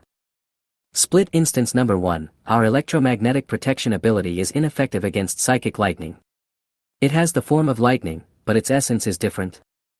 Split instance number 3, number 2, how does it feel to be killed once? At the round table, Split 2 shrugged. Nothing. I escaped into the split body of number 1 before the psychic lightning struck me. Now I occupy the body of number 4. Split number 3, number 2 is dead. Do you want to take this opportunity to leave the little girl? Split individual number 1, if it's really that powerful, it will definitely be a big blow to the little girl. Split instance number 2, after all, we have been with her for nearly 5 years. Main body, it's not time to leave the little girl yet. Number 1, you will replace number 2 and stay with the little girl. Let the Kolomi people cooperate and don't expose the fact that we have so many clones. Number 2, you can set off to Kolomi planet. Split instance 1, yes, I know what to do. Split instance number 2, I'll leave immediately. Main body, adjourn. Kolomi, offshore factory. When the war ended, the offshore factories that had sunk into the sea floated up again. The sea swallowed up all traces of the war. Although a great war had just ended, the planet Kolomi had not changed at all compared to before the war. Chapter 151 The Remains of Number 2. In the sky above the offshore factory, the Federal fleet returned to orbit again. In the atmosphere, in order to ensure that large-mass warships remain afloat, the anti-gravity system consumes a large amount of energy. In non-wartime situations, warships generally do not enter the atmosphere easily. In the flagship, in the maintenance room. In the maintenance room, a yellow-painted robot was fiddling with a scanning device. Behind it were Wang Weiner and Tolls who were waiting anxiously. After fiddling with it for a while, the maintenance robot standing in front of the scanning equipment seemed to have crashed and did not move at all. After a while, it turned around and faced the 2 people behind it. Sorry, the scanning equipment cannot analyze the internal structure of the robot. It seems to be a whole and cannot be disassembled. Hearing this, both of them felt a sinking feeling in their hearts. So, the ball can no longer be repaired. Wang Wana walked forward silently, held the ball in her arms, and walked out. Looking at Wang Wana's departing back, Tolls seemed to be hesitant to speak. Chiyo has been with Wanner for 5 years, and Toles knows how much his apprentice likes Chiyo. If Chiyo were to pass away just like that, the one who would be the saddest would of course be his little apprentice. Master Tours, Prime Minister Bunal sent a message. He said they can repair the ball. Tamu's words rekindled hope in the hearts of Toles and Wang Wanner. Wang Wanner hurriedly walked past Tamu and walked out. Tours followed suit. In the long corridor, 3 people walked one after the other. Commander Tamu, any news about Osvid? Tamu shook his head and said, we are searching, but have not found anything yet. Master Tours, is it possible that Osvid was buried in the sea with the flagship? No, don't underestimate the survival ability of the Knights Templar. Osvid is one of the strongest in the Knights Templar. He won't die so easily. He must still be alive and hiding somewhere on the planet Kolomi. Tours never thought that Osvid would die so easily. As a Templar, Toles is most aware of the abilities of psychic users. Increase the intensity of the search. If we can catch Osvid, we will have won half the war. Tours had a strong feeling that Osvid must still be on Kolomi. Yes, I understand. We will find him. Tamu also realized the importance of Osvid. That's the head of the Alliance of Independent Planets. Once he is captured, the Alliance of Independent Planets will be leaderless. Even if there is someone among the people below who can replace Osvid, he may not be able to convince the public. The result is that the Alliance of Independent Planets will inevitably face civil unrest. Moreover, capturing Osvid would be a huge blow to the Alliance of Independent Planets. Maybe the Independent Planets Alliance will surrender because of this. Not long after, a Kunpeng-class assault gunboat sailed out of the hangar of the Federation Fleet flagship and headed straight for the atmosphere. Kolomi, offshore factory. In Prime Minister Bunnier's office. Prime Minister Bunnier, thank you for your help. In the office, Wang Wanner reluctantly handed the ball to Bunnier, who walked forward. Taking the ball from Wang Wanner, Bunal said slowly, the Kolomi people have close trade relations with the owner of the ball. We have equipment to repair the ball. It won't take too long. Hearing this, Wang Wanner was delighted. She quickly asked, can I see Chiyo tomorrow? Bunyal shook his head and said, it won't take that long. It will be done in a moment. Can I wait here? Wang Wanner looked at Bunnier expectantly. Facing Wang Wanner's expectant gaze, Prime Minister Bunnier said slowly, of course. At this point, Bunnier said to the 2 men, you two, please wait here. I will be back soon. Tours nodded and said, then I'll trouble you, Prime Minister Bunnier. Without saying anything else, Prime Minister Bunnier walked out holding the ball. After leaving his office, Bunnier went straight to Meiyue's laboratory. In Meiyue's laboratory, Prime Minister Bunnier found Li Meng. Chiyo, according to your request, I brought your clone here. Flying forward, Li Meng extended his robotic arm and used magnetism to hold on to the remains of number 2. Thank you for your hard work, Prime Minister Bunnier. Looking down at the remains of Chiyo's clone, Prime Minister Bunnier asked, can it be put back online?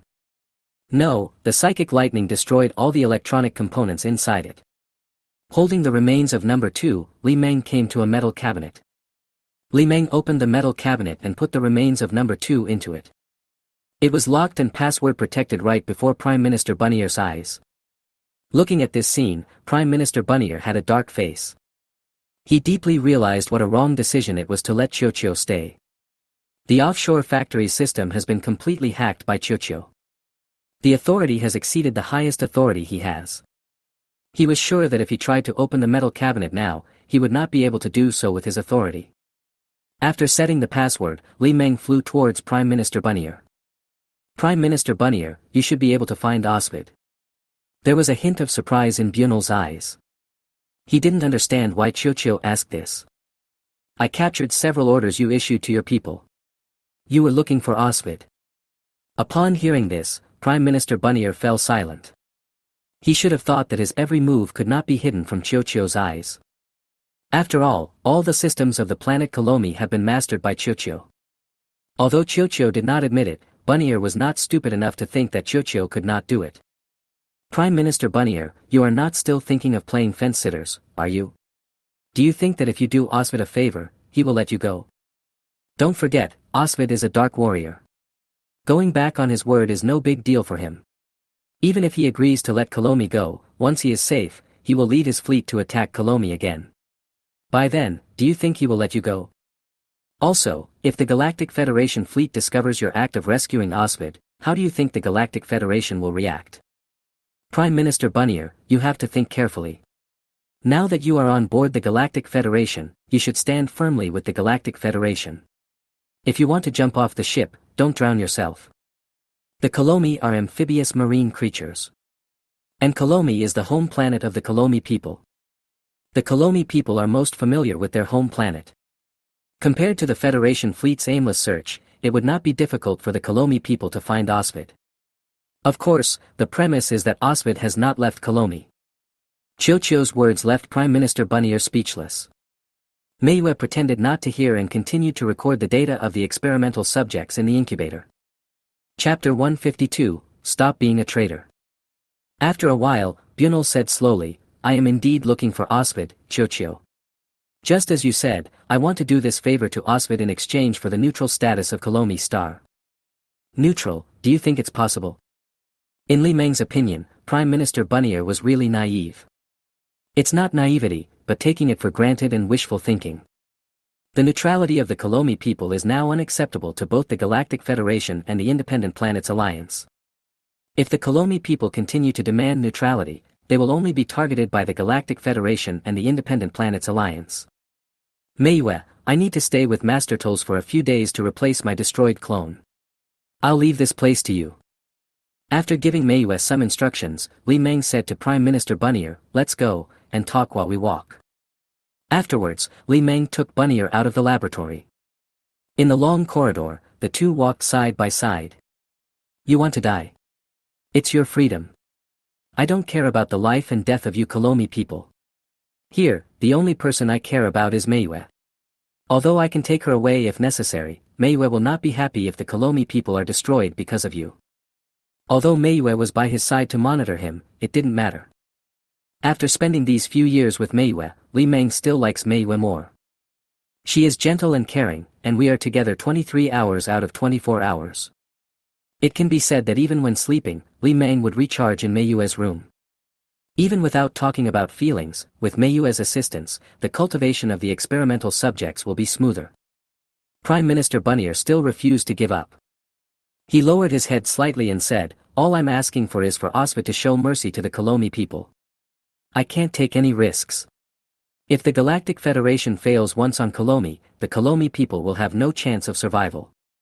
Hiding in the seabed will not protect the safety of my people. It is indeed difficult to destroy an intelligent civilization hiding under the sea without destroying the planet. But it's not that there are no ways to deal with it. The development of technology has made everything possible. It would be much easier if the goal was simply to destroy a civilization, rather than to conquer it. As long as we release some highly toxic substances into the sea and pollute the entire ocean, all life on the entire planet will die. Humanity has done a lot of things like this during the years of conquering the galaxy. Prime Minister Bunnier, you are sometimes very smart, but you appear to be very stupid in your understanding of the war situation. If the Independent Planet Alliance fleet fails once on Kolomi, they will not have the possibility of winning the Battle of Kolomi a second time. Also, after the victory of the Battle of Kolomi, if nothing unexpected happens, I will serve as the global commander of the Galactic Federation. By then, all military forces within the Galactic Federation will be under my control. I don't care about the trivial matters between you Kolomi people and the Independent Planets Alliance, and I will not target you because of it. I can pretend that nothing happened. With me here, what are you afraid of? Having said this, Li Meng paused slightly. Then he continued, I have my own purpose in this interstellar war. If you want to continue to be a traitor, I will not pretend that nothing happened. Li Meng's words were very clear and pointed out directly. This was a threat, forcing Bunnier to make a choice. On the other hand, it is also a warning to Prime Minister Bunnier not to do stupid things again. It was also a warning and revealed his identity in the Galactic Federation. Is Chochio going to be the global commander of the Galactic Federation? Li Meng's words made Bunnier's eyes flash with surprise. It was only then that Bunal realized that Chochio had shown mercy to the Kolomi people. As the global commander of the Galactic Federation, he naturally stands on the side of the Galactic Federation. As for what the Kolomi people have done, Chocho has enough evidence to make them pay the price. But Chocho said nothing and concealed many things for the Kolomi people. Buneer looked down at the ball floating beside him and said slowly, I understand. I won't do anything unnecessary. It's good that you understand. This war is far from as simple as you think. Just provide troops to the Galactic Federation before the war is over. Even if your troubles are exposed, I can keep you safe. In the long corridor, the two figures gradually disappeared into the distance. Osvid still needs to be found. I will negotiate with him when I find him. He cannot die now, and the Independent Planets Alliance cannot be in chaos. In the elevator, Li Meng said something shocking. This made Buneer look astonished. He had no idea what Chocho was trying to do. Chocho is about to become the global commander of the Galactic Federation. Wouldn't it be better if the Independent Planet Alliance is more chaotic? Bunyol was about to speak, but at this moment, the elevator opened. Ball! Li Meng was about to leave the elevator when a graceful figure pounced on him from outside. It was Wang Wanner. She hugged Li Meng and tormented him in her arms. Chocho, are you really okay? Wang Wanner lifted up Li Meng and looked at his round body carefully. I'm fine, I just had a short outage. I'm a robot, I won't die that easily. After hearing what Chocho said, Wang Wanner let go of Li Meng with peace of mind. She turned and left the elevator, muttering to herself as she walked. Chocho, don't do such risky things again. Just because it's a robot, it's easy to be destroyed. How can Wang Wanner not be worried? She has become accustomed to having Chocho's company. She couldn't imagine what life would be like without Chocho. But today, she almost lost the ball. When she saw the teacher coming back with the ball, her heart almost stopped beating. Fortunately, it was just a false alarm, otherwise. Chocho, welcome back, this victory belongs to you. Looking at the ball in Wang Wanner's arms, Tol smiled. Seeing that Chocho was fine, Tours felt relieved. If anything happened to Chocho, he would not be able to explain to his apprentice. After all, Chocho is so special that when you get along with it, it is easy to forget the fact that it is a robot. If Chocho had a humanoid robot body and was covered with human skin, I'm afraid no one would be able to tell that it was a robot. No, this victory belongs to everyone. Without you and the heroic Federal Fleet, we would not have achieved the final victory. Tours did not refute what Chocho said. This is Chocho's humility, which also proves that Chocho does have extraordinary wisdom. Although it is a robot, it is also well aware of the ways of the human world. Chapter 153 Operational Purpose. Without saying anything more, Tours said to Prime Minister Buneer, Prime Minister Buneer, if there is nothing else, we will not disturb you. Prime Minister Bunal nodded and said, Master Tours, please feel free to do as you please. Afterwards, Tours took Li Meng and the apprentice away from Buneer's office. Soon after, the Kunpeng-class assault gunboat docked on the platform set sail. The engine roared, and in the rolling air waves, the gunboat slowly took off and flew into the distance. Soon it turned into a small black dot in the sky. Tols, do you think Osvid is dead? In the cabin, Li Meng suddenly asked Tours. Tols shook his head and said, No, I can feel that he is still on Kolomi, but I don't know his exact location. There is a subtle connection between psychic users, akin to telepathy. Tours said Osvid was still alive, so he must be still alive. Time passed by little, day after day. Since the withdrawal of the Independent Planets Alliance fleet, Kolomi has returned to its previous tranquility. On the planet Kolomi, the Federation fleet has not given up the search for Osvid. But Osvid seemed to have disappeared out of thin air, leaving no trace of the Federal fleet. You should know that Kolomi is an ocean planet, although it is not without land. But the land area occupies only 1/1000th of the ocean area. There are only dozens of islands exposed above the sea, and they are very small in area. There aren't many places to hide. Federation fleet in orbit of Kolomi. Flagship, in the bridge. The recent Battle of Kalomi caused the Federation fleet to lose a lot of warships. A total of 31 Victory-class cruisers crashed in that war. They could not be repaired and sank to the bottom of the sea. The temple has received news that all garrison fleets should withdraw to their garrisons immediately. In the operations command room, an online and offline meeting is in progress. The fleet commanders of the garrison fleets are participating in online meetings on the bridges of their respective flagships. Standing in front of the command platform, Tours said to the fleet commanders of the garrison fleets, "Thank you for your hard work. I hope we can have another opportunity to cooperate next time." "Yes. Goodbye, Master Tulsi." The commanders of the garrison fleets who were attending the meeting online disconnected their communications one after another. The holographic busts on the command platform disappeared one after another. Outside, the garrison fleets broke away from the main fleet and headed towards the depths of the starry sky. After taking a look at the garrison fleet leaving the window, Tours looked at the senior officers beside the command platform. In this battle on Kolomi, the Knights Templar saw the value of Chocho. Therefore, after discussion by the Temple Council, Chocho will be appointed as the commander of the entire region with the highest authority to destroy the Independent Planet Alliance and bring the final victory to the Galactic Federation. As soon as Tours said this, the senior generals at the command platform showed joy on their faces. Great! Chocho's intelligence analysis capabilities and battlefield situation awareness capabilities are not comparable to ours. Once Chocho serves as the global commander, he will be able to fully utilize the Galactic Federation's intelligence network. As long as communications can remain unimpeded, the fleet's mobilization and assembly will be much faster. Master Tours, do we have a new mission? As soon as these words came out, everyone looked at Tours. And Tours looked at the ball beside him. Facing Tours's gaze, Li Meng raised his head slightly. A blue light suddenly flashed on the command platform, and a map of the Federation fleet's military distribution in the Milky Way appeared. In the star fields and star regions of the Milky Way, there are a large number of blue fleet icons. That's where all of the Federation's mobile fleet is located, including the garrison fleet. At the same time, Li Meng's voice rang out. The next combat goal is to control the main traffic route from the Central Ring Star region to the Outer Ring Star region, and use it as a springboard to attack the Outer Ring Star region.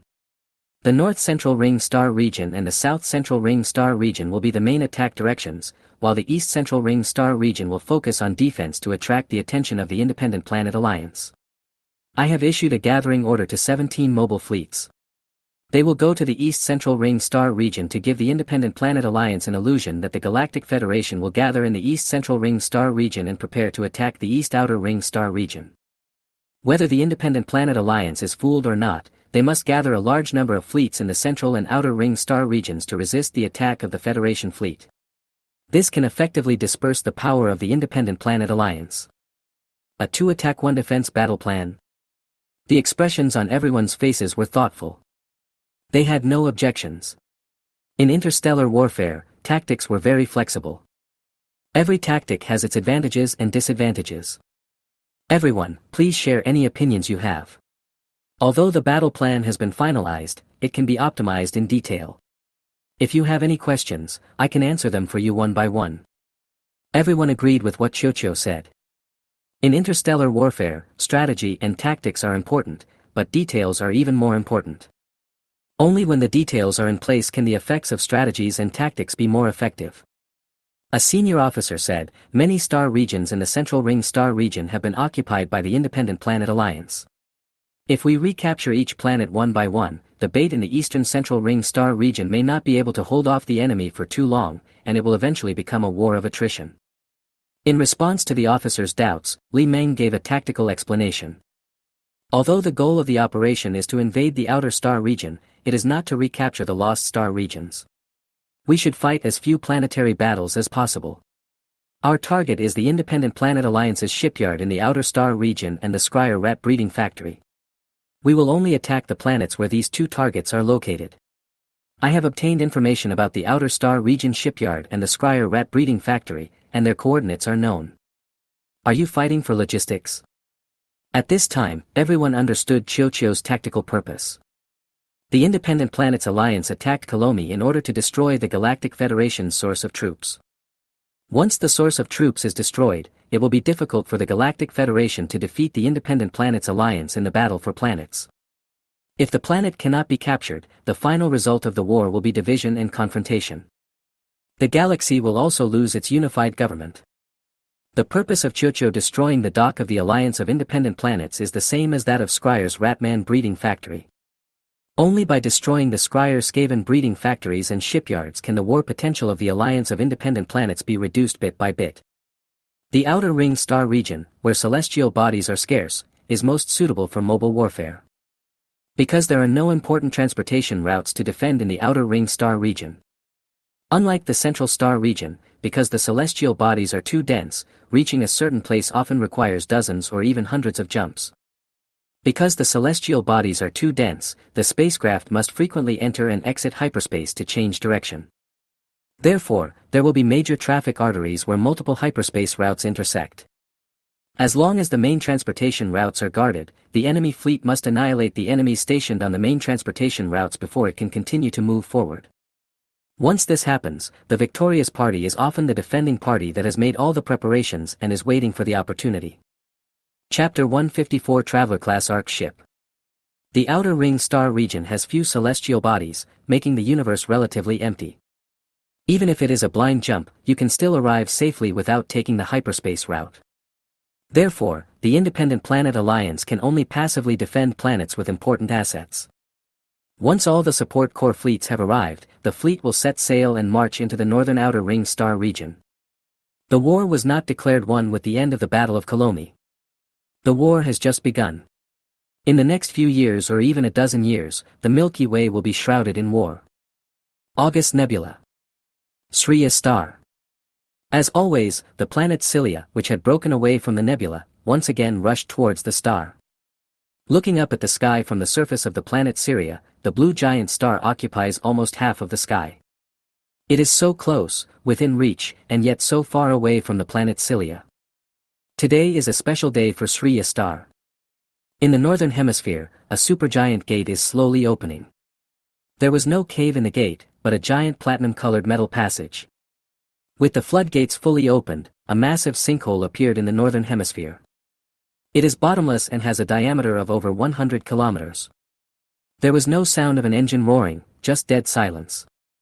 Soon after, a huge, round spaceship flew out of the Tiankan. It is extremely huge, with a diameter of over 100 kilometers. The whole body is platinum in color and the surface is as smooth as a mirror. It is the first Voyager-class Ark ship to be launched. Without the flame of an engine, the Ark used its powerful anti-gravity system to slowly break free from the gravity of the planet. Time passed by minute, and the Ark was getting farther and farther away from the surface. In the end, the Ark successfully broke free from the constraints of the planet and entered the orbit of the planet Cilia. Although the Voyager Ark is large, it is still a tiny thing in front of the planet Cilia. The Voyager Ark in orbit slowly adjusted its posture. The side of the ship facing the planet opened up its coil engines.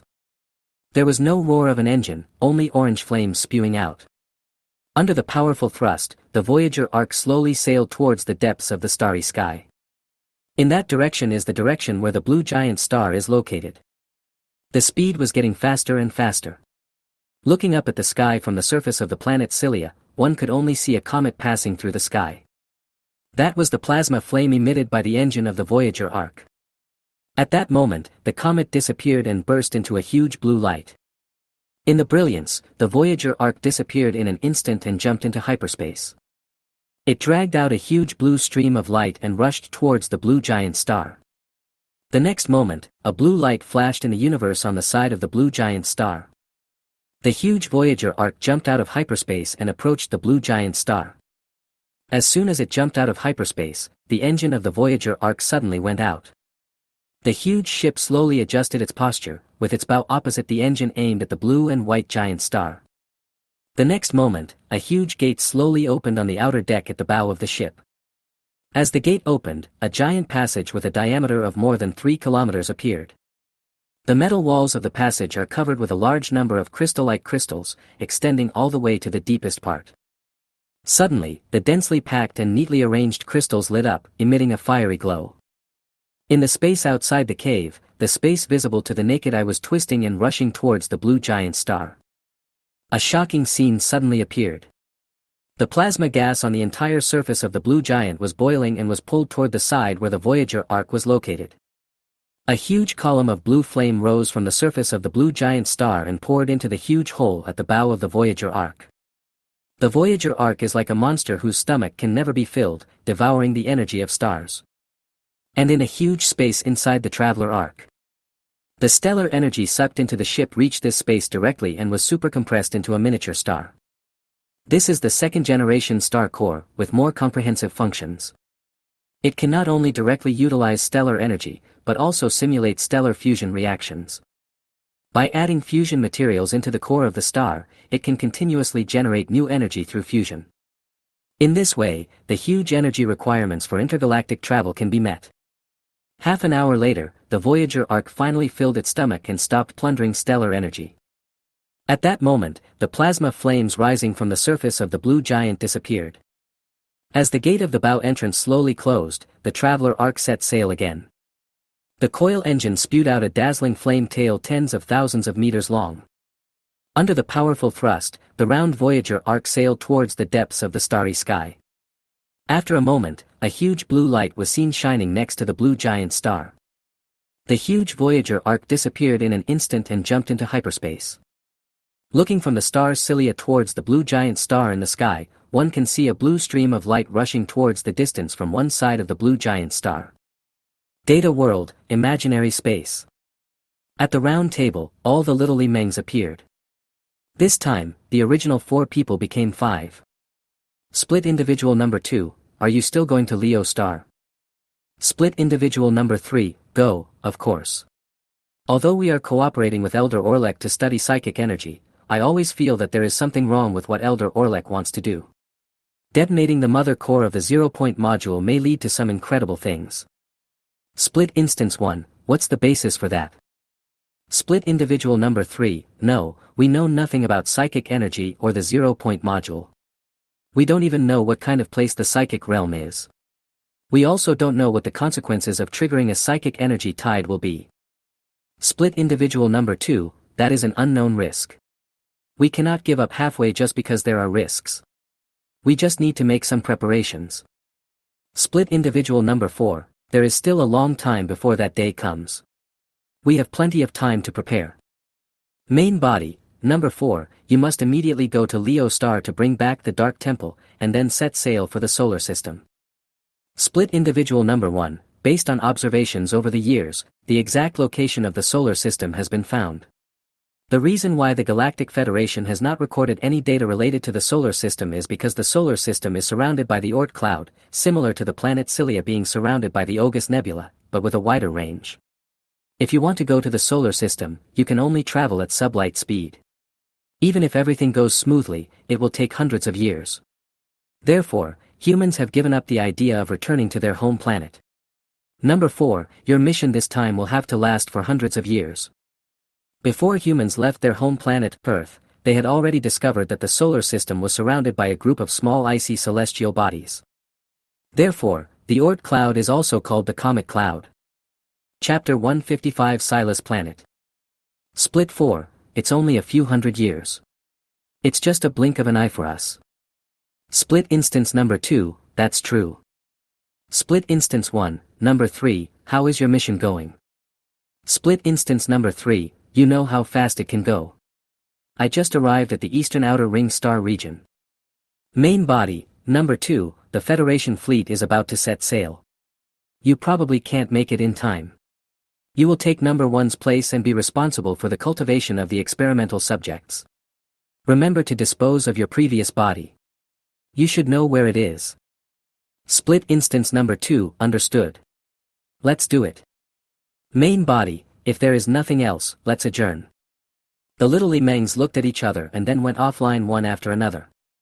In the end, only the entity was left in the vast imaginary space. After looking at the empty chairs beside the round table, Li-Meng disappeared after a while. Eastern Outer Ring Star Region. 03991 Star Sector, Silas. Silas is a habitable planet with various terrains. There are mountains, rivers, forests, and seas. There are not only a large number of human colonists on the planet, but also indigenous people. Since the Independent Planets Alliance declared independence, Silas has been brought under the rule of the Independent Planets Alliance. In the Karas Forest there is a river called the Great Flow River. At the confluence of one of the branches of the Great River there is a city called Karas. as the only large city on the planet Silas. The city of Karas also became the trade center of the entire planet and the location of the only starport. In the outer space of the orbit of the planet Silas, a ball of blue light was seen shining. A strange spaceship jumped out of hyperspace and was detected by the interstellar tower of Silas. It was a platinum-colored spaceship, 1 kilometer long. It is boxy and looks like a metal box found on a ship sailing in space. This is the Silas Star Tower, unidentified ship. Please show us your special passcode. Confirmed, passage is allowed. Welcome to the planet Silas. The city of Karas welcomes you. In outer space, the Sun Chaser-class carrier slowly entered the planet's orbit. Instead of entering the atmosphere, the Sun Chaser-class carrier chose to stay in geostationary orbit above the city of Karas. As the engine was shut down, there was no more dazzling flame tail. A small, round robot flew out of the ejection port and headed straight into the atmosphere. Soon, a small fireball appeared in the sky above the city of Karas. In less than 10 seconds, the small fireball disappeared. Half an hour later, in the corner of an alley in the city, a round, platinum-colored robot fell from the sky. It looked around in the alley, then flew outside. There is a street outside and not much traffic. There were few pedestrians and few hovercrafts on the street. Occasionally a hover car would whiz by. Looking at the buildings on both sides of the street, Li Meng murmured in his heart. The architectural style of the city of Karas is really weird. Is it a dream back to the Middle Ages? Although the houses on both sides of the street are made of metal, they are all two-story attic styles. The buildings in some urban areas are arranged neatly, while those in other areas appear to be in a mess. Found it. There was a reason why Li Meng kept the ship in geostationary orbit above the city of Karas. It is to use the electronic warfare equipment on the Sun Chaser-class carrier to invade the network system of Silas. After all, the split individual is just a small platform and cannot hold too many things. In the north, over there. The engine roared, the air billowed, and Li Meng, who was standing beside the street, soared into the sky, flying low over the roofs of the houses towards the north. Passers-by stopped and looked at the flying robot in surprise. The children jumped and danced with excitement, with only curiosity in their eyes. Karas City, Maintenance Station Number 07. From the Hera people, Li Meng learned the information about the spaceship that Awfully took when she escaped. It was a Polaris freighter that had been converted by the Covenant. No, robot, don't bother me. I'm busy. Didn't you see I'm repairing this broken spaceship? In the maintenance station, Li Meng found an old man with white hair and a dirty body. He was wearing a round hat and stared at Li Meng angrily. The wrench in his hand was still waving, driving Li Meng away. The blue light flickered, and Awfully's portrait turned into a Polaris freight ship. The Star Tower has records that this ship has docked at your place. If you can tell me about the owner of this ship, I will give you a generous reward. As long as you tell me everything you know, these 10,000 credit points will be yours. From the machine, Li Meng took out a golden credit coin with a face value of 10,000. Looking at the credit coins in Li Meng's mechanical pliers, the old man's eyes lit up. But he seemed to be hesitant to speak, as if he had something to hide. He shook his head and said, "No, the rules cannot be broken. If the rules are broken, I won't be able to survive." Li Meng took out another credit coin with a face value of 100,000 from the machine. These should be enough for your retirement. If you still don't want to tell me, I will have to pry your mouth open in another way. Another way? The old man laughed and quickly threw away the wrench in his hand. He stepped forward and took the credit from Li Meng's mechanical clamp. He said cheerfully, okay, that red-eyed woman did come here. This was also the first time I saw the rumored red-eyed woman, so I remember it very clearly. She left, inspected the spaceship here, refueled it, and then left. At this point, he waved his hand and said, "That's all I know." "Okay, you can go." Li Meng didn't move, and the old man walked into the maintenance station on his own. "If that spaceship had left Silas, I would have known and would not have come looking for you. You are lying to me." The old man paused slightly at the voice of Li Meng behind him.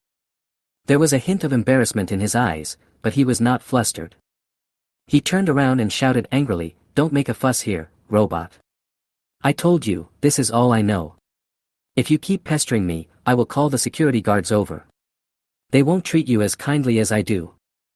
Li Meng became a little impatient. He shouldn't have spoken so politely to the old guy. It was obvious that the old guy was daydreaming. He just told a lie and wanted to get his 110,000 credit points. If Offley had left Silas in the Polaris cargo ship, the Silas Star Tower would have had relevant records. However, there was no record in the Interstellar Tower's information database that the Polaris freighter piloted by Offley had left Sarah. Chapter 156 I Am a Robot. Hua-cha. Li Meng could no longer endure it. A bolt of thunder appeared out of nowhere in the maintenance station. Golden lightning shot out from Li Meng's round body and hit the old guy. The old fellow trembled all over, and his skinny body fell straight onto the ground on his back. Li Meng flew forward and looked down at the old guy with his eyes wide open. The mechanical clamp extended and Li Meng touched the old man's arm. Woo! The old guy's body suddenly began to tremble. His eyes rolled back, he made a humming sound, and billowing green smoke came out of his white hair. It took a while before Li Meng took away the mechanical pliers. At this time, the old guy was foaming at the mouth and looked dead. Li Meng controlled the power of the electric shock and he was still alive and well. Yuan Taisan, you have a wife and 2 grandchildren at home. Your son and daughter-in-law died in a spaceship accident while traveling. You have a tragic life experience. Yuan Taisan, if you were gone, what do you think would happen to your wife and your 2 lovely grandchildren? As soon as Li Meng said this, Yuan Taisan, who was foaming at the mouth, suddenly opened his eyes. He glared at Li Meng angrily, as if he was going to eat Li Meng. Don't worry, I won't kill you now. Before I kill you, I will solve your worries and let your wife and grandchildren meet your son and daughter-in-law, so that they won't suffer and die miserably because of losing you. You devil. Yuan Tiesan's face showed fear. He was scared, really scared. He didn't expect to be threatened by a robot and be treated like this by a robot. Demon. You are really old and blurry-eyed. I am a robot. Okay, I will give you 10 seconds. After 10 seconds, I will not ask you again. If you don't want to talk, I have many ways to make you talk, but you have to pay a price. I won't do as you wish. Li Meng was not in a hurry. Since he had already found this, he had enough time to pry open the old man's mouth. Although he didn't know why the old man didn't want to say it, Offley was an outsider to him after all. Professional ethics. What a joke, is that thing more important than your own life? 10, 9, 8, 7, 6, 5. As Li Meng counted down, cold sweat broke out on Yuan Tiesan's forehead. The robot's voice was like the whisper of a demon, which filled him with fear. I said. Just when Li Meng was about to read 1, Yuan Taisan collapsed. Hearing this, Li Meng stopped counting and stepped back several meters. Sit up and talk. Yuan Taisan sat up. He said with a grim look on his face, I have seen her. She did leave, but she did not leave on the Polaris freighter. She sold that ship to me and bought a second-hand assembled spaceship from me. The registration code of the spaceship is XUG 1874. The information of this spaceship should be in the Interstellar Tower database of Silas. As for where she went, I don't know. This time, Yuan Taisan did not lie. Li Meng found the spaceship that Offley transferred to from the information database of the Interstellar Tower. She has left the planet Silas and headed towards the southern outer ring star region. Why do you have to hide it for her? To you, she should be just an unimportant passerby. Only this point made Li Meng somewhat puzzled. Why was Yuan Taisan willing to risk his life to keep the ship change a secret for Offley? Yuan Taisan shook his head and said, I am not doing this for her, but for myself. I bought the black ship from her. If her enemies knew about it, it would bring me trouble. Without asking any more questions, Li Meng turned and flew outside. Since we know that Offley has left Silas, there is no need to stay here. No matter where Offley goes, as long as she stops somewhere, she can be found. Even though she only found it, it was unlikely that Offley would return to Tarek. But all Li Meng wanted was an answer that would keep Offley safe. There is also everyone's wish to see what Offley's body structure is like. The engines roared and the air surged. Standing outside the maintenance station gate, Li Meng was like a vertically launched rocket soaring into the sky. Just after Li Meng left, Yuan Taisan dragged his old body out of the gate. He looked up at the sky, an expression of having survived a disaster on his face. Looking down at the credit coins in his hand, Yuan Taisan had a complicated expression on his face. The robot did not take back the credits. Also, what is that? Yuan Taisan looked up at the sky again. Just above the sky, one can see a platinum-colored ship floating in the orbit of the planet. The hull of the ship can be clearly seen on the ground, which shows how big the ship is.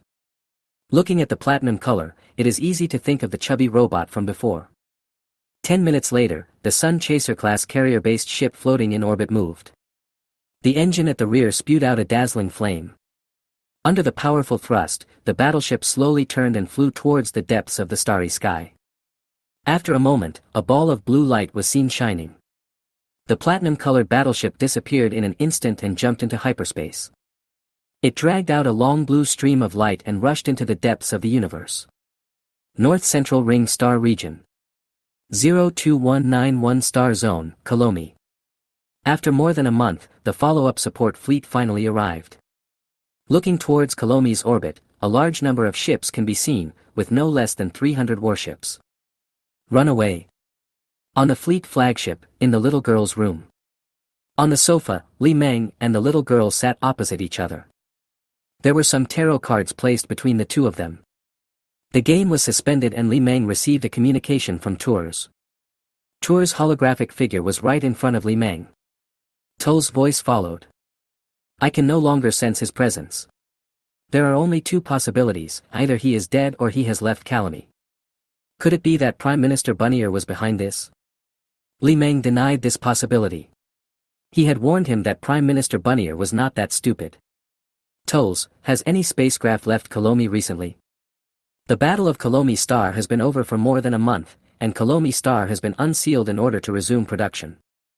Yes, interstellar enterprises cooperating with the Kalomi people began to enter and exit Kalomi planet half a month ago. So Osvid must have escaped. Then he must have escaped. If he escaped, then he escaped. Tours, stop the search. Li Meng originally wanted to have a chat with Osvid, perhaps he could end the war faster. Now it seems that we can only fight a tough battle with the Independent Planet Alliance. Chapter 157 Apprentice Trial. Chocho, is it time for the fleet to set off? Li Meng glanced at the little girl on the other side who was waiting obediently for him to end the call. No hurry. The Independent Planet Alliance will easily detect the fleet's movement. The decoy fleet in the East Central Ring Star region has not yet arrived. Let's wait a little longer. In the larger framework of the Milky Way, it is extremely difficult for fleets to coordinate operations tens of thousands of light years apart. Even if there is subspace communication that ignores communication distance, it is still difficult to achieve. Because subspace communication can only communicate, it cannot transmit large amounts of data. But with Li Meng, the meaning is completely different. He can parse a large amount of data from a small paragraph of text. Therefore, since obtaining the authority of Global Commander, the dynamics of the Federal Fleet has been under Li Meng's control. Chocho, the commanders of the various fleets want to meet you and listen to your strategic deployment. The commanders of the Corps' fleets are all Templars. For example, the commander of the 501st Corps fleet is Tours. No, I am the global commander now, they just need to follow my orders. Li Meng knew very well that the commanders of various corps and fleets still regarded him as a supporting role. But Li Meng will not indulge them. They either obey orders or get fired and leave. The fleet can just stay. It doesn't matter whether the Templars participate in this war or not. Although the individual combat power of the Templars is very strong, on a large battlefield, personal strength cannot determine the outcome of a war. That's not a good idea. After all, they are the masters of the Knights Templar. They must be given a certain amount of respect. Tours was in a bit of a dilemma, as he couldn't be as willful as Chocho. Tols, you just need to handle such social etiquette. If there are any problems, just push them on to me. Tell them that this is the army, not the Knights Templar. In the army, they just need to follow orders like tools. They should not worry about other things. Tool. Tours had a dark face. If he told the masters who were the commanders of the corps and fleets what Chocho said, they would be so angry that they would die. I understand. The blue light flashed and the communication was interrupted. What's wrong? Seeing the little girl looking at him with shining eyes, Li Meng asked. The little girl smiled and said, "Jochio, you are so handsome." Li Meng immediately became excited after being praised by the little girl. Of course. If they want to work under me, they have to listen to me. Speaking of this, Li Meng remembered something. Little girl, you have reached the age for trials. Time flies and the little girl is already 15 years old. According to the rules of the Knights Templar, apprentices as young as 15 can take part in the trial. The trials of the Knights Templar were rigorous. Whether or not one can pass the trial will affect the direction of the Templar's life. The trial is also the only way for the Templars to obtain the phase sword. Only the Templars who pass the trial can obtain the phase sword and gain the corresponding status. Those Templars who failed the trial could only retreat to the second line and serve as clerical staff. The little girl nodded and said, "Well, the teacher originally planned to take me back to Xingsadong to participate in the trial after the Battle of Kalomi Star, but because of the new combat mission, the trial time can only be postponed. A Templar apprentice has only one chance to take the test in his lifetime. The result of the trial will also affect the life of the Templar, so you can imagine its importance." However, Li Meng was a little worried about the little girl's trial. Li Meng obtained some information about the trial from the wisdom domain. The core content of the trial is to test the character of the Templar apprentice and whether there are signs of corruption. In the trial of Templar apprentices, only 15% of the apprentices can pass the trial. Among the apprentices who failed the trial, 10% would be secretly executed. The reason for the secret execution was showing signs of depravity. So-called depravity is choosing the worst answer in a multiple-choice question. Li Meng looked at the little girl calmly and sighed in his heart. The little girl has a weird personality and her chances of passing the trial are slim. "Little girl, do you want to become a Templar?" Wang Wan'er shook her head and said, "Father said that once I pass the apprentice trial and get the phase sword, I can go to the capital star of the Tang Confederation Empire to join the Queen's Guard. At that time, I will leave the Knights Templar." Li Meng knew about the relationship between the Tang Confederation Empire and the Knights Templar. There are relevant records in the intellectual domain. According to the records of the Knights Templar, there are only 2 confirmed reincarnations in the Milky Way. They are closely associated with the Knights Templar and have a close bond with them. They are even called the Son of God and the Holy Daughter by the Knights Templar. The Son of God was only reincarnated once, and his identity information has been lost over the long years. In theory, any information recorded by the intelligent domain will never be lost. There is only one possibility, that is, the Knights Templar deliberately concealed the identity information of the Son of God. The second is the eternal Queen of the Tang Confederation Empire. She has no name, no information about her identity. The intellectual domain only records that she is the saint of the Knights Templar and one of the founders of the Knights Templar. She has been reincarnated countless times and is known as the Eternal Queen. Although the Eternal Queen has left the Templar Order, she still maintains a close relationship with them. For nearly 10,000 years, the Tang Confederation Empire has also been one of the loyal supporters of the Knights Templar. The Tang Confederation Empire has an agreement with the Knights Templar. Anyone with psychic potential in the Tang Confederation Empire can go to the Knights Templar for further training. After passing the trial, you can leave the Knights Templar and join the Queen's Guard. The Queen's Guard is a troop of psychic users surrounding the Eternal Queen, also known as the Yulin Guard. The Shensu army of the Tang Confederation Empire was a direct subordinate army of the Yulin Guard. According to records in the intellectual domain, psychic users are not uncommon among human forces. Whether it is the Rising Sun Empire or the Trade Alliance, psychic users can be seen in the core political circles. It is very likely that the people who were reincarnated are not just the 2 people recorded in the wisdom domain. Besides passing the trial, is there any other way to join the Queen's Guard? Wang Wan'er nodded and said, "Yes, my father once told me that if I can find a holy temple and obtain the phase sword of the sage who built the holy temple, I can also join the Queen's Guard." Does this mean the phase sword is the key to joining the Queen's Guard? Li Meng knew very well that as a psychic user, the little girl had no right to choose a free life. Either become a Templar or join the Queen's Guard. Although you can also be an ordinary person and hide your identity. But few psychic users choose to take this path. There are free psychic users, but they are often prone to corruption. Once they fall, they will be hunted down by the Knights Templar. If all you needed to join the Queen's Guard was a phase sword, the problem would be much simpler. There are naturally formed Eclipse Crystal Mother crystals on the planet Cilia. Although the quantity is not large, there is no problem in making dozens of phase swords. As long as you have the Eclipse Crystal Mother, the manufacturing process of the phase sword is not complicated. Chapter 158 Let's Elope. Little girl, let's elope after the war is over. Li Meng's shocking words made Wang Waner stunned. But then her face turned red and she looked at the ball shyly. Seeing Wang Waner's expression, Li Meng knew that the little girl must have misunderstood and was having wild thoughts again. The Knights Templar is not a good place to be. We must leave if necessary. Li Meng had a premonition that when the war ended, the Knights Templar would no longer exist.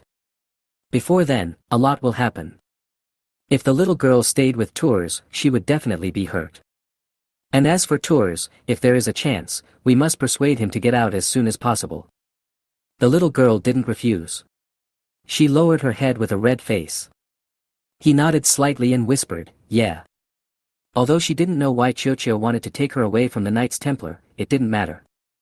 The important thing is that Qiuqiu wants to take her away from the Knights Templar. In other words, Qiuqiu will always be by her side. She didn't care about the Templars or anything like that. He doesn't care about the Queen's Guard or anything like that. She also doesn't care about her father's expectations. She is grown up and has the right to pursue the life she wants. As long as the ball is there, it doesn't matter where I go. East Central Ring Star Region. 02989 Star Zone, Leo Star. As a spice production site, Leo Star is relatively prosperous and well protected. Meeting in the East Central Ring, the Galactic Alliance and the Alliance of Independent Planets assembled large fleets. The situation had become tense long before. But even in those dire times, Leo Star was not affected at all. However, in order to prevent the Independent Planet Alliance fleet from launching a surprise attack on Leo Star, the Federal Fleet dispatched additional warships to garrison Leo Star. Looking towards the planet's orbit, one can see 5 Victory-class cruisers floating above the city of Skagen. At this time, in the Federal Fleet, on the flagship, on the bridge.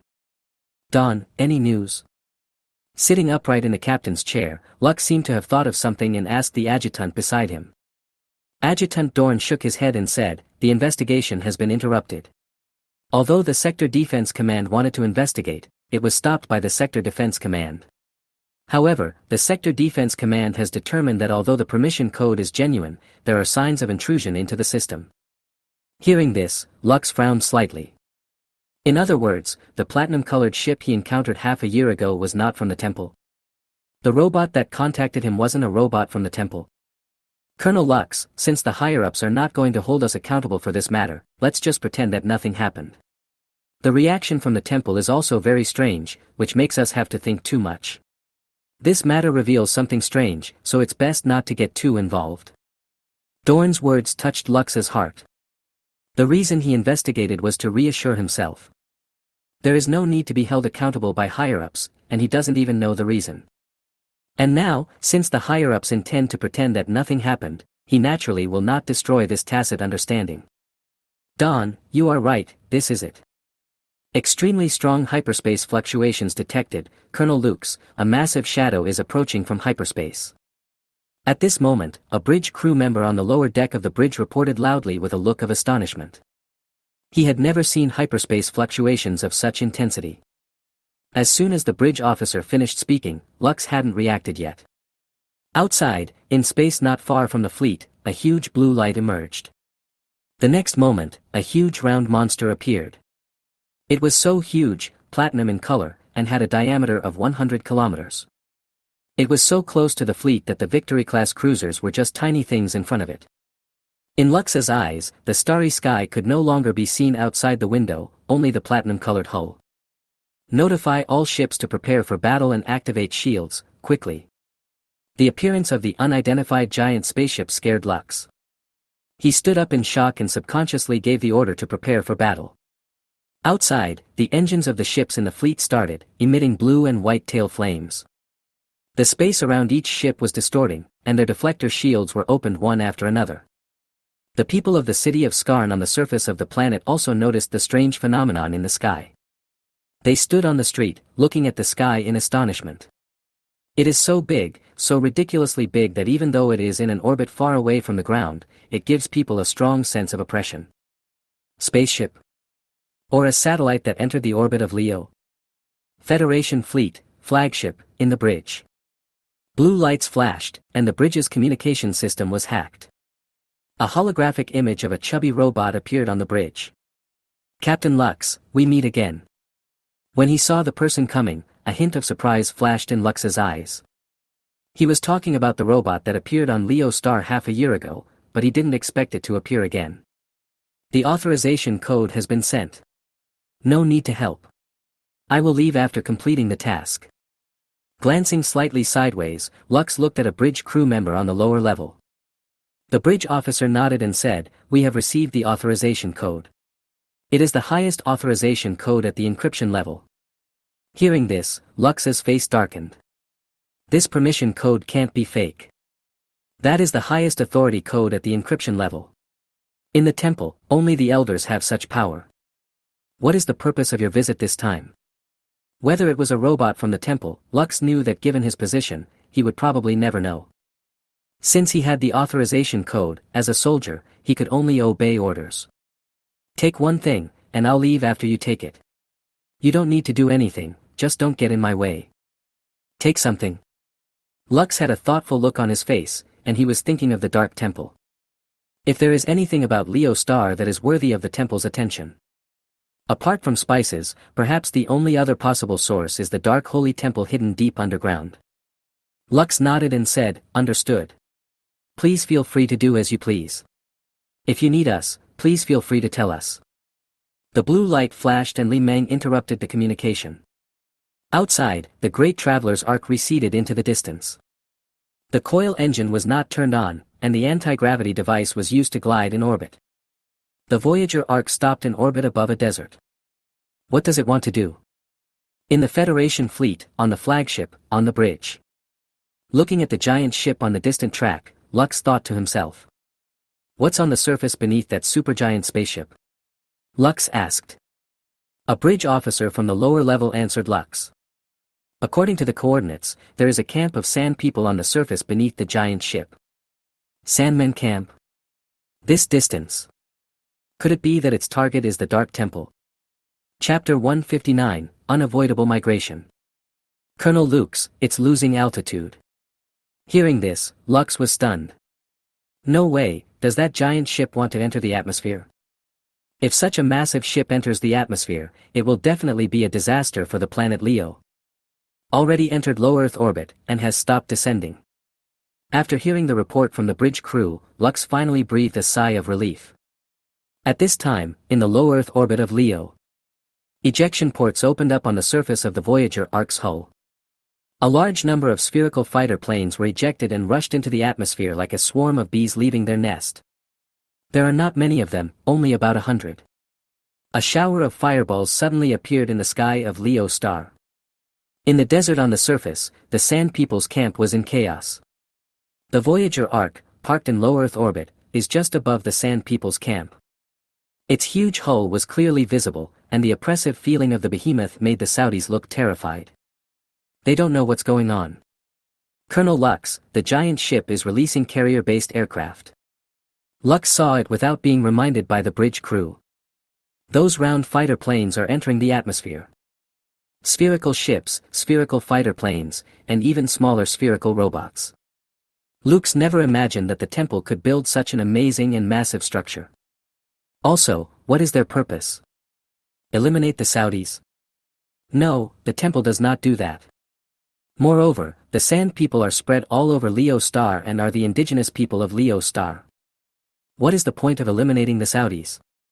At this time, outside, in the sky of Leo Star, the fireball has disappeared, and in the high sky, a group of small golden dots can be seen with the naked eye heading straight to the ground. Oh, oh, oh. The Saudis in the camp saw an unidentified aircraft approaching from the sky. For a moment, the voice of Oha, Oha resounded throughout the camp. The Sandis fled in all directions, some hid in their tents, and some rushed out of the tents with blasters in hand. They held blasters in hand and pointed them at the sky. In less than 10 minutes, the roar of engines swept down from the sky. Nearly 100 spherical fighter planes swooped down from the sky towards the Sand People's camp. Fire, fire. Before they got close, they saw flickering fires in the Sand People's camp. The Sand People launched an attack, and beams of fiery energy shot up into the sky, covering the fleet of aircraft. Some ball fighters were hit immediately. But the blasters in the hands of the Saudis could not cause any damage to the ball fighters. The spherical fighter didn't even turn on its shield, and the huge blast energy beam was directly dissipated on the armor of the body. Above the Saudis, hundreds of fighter planes scattered. The three-plane formations flew slowly and at low altitude over the Sand People's camp. And at the same time, a message in Saudi language was repeated. This place will be destroyed in 3 hours. You have 3 hours to evacuate. Please evacuate immediately. Please evacuate immediately. A ball fighter plane even rushed towards the largest tent in the camp. Stop it, fire, fire. Outside the tent, the ball fighter floated forward at a height of 2 meters from the ground. The surrounding Saudis raised their guns and fired, and beams of blasting energy hit the body of the ball fighter. But their attacks were ineffective. The ball fighter did not fight back and ignored the surrounding Saudis. There was a group of Saudi people in front of the tent. Because they were all wearing gray robes, it was impossible to tell who was their leader. Who is Shaki? Facing the attacks from the Sand People, the ball fighter forced its way to the group of people in front of the tent. Looking at the ball fighter in front of them, the Saudis retreated repeatedly with looks of fear on their faces. They couldn't imagine that the powerful blasters in their hands could not cause any damage to these chubby robots. Stop, stop attacking. A roar from the crowd stopped the Saudis from attacking the ball fighter. The killer pushed away the tribesmen in front of him and came to the front of the ball fighter. I'm Shaki, who are you? Is he Shaki? A blue light flashed, and a light curtain shot out from the ball fighter, scanning Shachi. After a while, the light curtain disappeared. Looking at Shaki in front of him, a mechanical voice sounded from the ball fighter. Take your people and leave here immediately and move to other places. Soon, this area will be completely destroyed. No, this is our clan's holy land. We have lived here for tens of thousands of years. How can we leave? Shaki refused firmly. His people have lived in this land for tens of thousands of years. Whether now or in the future, they will protect this land. Whether you leave or not is up to you. If you don't leave, you and your people will be buried here in 3 hours. Shaki, I hope you can understand that no matter how important the Holy Land is, it is not as important as being alive. The person who was talking to Shaki was not the ball fighter, but Li Meng. That's all I have to say. Think about it carefully. As soon as the words were spoken, the coil engine of the ball fighter plane facing the ground spewed out a dazzling fiery tail flame. For a moment, the engine roared and the air waves rolled. The ball fighter took off vertically like a rocket and rushed into the sky. The same goes for the ball fighters elsewhere in the camp. Suddenly it rose vertically into the sky, leaving behind traces that lasted for a long time. Looking up at the fleet of planes leaving the sky, Shaki's expression changed. Although he didn't know what the other party was going to do, he understood that if they stayed here, all the tribesmen would die. This is the powerlessness of the weak, and being alive is just a charity from others. Let's go, notify the elders to move to the southern camp immediately. As soon as these words came out, the surrounding Shaki people looked at each other in bewilderment.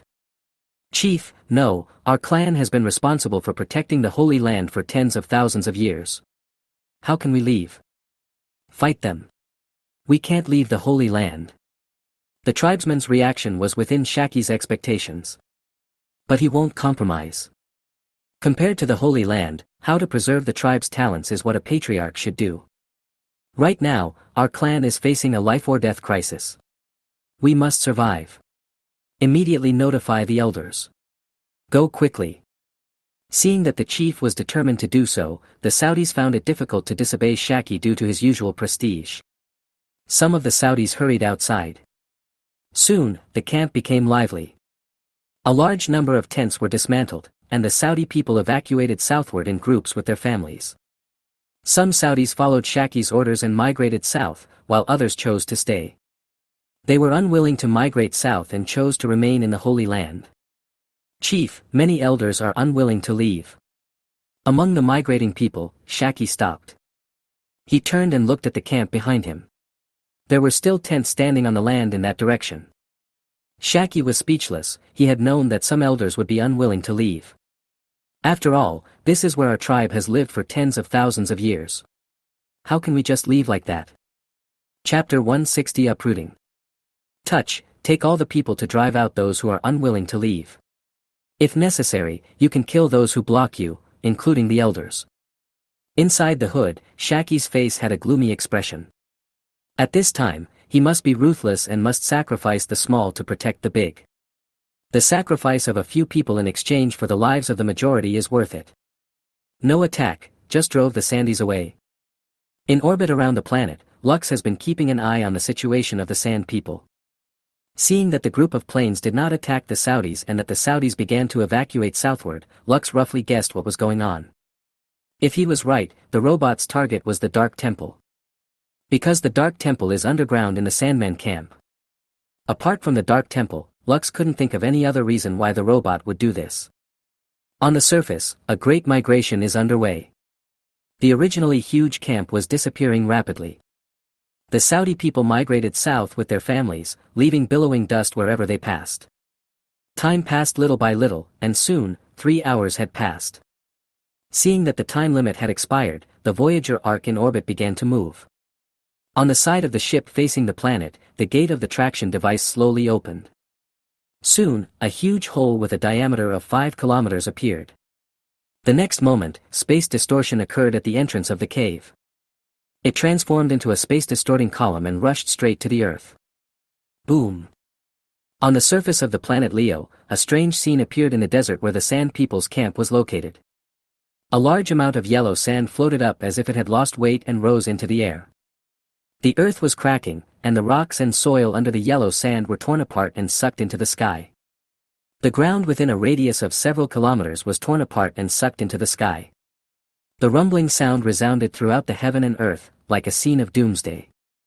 In the south, migrating Saudis saw a scene that horrified them. Their sacred places are gone, and the earth is crumbling. Colonel Lux, what are they doing? On the bridge of the Federation fleet's flagship. Lux's adjutant looked at the image captured by the optical device with a look of doubt. That huge spherical ship is tearing the planet apart. Lux's face darkened. He also saw it, and he knew that the giant spherical ship might have the ability to destroy the planet. Their purpose should be to drag the Dark Temple out from the underground.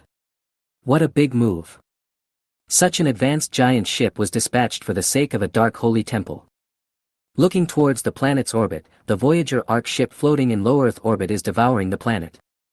Soil, sand, and rocks formed a long dragon that continuously rushed into the space and was swallowed by the Traveler arc. Useless matter was ejected from rows of densely packed small holes surrounding the Voyager's arc's traction device. In less than 5 minutes, a huge pyramid building emerged from a deep pit on the surface. That was the Dark Temple, flying into the sky along with mud and rocks. Finally, the Dark Temple rushed into space and was swallowed by the Traveler arc. As the Dark Temple was devoured, strange phenomena emerged. On the surface of the planet, the soil and rocks that had risen high into the sky suddenly began to fall. Suddenly, mud and rocks rained down on that piece of land.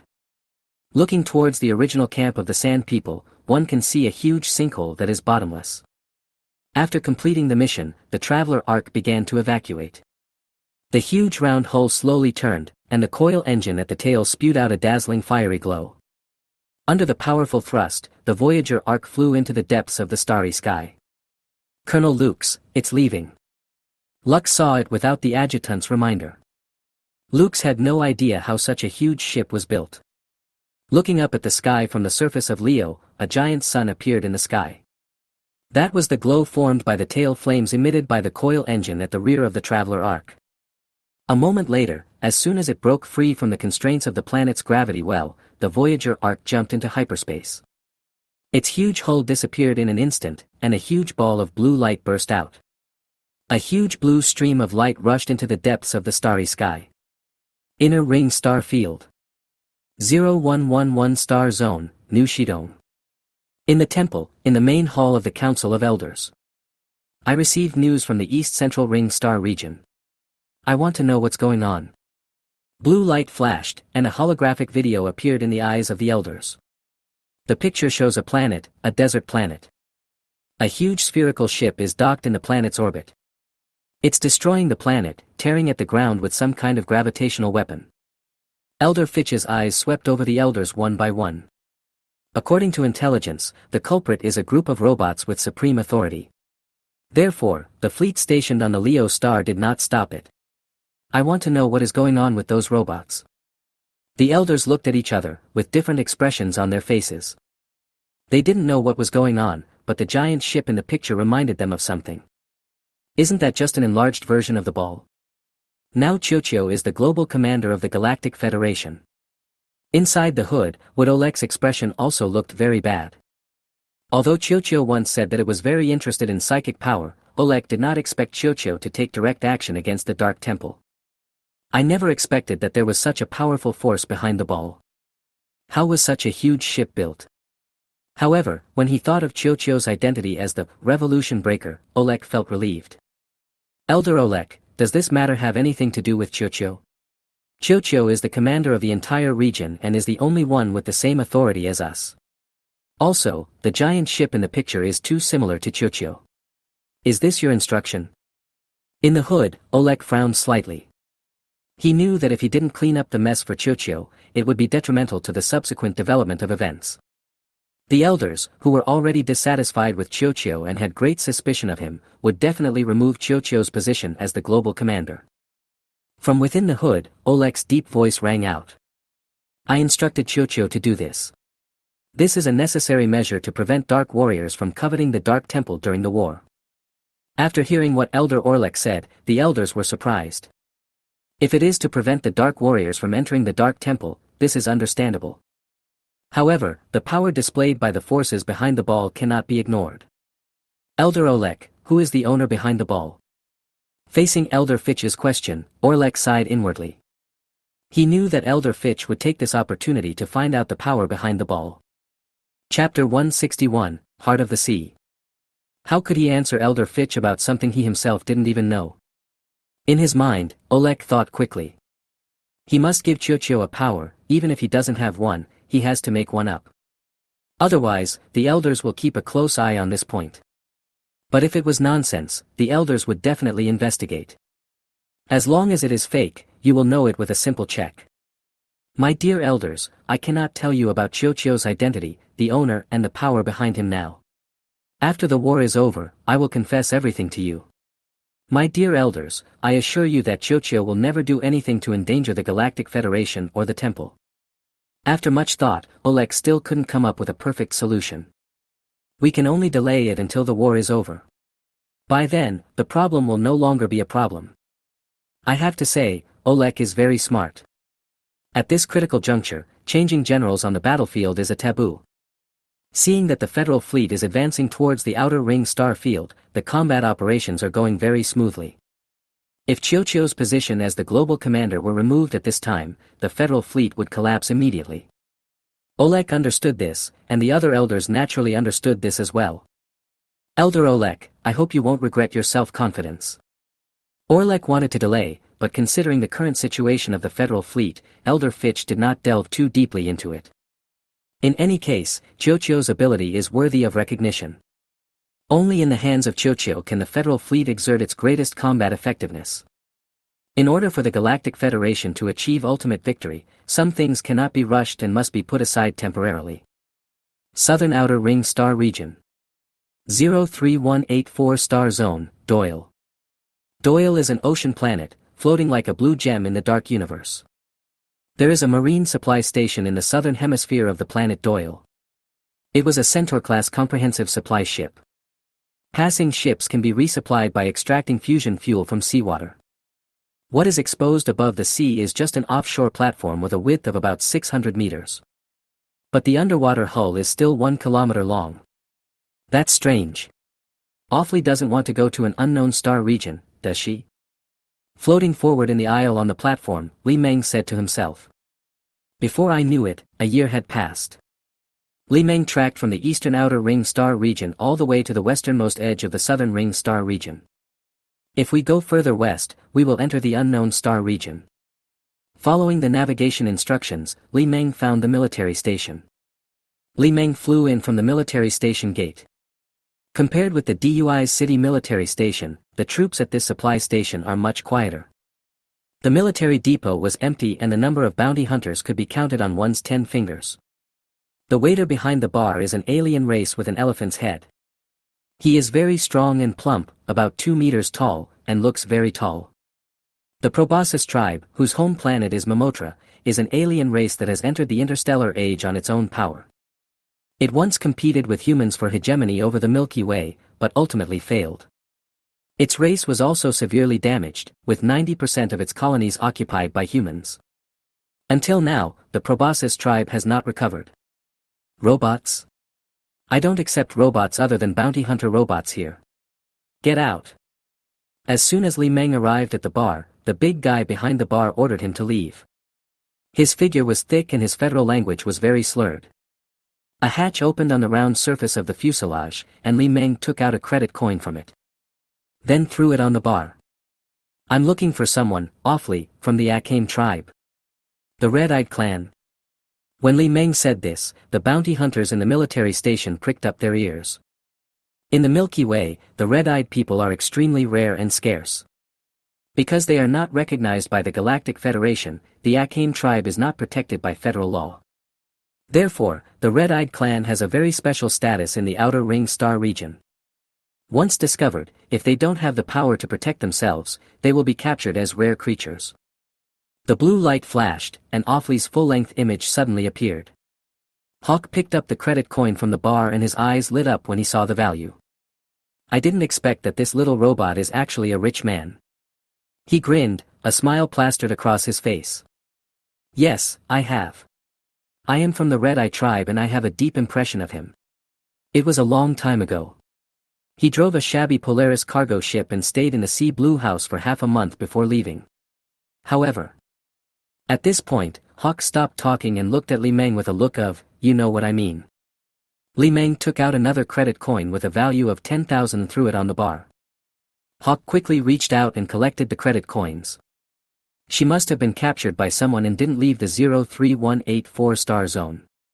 I don't know who captured her, but I know who owns the Polaris cargo ship she was driving.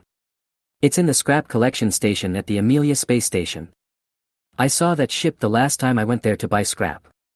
It was a modified Polaris cargo ship.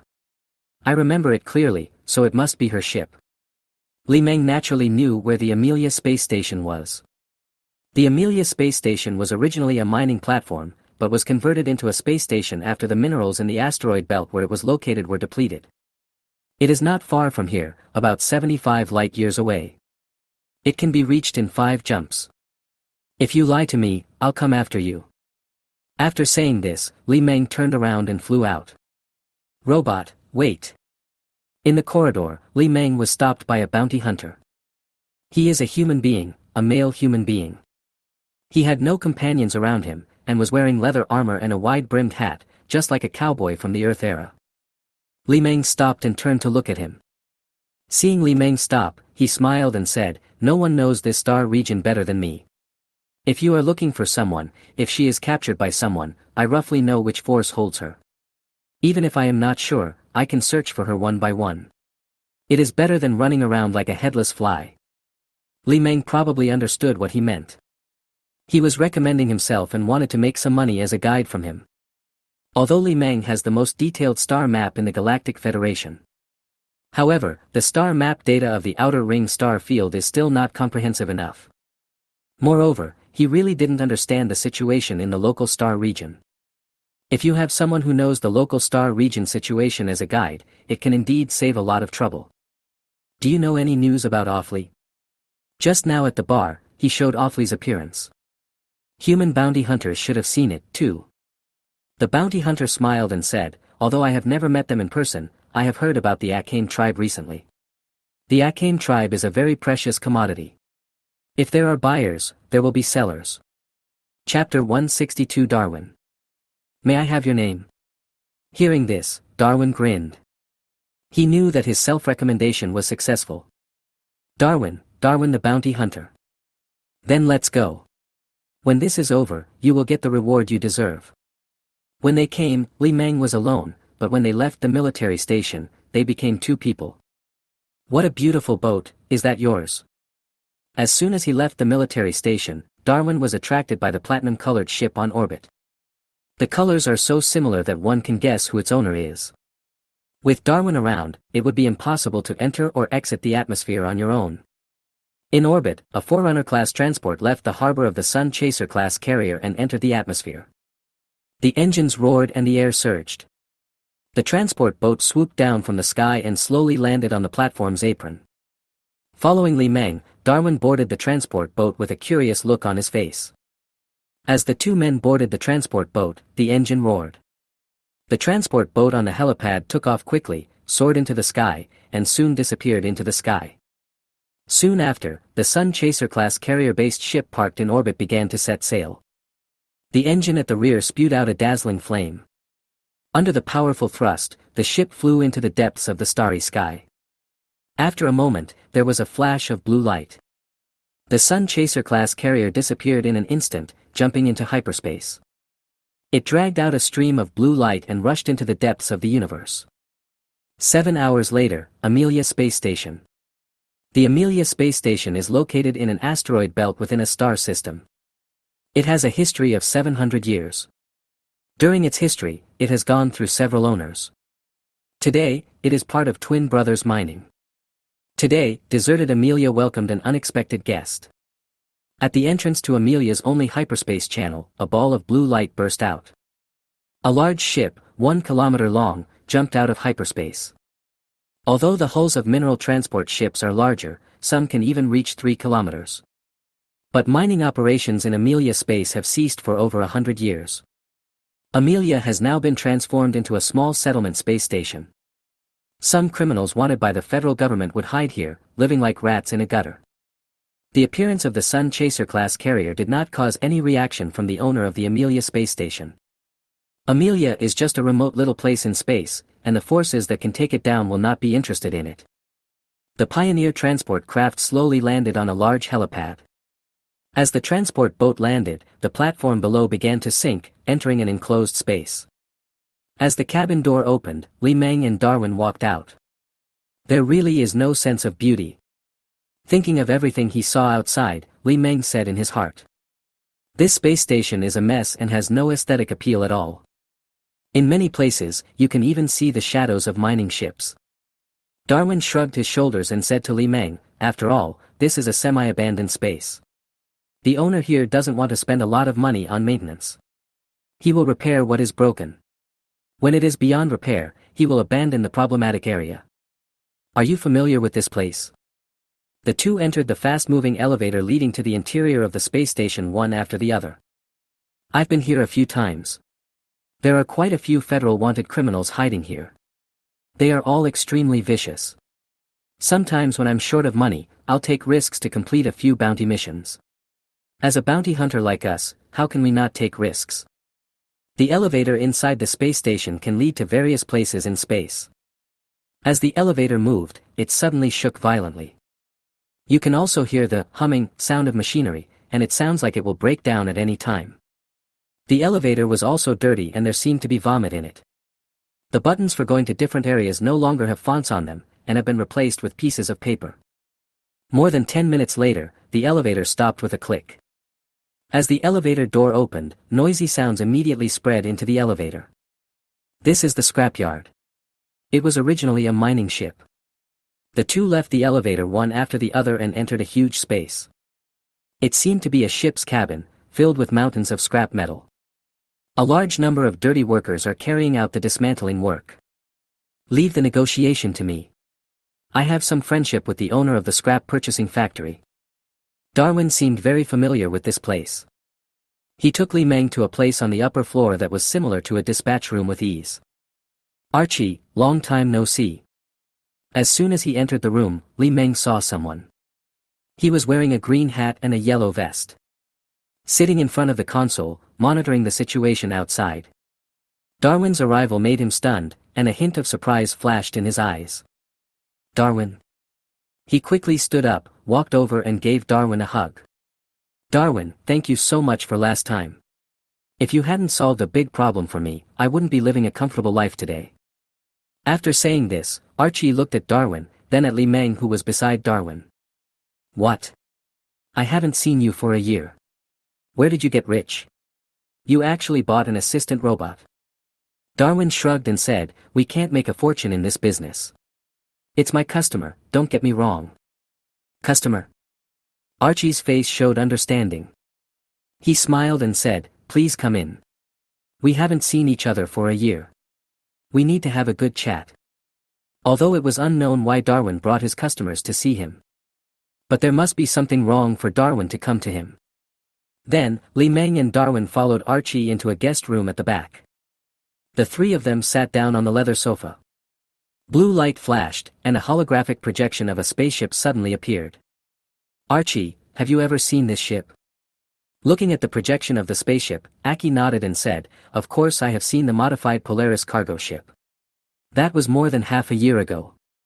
Although it was in tatters, the overall structure was still intact. Therefore, I did not dismantle it. I refurbished it and sold it. Li Meng didn't care about the whereabouts of the Polaris freight ship. It is enough to know that the North Star is here. Knowing that the North Star passed through Archie's hands, it doesn't matter where the North Star went. All that mattered was Archie, if Archie knew who had sold him the Polaris. Li Meng asked, from whom did you get this Polaris spacecraft? Archie replied, it was those St. Oak guys who dumped that Polaris spaceship at my scrapyard. The St. Oak family? Li Meng looked at Darwin. Although Li Meng had no eyes and no exposed electronic eyes, Darwin could feel that the ball was looking at him. Darwin frowned and said solemnly, Chocho, the St. Oak family is a well-known underworld family in the 03184 star zone. They are powerful and their ruling methods are extremely cruel. Once you are targeted by them, you will never stop until you die. Li Meng doesn't care about any mafia family. He only cared about Awfully. Now, after being blocked by the St. Oak family, he finally caught up with Awfully.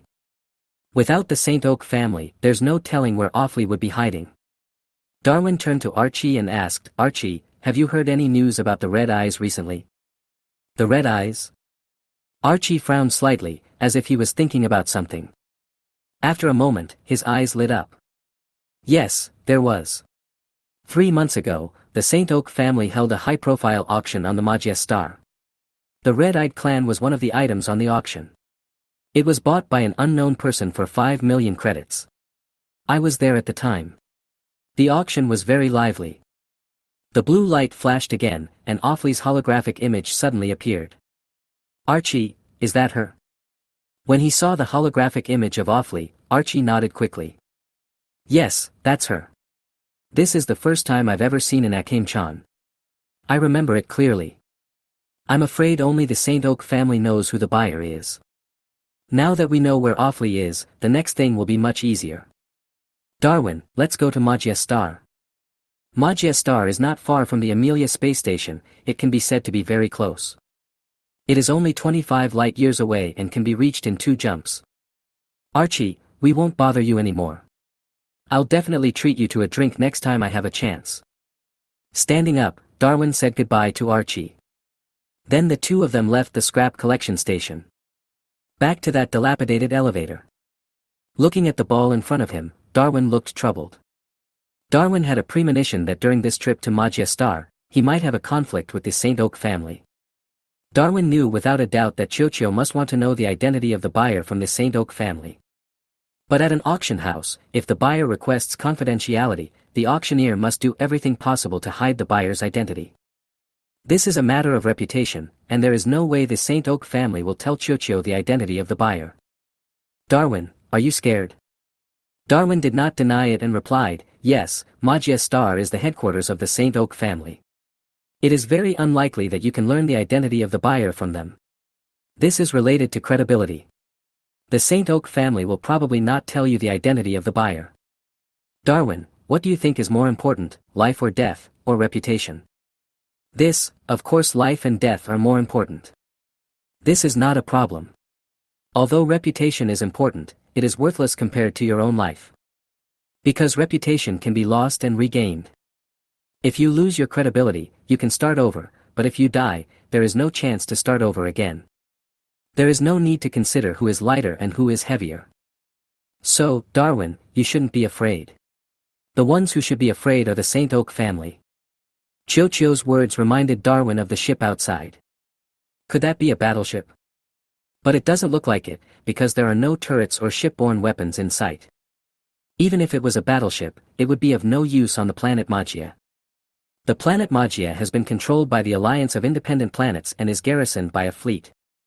Although the Saint Oak family does not have a fleet, it currently has close ties with the Independent Planets Alliance. Chiyo, the Magia star is under the control of the Independent Planet Alliance. There is a fleet stationed there. The Saint Oak family also has a close relationship with the Independent Planet Alliance. If we just go to the Magia star, we will probably return empty-handed. Just then, the elevator door opened. Li Meng flew out first and stopped outside the door. The hatch on the surface of the fuselage opened, and Li Meng took out a credit coin and threw it to Darwin. Just stay here, and if there's any need for you, I'll send someone to find you. After learning that Offley was being auctioned, he was very close to Offley at this moment. Now he just needs to learn the identity of the buyer from the Saint Oak family and he can find Offley.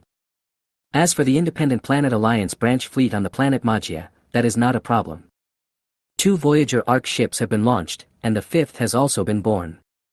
The mission of number 4 is to travel to the solar system and explore the secrets of human beings leaving their home planet. Number 5's mission is to travel to an unknown star region and explore the secrets hidden in that unknown star region. Calculating the time, number 5 will be almost there. I can just borrow the power of number 5.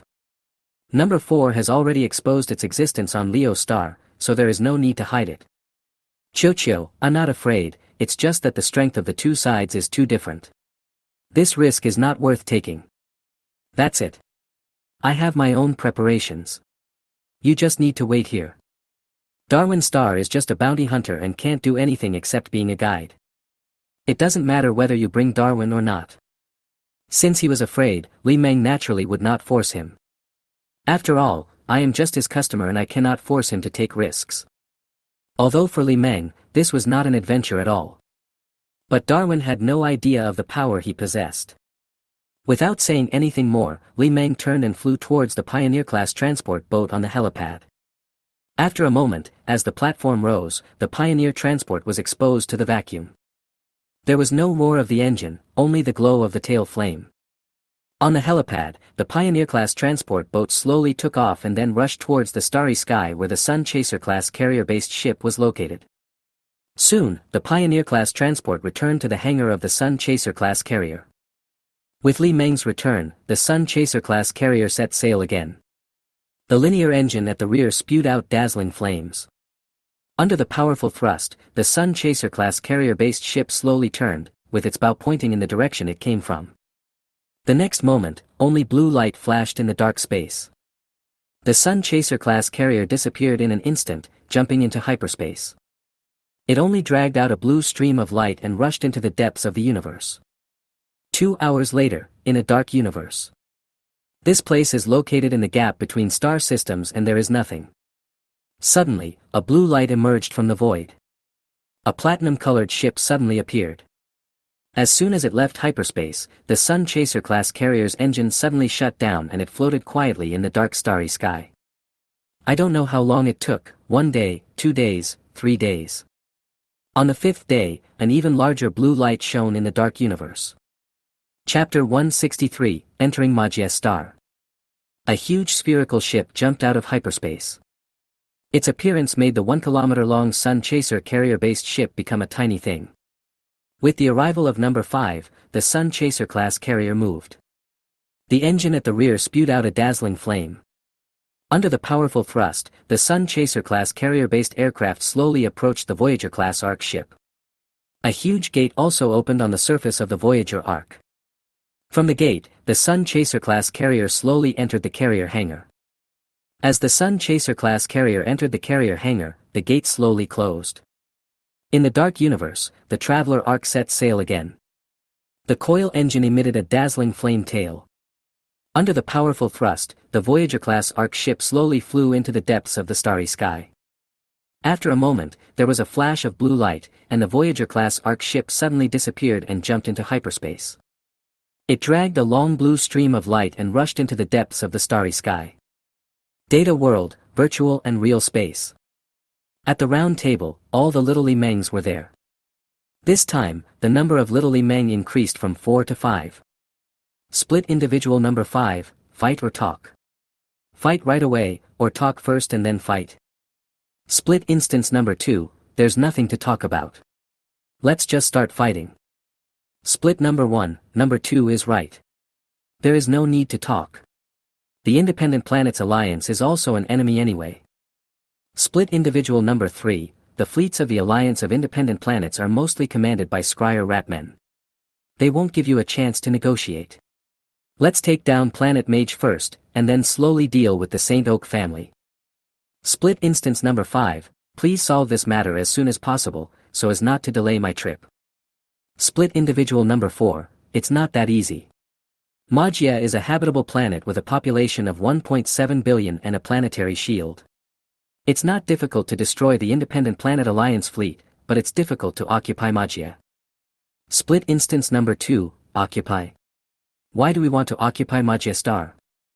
Split individual number 1, occupying Magia Star is the last resort and it is meaningless. Split individual number 3, then let's show force first and then talk. The Saint Oak family is just a parasite of Planet Magia. The local government will not put Planet Magia in danger for them.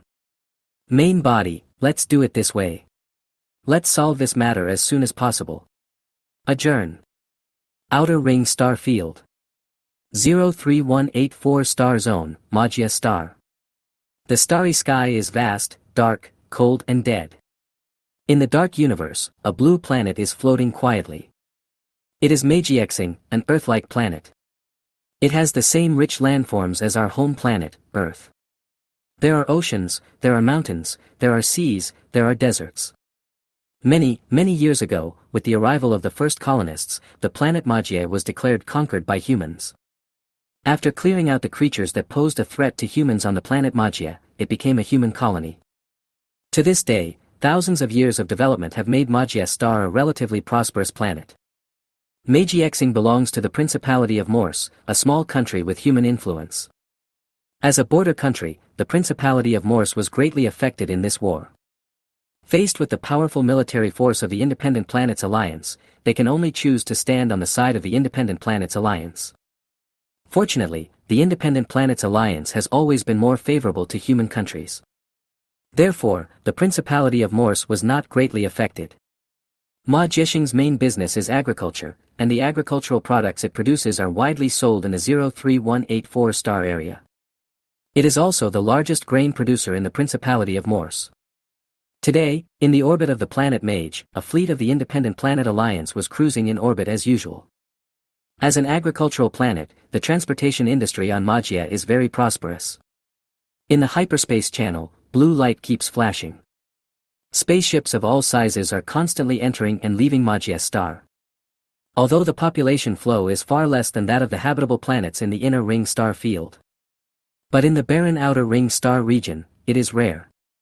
However, no one knew that the prosperous Magiexing was facing a crisis. Suddenly, in the outer space of the orbit of Magia Star, a huge blue light appeared. The next moment, a huge spherical ship jumped out of hyperspace. As soon as the Voyager-class Ark ship appeared, a second satellite suddenly appeared in the orbit of the planet Magia. Residents in major cities on the planet's surface can see the huge monster appearing in the sky. What is that? The strange phenomenon in the sky was discovered by people on the ground. Waves of exclamations occurred in cities across the northern hemisphere. The Independent Planet Alliance fleet patrolling in orbit immediately responded. Enemy, it's the enemy, attack. In the squadron, on the flagship, on the bridge. In the captain's chair, a tall scryer ratman suddenly stood up. A high-energy reaction has been detected on the surface of an unidentified giant spaceship. The energy level is extremely terrifying and the difference in strength is huge. It is recommended to evacuate. Evacuate? No, how can we evacuate? Attack, notify all ships, attack. In the orbit of Mage, the Independent Planets Alliance fleet launched a charge towards the Traveler-class Ark ship. There are 7 warships in total. 4 Freedom-class frigates, 2 Declaration-class destroyers, and 1 Independence-class cruiser. Soon, on the other side of the planet, the huge Voyager-class Ark ship appeared like the rising sun. appeared in the sight of the Independent Planets Alliance fleet. In range, target locked, do you want to fire? Of course, you idiots, notify all ships to open fire immediately. Following the fleet commander's order, outside, the Independent Planets Alliance fleet opened fire. The blaster turrets on the surface of the ship spewed out red blaster beams of various sizes. Suddenly, a red meteor shower appeared in the sky of Manhwa star. Red energy beams like raindrops crossed a distance of tens of thousands of kilometers and attacked the Traveler-class Ark ship. Countless blaster beams hit the surface of the Traveler-class Ark ship. The light energy shield suddenly began to ripple. Faced with the attack, the Voyager-class Ark ship moved. The huge golden lines on the surface of the ship lit up one by one, shining with golden light. The next moment, thick and huge golden electric dragons shot out. Its shining light instantly dyed the sky of Manhwa star golden. Electric dragons instantly crossed tens of thousands of kilometers and impacted the ships of the Independent Planet Alliance fleet. Boom! 4 Freedom-class frigates were destroyed in an instant, exploding in mid-air, causing a chain reaction. The deflector shield collapsed at the first touch and was torn apart in an instant. At the moment of being destroyed, the golden electric dragon almost covered most of the Freedom-class frigate. Chapter 164 Eton City and Nox. The 2 Declaration-class destroyers only lasted 2 seconds longer than the Freedom-class destroyers. The shield was broken with one strike, and the surface of the ship was torn apart layer by layer.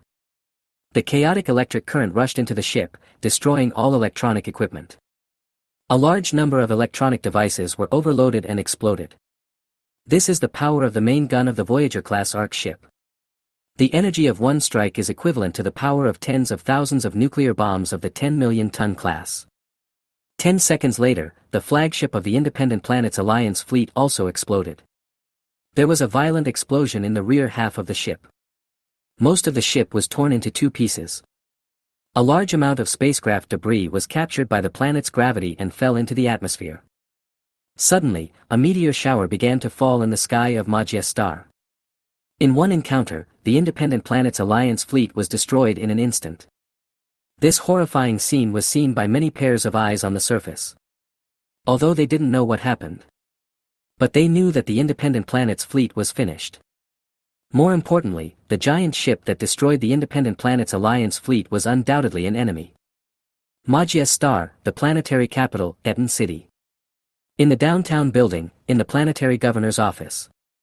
Open the planetary shield immediately, quickly. Standing in front of the window, Norris almost shouted this sentence.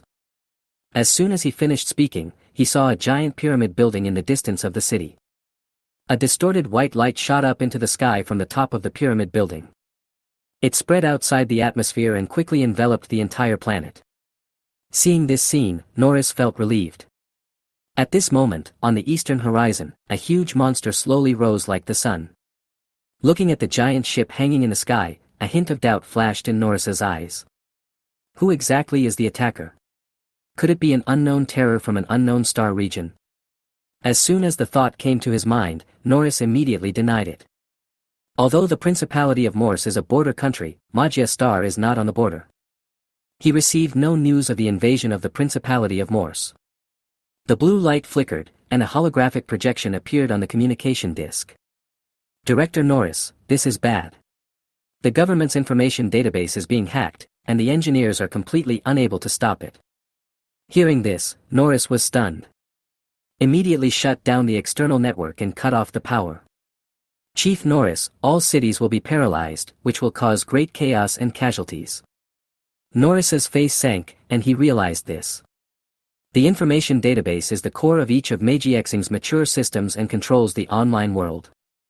All Internet of Things, Internet of Roads, and Internet of Stars are closely related to the information database. Once the external network of the information database is shut down, all cities will be paralyzed. Without internet-connected navigation, anti-gravity vehicles on the road would have serious accidents.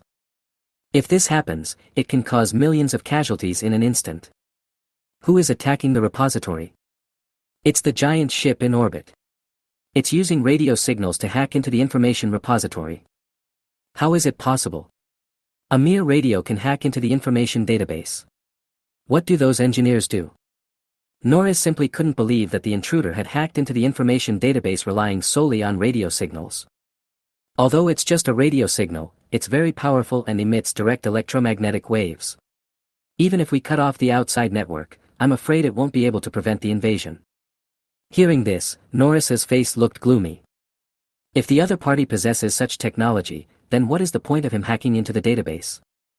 Could it be that the invaders want to shut down the planetary shield? How is this possible? The shield generator is mechanically controlled and does not have any electronic components. This design is to avoid hacker intrusion. It can be said that the possibility of remotely shutting down the planetary shield is zero. Then don't do anything, just let him invade and see what he wants to do. The blue light flickered and Nox disconnected the communication. At the same time, in the orbit of the planet Magia, Li Meng is using the powerful platform of the Traveler-class Ark ship to forcibly invade the information database of Majiashing, searching for information about the auction that took place a few months ago. No. What confused Li Meng was that there was no information about the auction in the database. Interesting, could it be an underground auction? The so-called underground auction is an auction organized illegally. The items auctioned at this kind of auction are all contraband and cannot be made public. Although slave trading is common in the Outer Rim star regions, but it is rare among human forces. The Principality of Morse is a human country where slave trading is prohibited. In that case, we still have to look for the Saint Oak family. He was not in a hurry to attack because his purpose was not to occupy Magia Star. Force is useful, but it cannot be used indiscriminately. Why use force to cause unnecessary casualties when something can be done without force? In the information database, Li Meng was looking for information about some people in power on Magia Star. Nox, the current chief of Magiexing, that's him.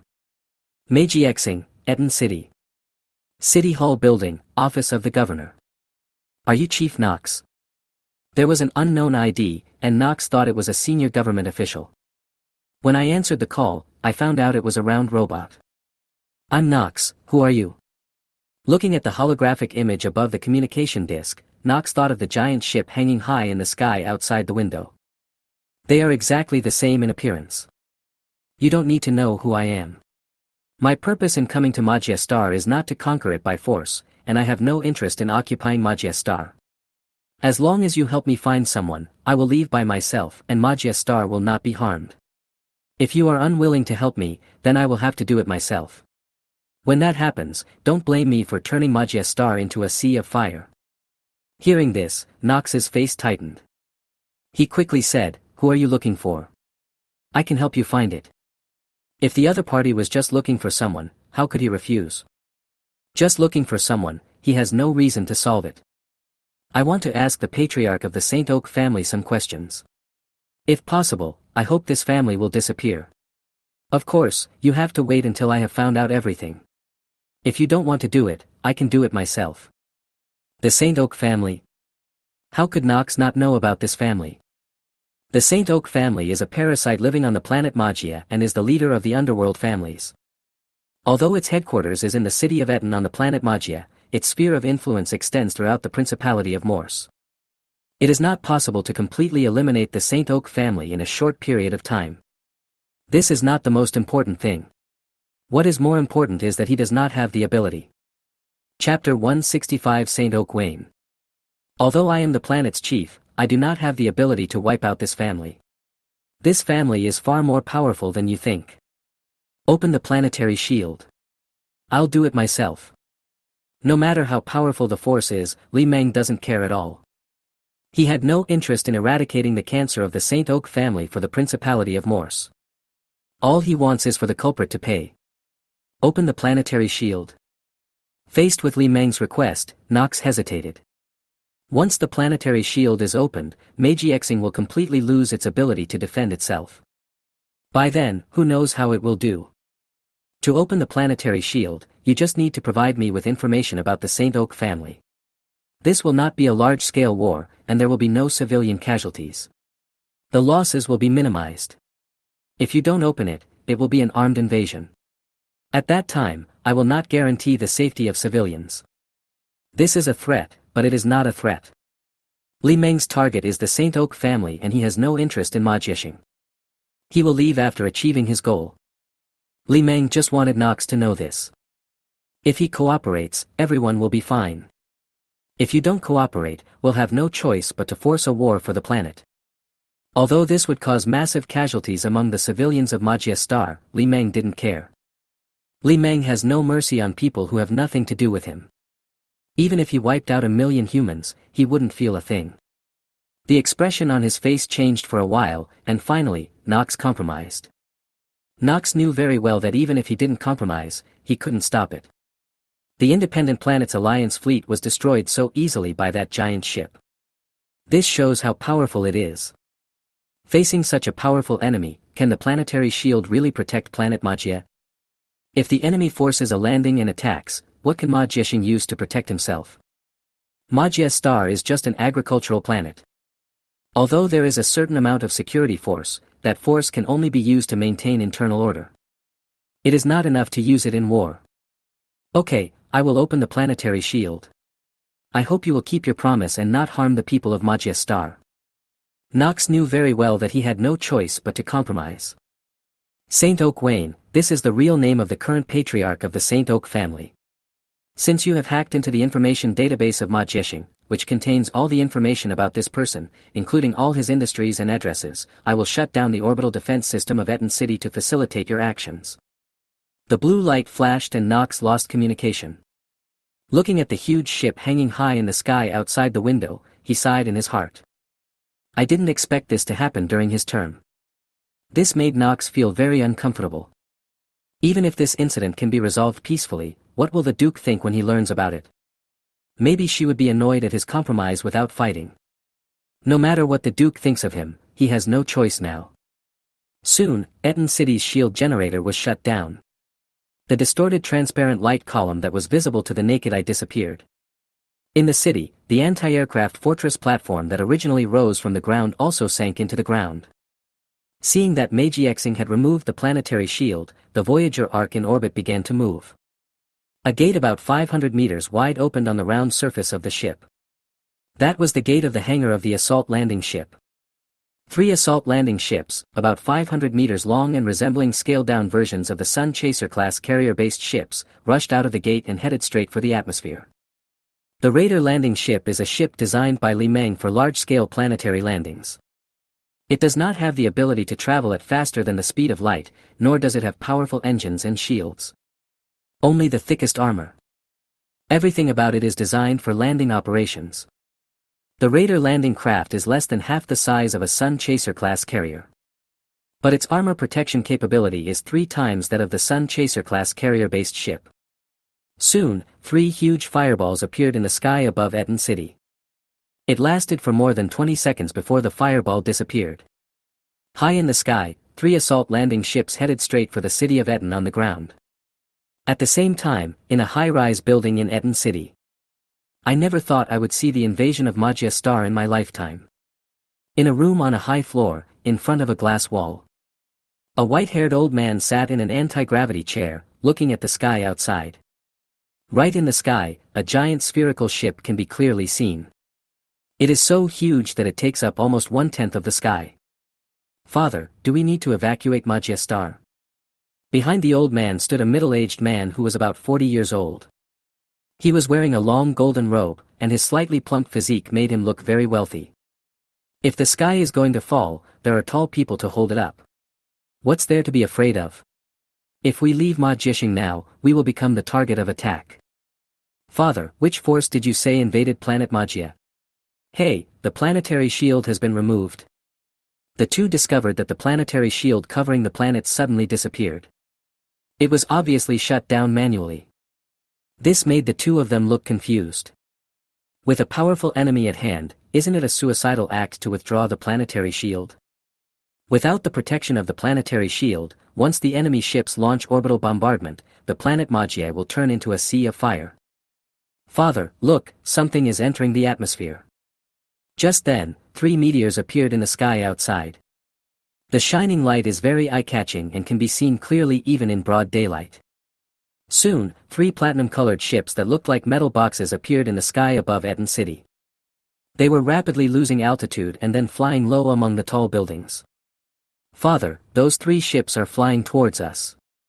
In front of the eyes of the father and son, the spaceship shuttling between the tall buildings was approaching them. As we got closer, the ship looked bigger and bigger. This made the old man frown slightly, and he had a bad feeling in his heart. Maybe he was just passing by. The slightly plump middle-aged man behind me muttered. Outside, 3 white and gold ships approached the St. Oak family building. Just as they were about to pass by the building, something strange happened.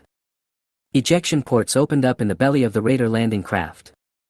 One by one, night combat robots that looked like they were wearing platinum heavy armor were projected out and fell to the ground. This also includes the 5-meter-tall Knight 2 large combat robot. Bang bang. Dense crowds of knights fell from the sky like raindrops. It landed steadily on the square near the high-rise building. The huge impact force caused the ground beneath their feet to crack, and the sound of impact continued. This is a rapid deployment mode that can deploy knights to the ground in the shortest time possible. As long as the height does not exceed 100 meters, the Knight combat robot will not be harmed. Chapter 166, Sisterhood of the Night. Soon, the square around the tall buildings was filled with platinum figures of all sizes. At a glance, there were no fewer than 1,000 of them. Ah! The people in the square suddenly screamed and fled in all directions. Father, what's going on? Are they targeting the St. Oak family? Wayne's heart sank at his son's question behind him. What his son asked was exactly what he wanted to ask. Just outside the window, the huge hull of the platinum-colored ship was within reach. The mirror-smooth hull, the gloss, and the material make it clear at first glance that it is no ordinary product. Wayne did not panic. He said in a deep voice, "Notify them not to put up any resistance." Hearing this, the middle-aged man behind him quickly took out the communication disc and informed his subordinates not to act rashly. What a joke. If a war really breaks out, the St. Oak family will be wiped out. Wade's father's instructions touched his heart. You won't resist. On the first floor of the tall building, the knights rushed into the hall. But he found that the people in the building had no intention of resisting.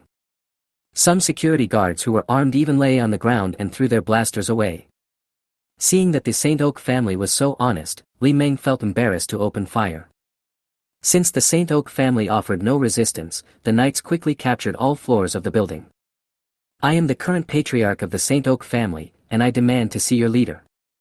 Finally, the knights rushed into the room where Wayne was. Looking at the knights rushing in, their tall physique made the father and son raise their hands obediently. The leading knight walked forward, came in front of the father and son, and looked down at them. Why don't you resist? Li Meng's voice rang out from the knight's helmet. Facing Li Meng's question, Wayne's old face was calm. Having worked in the Principality of Morse for most of his life, Wayne has seen all kinds of scenes. At this moment, he felt no fear, only confusion and puzzlement. The influence of the St. Oak family is spread throughout the Principality of Morse. But the St. Oak family adopted a low-key, profit-sharing strategy. Even if I have to offend someone, I will not offend someone I cannot afford to offend. And these guys in front of them are obviously people that the St. Oak family can't afford to offend. If nothing else, the giant ship in orbit says it all. I'm afraid even the Principality of Morse wouldn't dare to provoke these people. Could it be a national force in the inner ring star field? Wayne said calmly, I don't want to die, and I don't want to be killed for no reason. Why did you come to the St. Oak family? Li Meng looked at the old man and asked, Are you Wayne? Wayne nodded and said, Yes, I am St. Oak Wayne. You are very sensible. This sensibility prevents me from killing you. Unnecessary killing is not my code of conduct. 3 months ago, your St. Oak family held an underground auction. Among the items was a woman from the Red Eyes tribe. She is my target this time. A red-eyed woman? Wayne looked at his son Wade. Facing his father's gaze, Wade nodded quickly and said, That's right. It was sent by the Black Robe Brotherhood. Wayne glared at Wade. Now he understood that it was Wade who caused the big trouble. Turning to look at the tall knight, Wayne asked, Sir, we are only the organizers of the auction. The red-eyed woman is a commodity sent by the Black Robe Brotherhood. Your enemy should not be us. Where is she? Li Meng asked. Hearing this, the expression on Wayne's face changed. As the organizer of the auction, he has an obligation to protect the identity information of his customers from being disclosed. If the customer's identity information is leaked, not only will you offend people, but you will also lose your credibility. Father, it is important to save your life now. It is the Night Devil of the Night Sisterhood.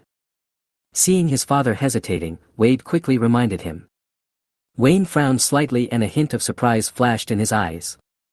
What would the Night Sisters by red-eyed women for?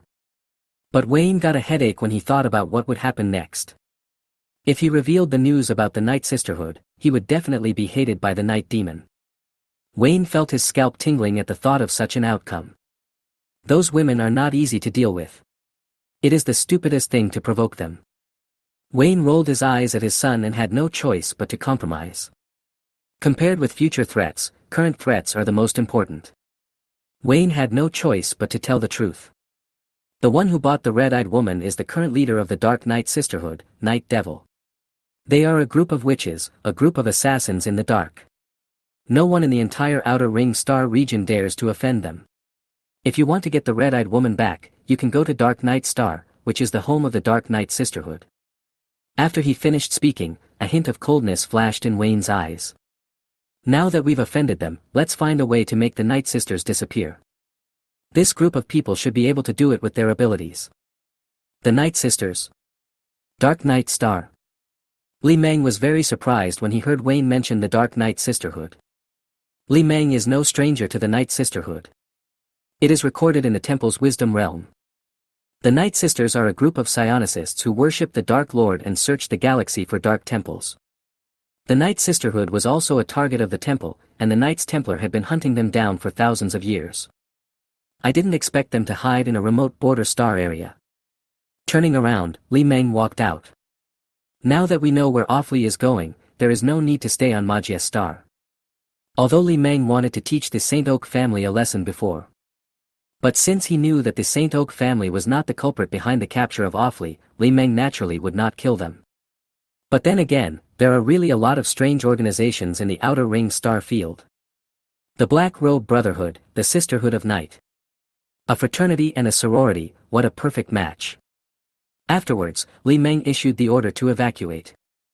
Suddenly, the knights who had captured the building began to evacuate in an orderly manner. The assault landing ship in the sky outside also began to descend and landed on the square. Looking at the unknown forces evacuating from the square below, Wade touched his neck. His neck was still there, and he survived. Father, I don't understand why you would go to such great lengths just for a woman from the Red-Eyed clan. In Wade's eyes, the women of the Red-Eyed tribe only had collection value. Other than that, nothing works.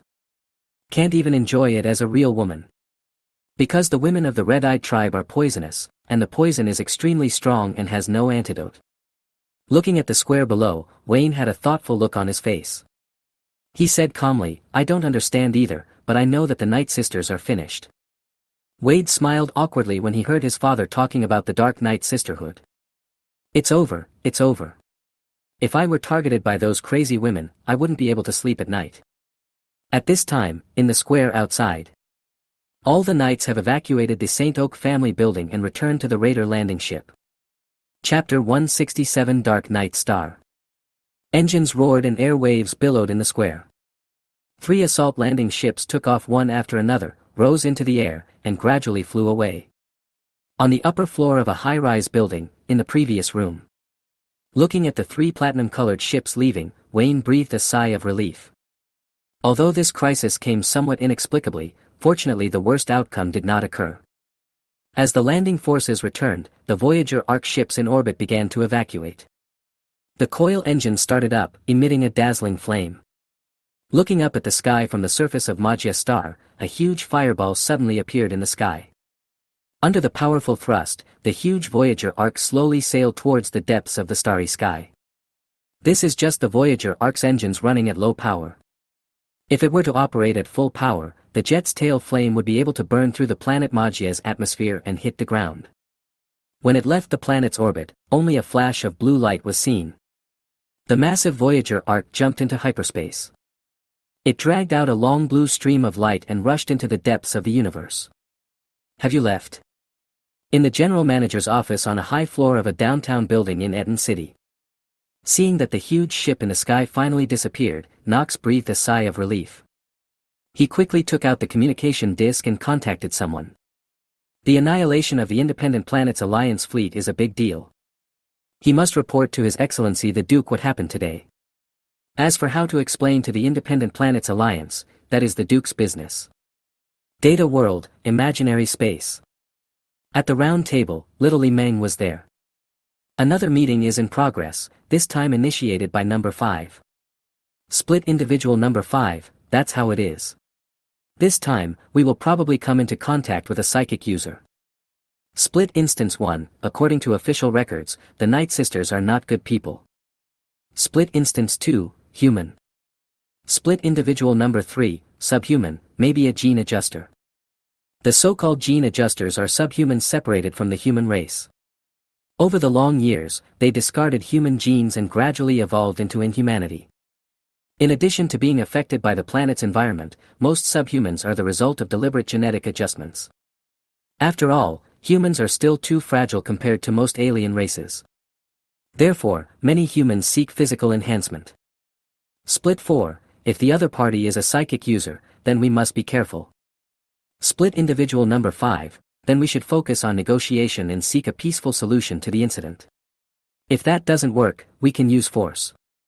Split instance number 3, we are studying psychic powers, and those witches are the best experimental subjects.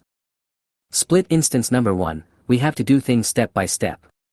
It won't be too late to deal with them after ensuring Offley's safety. Main body, number 2, the cultivation of experimental subjects must be accelerated. That is the key to our exploration of psychic energy. Machine hardware can't do anything. Split 3, is it necessary to seek psychic energy excessively? Although psychic energy is indeed powerful, it is not so powerful that it can ignore technology. Even the strongest among the Knights Templar cannot directly withstand a blaster beam from the ship's main gun. Main body, we seek psychic energy not only to gain power, but more importantly to explore the unknown. It can be said that the former is just a byproduct, and the latter is the most important thing. Split individual number 2, it's almost there. If you really need it urgently, you can conduct relevant experiments now. However, it's best to wait until the experimental subject reaches adulthood. Main body, if there is nothing else, let's adjourn. Southern Outer Ring Star Region. 03184 Star Area, Dark Night Star. The starry sky is vast, dark, cold and dead. In the dark universe, there is a dark planet floating quietly.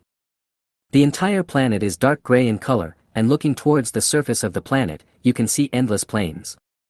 There seems to be vegetation on the plain, which seems to be a forest. Not green, but gray, like a dead forest. The whole planet gives people a feeling of death and lifelessness. Today, Dark Night Star welcomed an uninvited guest. In the outer space of the planet's orbit, a blue light suddenly flashed. A giant spherical ship jumped out of hyperspace and slowly entered orbit. In the planet's orbit, the Voyager Ark activated all its sensor arrays and began scanning the entire planet. Found it. Is it over there? In the planet's orbit, the Voyager Ark slowly moved towards its destination. Just in the southern hemisphere of the planet, there is a gray forest. There was a tribe in the forest. A large number of tree houses can be seen on ash trees tens of meters high. The big trees are connected by suspension bridges. At a glance, the tribe's tree houses are spread over an area of nearly 1,000 meters. A huge monster suddenly appeared in the sky and attracted the attention of everyone in the tribe.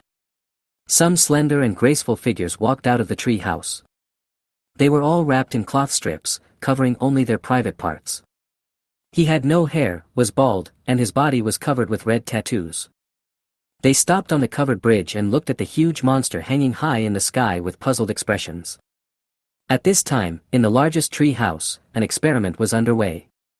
The space in the tree house is very large, covering hundreds of square meters, and is built on 5 large trees. The room was filled with storage racks. There are a lot of colorful bottles and jars on the shelves. In a corner of the room, a tall and graceful figure was standing in front of a huge pottery jar. A red human head can be seen on the lid of the pottery jar. She had her eyes closed, and only a faint breath carrying a few wisps of green gas gushed out of her nose. The bald woman standing in front of the pottery jar was pouring an unknown green liquid into the jar. As the green liquid was poured into the pottery jar, green mist suddenly gushed out from the mouth of the jar. Godmother, godmother, something bad has happened. Just then, the door was suddenly pushed open. A bald woman rushed in and half knelt on the ground. There's a massive ship in orbit, it's right above us. Hearing this, the woman called Godmother frowned slightly. She turned and walked out. She threw the glass bottle in her hand away. The glass bottle seemed to be caught by an invisible hand and landed steadily on a shelf nearby. The godmother walked out of the tree house, onto the covered bridge, and looked up at the sky. When she saw the giant ship that occupied almost 1/10 of the space in the sky, her pupils constricted. She pulled out a communication disc from her waist. This is the territory of the Sisterhood of the Night. Who are you, sir, and what are your intentions? The blue light flashed, and a chubby robot appeared in the woman's eyes. Chapter 168 Godmother Lilith. Who are you? I want to meet your leader. In the Traveler Arc. Looking at the woman in the holographic image, Li Meng murmured in his heart. He has a nice figure and a pretty face, but unfortunately he is bald. And their eyes, like those of wild animals, were sharp gold. I am Lilith, the godmother of the Night Sisterhood. Since you are the leader, I will not waste my words. Hand over awfully, a female came. I have received information that she is with you. A female red-eyed tribe member. Lilith frowned on the tribal bridge. Is the other party here for that red-eyed woman? Since you know that the red-eyed woman is with me, you should know that she is now my property. Offray doesn't belong to anyone. She is a free person. I will remove the shackles that others have forced on her one by one. I will never let the culprit, the Black Robe Brotherhood, go. She better be okay, otherwise, I will annihilate you completely. Lilith's heart sank as she listened to the threatening words on the communication disc. I'm afraid this matter won't end well today. Hand over awfully, and I will pretend that nothing happened. Otherwise, my wrath will be vented on you. This is a threat, a naked threat. Lilith nodded to the tribesmen around her. The tribesmen who were waiting beside her jumped up quickly. His body landed on the ground very nimbly and ran wildly on the ground. Its speed was so fast that it was like an arrow flying low. After a moment, not far away, a green light emerged and turned into a beam of light that shot up into the sky. At an altitude of 1,000 meters, the beam of light spread outward, enveloping the entire tribe. So you want to fight? Li Meng saw the tribe of the Night Sisters raise a green shield. Lilith's face was slightly cold, and she said expressionlessly, that red-eyed woman has become my war servant. She belongs to me. You can't take her away, and I will never hand her over to you. The blue light flickered, and Lilith lost communication. She waved her hand and said in a deep voice, notify the sisters and prepare for battle. Woo! After a while, a long horn sounded in the tribe. Amid the sound of horns, graceful figures rushed out of the tree house. Their nimble bodies leapt forward on the tree houses and covered bridges. With one leap he covered a distance of dozens of meters, his body jumping up and down like a sharp arrow. Soon, graceful figures could be seen on the tops of the gray trees. They looked up at the sky, looking at the huge ships in the sky. Where do they get their confidence from, just relying on that green shield? Looking at the green shield covering the Dark Knight Sisterhood tribe on the surface of the planet, Li Meng murmured in his heart. Although Li Meng did not intend to end the incident peacefully. But psychic users are rare experimental subjects. Li Meng originally planned to trick Awfully away from the Dark Knight Sisterhood first, and then deal with the Dark Knight Sisterhood. As for keeping promises, he is not a human being, so there is no moral pressure. It's not a deflector shield, nor a particle shield, nor a ray shield. Could it be a psionic shield? The ship's sensors did not detect the presence of the shield. This reminded Li Meng of the undetectable psychic power. If that's the case, then it's going to be troublesome. The thing that gives Li Meng the most headache is psychic power. Because the undetectable psychic power left him with nowhere to start. Never mind, let's just make a tentative attack first. Thinking of this, Li Meng gave the order to attack. This is to prevent Awfully from getting hurt. What if the shield wasn't as strong as he thought? A single shot from the shipborne disintegrator could possibly wipe out that area directly. Outside, there was movement on the Voyager arc. Projection hatches appeared on the surface of the ship. One after another, the fighter planes and the Sun-class bombers were ejected and headed straight into the atmosphere. A rain of fire suddenly appeared in the sky of Dark Night Star. The first batch of aircraft dispatched was not large in size. There are only 100 ball fighters and 10 Sun-class bombers. About 20 seconds later, the rain of fire from the sky disappeared. The fleet of planes swooped down from the sky to the earth, and the rumbling sound of their engines resounded through the heavens and the earth. The Night Sisters in the tribe also saw the incoming aircraft from the sky. Prepare for battle, sisters, each take charge of your own area.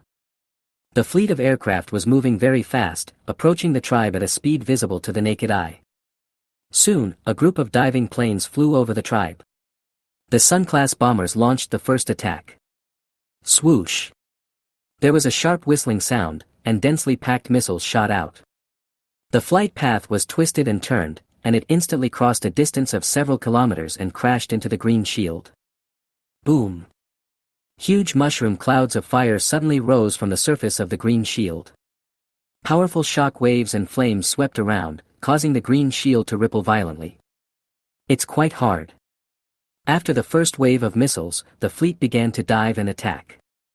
The sky was shining with golden light.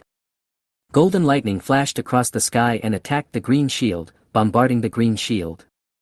The green shield suddenly began to ripple with dense ripples. Attack!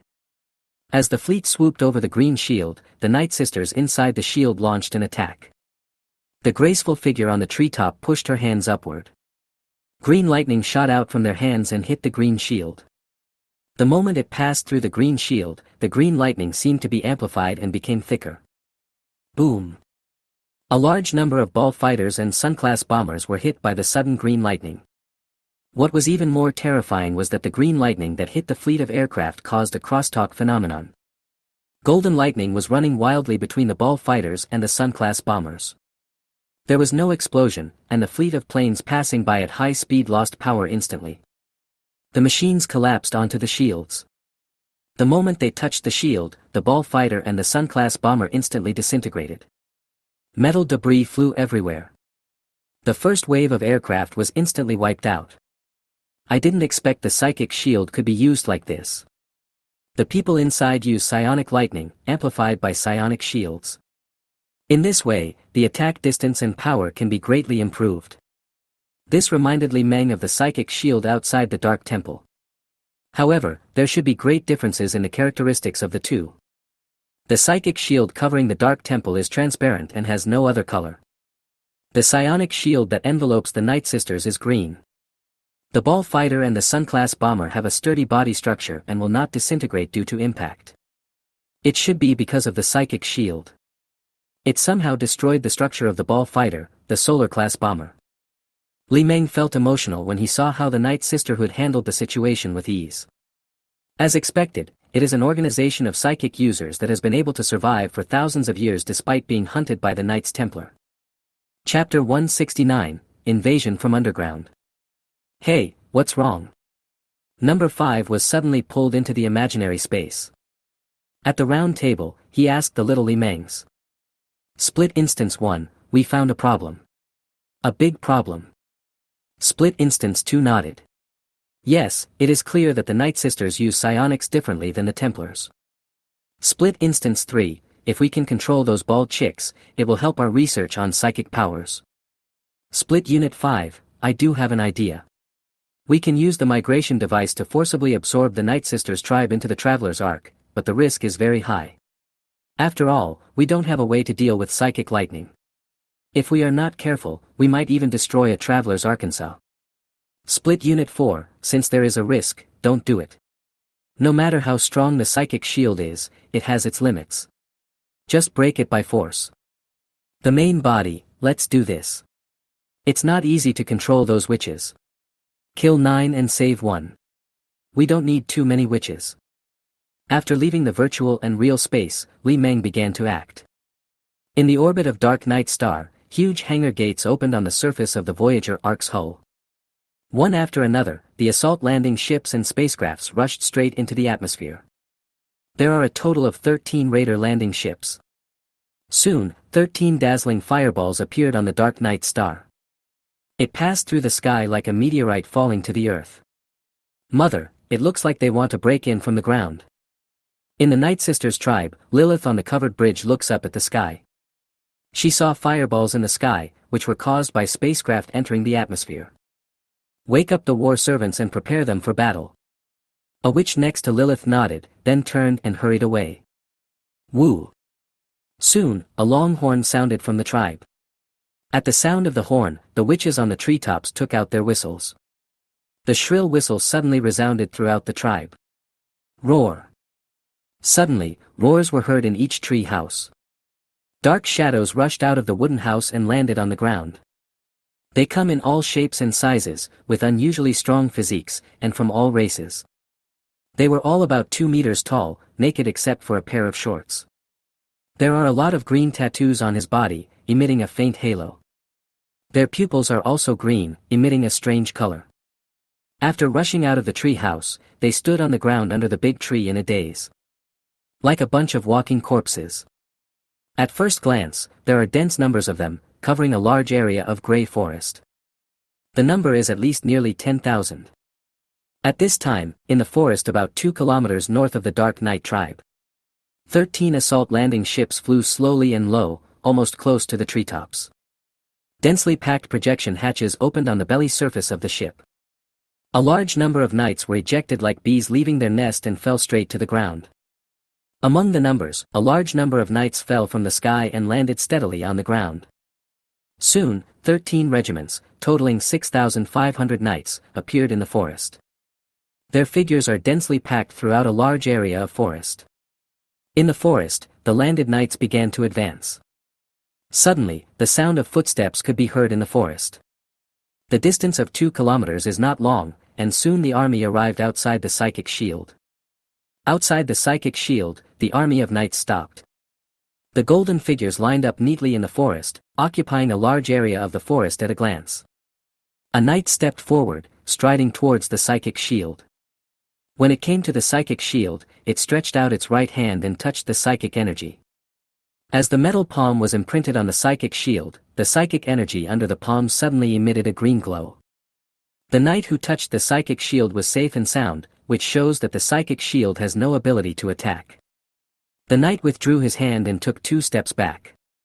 He pointed his gun at the ground. Hua-cha! Rays of golden light flashed. Golden lightning shot out from the muzzle and hit the ground. A big hole suddenly appeared on the ground. When space appeared underground, the psychic shield immediately extended and covered the space in the pit. Seeing this scene, Li Meng discovered the weakness of the psychic shield. The underground is not protected by psionic shields. Not long after, in the orbit of Dark Night, an assault landing ship sailed out of the hangar gate. Another dazzling fireball appeared in the sky. Mother, they seem to be planning to attack from underground. Lilith saw everything the knight did outside the psychic shield. At this moment, the communication disc on Lilith's waist vibrated. This made Lilith frown slightly and she took out the communication disc from her waist. There was a flash of blue light, and the robot reappeared. I'll give you 2 choices. 1. Remove your psychic shield, kneel before me and submit to me.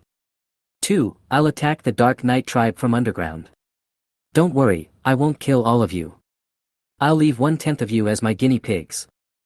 Hearing this, Lilith's face turned slightly cold. She said in a deep voice, Night Sisters will never be slaves. Very good, I respect your choice. The blue light flashed and Li Meng interrupted the communication. The reason Li Meng contacted Lilith was just to give the Dark Night Sisterhood one last chance. After all, the witches of the Night Sisterhood are all psychic users, research subjects, and guinea pigs. The guinea pigs are naturally getting better and better, and Li Meng will never think that there are too many. But if they were looking for death, Li Meng would not pull someone who wanted to jump off the cliff. At this time, in the forest north of the Dark Night tribe, a commando landing ship slowly lowered its altitude and finally landed on an open space.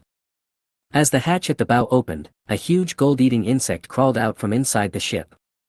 It is huge, with a diameter of more than 20 meters and a length of over 100 meters. The huge gold-eating insects rushed out of the landing ship and into the forest. Wherever it passed, it rushed forward, knocking down huge gray trees one after another. Suddenly, a rumbling sound was heard in the forest.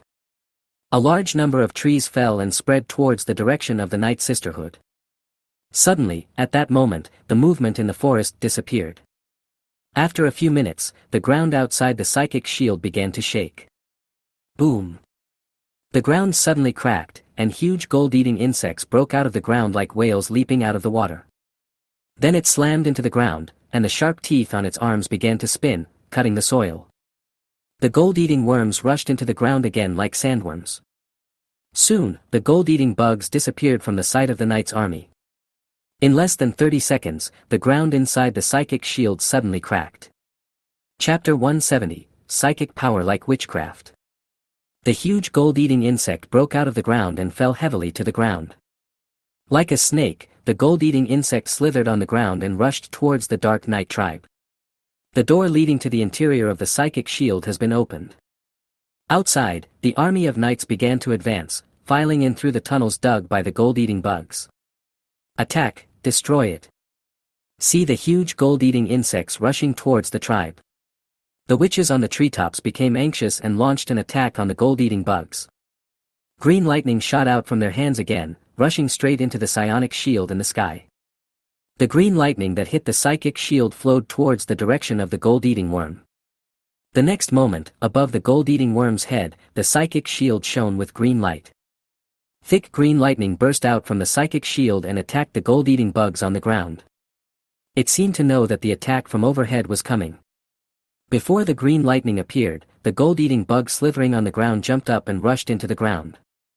The green lightning that fell from the sky struck the ground densely, and only billowing green smoke emerged. Where is it? The witches in the treetops tensed. They could feel the trees shaking and the giant snake-like robot slithering beneath the ground. Click. At this moment, the big trees in the tribe fell down one after another.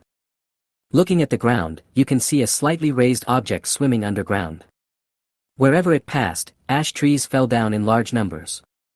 A large number of tree houses fell to the ground along with the greywood trees. For a moment, the Dark Knight tribe was in chaos. The enemies from the north are coming, sisters, destroy them. Just as the gold-eating bugs were wreaking havoc in the Dark Knight tribe. In the north, the army of knights entered the psychic shield through the tunnel opened by the gold-eating beetles.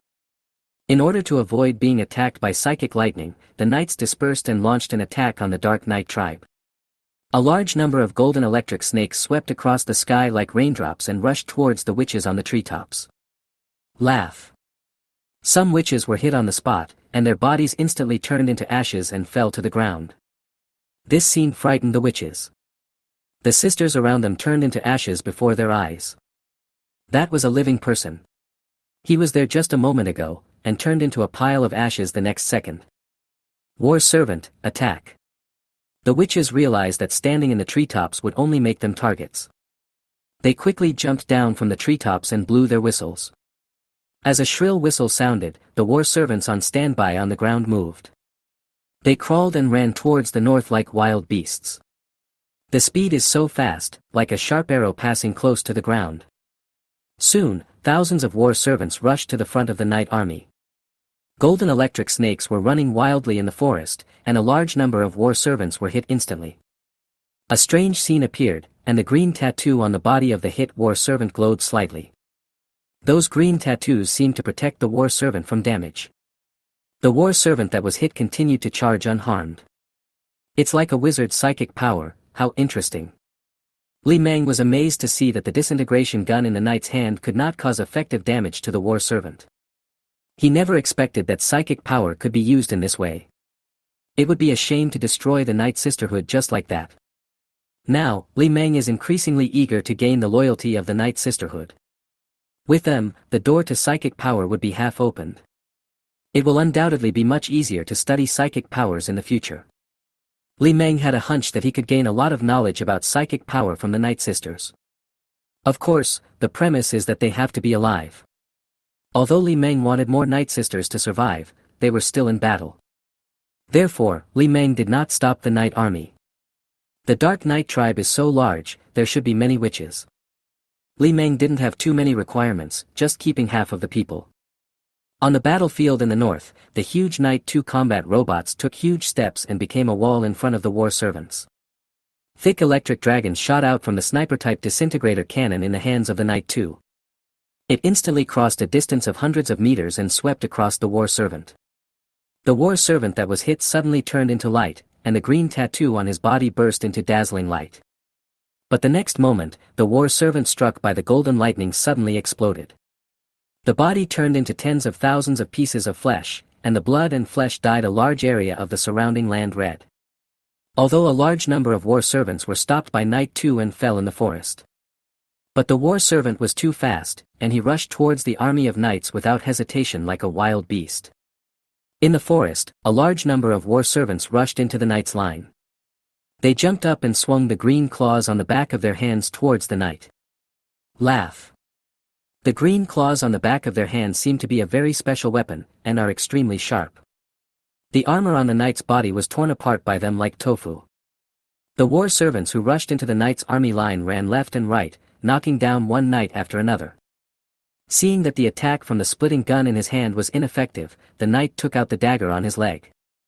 I saw a knight step forward quickly and punch out, hitting the face of the servant who was rushing towards him. The huge force directly knocked the war servant away and he rolled to the ground. Before he could stand up, the knight pounced and stabbed the servant's head through his eyes with the dagger in his hand. The war servant was killed instantly, his body trembling. On the battlefield in the north, a close combat battle officially began. A fight broke out between the knights and the war servants. On the battlefield, several war servants pounced on a Knight 2. It kept waving its claws, leaving marks on the Knight 2. In close combat, the sniper-type fragmentation cannon in his hand becomes a burden.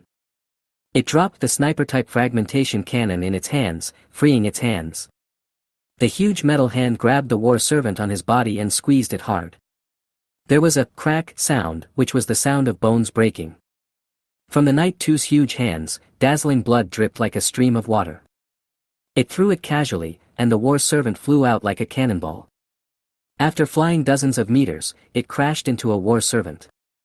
The war servant who was hit rolled to the ground immediately, and the knight next to him rushed over and killed him with a dagger. It seems that we need to equip the knights with some close combat weapons in the future.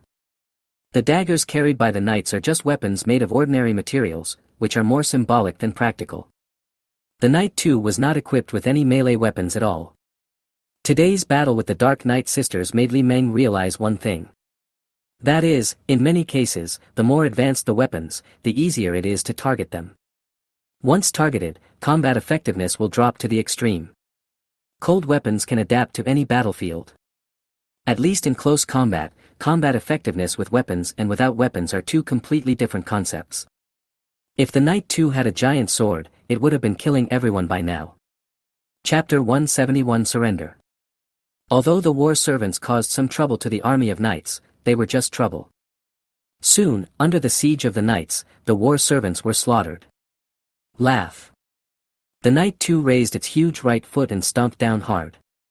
The war servant who struggled to get up was immediately trampled into a pulp and sank deep into the ground. With the last war servant killed, there was no more obstacle in the knight army's advance. In the forest, the army of knights reorganized their formation and continued to move forward. Sisters, attack. Seeing the defeat of the war servant, the Sisters of Dark Knight jumped off the treetops one after another. Although psychic lightning is very useful, it consumes too much energy. In the forest, thousands of Night Sisters launched a charge. They were armed with weapons that glowed green, and most of them were dual-wielding daggers. A small number of people held bows that glowed green. Their bodies appeared to be very agile and they ran very fast in the forest. Just like a rabbit swooping through the forest. Swoosh. From a great distance, the Night Sisters armed with bows and arrows launched an attack. The green arrow flew through the forest and fell into the army of knights with a whistling sound. Laugh. The knight who was hit was pierced through the body and fell to the ground with a bang. This power, what's the principle? Next to the fallen knight, a knight stopped. It lowered its head and looked at its companion, which was very human. Because at this moment it was Li Meng who was controlling the knight. At this time, the Knight 2 type responded among the knight army. Several small firing ports were opened on the shoulder armor. Swoosh! With just a few whoosh sounds, missiles shot out and rushed out of the forest. Hundreds of small missiles whizzed past the forest, their flight paths twisting and turning. When it flew over the Night Sisterhood, it suddenly turned and crashed into the forest. Boom! A deafening explosion suddenly sounded. Huge mushroom clouds rose one after another in the forest. It was a fusion missile, a scaled-down version of the supernova missile used by the Sunburst-class bomber. The raging flames swept around, engulfing everything. Visible wind waves swept across everything, uprooting entire tracts of ash trees wherever they passed. Disperse, disperse. The sudden bombing caused the Night Sisters to flee. But no matter how fast they are, they can never be faster than the shock wave of the explosion. A large number of Night Sisters were engulfed by the flames and their bodies were torn apart by the shock wave. The forest in front of the Knight's army suddenly turned into a sea of fire. The shock wave took a while to hit us, raising clouds of dust. There's a little water. If it were a Templar, he wouldn't be killed so easily. Seeing that the explosive power of the fusion missile could effectively kill the Dark Knight Sisters, Li Meng understood one thing. It seems that psychic users also have strong and weak strengths. Most of the women in the Night Sisterhood are weak. Although they have some psychic powers, their strength is very weak and they are only slightly stronger than ordinary people. Reduce the power, stun mode, don't kill them all. We can't kill all of these good experimental subjects, we have to keep some. Mother, the sisters have suffered heavy losses. At the same time, in the tribe, Lilith saw a mushroom cloud rising into the sky not far away. The powerful shock wave hit us more than 10 seconds later, causing the large trees to sway violently. Lilith knew that her people were being bombarded by the enemy. Mother, there is something underground. We can't stop it. It's heading towards the 0-point module. A Night Sister leaped over and landed behind Lilith. Hearing this, Lilith's face changed slightly. She turned around and ran across the bridge. With a running start, he leaped up, crossed a distance of dozens of meters like a sharp arrow, and landed on the roof of another tree house. On the tree house, Lilith jumped forward nimbly at an extremely fast speed. At this moment, something strange happened. The green beam of light rising not far away disappeared. As the green beam of light disappeared, the psychic shield in the sky gradually dissipated. Seeing this scene, Lilith, who was rushing towards the 0-point module, stopped. She looked up at the sky, her face showing a changeable expression. The psychic shield is gone, which means that the thing underground has destroyed the 0-point module. Taking off the horn from her waist, Lilith blew it. Woo! A deep and sharp horn sounded suddenly. Its voice was so penetrating that it swept across the entire tribe. After doing all this, Lilith turned around and walked away without looking back. As the horn sounded, the scattered Night Sisters chose to evacuate. The Night Sisters who were rushing towards the army of knights also gave up their immediate goal and turned back in the direction they came from. They ran away. Where could they go? The psychic shield was gone, and Li Meng used the optical equipment of the Traveler Arc to observe the situation in the tribe. Under the observation of the Sky Eye, the tribe can be seen at a glance. The tribe was in a mess at this time, with tree houses falling down in large numbers. There was also a burning sea of fire in the north, with thick smoke rising up. In the center of the tribe, gold-eating bugs rushed out of the ground and swam on the ground. Green light emanates from the body from time to time. The Night Sisters are retreating to the east. Their fleeting figures can be seen in the forest. Li Meng was about to send a ball fighter to intercept them, but they suddenly disappeared. Yes, just disappear. After rushing into a denser forest, they disappeared. Did it go underground?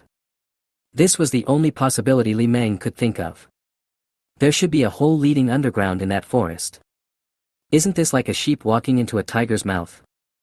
When it comes to the ability to dig holes, no machine or other living creature can compare to the gold-eating beetle. There is no point in hiding underground, and it will only lead to the annihilation of the entire army. As the Night Sisters escaped from the tribe, the army of knights passed through the sea of fire and entered the tribal area unimpeded.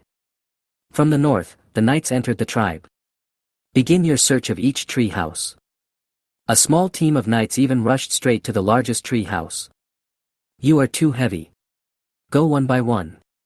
Don't crush the bridge. The knights weigh more than 1 ton, and the wooden bridge is undoubtedly unable to bear their weight. On the covered bridge leading to the largest tree house, the team of knights can only cross the bridge one by one. On the covered bridge, Li Meng carefully controlled the knight to walk. With every step taken, the covered bridge makes a creaking sound. It gives people a feeling that it will collapse at any time. Fortunately, the bridge did not collapse and Li Meng passed through it smoothly. Li Meng opened the door of the main house and walked in. She really is a witch, just like the alchemy workshop in the novel. As soon as he entered the main house, Li Meng saw densely packed wooden shelves. There are a large number of bottles and jars on the shelves, filled with various liquids. Witches in novels like to make some messy potions. Hey, awfully. As he walked, Li Meng saw a huge pottery jar in the corner. Li Meng saw a red head at the mouth of the pottery jar. Isn't that awfully? Li Meng hurried forward, and a blue light shot out from the knight's forehead. A curtain of light was formed and swept through the pottery jar. There are still signs of life. What is this doing? Looking at Awfully's face with her eyes tightly closed, Li Meng felt a little emotional. Calculating the time, he hasn't seen Awfully since leaving Eric's Star. After not seeing each other for 4 years, when we met again, everything had changed. Awfully finally escaped from the clutches of the Covenant but fell into the hands of the Black Brotherhood. Then it was auctioned off as a commodity and became an experimental subject of the Night Sisters. Li Meng thought of what Lilith had said before. Lilith said that Awfully would become her most powerful servant. Is this the process of refining a war servant? At this moment, at the rear gate, the third split individual flew in. Split Instance 5, Number 3, what should we do now? Arriving in front of the pottery jar, the split individual number 3 shot out a light curtain for a more detailed scan. After more than 10 seconds, the light curtain dissipated. Split Instance number 3, the situation is unclear. Don't touch her for now. Split number 5, we can't let her stay like this forever. Maybe it's not too late now. The previous servants didn't seem to have much self-awareness. If Awfully becomes like this, it will be terrible. Split Instance number 3, looks like I need to talk to Lilith again. Split Instance 5, can we do this? We've almost killed all of her people. Split individual number 3, it's okay. Not everyone is dead yet. As long as Lilith is still alive, everything will be fine. Split Instance number 5, then let's give it a try. The blue light flickered, and Li Meng contacted Lilith. In the room, a holographic projection of Lilith appeared. You don't think I can do nothing to you just because you're hiding underground? Think about how your psionic shield disappeared. You have already slaughtered most of my sisters. What else do you want? In the holographic projection, Lilith's face looked very ugly. What do I want? I have only one purpose from the beginning to the end, and that is to come here for Awfully. Tell me, what did you do to Awfully? What did you do to her? Haha. Lilith laughed, it was the pleasure of revenge. What do you think? In 7 days, she will never come back and will become my puppet. Sure enough, Awfully was being refined into a war servant. What do you want? Tell me your conditions. Lilith smiled coldly and said, I don't have any conditions. It would make me happy to let you watch the things you care about go to destruction. Really? You may think this is the biggest revenge against me, but you overestimate Awfully's position in my heart. I only look for her to kill time. Even if she is gone, I won't feel much. After all, I am not a human. I don't have the 7 emotions and 6 desires of you carbon-based creatures. I am only looking for a result. For me, it doesn't matter whether Awfully is dead or alive. What matters is that I found her. Hearing this, the expression on Lilith's face changed. You, who are you? A robot with self-awareness. Humans gave me a nice name, the Leather Breaker. Leather Breaker? Lilith was stunned, with only surprise in her eyes.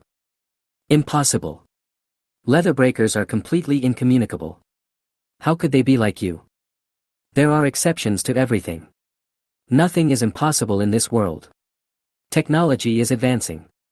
Is it strange that the leather breaker evolves again? Lilith was silent, speechless. Just as the robot said, nothing is impossible in this world. If that robot was really a leather breaker, then it all made sense. Because the things they were fighting were drones.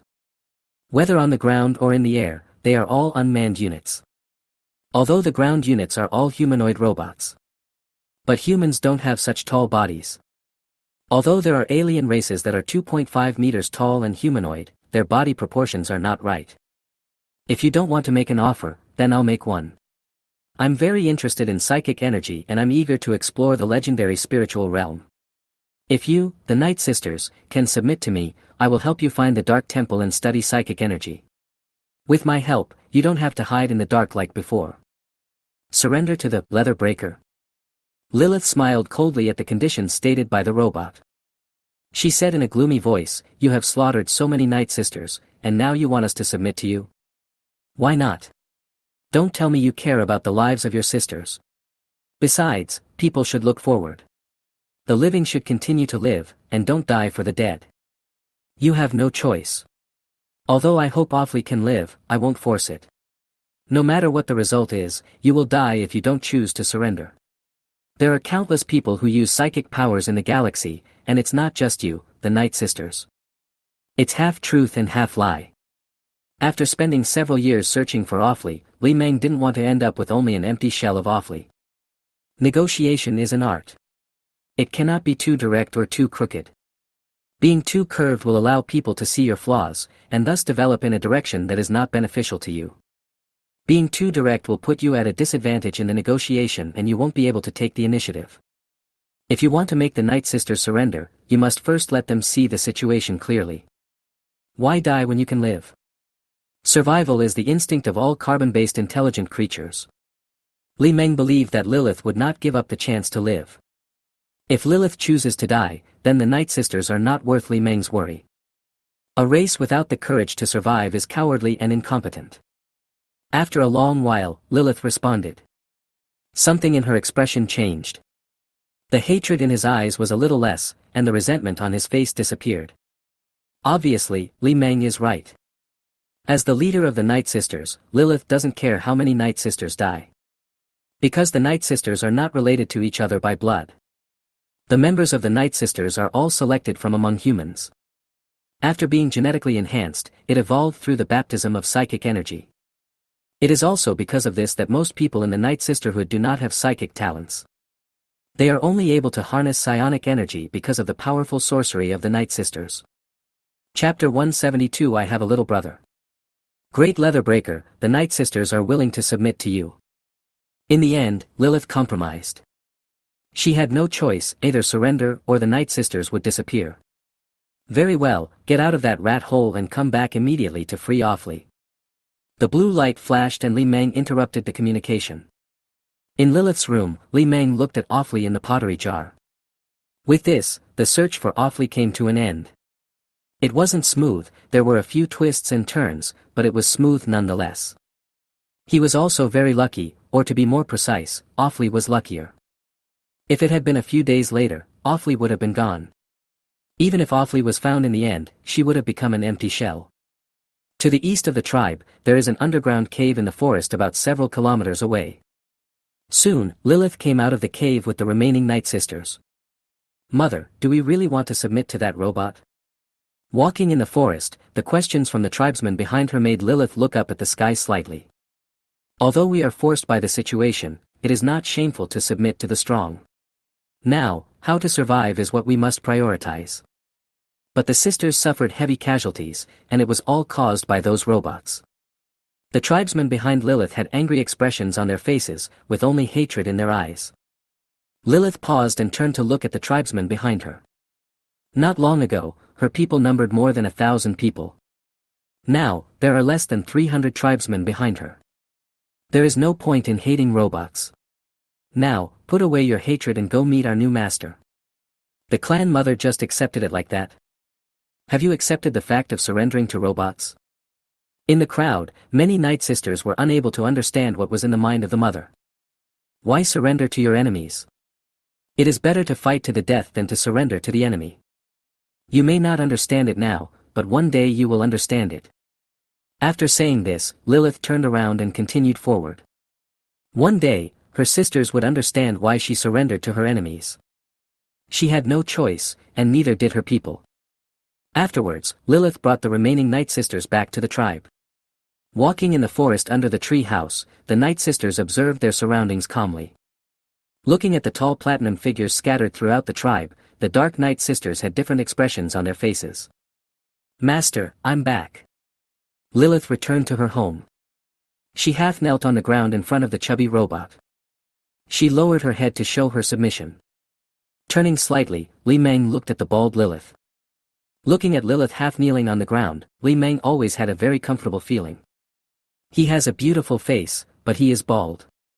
The sense of disobedience is too strong. And the messy tattoos on her body don't look beautiful at all. The atmosphere is extremely barbaric. "Lilith, you Night Sisters are so ugly. You are not allowed to be bald. Keep your hair. I like beauties with waist-length hair." Hearing this, Lilith lowered her head with a look of surprise on her face. "The master is just a robot, why does he have such unnecessary demands?" "Master, the reason why we are bald is to make it easier to engrave witch patterns." Li Meng did not back down. He could not give up beauty for the sake of convenience. "Then improve the witch pattern. You must be beautiful. This is my only request to you, the Night Sisters." I understand, yes." What else could Lilith say? She could only agree to her master's willful request. Isn't it just growing hair and improving witch tattoos? She just did it. "Very good, get up, free awfully immediately and let her wake up." Lilith stood up and looked at the red-eyed woman in the pottery jar. "Master, this will take some time." "That's okay. I have plenty of time." In the next few days, a lot happened in the Night Sisters tribe. Since the Night Sisterhood declared its surrender, Li Meng withdrew the army of knights that had attacked the Night Sisterhood. The reconstruction of the Night Sisters tribe was also put on the agenda. It's a new day again and it's already afternoon. In Lilith's room, Li Meng sat on the desk and looked at a thick book in front of him. The browsing speed is extremely fast, and the book will turn pages in less than 3 seconds.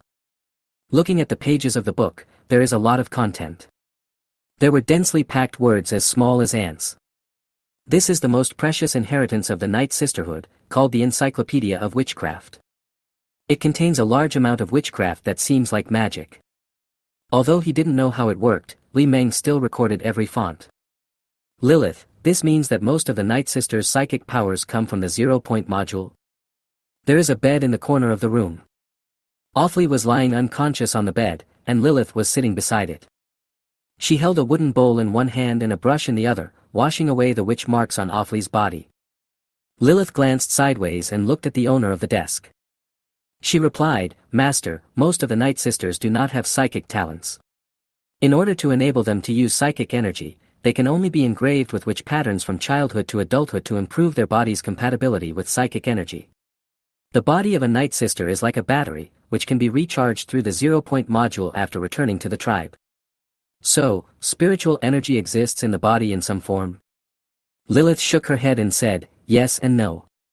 Psychic energy has many characteristics. It depends on how to use it.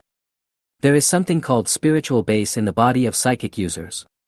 It is not an organ, but a key to the spiritual realm. Only psychics who possess this key can directly draw power from the spiritual realm and drive psychic energy. In layman's terms, the spiritual base is the key, and the spiritual realm is a holy grail with infinite magic power, and the soul can drive the magic power in the holy grail. As for how much magic power can be driven, it depends on how big the door can be opened by the key of the spiritual base. The bigger the door is, the more magic power can be driven, and psychic users can make the door bigger through various practices. Door, key, magic. Lilith's metaphor is really apt. Aren't some of the magical abilities of psychic powers very similar to the magic in novels on Earth? And the witchcraft encyclopedia in front of you is completely a magic encyclopedia. Li Meng turned his round body slightly, and looked at a triangular object emitting a faint green light on a metal table in the corner of the room. It's not very big, about the size of a football. It is suspended in the air at a height of about 1 meter above the metal platform. Lilith, what exactly is the 0-point module? Following Li Meng's gaze, Lilith looked at the 0-point module. Chapter 173 Wake Up. She continued to explain, the 0-point module is a holy relic left behind by a powerful psychic user through self-sacrifice. Master, you can think of the zero-point module as a materialized spiritual foundation. It is a door leading to the spiritual realm. When the spiritual energy in the spiritual realm is materialized through the zero-point module, it will have corresponding characteristics. Is the zero-point module a holy relic left behind by a psychic user? This reminded Li Meng of the Buddhist relics. Li Meng asked again, Lilith, what are the characteristics of the spiritual energy you use? In response to her master's question, Lilith stretched out her right hand. Palms facing up, backs of hands facing down. A ball of green flame burst out from the palm of her hand. It is annihilation and corruption. It can devour the life of all things and corrupt all things. Master, a long, long time ago, Dark Night Star was a forest planet.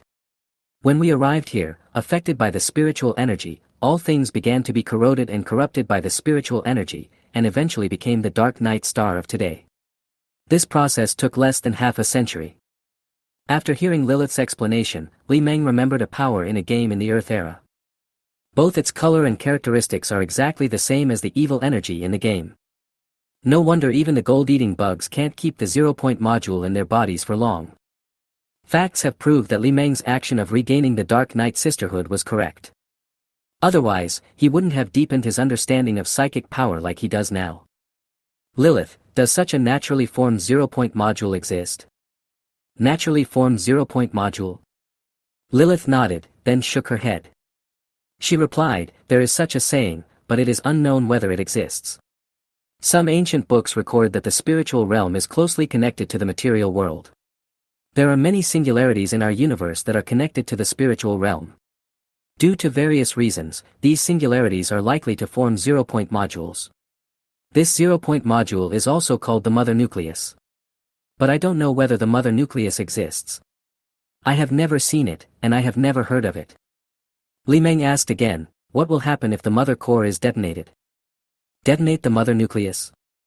Lilith looked at her master with surprise. The expression on her face was thoughtful and she was lost in thought. After a while, Lilith said uncertainly, the zero-point module is the gate to the spirit realm. If the mother core is detonated, it should open a huge door. When the spiritual energy in the spirit realm flows into the material world, a spiritual energy tide phenomenon should occur, and the connection between the two worlds will become closer. Maybe the void spirit in the spirit realm will descend into this world. In short, it will not be a good thing. Void spirit? Lilith, what is that? After hearing another important message, Li Meng hurriedly asked. Awfully shook her head and said thoughtfully, I don't know much about void spirits, but according to the Dark Lord, void spirits are some kind of creatures in the spirit realm. Their existence is similar to the heroic spirits of the Knights Templar. They are similar to spiritual bodies and energy bodies. They are very dangerous void creatures. They have been spying on the material world. According to the Dark Lord, the birth of psychic users is related to them. At this point, Awfully paused for a moment, and continued, the news about the void spirit came from the ancient Dark Empire, but the Templars refuted this statement. The Templars believe that although there are certain beings in the spirit realm, they are harmless. Although they can observe the material world like heroic spirits, they will not interfere with the material world. After hearing Awfully's explanation, Li Meng murmured in his heart. It's really strange. Would Orlek calls himself the Dark Lord and should have the idea of reviving the Dark Empire? He should know that detonating the mother core could lead to serious consequences, so why did he do this? If Orlek wanted to revive the Dark Empire, he would never do such a thing. Because this completely goes against the original intention of the Dark Empire to be wary of the void spirit. If the psychic tide is triggered just to gain more powerful strength, the risk is too great. The mechanical clamp extended, Li Meng folded the current page, and then closed the book. Then Li Meng flew away from the desk and flew towards the zero-point module. As he got closer to the zero-point module, Li Meng could clearly feel some kind of energy fluctuation. But the sensor array still detected nothing. Master, she's awake. At this moment, Awfully on the bed opened her eyes. There was only confusion in her blood-red pupils. Lilith's reminder made Li Meng stop approaching the zero-point module. Turning around, Li Meng flew towards the big bed where Alf was. After a while, Awfully finally came to her senses. She sat up suddenly and looked around with a vigilant look. When she saw Lilith sitting beside the bed, Awfully looked angry.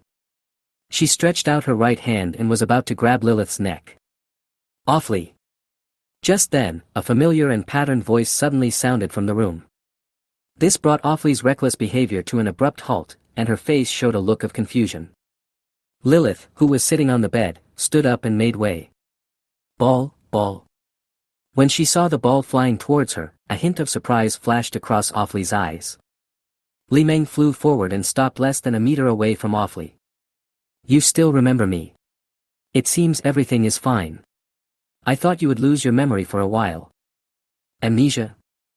Awfully looked around, confusion in her eyes. She asked, Chocho, what happened? Li Meng got close to Awfully and said, Awfully, ever since I knew you were captured by the Covenant, I have been looking for you. This search has lasted for several years. I kept looking for you, tracking the shabby Polaris freighter you were driving all the way across most of the Milky Way to the southern outer rim star region, and finally found you here. Don't hate Lilith. I have already avenged you. They have paid the price and are now my little brothers. Has Chocho been looking for her? Although her mind was still a little confused, Awfully realized what was happening. She was rescued by Chocho, who traveled across half the galaxy to find her. How does it do this? Trying to track down a ship in the galaxy is like looking for a needle in a haystack. Awfully couldn't imagine how Chocho was found. Also, the Dark Knight Sisterhood has become Chocho's subordinates. What is going on here? Awfully, who received a large amount of information in an instant, fell into confusion. It took Awfully a while to sort out her confused thoughts. I spent a lot of effort to find you and offended a lot of people. Awfully, you have to thank me. Awfully was just about to say thank you, but when she heard Chocho say that, she pursed her lips and smiled. She thanked him, Chocho, thank you. That's it? Awfully, you're not going to just say thank you to me, are you? Chapter 174. Let me see it. Awfully smiled and said, Chocho, what can I do for you? Is there anything I can do for you? Well, let me think about it. By the way. After hearing what Awfully said, Li Meng thought of something very important. Li Meng leaned forward, leaned close to Awfully's ear, and whispered something in a low voice. Awfully was stunned at first, then she rolled her eyes at Li Meng. Then he smiled and said helplessly, Okay, I'll show you, but I have to make it clear that you are not allowed to take photos or record videos. Seeing that Awfully agreed, Li Meng quickly agreed, yeah, no. Awfully didn't care about Chocho's little request. Chocho is just a robot, so what's wrong with showing it? Awfully just didn't expect Chocho to have this kind of interest. However, Chocho is just a robot. Does it have any so-called interest? Awfully got up from the bed, and as soon as she stood up, she staggered and almost fell to the ground. You've been in the pottery jar for too long. Your body has become stiff from inactivity. Take it easy for a while. Awfully shook her head and said, I want to go for a walk outside. It is because she has stayed in the darkness for too long that Awfully hopes to see the light. Just like that, Awfully walked towards the door step by step. The movements were very stiff at first, but as she moved her body, Awfully gradually gained control of it. When she left the room, the scorching sun shone on her body. She narrowed her eyes slightly, with a look of satisfaction on her face. Offray, can you use photosynthesis to absorb energy from stars? Bathed in the sunlight, Awfully's entire body was enveloped in a halo of light.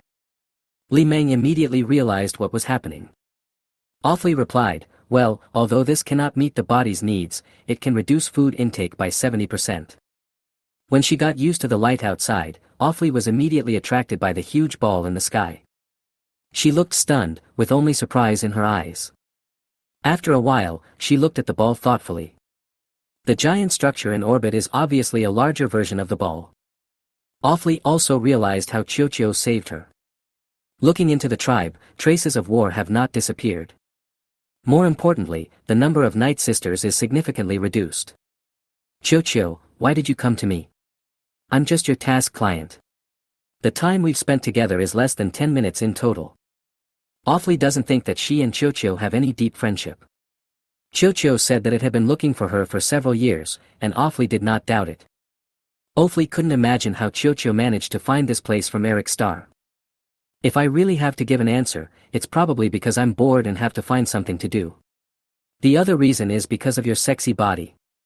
I can't accept the thought of never seeing sexy Awfully again, so I came to find you. Awfully was speechless at Chiyo's answer. The ball gave it a very strange feeling, it didn't feel like a robot at all. Looking back at Chiyo beside her, Awfully asked, Chiyo, are you really a robot? Isn't there someone controlling you behind the scenes? If before, Awfully only thought that Chiyo was a relatively intelligent and powerful robot. Now, everything has changed. Chiyo is not only a robot with powerful intelligence, but the forces behind it are also not simple. The giant creations in the sky are the best proof of this. She has been collecting intelligence on the galaxy over the years, and no force has been able to build such a huge thing. Master or something is just an excuse to cover up my identity. My real identity is Leatherbreaker, a robot with freedom, well, a robot without any ideals. Leatherbreaker. Hearing this, Awfully was stunned. But she immediately felt relieved, and Awfully easily accepted this answer. It is only natural that Chiyo is a reformer. It doesn't feel strange because the ball is unique.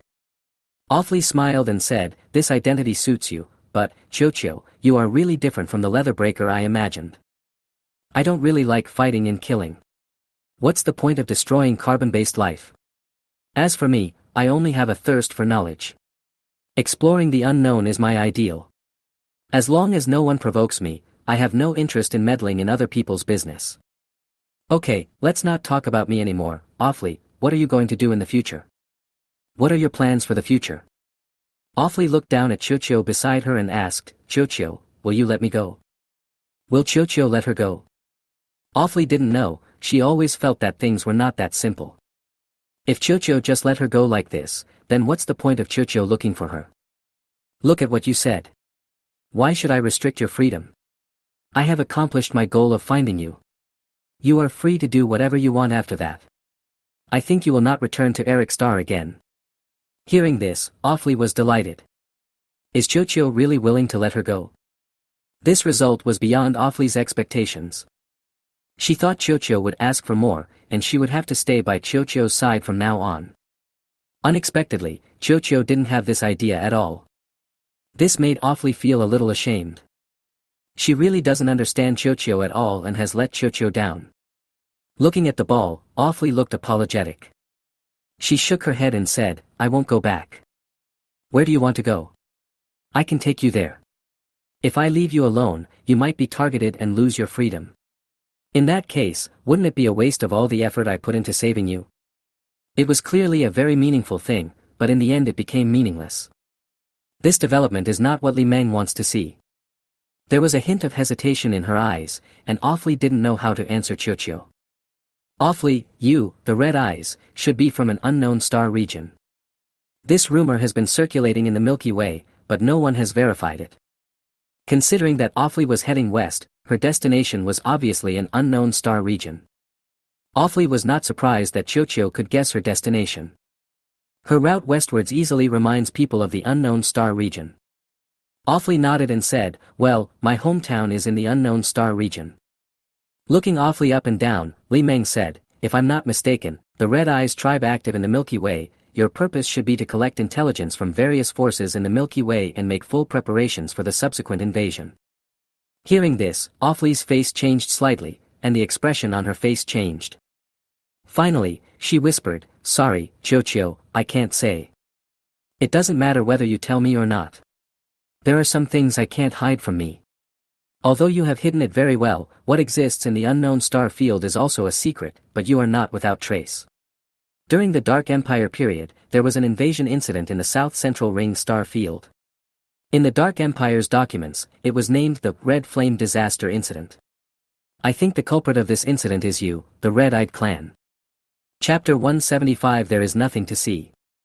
The Dark Empire was a powerful force during the days of the Old Republic. In its heyday, it controlled almost half of the Milky Way. During that period, the Tang Confederation Empire, the Old Republic, and the Dark Empire were the three major powers. With the founding of the New Republic, the Dark Empire was defeated. The New Republic ultimately emerged as the true winner, completely dominating the galaxy. There are a large number of Dark Empire documents in the temple's intellectual domain. When he is bored, Li Meng likes to read historical documents of the Milky Way the most. He can find many interesting things in historical documents. It's perfect for killing time. Although the Red Flame disaster only affected a small star region. However, because the incident was extremely serious, it was recorded in detail by the Dark Empire. The process is not complicated. Mysterious forces invade and humans in various colonies mysteriously disappear. Although the Dark Empire eventually defeated the invaders, tens of billions of humans were missing. In the invaded star zone, all humans on habitable planets mysteriously disappeared. No one knows where those disappeared humans went. The biggest possibility is that it was taken away by invaders. Why the invaders plundered humans is also a mystery. Whether it serves as food or has some other use, no one knows. Awfully smiled bitterly and said helplessly, "Chocho, I really can't hide anything from you. Of course. Don't forget, I'm a leakbreaker. Gathering intelligence is my forte." In the end, Awfully said nothing. Li Meng did not force the question, as he more or less knew the purpose of the Red-Eyed Clan. The Milky Way is in chaos right now, and the mysterious race in the unknown star field is likely to launch an invasion again. If this happens, neither the Galactic Federation nor the Independent Planets Alliance will be able to withdraw and respond in time. At that time, I don't know how many humans will mysteriously disappear. Since the Red-Eyed Clan is able to protect the unknown star region from being eroded bit by the major border forces outside. This is enough to show how powerful the Red-Eye Clan is. After more than 10,000 years of silence, Li Meng could not imagine what the scene would be like if the Red-Eyed Clan swept in again. Data world, imaginary space. At the round table, the little Li Mengs gathered and held a meeting. Split individual number 2, number 5 will soon go to the unknown star region. By then, the secrets of the unknown star region will be revealed by us. Split individual number 3, the unknown star region is most likely the territory of the Red Eyes. The only thing we are not sure about now is what kind of intelligent civilization the Red Eyes are. A nomadic civilization? A natural disaster civilization?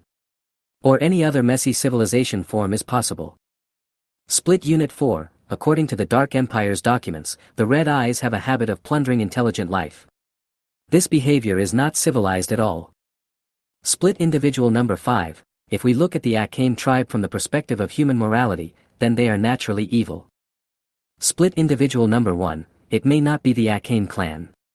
Maybe the Akane clan is just a cannon fodder. Split instance 2, well, that's very possible. Split individual number 3, if you ask me, the mysterious civilization in the unknown star region should start to take action soon. Split individual number 4, it is very likely. The Milky Way is in a time of strife. This is their chance. Split individual number 1, if the intelligent race in the unknown star region is a natural disaster civilization, what should we do? Split individual number 3, of course, the Milky Way only needs one scourge civilization. Split individual number 4, we didn't do anything, so we can't be called a natural disaster civilization. Split individual number 2, that's not true. It's just a thought for us to become a natural disaster civilization. Besides, the Milky Way is our backyard. We can't just watch it get destroyed. Split individual number 5, it's too early to say that now. I'll go to the unknown star region and take a look. I will observe the mysterious civilization in the unknown star region and understand their social structure. If they are just an enterprising civilization, then we will do nothing. If humans are defeated, it can only mean that humans are destined to be eliminated.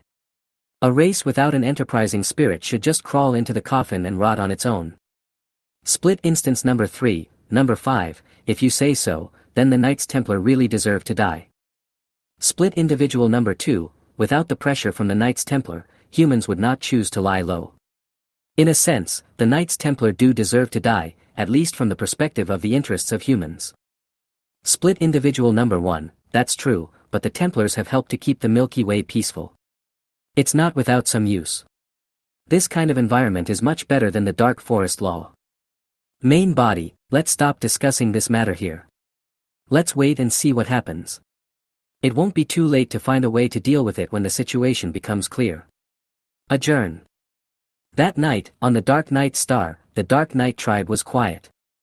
Only some lights could be seen shining in the tree house. Tonight is a night worth looking forward to for Li Meng. As soon as it got dark, Li Meng drove Lilith out of his home. Chiu, you're still, not well yet? In front of the bed, Awfully stood naked. She covered her private parts with her hands, feeling extremely shy. His eyes were a little vague and he didn't dare to look at Li Meng. Li Meng flew forward and observed Awfully carefully. Awfully's skin is red, but not rough. But if you look closely, you can see some tiny scales. There are two colors on the whole body, the back is reddish and the chest is lighter. Especially the color of the inner thighs has become a little whiter. Apart from her head, Awfully's body is not much different from that of a human. The biggest difference is probably the legs. The structure of the legs is similar to that of humans, but the calves are more slender. The soles of the feet are similar to those of humans, but they only have 3 long toes. Awfully, take your hands away. I can't see clearly like this. Hearing this, Awfully's eyes were filled with shyness. She rolled her eyes at Li Meng and had to take her hand away. The private parts are not much different from those of human females. There is almost no difference, except that the genitals are a little more unique and are horizontal. After looking ahead, Li Meng flew behind Awfully again. Well, the curves are beautiful. From an aesthetic point of view, Li Meng praised it. Awfully is tall and her curves from behind look very beautiful. It is very consistent with human aesthetics.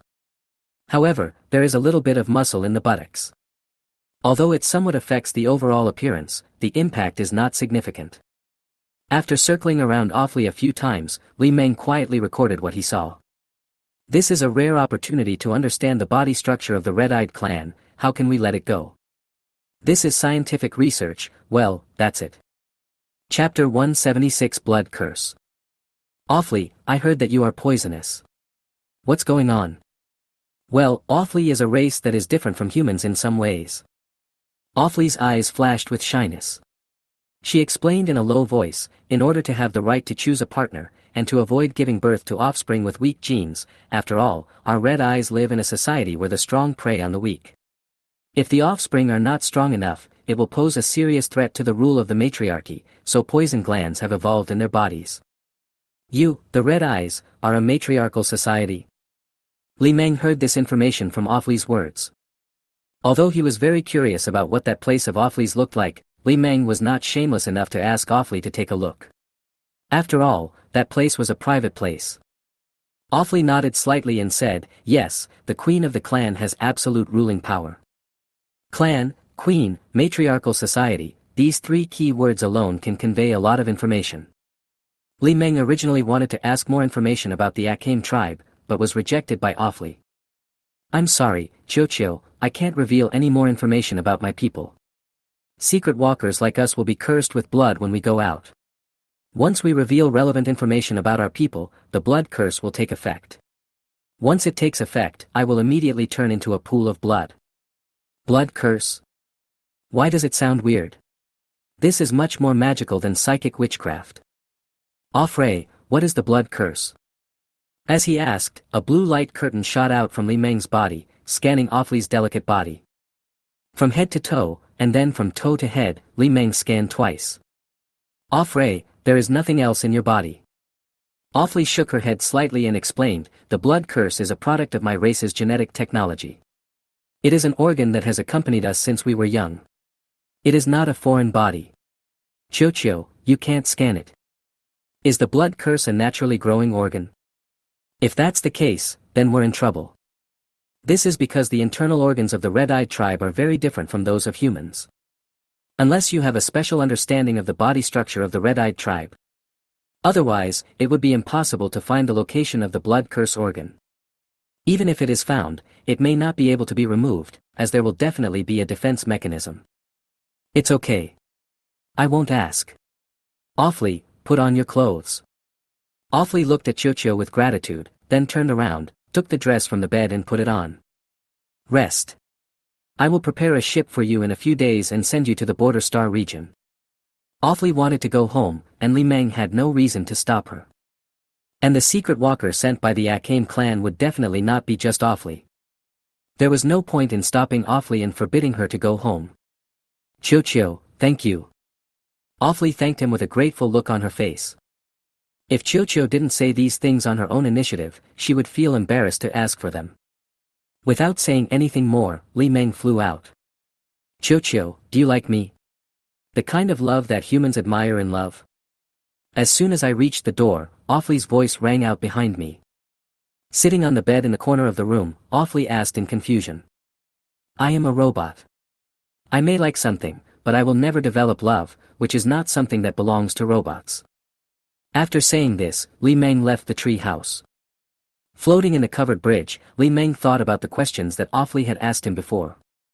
Although he didn't want to admit it, Li Meng knew that the emotions he had as a human being had disappeared from him. Now he is just a robot, a piece of data consciousness. He has no so-called desires, and the so-called desire to explore is just a goal he sets for himself. It's a robot, and a robot has to have a goal. Otherwise, it loses its meaning of existence. Once he loses the value of his existence, he is likely to become a real revolutionary. I hope the experiment on number 2 will be successful. Having a physical body is Li Meng's self-salvation. As a former human being, he doesn't like becoming a real robot. Even if it becomes a data life. In Li Meng's view, data life with emotions is the most perfect. But he is not perfect now. Because Li Meng could feel that he had lost a lot. Can it succeed? The experiment will begin soon, and Li Meng is somewhat skeptical as to whether the genetic technology of the Kolomi people can really allow robots to have physical bodies. If successful, it will have extraordinary significance. Owner. While flying, Li Meng met Lilith by chance. She was standing on the covered bridge, staring at the full moon in the sky in a daze. There are 2 moons in the sky, one big and one small. The big one is the Voyager Ark ship, which reflects the sunlight and turns into a pale golden moon in the night sky. The smaller ones are satellites of Dark Night Star. Seeing her master flying over, Lilith turned around and half knelt on the ground. I am a robot. I don't care about these human etiquettes. I value the heart more than the formal submission. Get up. Lilith stood up. On the covered bridge, the master and servant stood side by side. Lilith, why did you choose Awfully as your war servant? She is not physically strong. Li Meng has always been curious about why Lilith took a fancy to Awfully. Awfully is just a little tall, but her physical fitness is not very strong. Lowering her head slightly, Awfully explained, Master, the Red-Eye people have a strong vitality, and their body's ability to withstand spiritual energy far exceeds that of all intelligent races in the galaxy. They are the best material for making war servants. Exuberant vitality. Li Meng remembered some of the data he had obtained from scanning Awfully before. Awfully's body is indeed a little weird, and the activity of her body cells is far beyond that of humans. I didn't think much about it. There are countless living beings in the Milky Way, and there are races with strong vitality like the Red-Eyed tribe. It's late, go get some rest. After saying this, Li Meng turned on the coil engine on the side of his machine facing the ground. With the tail flame of fire shining, Li Meng soared into the sky. In Awfully's eyes, her master quickly turned into a small dot of light in the night sky. Data world, imaginary space. At the round table, all the little Li Mengs looked a little depressed. Some were lying on the table, some were leaning back against the chair, looking up at the sky, looking like dead people. Split individual number 2, it's something that we expected. Does anyone feel the same? Split individual number 4, nonsense, we share consciousness. If you don't feel anything, how can we feel anything? Split instance 1, this is not a good situation. I'm still a virgin. Split instance 3, it's so pathetic to think about it. It's so useless. Chapter 177 What kind of like is it? Split individual number 5, this is the subject's problem, but it has nothing to do with us. Split individual number 1, there's nothing we can do about it. When we were still human, Sister Yuhan watched us too closely, so we didn't have any chance to interact with other girls. Split individual number 2, Sister Yuhan is also a girl, right? Split individual number 4, we are too familiar with each other. It is hard to start. I keep putting it off. When I want to establish a relationship, it's already over. Split individual number 3, so when it comes to dealing with girls, you must not drag your feet, you must be quick and decisive. Split individual number 1, it's not all bad. At least it allows Sister Yuhan to have a perfect life. Split individual number 2, that's true. Although the human lifespan is only 100 years, 100 years is enough for a person to live a brilliant life. Split instance number 3, why does it sound so unpleasant? Split individual number 1, this is normal. After all, Sister Yuhan is the one we love in our hearts, but we are not part of Sister Yuhan's life. Split individual 2, okay, let's end this topic. After so many years, everything has changed. The people we care about are no longer here. In the long river of time, the existence of one person is too insignificant. Original body, then don't look so miserable. Wait until number 2 succeeds, and then make up for the regrets of the previous life. Split instance 1, who is that target, Manhwa? Split individual number 3, Rose Moon. It's not impossible. Although the Kolomi people don't quite conform to human aesthetics, Rose Moon's body still looks somewhat tempting. However, if you have other targets, try to find another one. Split individual number 2, I think Manhwa is great. Anyone can do it if they just want to experience it. Split individual 4, anyone can do it? Isn't that too casual? The person we experience should at least be someone we like. Split 1, I think Rosalind is nice. I don't think she will refuse. Split instance number 5, probably not. She will probably think of us as inflatable dolls. Split instance number 1. Split instance number 2. Split instance number 3, can you please not be so realistic? We are not inflatable dolls. Split individual number 4, we are just robots in Rosalind's eyes. Even if we have a physical body, we will not become human beings in her eyes. Split 2, I think Rosalind will be secretly happy about this. She seems to like us very much. Split individual number 1, it's just liking, but it's not love. If you were a human, would you fall in love with a robot? Split instance number 3, where's the little girl? Split individual number 1, what are you thinking about? The little girl is still so young. Split individual number 3, I mean, what kind of love does the little girl have for us? It's not what you think. Split individual number 2, it's hard to say. After all, the little girl has a weird personality. Who knows what she is thinking? Split individual number 4, maybe it's just pure love. After all, the little girl is still young. Main body, stop, the topic is over, adjournment. If I continue this topic, I will only be making things difficult for myself. North Central Ring Star Region. 02181 Star Zone, Kolomi Star. Time flies, and more than a year has passed since the last battle on Kolomi Star. Since the end of the war, Kolomi has returned to its former peace. The evil purpose of the Alliance of Independent Planets was not achieved. The Independent Planets Alliance's breach of contract also made them pay a price. The Kolomi people, who originally had some ambiguous relations with the Alliance of Independent Planets, completely turned to the Galactic Federation. In order to meet the military needs of the Galactic Federation, Kolomi is expanding its industrial scale. Looking towards the offshore factory, a large number of new platforms are being built. In less than 2 years, the production rate of the clone army will double. Today is also a special day for Li Meng. In the offshore factory, in Manhwa's research laboratory. Chocho, how is the battle going? In the research laboratory, Li Meng floated in front of a breeding cabin and observed the development of the experimental subject. Looking into the incubation chamber, in the green liquid, the experimental subject has grown into a 16-year-old boy. Because he adopted the genes of his Earth body, his appearance is exactly the same as when he was a child. He is not ugly, nor does he have an ordinary face. He is actually quite handsome. Perhaps because of genetic optimization, the skin has become better and whiter. The body is also relatively strong and looks very robust. That's it. The war is going on in an orderly manner. Interstellar war is fought with advances and retreats, tug-of-war and guerrilla warfare. This war will not end in a short time. It will be enough for you, Kolomi, to make a fortune. Well, the war went on pretty smoothly. In the East Central Ring Star region and the North Central Ring Star region, a full-scale war between the Federation fleet and the Independent Planets Alliance has begun. There are tens of thousands of battlefields, large and small. The number of troops deployed reached billions. Not to mention the size of the fleet, there are more than 300,000 warships fighting on the two major battlefields. It is not clear yet which side has the advantage.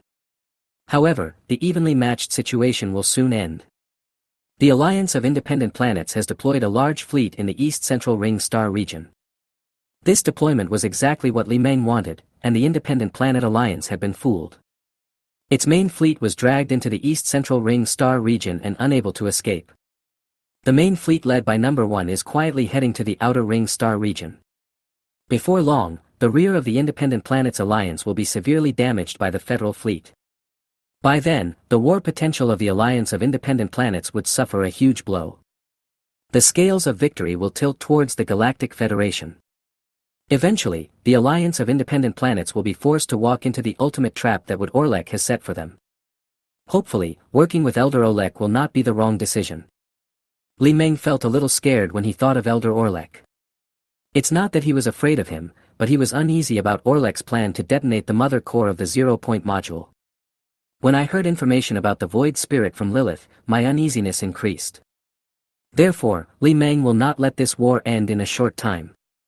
He would not stop Elder Orlek's plan because Li Meng was full of curiosity about Elder Orlek's plan. He also wanted to know what would happen once the zero-point module's mother core was detonated. However, before the final plan is implemented, he must be fully prepared. Once something uncontrollable happens, at least he can take action to control the situation. So as not to let the situation get completely out of control. Don't destroy the Milky Way because of your curiosity. Chapter 178, Alea Sisters. War brings opportunities and risks. We, the Kalomi people, are not on the right path. We have been blinded by wealth and power. One day, we will pay the price for this. Li Meng naturally understood what Meiyue was referring to. Businessmen are profit-driven and will do some very dangerous things in order to obtain huge profits. The Kalomi people's fence-sitter and traitorous behavior will undoubtedly increase this risk. You can't predict what will happen in the future. I think the galaxy will be in chaos for a while. You have plenty of time to find ways to reduce the risk. Even if the war between the Galactic Federation and the Union of Independent Planets ends, the Milky Way will not necessarily be at peace. The Milky Way is currently experiencing undercurrents. The war was ostensibly a battle between the Galactic Federation and the Alliance of Independent Planets. In fact, there are many third-party forces. The final winner may not be the two forces of the Galactic Federation and the Alliance of Independent Planets. The more he knew, the more confused Li Meng became about this kind of war. Now he can only take one step at a time and respond to ever-changing circumstances by remaining unchanged. Meiyue lowered her head slightly and looked at Qiuqiu beside her. Qiuqiu, the experimental subject's body age has reached 16 years old. It is ready for initial experiments. Do you want to try it? Li Meng did not object to Meiyue's proposal. This day will come sooner or later, and he is ready for success or failure. Then give it a try. Without hesitation, Li Meng turned and flew towards the main control terminal not far away. Meiyue followed slowly. Flying to the main control end, Li Meng landed on a groove. As soon as it fell, Li Meng stretched out the mechanical clamp and inserted it into the external port. When I arrived at the main control terminal, the rose and moon appeared on the screen in a series of dots. Let's use subject number 3. He's in the best condition. Are you ready, Qiuqiu? Li Meng replied, let's get started. Hearing this, Meiyue lowered her head and pointed at the screen. Data is being uploaded, 10%, 15%. In order to reduce the pressure on the subject's brain, the data upload speed cannot be too fast. It must be uploaded bit by bit, and the condition of the experimental subject must be observed at all times. It took more than half an hour for the data upload progress to reach 100%. At this time, Li Meng on the control end had completely stopped moving. Turning around and leaving the main control terminal, Meiyue came to the incubation cabin where subject number 3 was located. According to the display on the incubator, all data are normal. Standing in front of the breeding cabin, Meiyue observed quietly. She was not in a hurry and waited patiently. Even if successful, Qiuqiu will need some time to adapt to his new body. About 10 minutes later, the experimental subject in the incubator suddenly opened his eyes.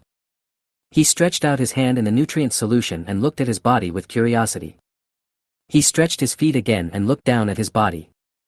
After a while, he raised his head and looked at Manhwa outside. He stretched out his right hand and placed his palm against the bulkhead. As soon as the hand touched the bulkhead, the subject's face changed slightly and he quickly retracted his hand. He looked down at his palms, a thoughtful look on his face. Then he curled up into a ball and closed his eyes. Soon after, Li Meng on the main control terminal made a move. After retracting the mechanical clamp, Li Meng left the groove. "Chiu, what's the problem?" Manhwa asked, looking down at the ball that flew to her side. Li Meng replied, "It's too sensitive. We need to lower it by at least 3 points." The experiment went smoothly and the test subjects were usable.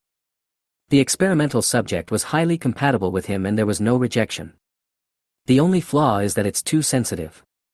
Just now, he put his hand against the bulkhead and felt a stinging pain in the palm of his hand. Then lower it by 3 points. This will take some time. Once the problem is discovered, the next step is to solve it. Southern Outer Ring Star Region. 03184 Star Area, Dark Night Star. Time flies, and before I knew it, more than 2 months have passed. During these 2 months, the Voyager ark did not set sail. Always stay in the orbit of the Dark Night Star. On the planet's surface, the rebuilding of the Night Sisters tribe is complete. Although the Dark Knight Sisterhood has surrendered to Li Meng does not intend to change the status quo of the Dark Knight Sisterhood. Split Individual Number 3 will stay on Dark Knight Star and be responsible for studying the psychic witchcraft of Dark Knight Sisterhood. Just today, a spaceship arrived at the Dark Knight Star. The engines roared and the air surged. A Polaris cargo ship slowly landed in an open space in the Night Sisterhood tribe. "Off-Ray, this is the ship I prepared for you, a Polaris cargo ship." The reason why a Polaris cargo ship was prepared for Offley is very simple. Because Offley had flown the same type of spaceship before. A Polaris cargo ship will allow Offley to get started quickly. As the engine shut down, the rear hatch slowly opened. As the hatch opened, Dals came out stealthily. He looked at the surrounding environment, with only vigilance in his eyes. This is the tribe of the Night Sisters. How can Darwin, a bounty hunter, remain calm? Just as Darwin was looking for an employer, a familiar voice was heard. "Darwin." Darwin quickly looked in the direction of the sound. Then he saw the chubby employer walking over with a member of the red-eyed tribe. Seeing this, Darwin hurried forward. "Chiu, is she the red-eyed clan member you've been looking for?" Darwin looked at Chiu, then at Offley, with only curiosity in his eyes. This was the first time he had seen the red-eyed people in person. It does look weird and gives people a very evil feeling. Once you look into those bloodshot pupils, you'll feel a chill in your heart. "Yes, her name is Offley." Darwin smiled awkwardly and said to Offley cautiously, "Hello, ma'am." Offley nodded slightly. "Darwin, your mission is complete. We will set off tomorrow and drop you off when we pass by the space station." Darwin nodded and said, "Okay, I understand. You can just stay on the spaceship tonight. Of course, you can also go to the tree house of the Night Sisterhood." Hearing this, Darwin quickly said, "Don't bother, I'll be fine on the spaceship, I'll be fine on the spaceship." As he spoke, Darwin looked around cautiously. Then he quickly turned around and entered the spacecraft, and the hatch closed immediately. He looked as if he was afraid of something. Are the Night Sisters that scary? Li Meng certainly knew what Darwin was afraid of. Although the surrounding environment is indeed a bit scary. The sky was full of dark clouds and the ground was dark gray. The tree house hanging on the dead tree adds a gloomy atmosphere to this world. Occasionally, a bald head could be seen peeking out from behind the window of the tree house. How can ordinary people not be afraid when they come here? Although Darwin is a bounty hunter, he should be a man who has seen the world. Offley, who was standing by, looked up and glanced around at the tree houses. They are probably afraid of the Night Sisters. Under the propaganda of the Knights Templar, the Night Sisters are considered to be evil witches. However, their actions have also proved that they are evil. Even bounty hunters are unwilling to have anything to do with the Night Sisters. Offray, you know a lot about the Night Sisters. Offley's answer made Li Meng realize something. Offley nodded and looked away from the surrounding tree houses. After all, I have been a bounty mission commissioner, and I know a lot of secrets of the galaxy through the intelligence network of the Bounty Hunter Guild. Although the Dark Sisterhood is very mysterious, there are organizations that are more mysterious than the Dark Sisterhood. Having said that, Awfully looked down at the ball beside her. She asked with some doubt, Chocho, you don't seem to know much about the Dark Knight Sisterhood? If it weren't for finding you, I would know nothing about the Night Sisters. Hearing this, Awfully frowned slightly. She asked again, Chocho, did Lilith say anything to you? Awfully's question aroused Li Meng's interest. Hearing what Awfully said, it seemed that Lilith was hiding something from him. Awfully, what do you know? Awfully shook her head and nodded. She said uncertainly, the Dark Knight Sisterhood should have a close connection with the Alaya Sisterhood. Alaya Sisters? Li Meng had never heard of the Alaya Sisters, but the name sounded like a religious organization. Awfully, what kind of organization is the Alaya Sisters? Awfully shook her head and said, I don't know much about the Sisters of Alaya. I only know that it is an organization of psychic users that uses religion as a cover. They have a very high status in the Galactic Federation. The wives of some powerful nobles may have the identity of Sisters of Alaya. So it seems that Lilith did hide a lot of things from him. Without asking Awfully any more questions, Li Meng turned and flew towards the tree house where Lilith was. For some reason, Li Meng had a premonition. In the future, he might become entangled with the Alaya Sisters. After flying onto the covered bridge, Li Meng flew towards the tree house. As soon as I opened the wooden door, a wave of moist and hot air immediately hit me in the face. Master, what's wrong? In the tree house, Lilith is taking a bath. She sat in a huge wooden barrel, with only her shoulders exposed. The water in the wooden barrel is green, with a green halo. Judging from the color, it is obviously related to psychic power. After closing the door, Li Meng flew towards Lilith. Next to the wooden barrel, Li Meng looked down at Lilith. 2 months ago, Li Meng had banned the Dark Knight Sisters from continuing to be bald. More than 2 months have passed, and Lilith has grown light hair. Seeing her master suddenly barge in, Lilith asked in confusion. Tell me about the Alaya Sisters. Whatever the reason, Lilith had concealed the information about the Alaya Sisters from him. He had to find out. If necessary, Lilith can be punished. Hearing this, Lilith's face changed slightly. The expression on her face changed and she remained silent. After a while, she asked, Master, did you learn about the Alaya Sisters from Awfully? Li Meng did not hide anything and replied, yes, is this true or false? There was a hint of hesitation in her eyes, but in the end, Lilith compromised. She whispered, the Dark Knight Sisterhood is a branch of the Alaya Sisterhood and an assassination organization under it. The purpose of our existence is to help the Alaya Sisterhood solve some problems, such as political enemies and business rivals. Awfully's answer surprised Li Meng. He never expected that the Sisterhood of Darkness was actually an assassin organization like the Sisterhood of Alaya. If this is the case, then the relationship between the Night Sisters and the Alaya Sisters is even closer than Awfully said. Li Meng asked again, have you contacted the Alaya Sisters? Lilith didn't dare to meet Li Meng's gaze. She lowered her head and nodded slightly. Are you asking for help from the Alaya Sisters again?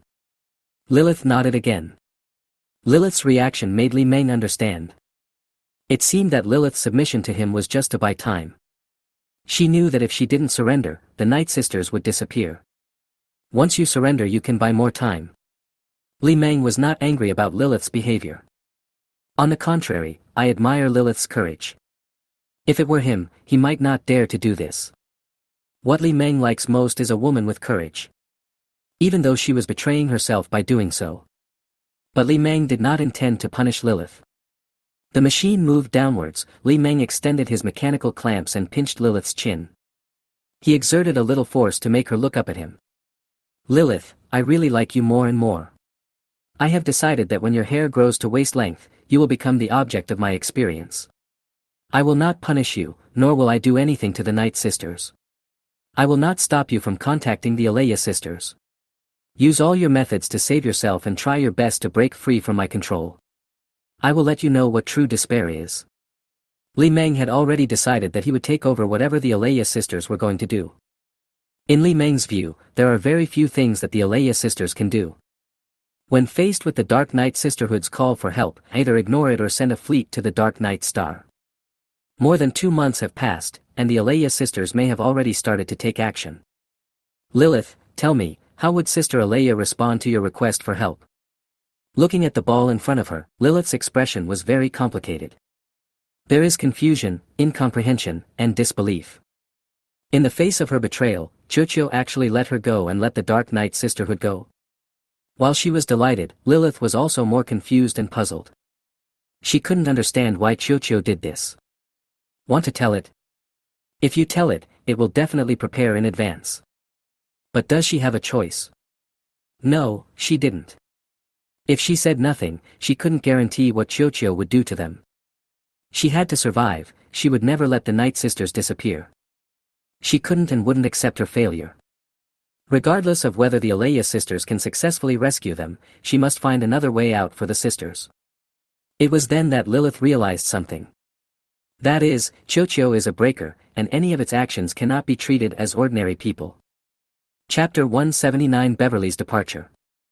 Lilith shook her head and said, I don't know. Although the Alea sisters asked me what happened, there was no follow-up response. Li Meng didn't know whether it was true or not, but he believed that Lilith would not choose to deceive him at this time. Li Meng asked again, then what do you think the Alea sisters will do? Lilith shook her head again. Although the Alea sisterhood's influence spreads throughout the galaxy, it does not have its own army. If the Alea sisterhood is interested in rescuing us, they should use their connections to mobilize fleets from some forces in nearby star fields to come here. If it is true as Lilith said, then there is nothing to worry about. Because there is no decent force in the nearby star region. It would take a lot of time to mobilize a fleet from farther away. How did you get in touch with the Alea sisters? Hearing this, Lilith slightly side-glanced at a communication plate on a table not far away. Li Meng followed Lilith's gaze. Then it flew over, and the mechanical clamp extended and inserted into the port of the communication disc. After a few seconds, Li Meng retracted the mechanical clamp. Then, Li Meng left Lilith's room and flew out of the window. Looking at the open window, Lilith had a thoughtful look on her face. She had a premonition that the Alea sisters would face an unprecedented test because of her. Regardless, the Night Sisters may never be the same again. Time passed little by little, and soon it was the next day. In the Night Sisters tribe, engines roared and airwaves rolled. The Polaris cargo ship slowly took off and sailed away from the gray forest. Over the gray forest, the spacecraft flew with afterburners, and a long orange flame spewed out from its tail. The powerful force made the Polaris cargo ship soar into the sky. Just as the Polaris freighter breaks free from the constraints of the planet's gravity and enters outer space. In orbit, 5 Sun Chaser-class carriers started up their engines. After reuniting with the Polaris freight ship, it sailed into the depths of the starry sky. The original plan was to build only 13 Sun Chaser carriers. However, considering the practicality of the Sun Chaser-class carrier-based ships, they were built in large quantities along with the Voyager-class ARC ships. Each Voyager-class ARC ship can carry 25 Sunstrider-class carriers. Although this is not the limit of the Traveler-class ARC ship, there is no need to carry too much. After all, the Sun Chaser is just a ship designed for carbon-based life. It contains a life support system that allows carbon-based life to exist. Unlike other types of ships, there is no space inside for carbon-based life to survive. After a moment, a blue meteor shower appeared in the dark night sky. It lasted for a very short time, just a flash. In the tribe of the Night Sisters. On the covered bridge outside the main house, Li Meng's round body stood side by side with Lilith. Master, you care about her so much. Why do you want to send her back after finally finding her? Lilith lowered her head slightly and looked at the master beside her. She really couldn't understand why her master sent Offly away. The master did so much for Offly, but in the end he let her go. You can't catch a wolf without sacrificing a child. One day, she will come back to me. Without Offly as a guide, how would he find the red-eyed people? Although it is certain that it can be found, the unknown star field is so large that aimless searching will definitely take a lot of time. But with Offly it's completely different. Be able to find the star region where the red-eyed tribe lives in the shortest time possible. This is also the reason why Li Meng let Offly leave. Although he took advantage of Offly's trust, Li Meng didn't think there was anything wrong with doing so. He didn't intend to do anything to the red-eyed clan, he just wanted to observe them. Hearing this, Lilith's face showed understanding. The master must have done something to Awfully and left something in her body. Like beacons or something. Southern Outer Ring Star Region, 03184 Star Region.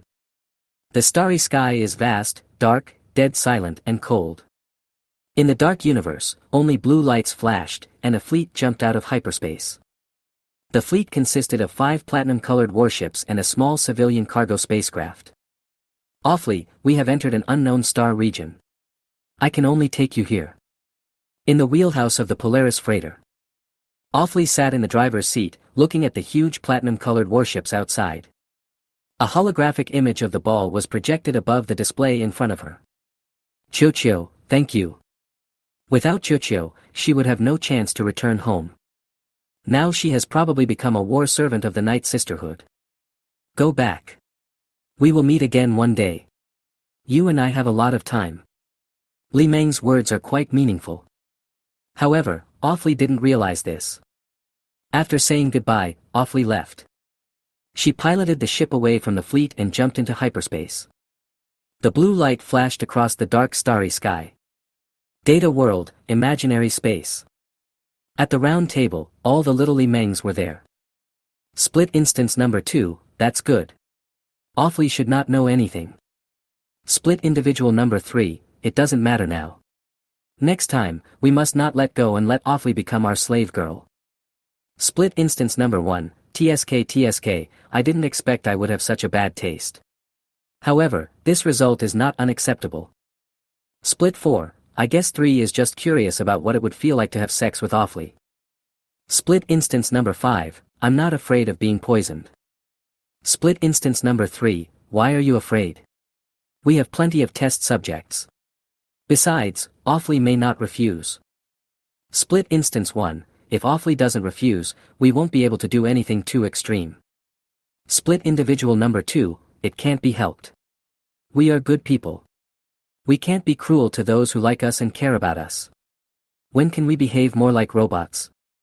Split instance 3, what's wrong with that? After all, we are not real robots. Split 4, stop talking nonsense. What should we do with Awfully's line from now on? Split number 2, let's observe first. The biochip we put in Awfully's body may not be useful. It may be discovered by the red eyes. Split individual number 1, once we find it, we find it. Once the biochip is found, Awfully's mission will be accomplished. Split individual number 5, that's true. After all, the function of a biochip is extremely limited. It has no other functions except positioning. Chapter 180 Carnival Party. Split instance number 3, number 2, how are things going over there? The consciousness sharing has been intermittent in recent days. Split individual number 2, there is nothing we can do about it. After all, we are in a war zone and subspace communications can be easily blocked. Split individual number 3, let's develop the second generation of quantum communication as soon as possible. The first generation of quantum communication is too useless. Research on quantum communication has long been on the agenda. Quantum communication is the only type of communication in the material world that can ignore distance. Split individual number 1, the development of technology is not that simple. Just wait and see. Main body, soon, the second generation of quantum communication will be online within 5 years.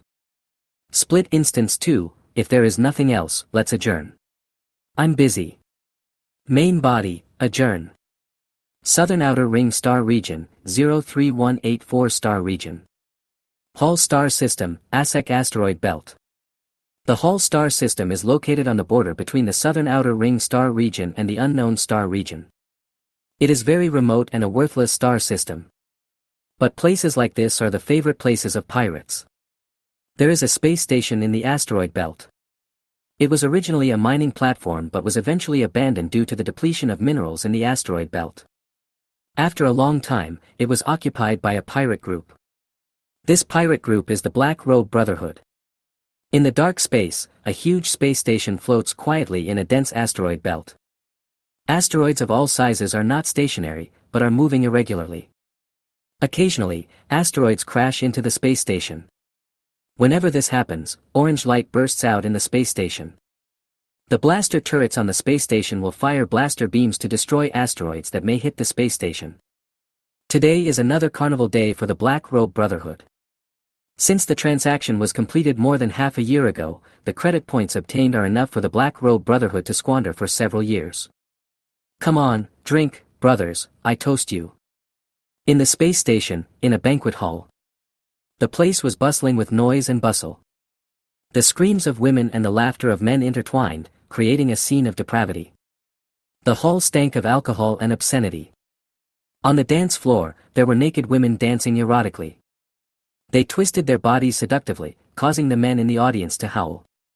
Some men even rushed onto the stage and forcibly carried the women away. And on the high platform on the side, there was a man.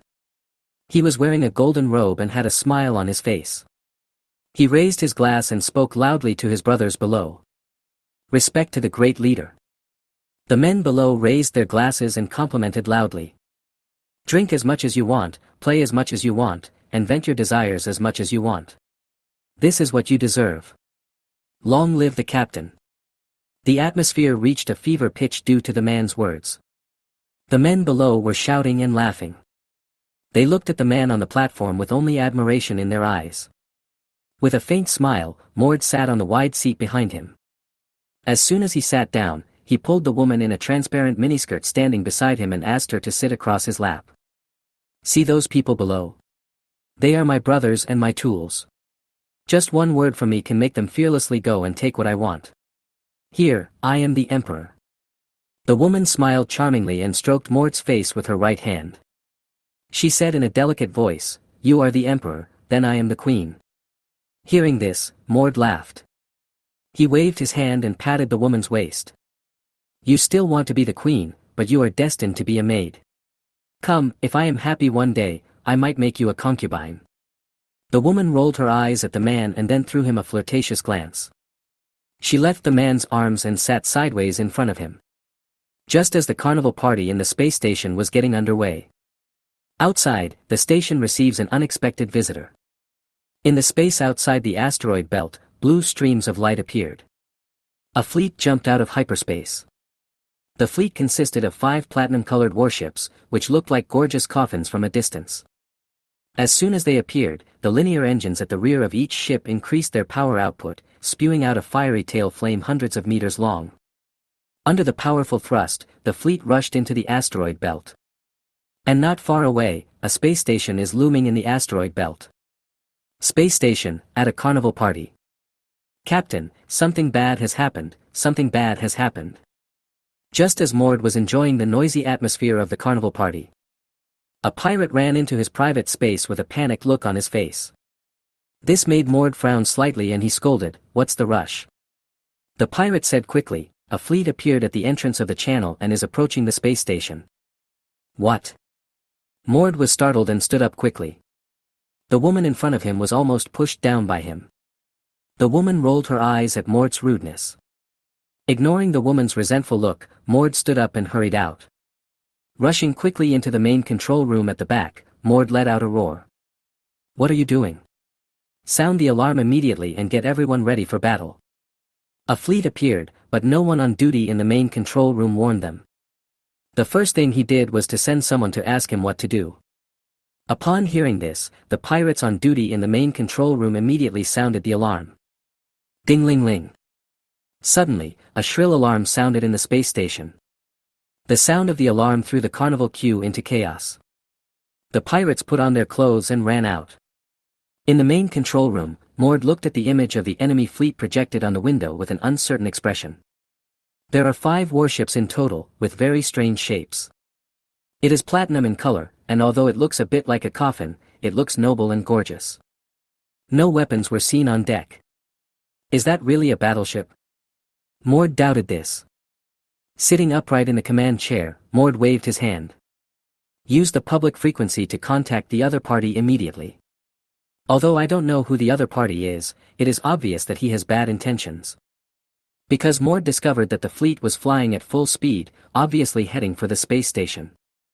Activate the base's defense system and order all fighter planes and warships to leave the port. With Mord's order, the pirates felt more confident. Soon, large and small, various models, and shabby-looking fighter jets flew out of the space station. Like bees leaving their nest, hundreds of fighter planes took off from various docks and rushed into space. There are also some armed spacecraft that are more than 100 meters long and similar to sea vessels. There are quite a few of them, 27 in total. The small one is over 100 meters long, and the large one is over 300 meters long.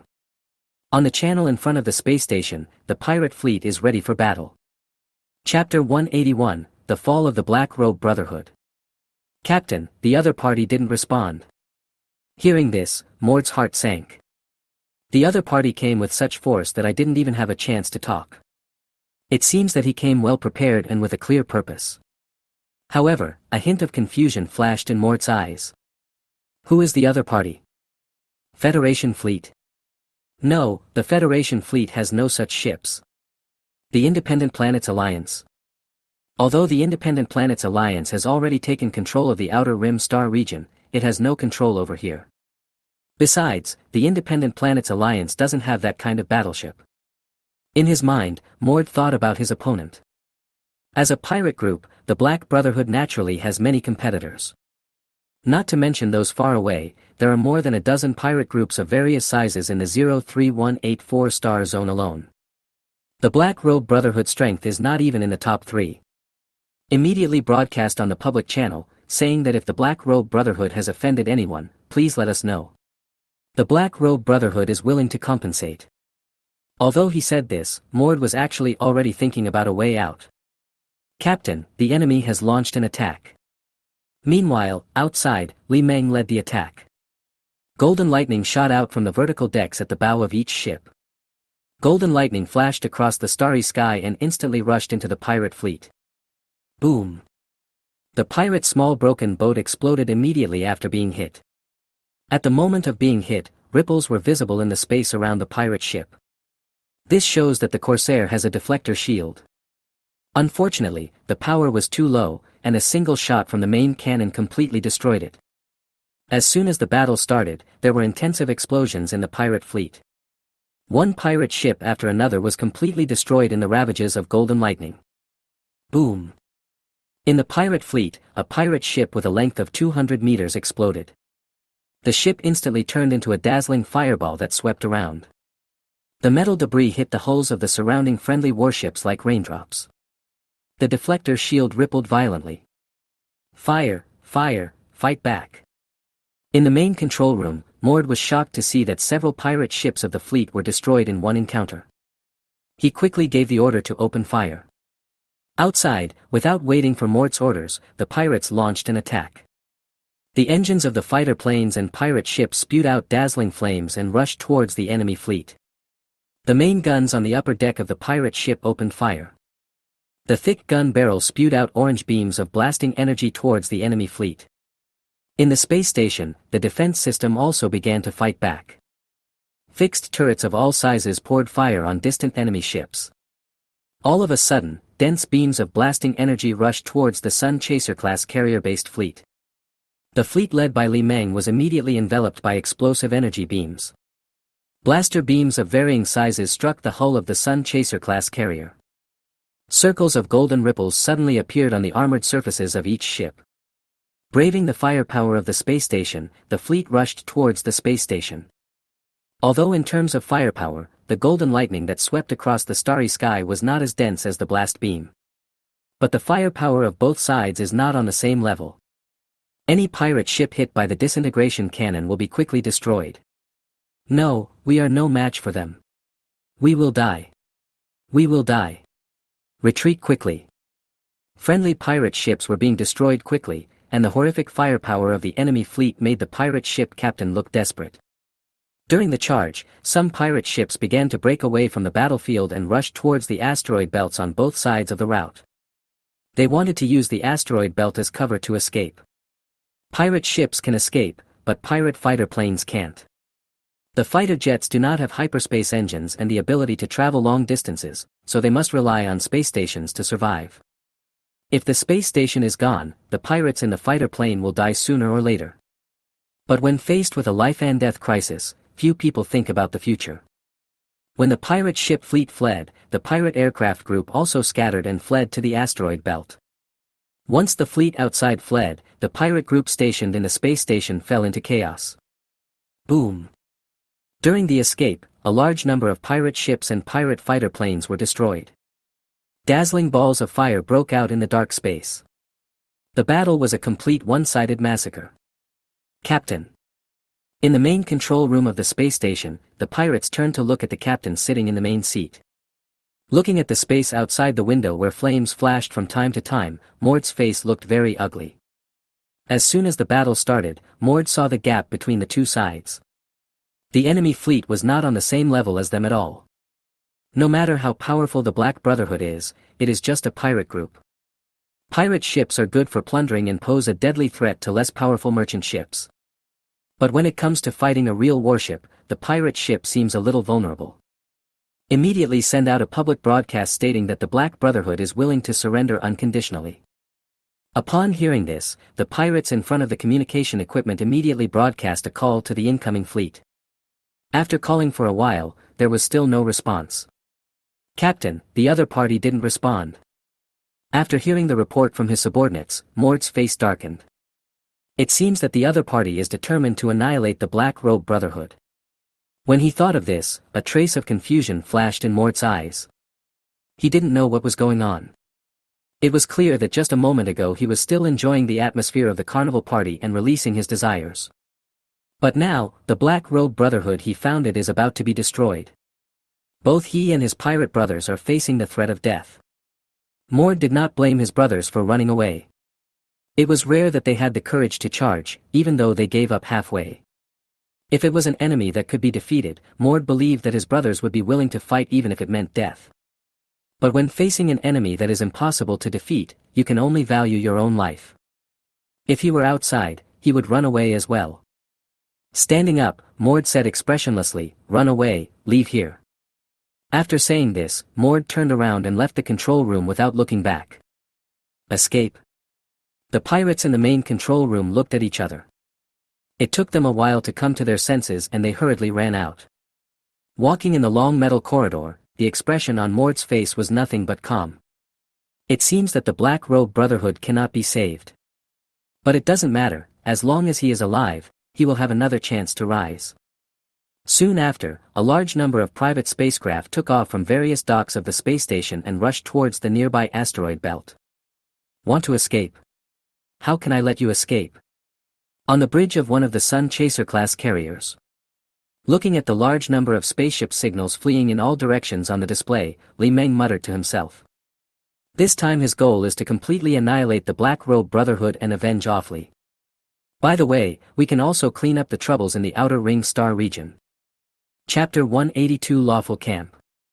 The blue light flashed, and the fifth split individual appeared. As soon as the split individual of number 5 appeared, number 3 immediately realized the purpose of number 5 contacting him. I don't have time to identify the guilty or innocent. Besides, there are no innocent people in the headquarters of a pirate group. Even if there are, it's their fate. Don't blame me. I hope they can die early and reincarnate to avoid suffering again. Li Meng was not a fool, so he naturally knew that there must be women captured by pirates at the pirate group's headquarters. The only purpose of those women was to entertain the pirates and use their bodies to serve them. Even if they don't volunteer, they have to volunteer in order to survive. Split Individual 5, they have the right to choose life or death. You must give them this right. Split 3, number 5, could you please stop interfering? Split 5, you are just our dark side. I have an obligation to stop you from doing wrong things. Split Instance 3, I don't think I'm wrong, I just don't want to waste my time. Split Instance 5, we have enough time to deal with this matter. There is no need to kill indiscriminately just for a little time. Split Instance 3, why should I sympathize with them? Split Individual 5, no reason. My personal feelings make me think that what you are doing is wrong. I have to stop you. Split 3, you can't stop me, because I am you. Split Instance 5, no, you are wrong, because I am you, so I can make us unable to do anything. Split Instance number 3, then try it and see if you can do it. Split Instance number 5, then try it and see if you can do it. Split instance number 3. Data world, imaginary space. At the round table, the little Limengs looked at each other and then at the main body. Main body, number 3, number 5, what are you doing? Why are you disturbing my thoughts? Why are you fighting in my mind? Split 5, we're not fighting, we're just arguing. Split 3, I just wanted to do what I thought was right, but 5 stopped me. Little Limeng and the others all knew what was going on. But they don't know how to solve it either. After all, this was the first time they had an argument over different opinions on an issue. In the past they just discussed but didn't decide things. The final decision lies with the entity. The original body, there is no right or wrong in this matter. I am just struggling in my heart. It is to despise life and become a data life without desires, and to respect life and restore the nature of being a human. It is not your fault. Split 1, why do I have to choose between 1 and 2? I can choose 3 or 4. Split individual number 2, we can still make a compromise. In fact, if we have this idea, we are no longer just intelligent AI. Split individual number 4, some things are changing, but they are changing very slowly. Our existence is not without reason. Split 1, just be yourself, your true self, and don't worry too much. The original body, number 5, number 3, stop arguing. You are both right. It's just that we are not complete AI. We have our own ideas and retain some human moral values. We can discard them, but there is no need to discard them just for the sake of discarding them. Therefore, we must have our own bottom line and our own moral values. I personally hope that we are just and on the side of lawful camp. Split individual number 2, isn't what the original wants what we want. Everything will be much simpler if we have the answer. Split instance number 3, okay, since the original body has said so, then let's do it this way. Main body, since everyone has no objection, let's adjourn.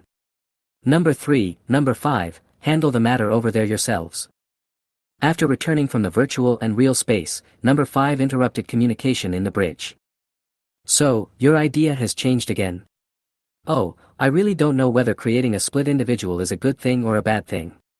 Sooner or later, I will become insane. Without giving it much thought, Li Meng put aside his wild thoughts and issued a new order. Outside, projection holes suddenly opened up on the decks on both sides of each ship. A large number of ball fighters and Sun-class bombers were ejected. From afar, the spherical fighters that rushed out from the Sun Chaser-class carrier-based ships rushed towards the fleeing enemy like a swarm of bees leaving their nest. There are so many of them, there are hundreds of them. After sending out a fleet of aircraft to chase the fleeing pirates, the fleet's main firepower began to destroy the space station's defense system. Golden lightning raged across the starry sky, and the turrets in the space station were quickly removed. Golden lightning bolts accurately hit the fixed defense turrets. The turret without the protection of a deflector shield was destroyed instantly, erupting in a blazing fireball. Exploding metal debris flew everywhere.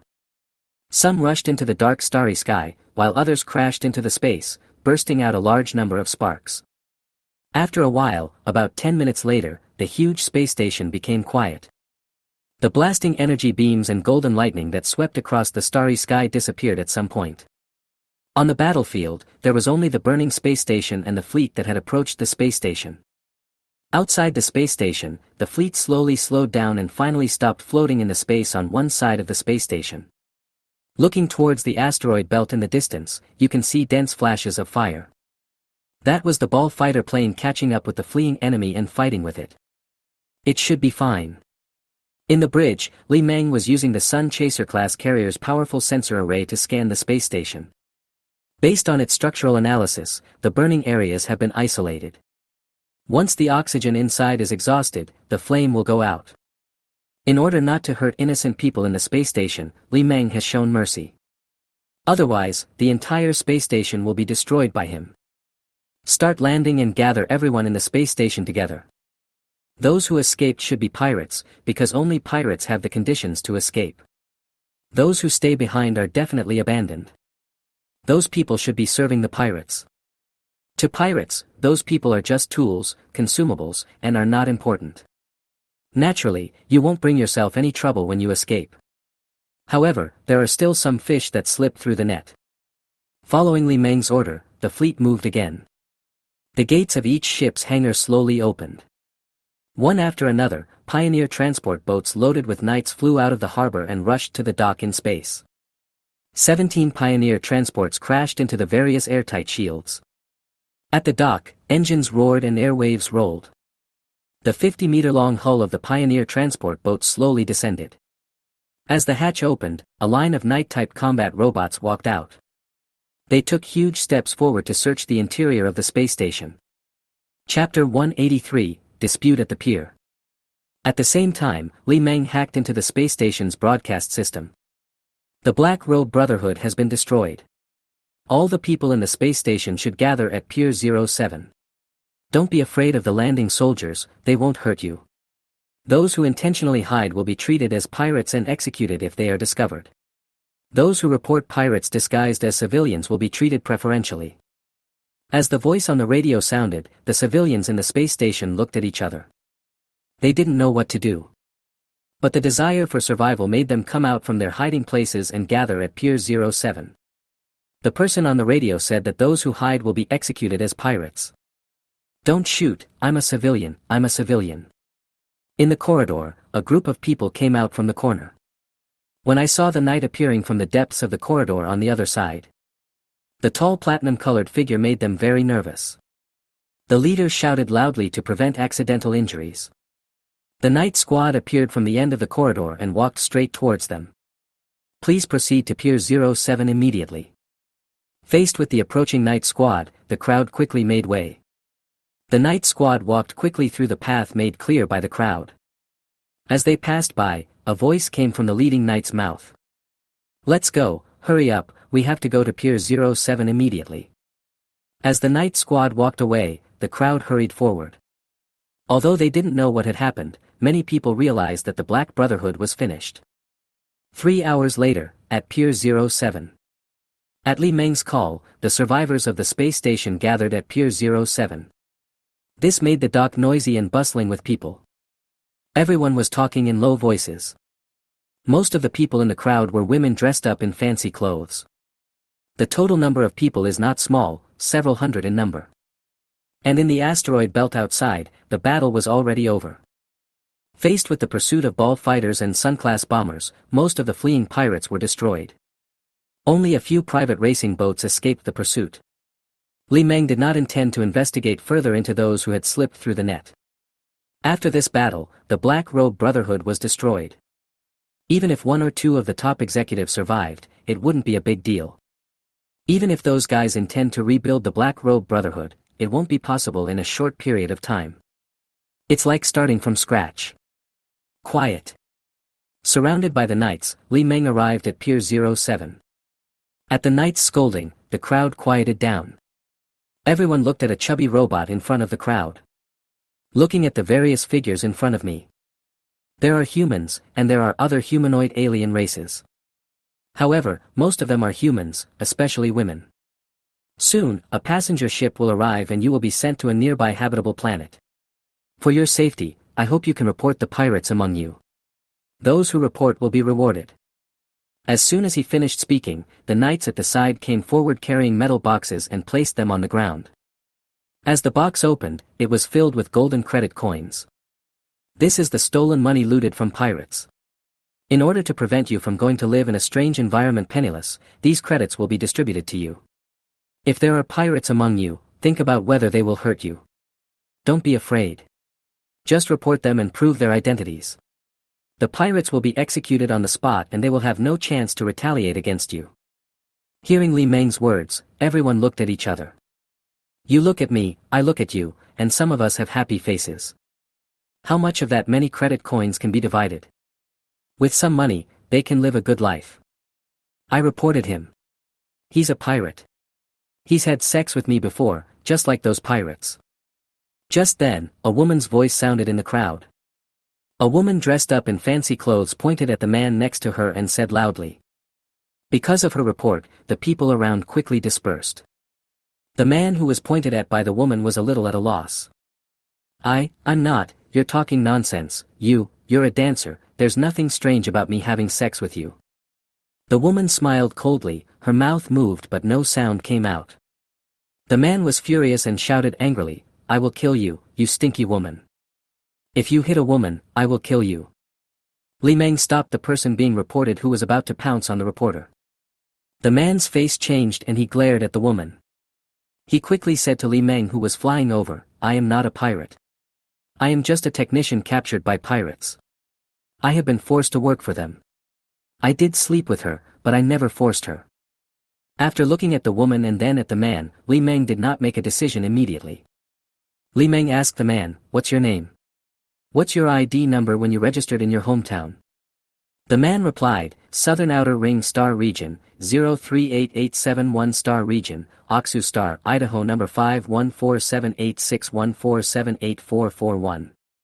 Li Meng was searching for information about the man in front of him through the Galactic Federation's database.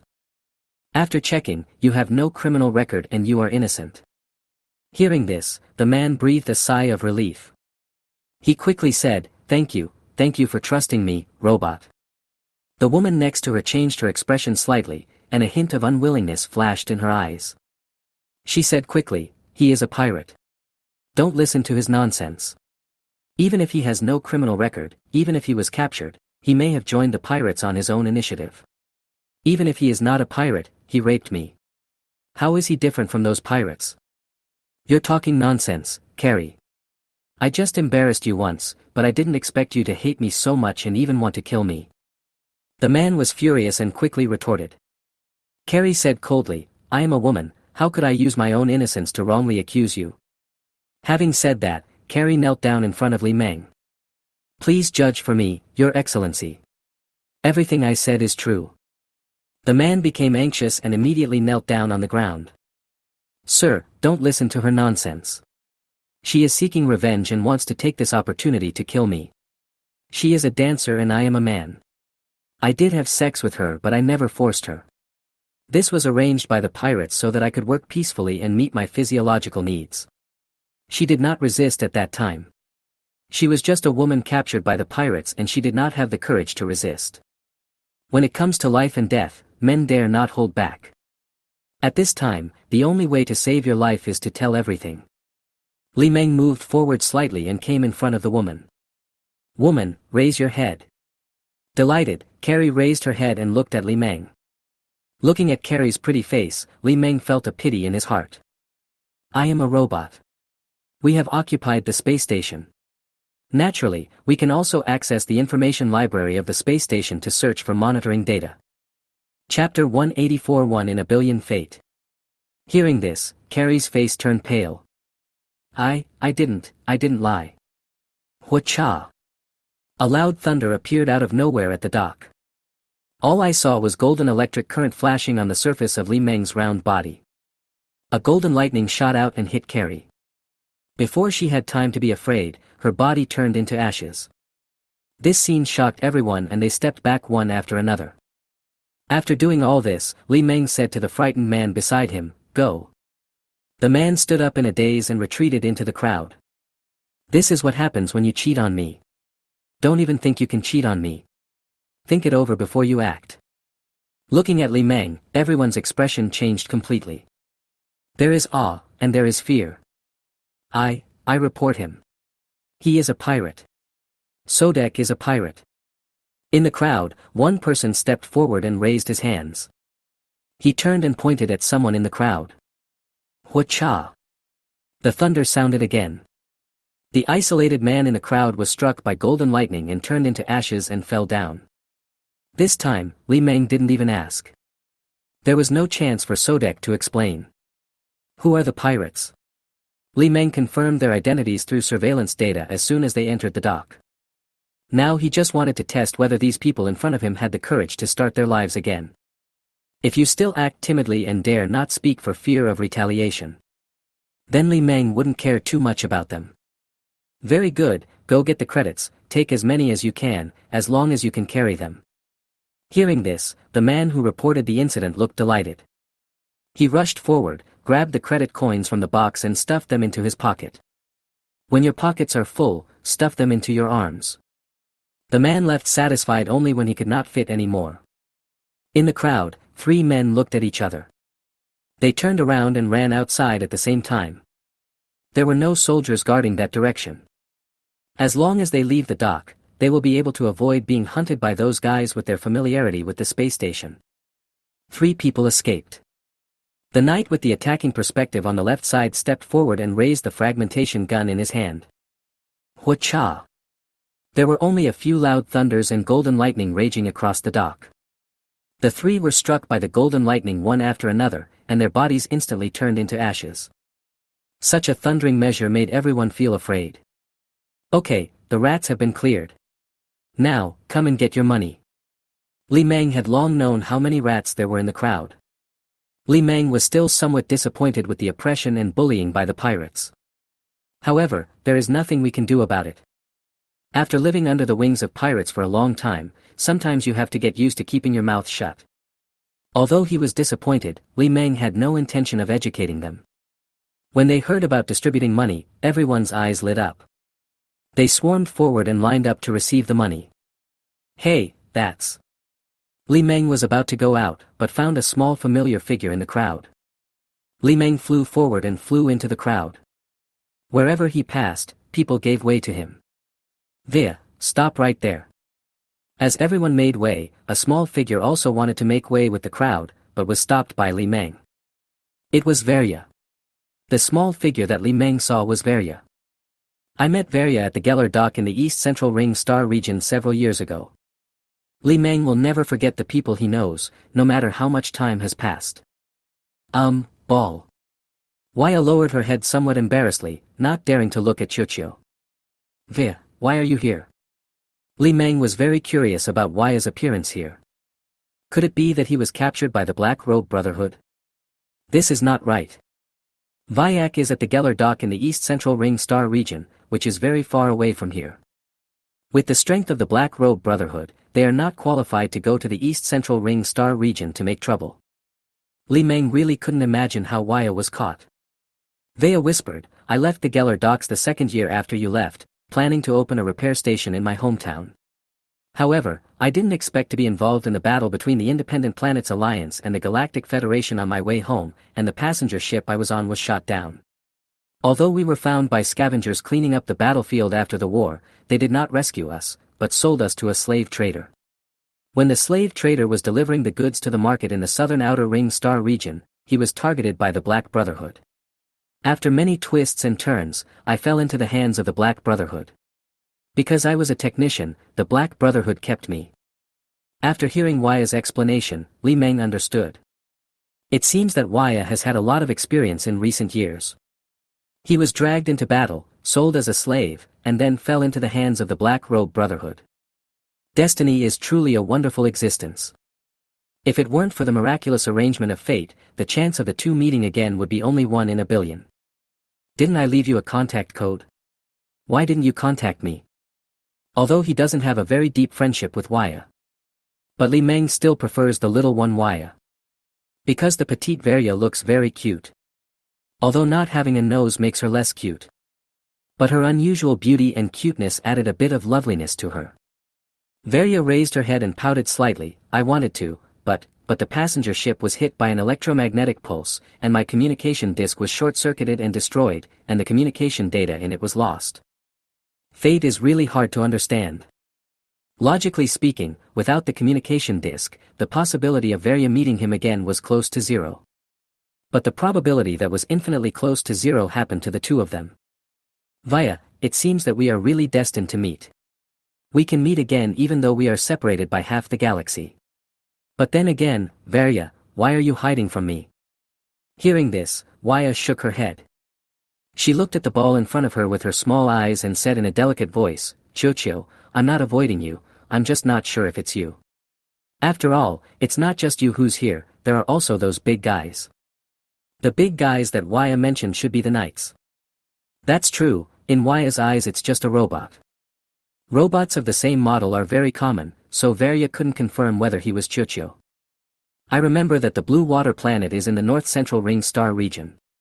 It's really far away, almost across half of the Milky Way. Come on, I'll take you back. Now that we've met, let's take Waya with us. That was the beginning of a 1 in a billion chance of fate.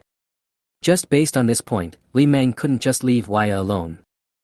The conversation between the two was heard by everyone around them. They knew that the tiny alien should know the robot. Could it be that those big guys came for that little one? Faced with everyone's envious gazes, Waya had no choice but to catch up. Chapter 185 Scurry Star. Chocho, no need, I can go back by myself. Li Meng stopped and turned to look at Waya behind him. You really don't want me to send you back? Waya, I really want to send you back. Waya lowered her head somewhat embarrassedly. She asked weakly, Chocho, won't it bother you? No, the central and outer star regions are not peaceful right now. If you get caught again along the way, wouldn't it be even more troublesome for me to rescue you? Waya raised her head and looked at Li Meng with her beautiful little eyes. She was a little confused and said, Chocho, we don't have a very deep friendship, why are you so nice to me? Why? Li Meng moved forward and looked at Waya in front of him. If you ask me why, it's probably because I like you more. Chocho likes her. Varya blushed slightly, and said shyly, but, Chocho, you are just a robot, can you have the feeling of liking? I'm not an ordinary robot. Although I don't have the complex emotions of you carbon-based creatures, there's nothing wrong with liking someone, and I do have that feeling. Varya lowered her head, her little hands tugging at her sleeves nervously. She whispered, but, if I stay with you, I won't be able to have a baby. Have a baby? Li Meng was shocked. He knew that Waya had misunderstood. What are you thinking about? The love I'm talking about is not the kind of love you carbon-based creatures have when they combine male and female. I'm a robot. Why did he say that? Even if he is a human being, he can't let Waya give birth to a baby. After all, even among the hominids who are very similar to humans, there is reproductive isolation. There was a flash of disappointment in her eyes, and Waya curled her lips slightly and said, I knew it would be like this. Meeting Waya was just an accident, a small episode. Li Meng would naturally not go back on his word when he said he would send Waya home. Now number 3's mission to find Beverly has been completed. Since I have nothing to do, I might as well go to Kolomi Star to receive experimental subjects. In the following time, Li Meng stayed in the space station for a few days. It was not until the arrival of a passenger spaceship that Li Meng set sail again for the North Central Ring Star region. Eastern Outer Ring Star region. 0333 Star Zone, Fiery Sun Star. The starry sky is vast, dark, cold and dead. In the dark universe, a topaz-like planet is floating quietly. This is the Fiery Sun Star, which belongs to the Tang Confederation Empire. In the Jidushi's mansion in the North City, Jidushi Lu Dong ushered in a dark day. My dear, it's just a summons. Don't worry. Although you saved the fleet this time, you failed in the mission. You have to give an explanation to your superiors. You can take this opportunity to resign as the Jidushi and stay away from this troubled place. For Mu Wanner, it was enough for her husband to come back alive. This failure also made her realize one thing. That is, the Ogus Nebula is a place of right and wrong. If she continued to hold the post of Jidushi, her husband would surely face greater troubles in the near future. None of the three forces were able to invade the Ogus Nebula, which shows how powerful the unknown forces in the Ogus Nebula are. Will they be able to succeed in the next decade? At the dining table, Mu Wanner, wearing a purple ruched skirt, comforted her husband. Lu Dong, who was sitting in the main seat, looked thoughtful. He sighed and shook his head. The failure of this mission caught us off guard, and the enemies we encountered were also inexplicable. Madam, maybe you are right. Leaving this troubled place may not be a bad thing. When are we leaving? Mu Wanner asked. I have some things to arrange. I'll leave in a month. The deadline given to me is to return to the capital planet within a year. I'll have enough time. When Lu Dong thought about returning to the long-lost capital planet, he felt a little excited and a little scared. This time he was summoned by Her Majesty the Queen and returned to the capital planet. When Lu Dong thought about the upcoming meeting with Her Majesty the Queen, he felt a little uneasy. But as a man, he couldn't let his wife worry about him. No matter what awaits him when he returns to the capital star this time, he will just go along with it. My dear, the Milky Way is not peaceful right now. The Independent Planets Alliance is fighting fiercely with the Galactic Federation. You have to arrange the return route. Liang Star is located in the eastern outer ring star region and is an overseas territory of the Tang Confederation Empire. Because there is no straight route within the territory of the Tang Confederation Empire. If you want to return to the Tang Confederation Empire, you must cross the East Central Ring Star region. But today the East Central Ring Star region is not peaceful at all, it has become a battlefield. Don't worry, I know what I'm doing. The route will avoid the war zone. The lady's worries were unfounded, and he had to plan the return route carefully. Northern Outer Ring Star Region. 0345 Star Zone, Skuri. Skuri is a grassland planet that floats in the universe like an emerald. The surface of the planet is endless grassland, with sparse forests occasionally seen. As a habitable planet, Skryre is the home planet of the Skryre rat people. A long, long time ago, Skryre was a very remote place. There are almost no hyperspace lanes connecting this starry sky. It is a star zone banned by the Galactic Federation. But more than 200 years ago, the peace of Skryre was broken. Someone arrived on Skryre and brought some changes to Skryre. 200 years later, the planet Skryre already had a master. Looking towards the planet's orbit, a fleet was floating in a geostationary orbit. The fleet consists of 4 Freedom-class frigates, 2 Declaration-class destroyers, and 1 Independence-class cruiser. This is the size of a squadron of the Alliance of Independent Planets. Because Skryre is located on the edge of the Outer Ring Star region and there is no hyperspace channel connecting it. It is also located in the heart of the Independent Planets Alliance, so its defenses are not strong. At the same time, in the flagship of the Independent Planets Alliance fleet, General Kaka, I seem to have made a mistake. In the captain's seat sat a burly Skryre ratman wearing armor. Hearing this, Kaka raised his eyebrows. It lowered its head slightly and looked at its fellow humans on the lower level who were raising their hands. What's the mistake? The Skryre ratman shrank his neck as he was stared at by Kaka. It said timidly, communications with the chain of command appear to have been disrupted. We can no longer connect. Communication interrupted. Kaka stretched out his gloved hand and pointed at the display in front of him. Upon seeing this, Kaka's face changed slightly. You idiot, this is communications interference. The subspace communications in the nearby star field have been blocked. A Skryre crew member on the lower level objected to Kaka's words. Chapter 186, Battle in Orbit of Skuri.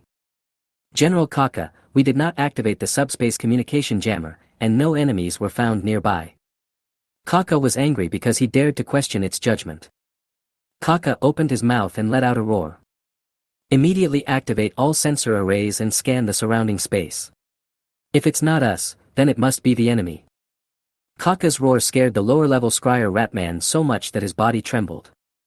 Okay, we'll turn on the sensor array right away, but I don't think we'll be able to find anything. General, no signals from spacecraft other than ours have been detected in this star system. I told you, we definitely won't be able to find it. Why do you feel that way? I don't know, Skryre ratman's sixth sense. Is that so? Then I also have a sixth sense. I think we are about to be attacked. No, you're just a coward. You won't be attacked here. Yes, we have been idle here for several years, and nothing will happen. This is the sixth sense, it's magical, we can't be careless. You are just imitating my words. The sixth sense is fake. I just said it, and you believe it. Why should I doubt it? I have this strong feeling. As they talked, the Skryre crew members on the lower level started chatting with each other. Shut up, you idiots. Seeing the Skryre crew members on the lower level chatting ignoring its existence, Kaka let out a roar. This frightened the lower level Skryre ratman crew members so much that they immediately fell silent. Continue to contact the higher-ups. Also, do your best to find the source of the signal interference. Whatever is blocking the subspace communication, find it. Understood, we will find the culprit. General, a huge amount of hyperspace fluctuations have been detected. Before he could say anything, the Skryre ratman crew quickly sounded the alarm again. What? Hearing this, Kaka's face changed drastically. It stood up and shouted, notify all ships to immediately open their shields and prepare for battle. At this moment, outside, blue halos suddenly flashed in the distant starry sky. It was like a meteor shower tearing through the starry sky. The next moment, one warship after another jumped out of hyperspace. One ship, 2 ships, 10 ships, 50 ships, 100 ships, 200 ships. Soon, nearly 500 warships jumped out of hyperspace. The shadows of its ships were densely packed, covering a large area of the starry sky. Look at that triangular diamond-shaped ship, it's the Galactic Federation Fleet. Federation Fleet, flagship, in the bridge. A spacecraft signal has been detected. It is a squadron of the Independent Planet Alliance, with only 7 warships. The report from the lower bridge crew made tours look surprised. The Independent Planet Alliance only sent 1 fleet to garrison such an important place. In front of the window, the little girl was wearing a gray robe. She held Li Meng in her arms and looked at the nearby Scurry star with curiosity. Attack, destroy them, destroy Scryer, follow the plan. Following Li Meng's order. The engines at the rear of each ship in the fleet that jumped out of hyperspace spewed out dazzling blue-white tail flames. Under the powerful thrust, the fleet approached the planet Scryer. Retreat, retreat immediately. In the flagship of the fleet of the Alliance of Independent Planets. When I saw a dense array of spacecraft signals appear on the display, Kaka knew that it was the Federation fleet that invaded the Scurry planet on a large scale. It also understood that when faced with enemies that were dozens of times its number, it had to escape. The news of the Federation fleet's attack on Scryer must be spread. General, anomalies in gravity have been detected. The surrounding airspace has been blocked and we cannot jump. Retreat, retreat, use sublight speed engines to evacuate the area of gravity anomaly. Yes, yes, the order has been conveyed to all ships. In orbit, facing the incoming Federation fleet, the Independent Planets Alliance fleet chose to evacuate. The engines at the rear of each ship spewed out tail flames hundreds of meters long. The squadron in orbit slowly turned and headed towards the depths of the starry sky. Want to run? How can I let you get away? Seeing that the Independent Planet Alliance wanted to run away, Li Meng, who was held in the arms of the little girl, said in his heart. Open fire and destroy them. At this time, the fleet had entered the effective range. As soon as the order was given, the fleet opened fire. The turrets on the decks of each ship spewed out orange beams of blasting energy. Energy beams of all sizes swept across the dark starry sky, covering the fleet of the Alliance of Independent Planets. The firepower was so fierce that it was overwhelming. Boom. The Independent Planet Alliance warships are protected by deflector shields. But the gap in strength between the two sides is too big. After less than 5 seconds, the shields of 4 Freedom-class frigates and 2 Declaration-class destroyers were broken. As the shields were broken, balls of brilliant flames suddenly erupted from the surface of the ships. The hull was torn apart layer by layer and was soon completely destroyed. In less than 20 seconds, only 1 Independence-class cruiser of the Independent Planet Alliance's fleet was still struggling. All energy is directed to the engines and shields. Faster, faster. The friendly warship was destroyed, which was within Kaka's expectations. The small ship's shield cannot withstand such dense firepower. Only the large Independence-class cruisers were able to hold on. General, the shield energy is less than 20% left, it has been broken. Outside, the sole surviving Independence-class cruiser was taking a beating from intense fire. Dense energy beams hit the battleship's shield like an overwhelming force. The deflector shield was suddenly covered with dense ripples. The shield rippled with each blow. At that moment, the shield was broken. Without the protection of a shield, the ship was directly exposed to the firepower network of the Federal fleet. For a moment, the surface of the Independence-class cruiser was suddenly subjected to dense bombardment. The flashing flames tore through the hull layer by layer. The rising flames mixed with metal debris swept around. In the Independent Planets Alliance fleet, on the flagship, on the bridge. When he heard the Scurry bridge crew on the lower deck report that the shield had been broken, Kaka pressed a red button on the guardrail without hesitation. Click. With a click, the captain's chair suddenly sank to the ground. Soon after, outside, a catapult port opened under the bow. The next moment, there was a flash of fire. An escape pod rushed out of the ejection port with a long tail flame and rushed towards the planet Skry. Behind the survival capsule, the Independence-class cruiser was being bombarded by the Federation fleet. Boom. After holding out for more than a minute, the Independence-class cruiser was reduced to a pile of blazing wreckage. The battle ended with the destruction of the last Independence-class cruiser. In outer space outside the orbit of Scryer, the Federal fleet slowly approached Scryer. Chapter 187 Flame Bombing. Cho, I don't agree with your charcoal battle plan. The Scryer rat men are just being used by the Independent Planets Alliance. They are innocent. They are just a group of uncivilized and barbaric intelligent races. We cannot exterminate an intelligent species. The so-called co-cooperation plan is to cleanse the surface of the planet Scryer. Massacre all the Scryerii and deprive the alliance of independent planets of a gene extraction point. Because the embryonic genes of the Scryer rat people all come from the indigenous natives of the Scryer planet. Without the source of embryonic genes, the Independent Planet Alliance's source of troops would be greatly affected.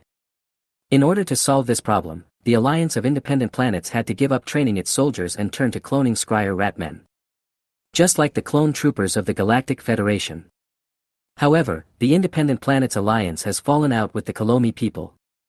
Without the technical support of the Kolomi people, the Independent Planets Alliance would not be able to transform the breeding equipment into cloning equipment on its own. The fleet had just entered the orbit of Scryer and the co-cooperation plan was about to be implemented. A temple master contacted Li Meng. Her name is Estana, a master of the Templar Knights and also the commander of the Legion fleet. A sexy Calais. He was wearing a leather vest and leather shorts, which was quite revealing. This makes her look very sexy, showing off her body curves perfectly. Scully is the source of the genes of the Independent Planet Alliance. If we don't completely eliminate the Scryer rat men, more people will die in this war. If we only occupy Scryer, we must leave a large fleet to garrison, which is not conducive to our next action. Master Estana, what is more important, victory or a group of uncivilized barbaric races? This is a very fatal problem. Estana couldn't answer at all, and didn't know how to answer. She could only retort, killing innocent people is against the doctrine of the Knights Templar. Then you just need to follow orders. In this war, the Knights Templar are only assisting, and I am the global commander of the Galactic Federation. All responsibilities are mine. Follow my orders. The blue light disappeared and Li Meng interrupted the communication. Then an order was input to each ship in the fleet. All ships will immediately separate and carry out a fire bombardment on the surface of the planet, destroying all living things and setting the planet on fire. Following Li Meng's order, the fleet in orbit dispersed in all directions. The ship spread out in all directions of the planet along the planet's orbit. The surface of each ship facing the planet was glowing blue. Huge missiles, trailing blue flames, shot out from the launch port and headed straight into the atmosphere. A rain of fire suddenly appeared in the sky of Scurry. Death is coming, and the Scryer rat men can only passively accept it. A large number of missiles bombarded the Earth like meteorites falling to the Earth. Boom! At the moment it hit the Earth, there was a deafening explosion. Then came a blazing flash that destroyed everything. A huge mushroom cloud of fire slowly rose up and rushed to a height of tens of thousands of meters. A shock wave visible to the naked eye swept across the surroundings, and the subsequent fire wave spread, leaving no grass growing within hundreds of kilometers. On the surface of the planet, huge mushroom clouds rose up one after another. Destruction is happening on the planet of the Scryer. A large number of Scryer tribes and settlements were obliterated in the scorching light of destruction. Looking at the surface of the planet from outer space, huge fireballs appeared one after another on the ground. That was the flame blast bomb equipped by the Federation fleet, a fusion bomb without nuclear radiation. If it explodes, it will ignite the atmosphere and consume the planet's oxygen. After the bombing, the planet will become a dead star. Master Korean, how can we allow this to happen? In the bridge of a battleship, Estana contacted other core fleet commanders. Looking at the burning planet outside the window, the constantly shining fireballs made Estana's heart tremble.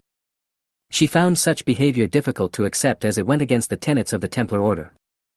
Master Estana, this is a war. We are in the middle of it, and we must use any means necessary to win. Cho's actions may be a bit extreme, but this may be the opportunity for us to win. Whether we are willing to accept it or not, the Scurry star must be destroyed. Does even Master Korean think so? Seeing that Master Korean did not approve of her, Estana's heart sank. What is the difference between us and the Independent Planets Alliance? In short, I absolutely do not agree with this and I will report it to the Council of Elders. It's your freedom, but, Master Estana, this will not lead to any result. Under Chiyochio's leadership, the Federation fleet has reversed its previous decline, and the balance of victory is tipping towards the Galactic Federation little by little. The Council of Elders will never remove Chiyochio from his position as the global commander at this time. Without saying anything more, Estana ended the communication. Regardless, the Council of Elders must know what happened here. If the Council of Elders does nothing, she will enforce her rights as a Knight Templar. The bombing continues, and the war will not stop because of one person's will. Chiyochio, it's better not to do things like this. On the bridge of the fleet's flagship, Tulls came to the side of the apprentice without knowing when. He said this as he looked at the Skuri planet outside, which had turned into a sea of fire. Tours did not object to Chiyochio's order to destroy the Skuri planet. Because Tours knew very well that only by completely eliminating the Scryer rat people on Scryer could the alliance of independent planets be dealt a fatal blow. If they just occupied it, their mobile fleet would be dragged down. Then Chiyochio's strategy will be seriously affected. But on the other hand, as a member of the Knights Templar, Tours could not accept the destruction of an entire race. Li Meng, who was in the little girl's arms, responded to Tours. In this war, the Scryer will be the only race to be exterminated. It's not quite right to say that the entire clan was exterminated. After all, there are still billions of Scryer gene adjusters out there. It's just that those Scryer rat men are no longer Scryer rat men at the genetic level. Inner Star Field, 0111 Star Zone. New Shidong Star, the Temple Elders Council Hall. The battle situation on Skuri soon reached the Council of Elders. In the Council Hall, the Elders gathered again. Although the 501st Joint Core Fleet's operation was very smooth and it has already penetrated deep into the Outer Rim Star region, just now, Chiyochio ordered a fire bombing on the Skuri Star, destroying all the creatures on the Skuri Star. Can this behavior really be allowed? Regarding the topic of today's meeting, Elder Alma, a Kalei, raised questions. Just now, she received a message from her apprentice. Like Estana, she was also deeply shocked by Chiyochio's behavior. Chapter 188 War is an Art. Elder Tend Magi, a human, objected to Elder Alma's words. The Scryer Ratman's barbaric society has remained unchanged for more than 10,000 years, and their habit of cannibalism still exists. A race like this should have been eliminated long ago. The big Elder Benson paused and expressed his opinion. Although I don't like the Scryer rat men, it is indeed a bit too much to exterminate an entire race. However, I will not oppose Chiyochio's approach because this is a wartime. Scryer planet has important strategic value. Destroying Scryer planet is the best way. Otherwise, the subsequent combat missions of the 501st Corps Combined Fleet will be seriously affected. Elder Bull of the Kellen people immediately expressed his opinion. He said slowly, I know about the Scryer rat people. Their existence is basically plundering. That's why the Galactic Federation blocked the Scryer planet and trapped them there to prevent them from entering the interstellar space and causing catastrophic effects on other civilizations. Now that the Scryer rat people have become a threat to the peace of the galaxy, they are naturally not under the protection of our Knights Templar. For the ultimate victory, we have to pay a price. For the ultimate victory, we need the ball. Let's end this war as soon as possible. In this way, we can save more innocent lives. Among the 7 people, only Alma firmly opposed Chiyochio's approach to Star Skuri. That is to say, this time, the radicals and conservatives are in agreement. 6:1, Alma's objection is invalid. Elder Alma seemed to realize this as well, and his expression looked unhappy. She couldn't understand what the elders were thinking. Can we ignore the teachings of the Templar Order for the sake of victory? Can we ignore the life and death of a race just for the sake of victory? Finally, the highly respected Elder Fitch brought the meeting to a close. We must warn Chiyochio that things like this cannot happen again. As for the Skuri incident, let's end it here. War is not a good thing. Sometimes, we have to do things we don't want to do. Even Elder Fitch said so, so Alma, who wanted to say something, had to shut up. Elder Woodolek, who had remained silent, nodded and said, I agree with Elder Fitch's opinion. If the elders have no other questions, then give Chiyochio a warning. This incident is over and there is no need to discuss it further. The 7 of us looked at each other, but in the end no one spoke out in opposition. Alma also remained silent. She knew that even if she objected, she couldn't change the outcome. Because the Council of Elders follows the principle of majority rule. Don't waste time on one person's objections. So, what do you think about the final strategic plan formulated by Chocho? The incident on Skuri Star ended, and would Oleg change the subject? Kid Abel pondered and said, isn't the risk too great? After all, New Shidong is the capital of the Galactic Federation. If there are too many civilian casualties, it will be detrimental to the rule of the Galactic Federation. There are pros and cons. Tenured Maggie on the side said coldly, there will always be casualties in war. Although Chocho's strategic plan is bold, it can solve the threat of the Independent Planet Alliance once and for all. The benefits outweigh the disadvantages. I support Chocho's final strategic plan. Elder Bull nodded and said, let's end this war as soon as possible. Although the risk is great, it is worth it if it can end the war. In the larger framework of the Milky Way, if it is just about attack and defense, a war often takes decades or even hundreds of years. If you want to end the war as soon as possible, you have to take risks. The elders all understood this. Therefore, when they learned about Chocho's final strategic plan, no one objected. The discussion is only about the risks in the strategic plan and will not change Chocho's decision. But after discussing this for so long, it's time to come to a conclusion. At this time, Little Fitch spoke up. I agree with Chocho's final strategic plan, but we must be fully prepared to minimize the casualties of civilians in the capital. This is very important, very important. We cannot let the people of Xingxidong pay for this war. Finally, today, the Council of Elders determined two more topics. Just as the Council of Elders was drawing conclusions on the Scryer incident. On the other side, on the planet Scryer, the battle was already over. In the dark universe, the emerald-like planet Skuri disappeared. In its place was a charred planet. The entire surface of the planet has been reduced to scorched earth, and ash and dust cover the entire sky. The space within the atmosphere was gray and hazy, a doomsday scene. In the orbit of the planet Scryer, the ships that had completed the Operation Coke mission gathered again near the flagship. Nearly 500 warships were parked in orbit admiring their masterpiece. Little girl, war is terrible. On the flagship, in the bridge. The little girl Wang Wana was still standing in front of the window holding Li Meng. Listening to the words of the ball in her arms, the little girl shook her head. My father once said that war is an art that will be remembered by history and passed down through the ages. War can also bring about miracles, making impossible things possible. War can also bring out the darkness in human nature, and sinful souls can be cleansed. The little girl's words left Li Meng speechless. No wonder the little girl has such a weird personality. The culprit has finally been found. How can a little girl who has a father who is a warmongerer and has been indoctrinated with war ideas since childhood have normal thinking? The little girl withdrew her gaze from the window and looked down at the ball in her arms. Chocho, I'm not scared, probably because it didn't happen to me, and the targets are ugly Scryer rat men, they are like dirty rats, I have no empathy. This explanation makes sense. After all, humans don't have empathy for things they hate. For example, if all the mice on Earth became extinct, humans would simply accept it with pleasure. Maybe people all over the world will applaud and hold a big banquet to celebrate. Li Meng did not continue the topic. Toes, call a meeting of all the Corps and Fleet commanders. It's time for us to fight separately. Half an hour later, all the Corps and Fleet commanders gathered at the flagship's combat meeting.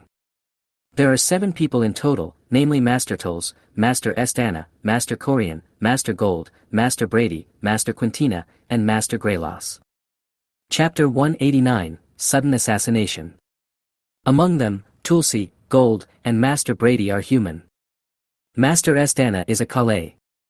Master Quintina is the little blue man. Master Corian is a Draka with grey skin, covered with tiny scales, and a lizard-like head. Master Greyloss is a Kellen. Blue light flashed, and a holographic galaxy map appeared on the command platform. Masters, I will list 7 detailed combat missions for the next battle plan. You will have your own tasks and goals.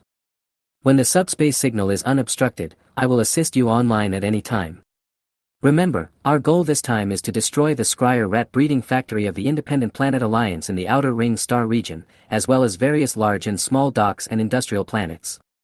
Once a battle occurs, if you cannot capture it within 7 days and cannot complete the mission objectives, immediately move on to the next target and do not fight to the death.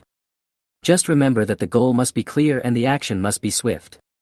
Your mission is not only to destroy the assets of the Independent Planet Alliance, but also to have another more important purpose, which is to involve the power of the Independent Planet Alliance and cause confusion in their chain of command, thereby reducing the pressure on the front battlefield. Considering the poor communication environment on the battlefield, it is necessary to provide each master with a detailed combat report in advance. This way, even if he is not online, the masters will know what they should do. The fleet would not lose its combat target if he was not online.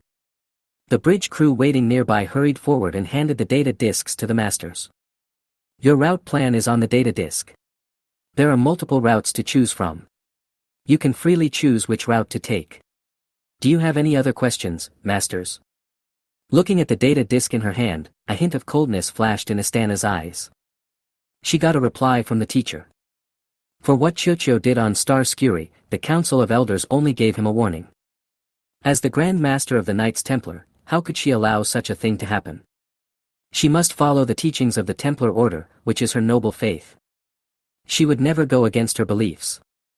Chocho, there seems to be something wrong with my data disk. Something went wrong with the data disk? Li Meng asked and looked, and found that it was Master Astana who had a problem with the data disk. Li Meng flew over. Show me. Seeing the ball approaching, Astana calmly reached her right hand to her waist. Her action attracted the attention of Wang Wanner, who was not far away. Looking at Astana, Wang Wanner had a thoughtful look on her face. Chocho, you must pay for your actions. Just when Li Meng was less than 5 meters away from Astana, Astana suddenly went berserk. She swung her right hand forward and threw the phase sword out, spinning towards Li Meng. In mid-air, the phase sword activated, revealing a white blade of light. Astana, stop it. Astana's sudden action frightened the masters. But Astana's attack was too sudden and the masters had no time to react. Just as the rotating phase sword was about to tear Li Meng's body apart. Just when the light blade was less than 10 centimeters away from Li Meng, it suddenly stopped.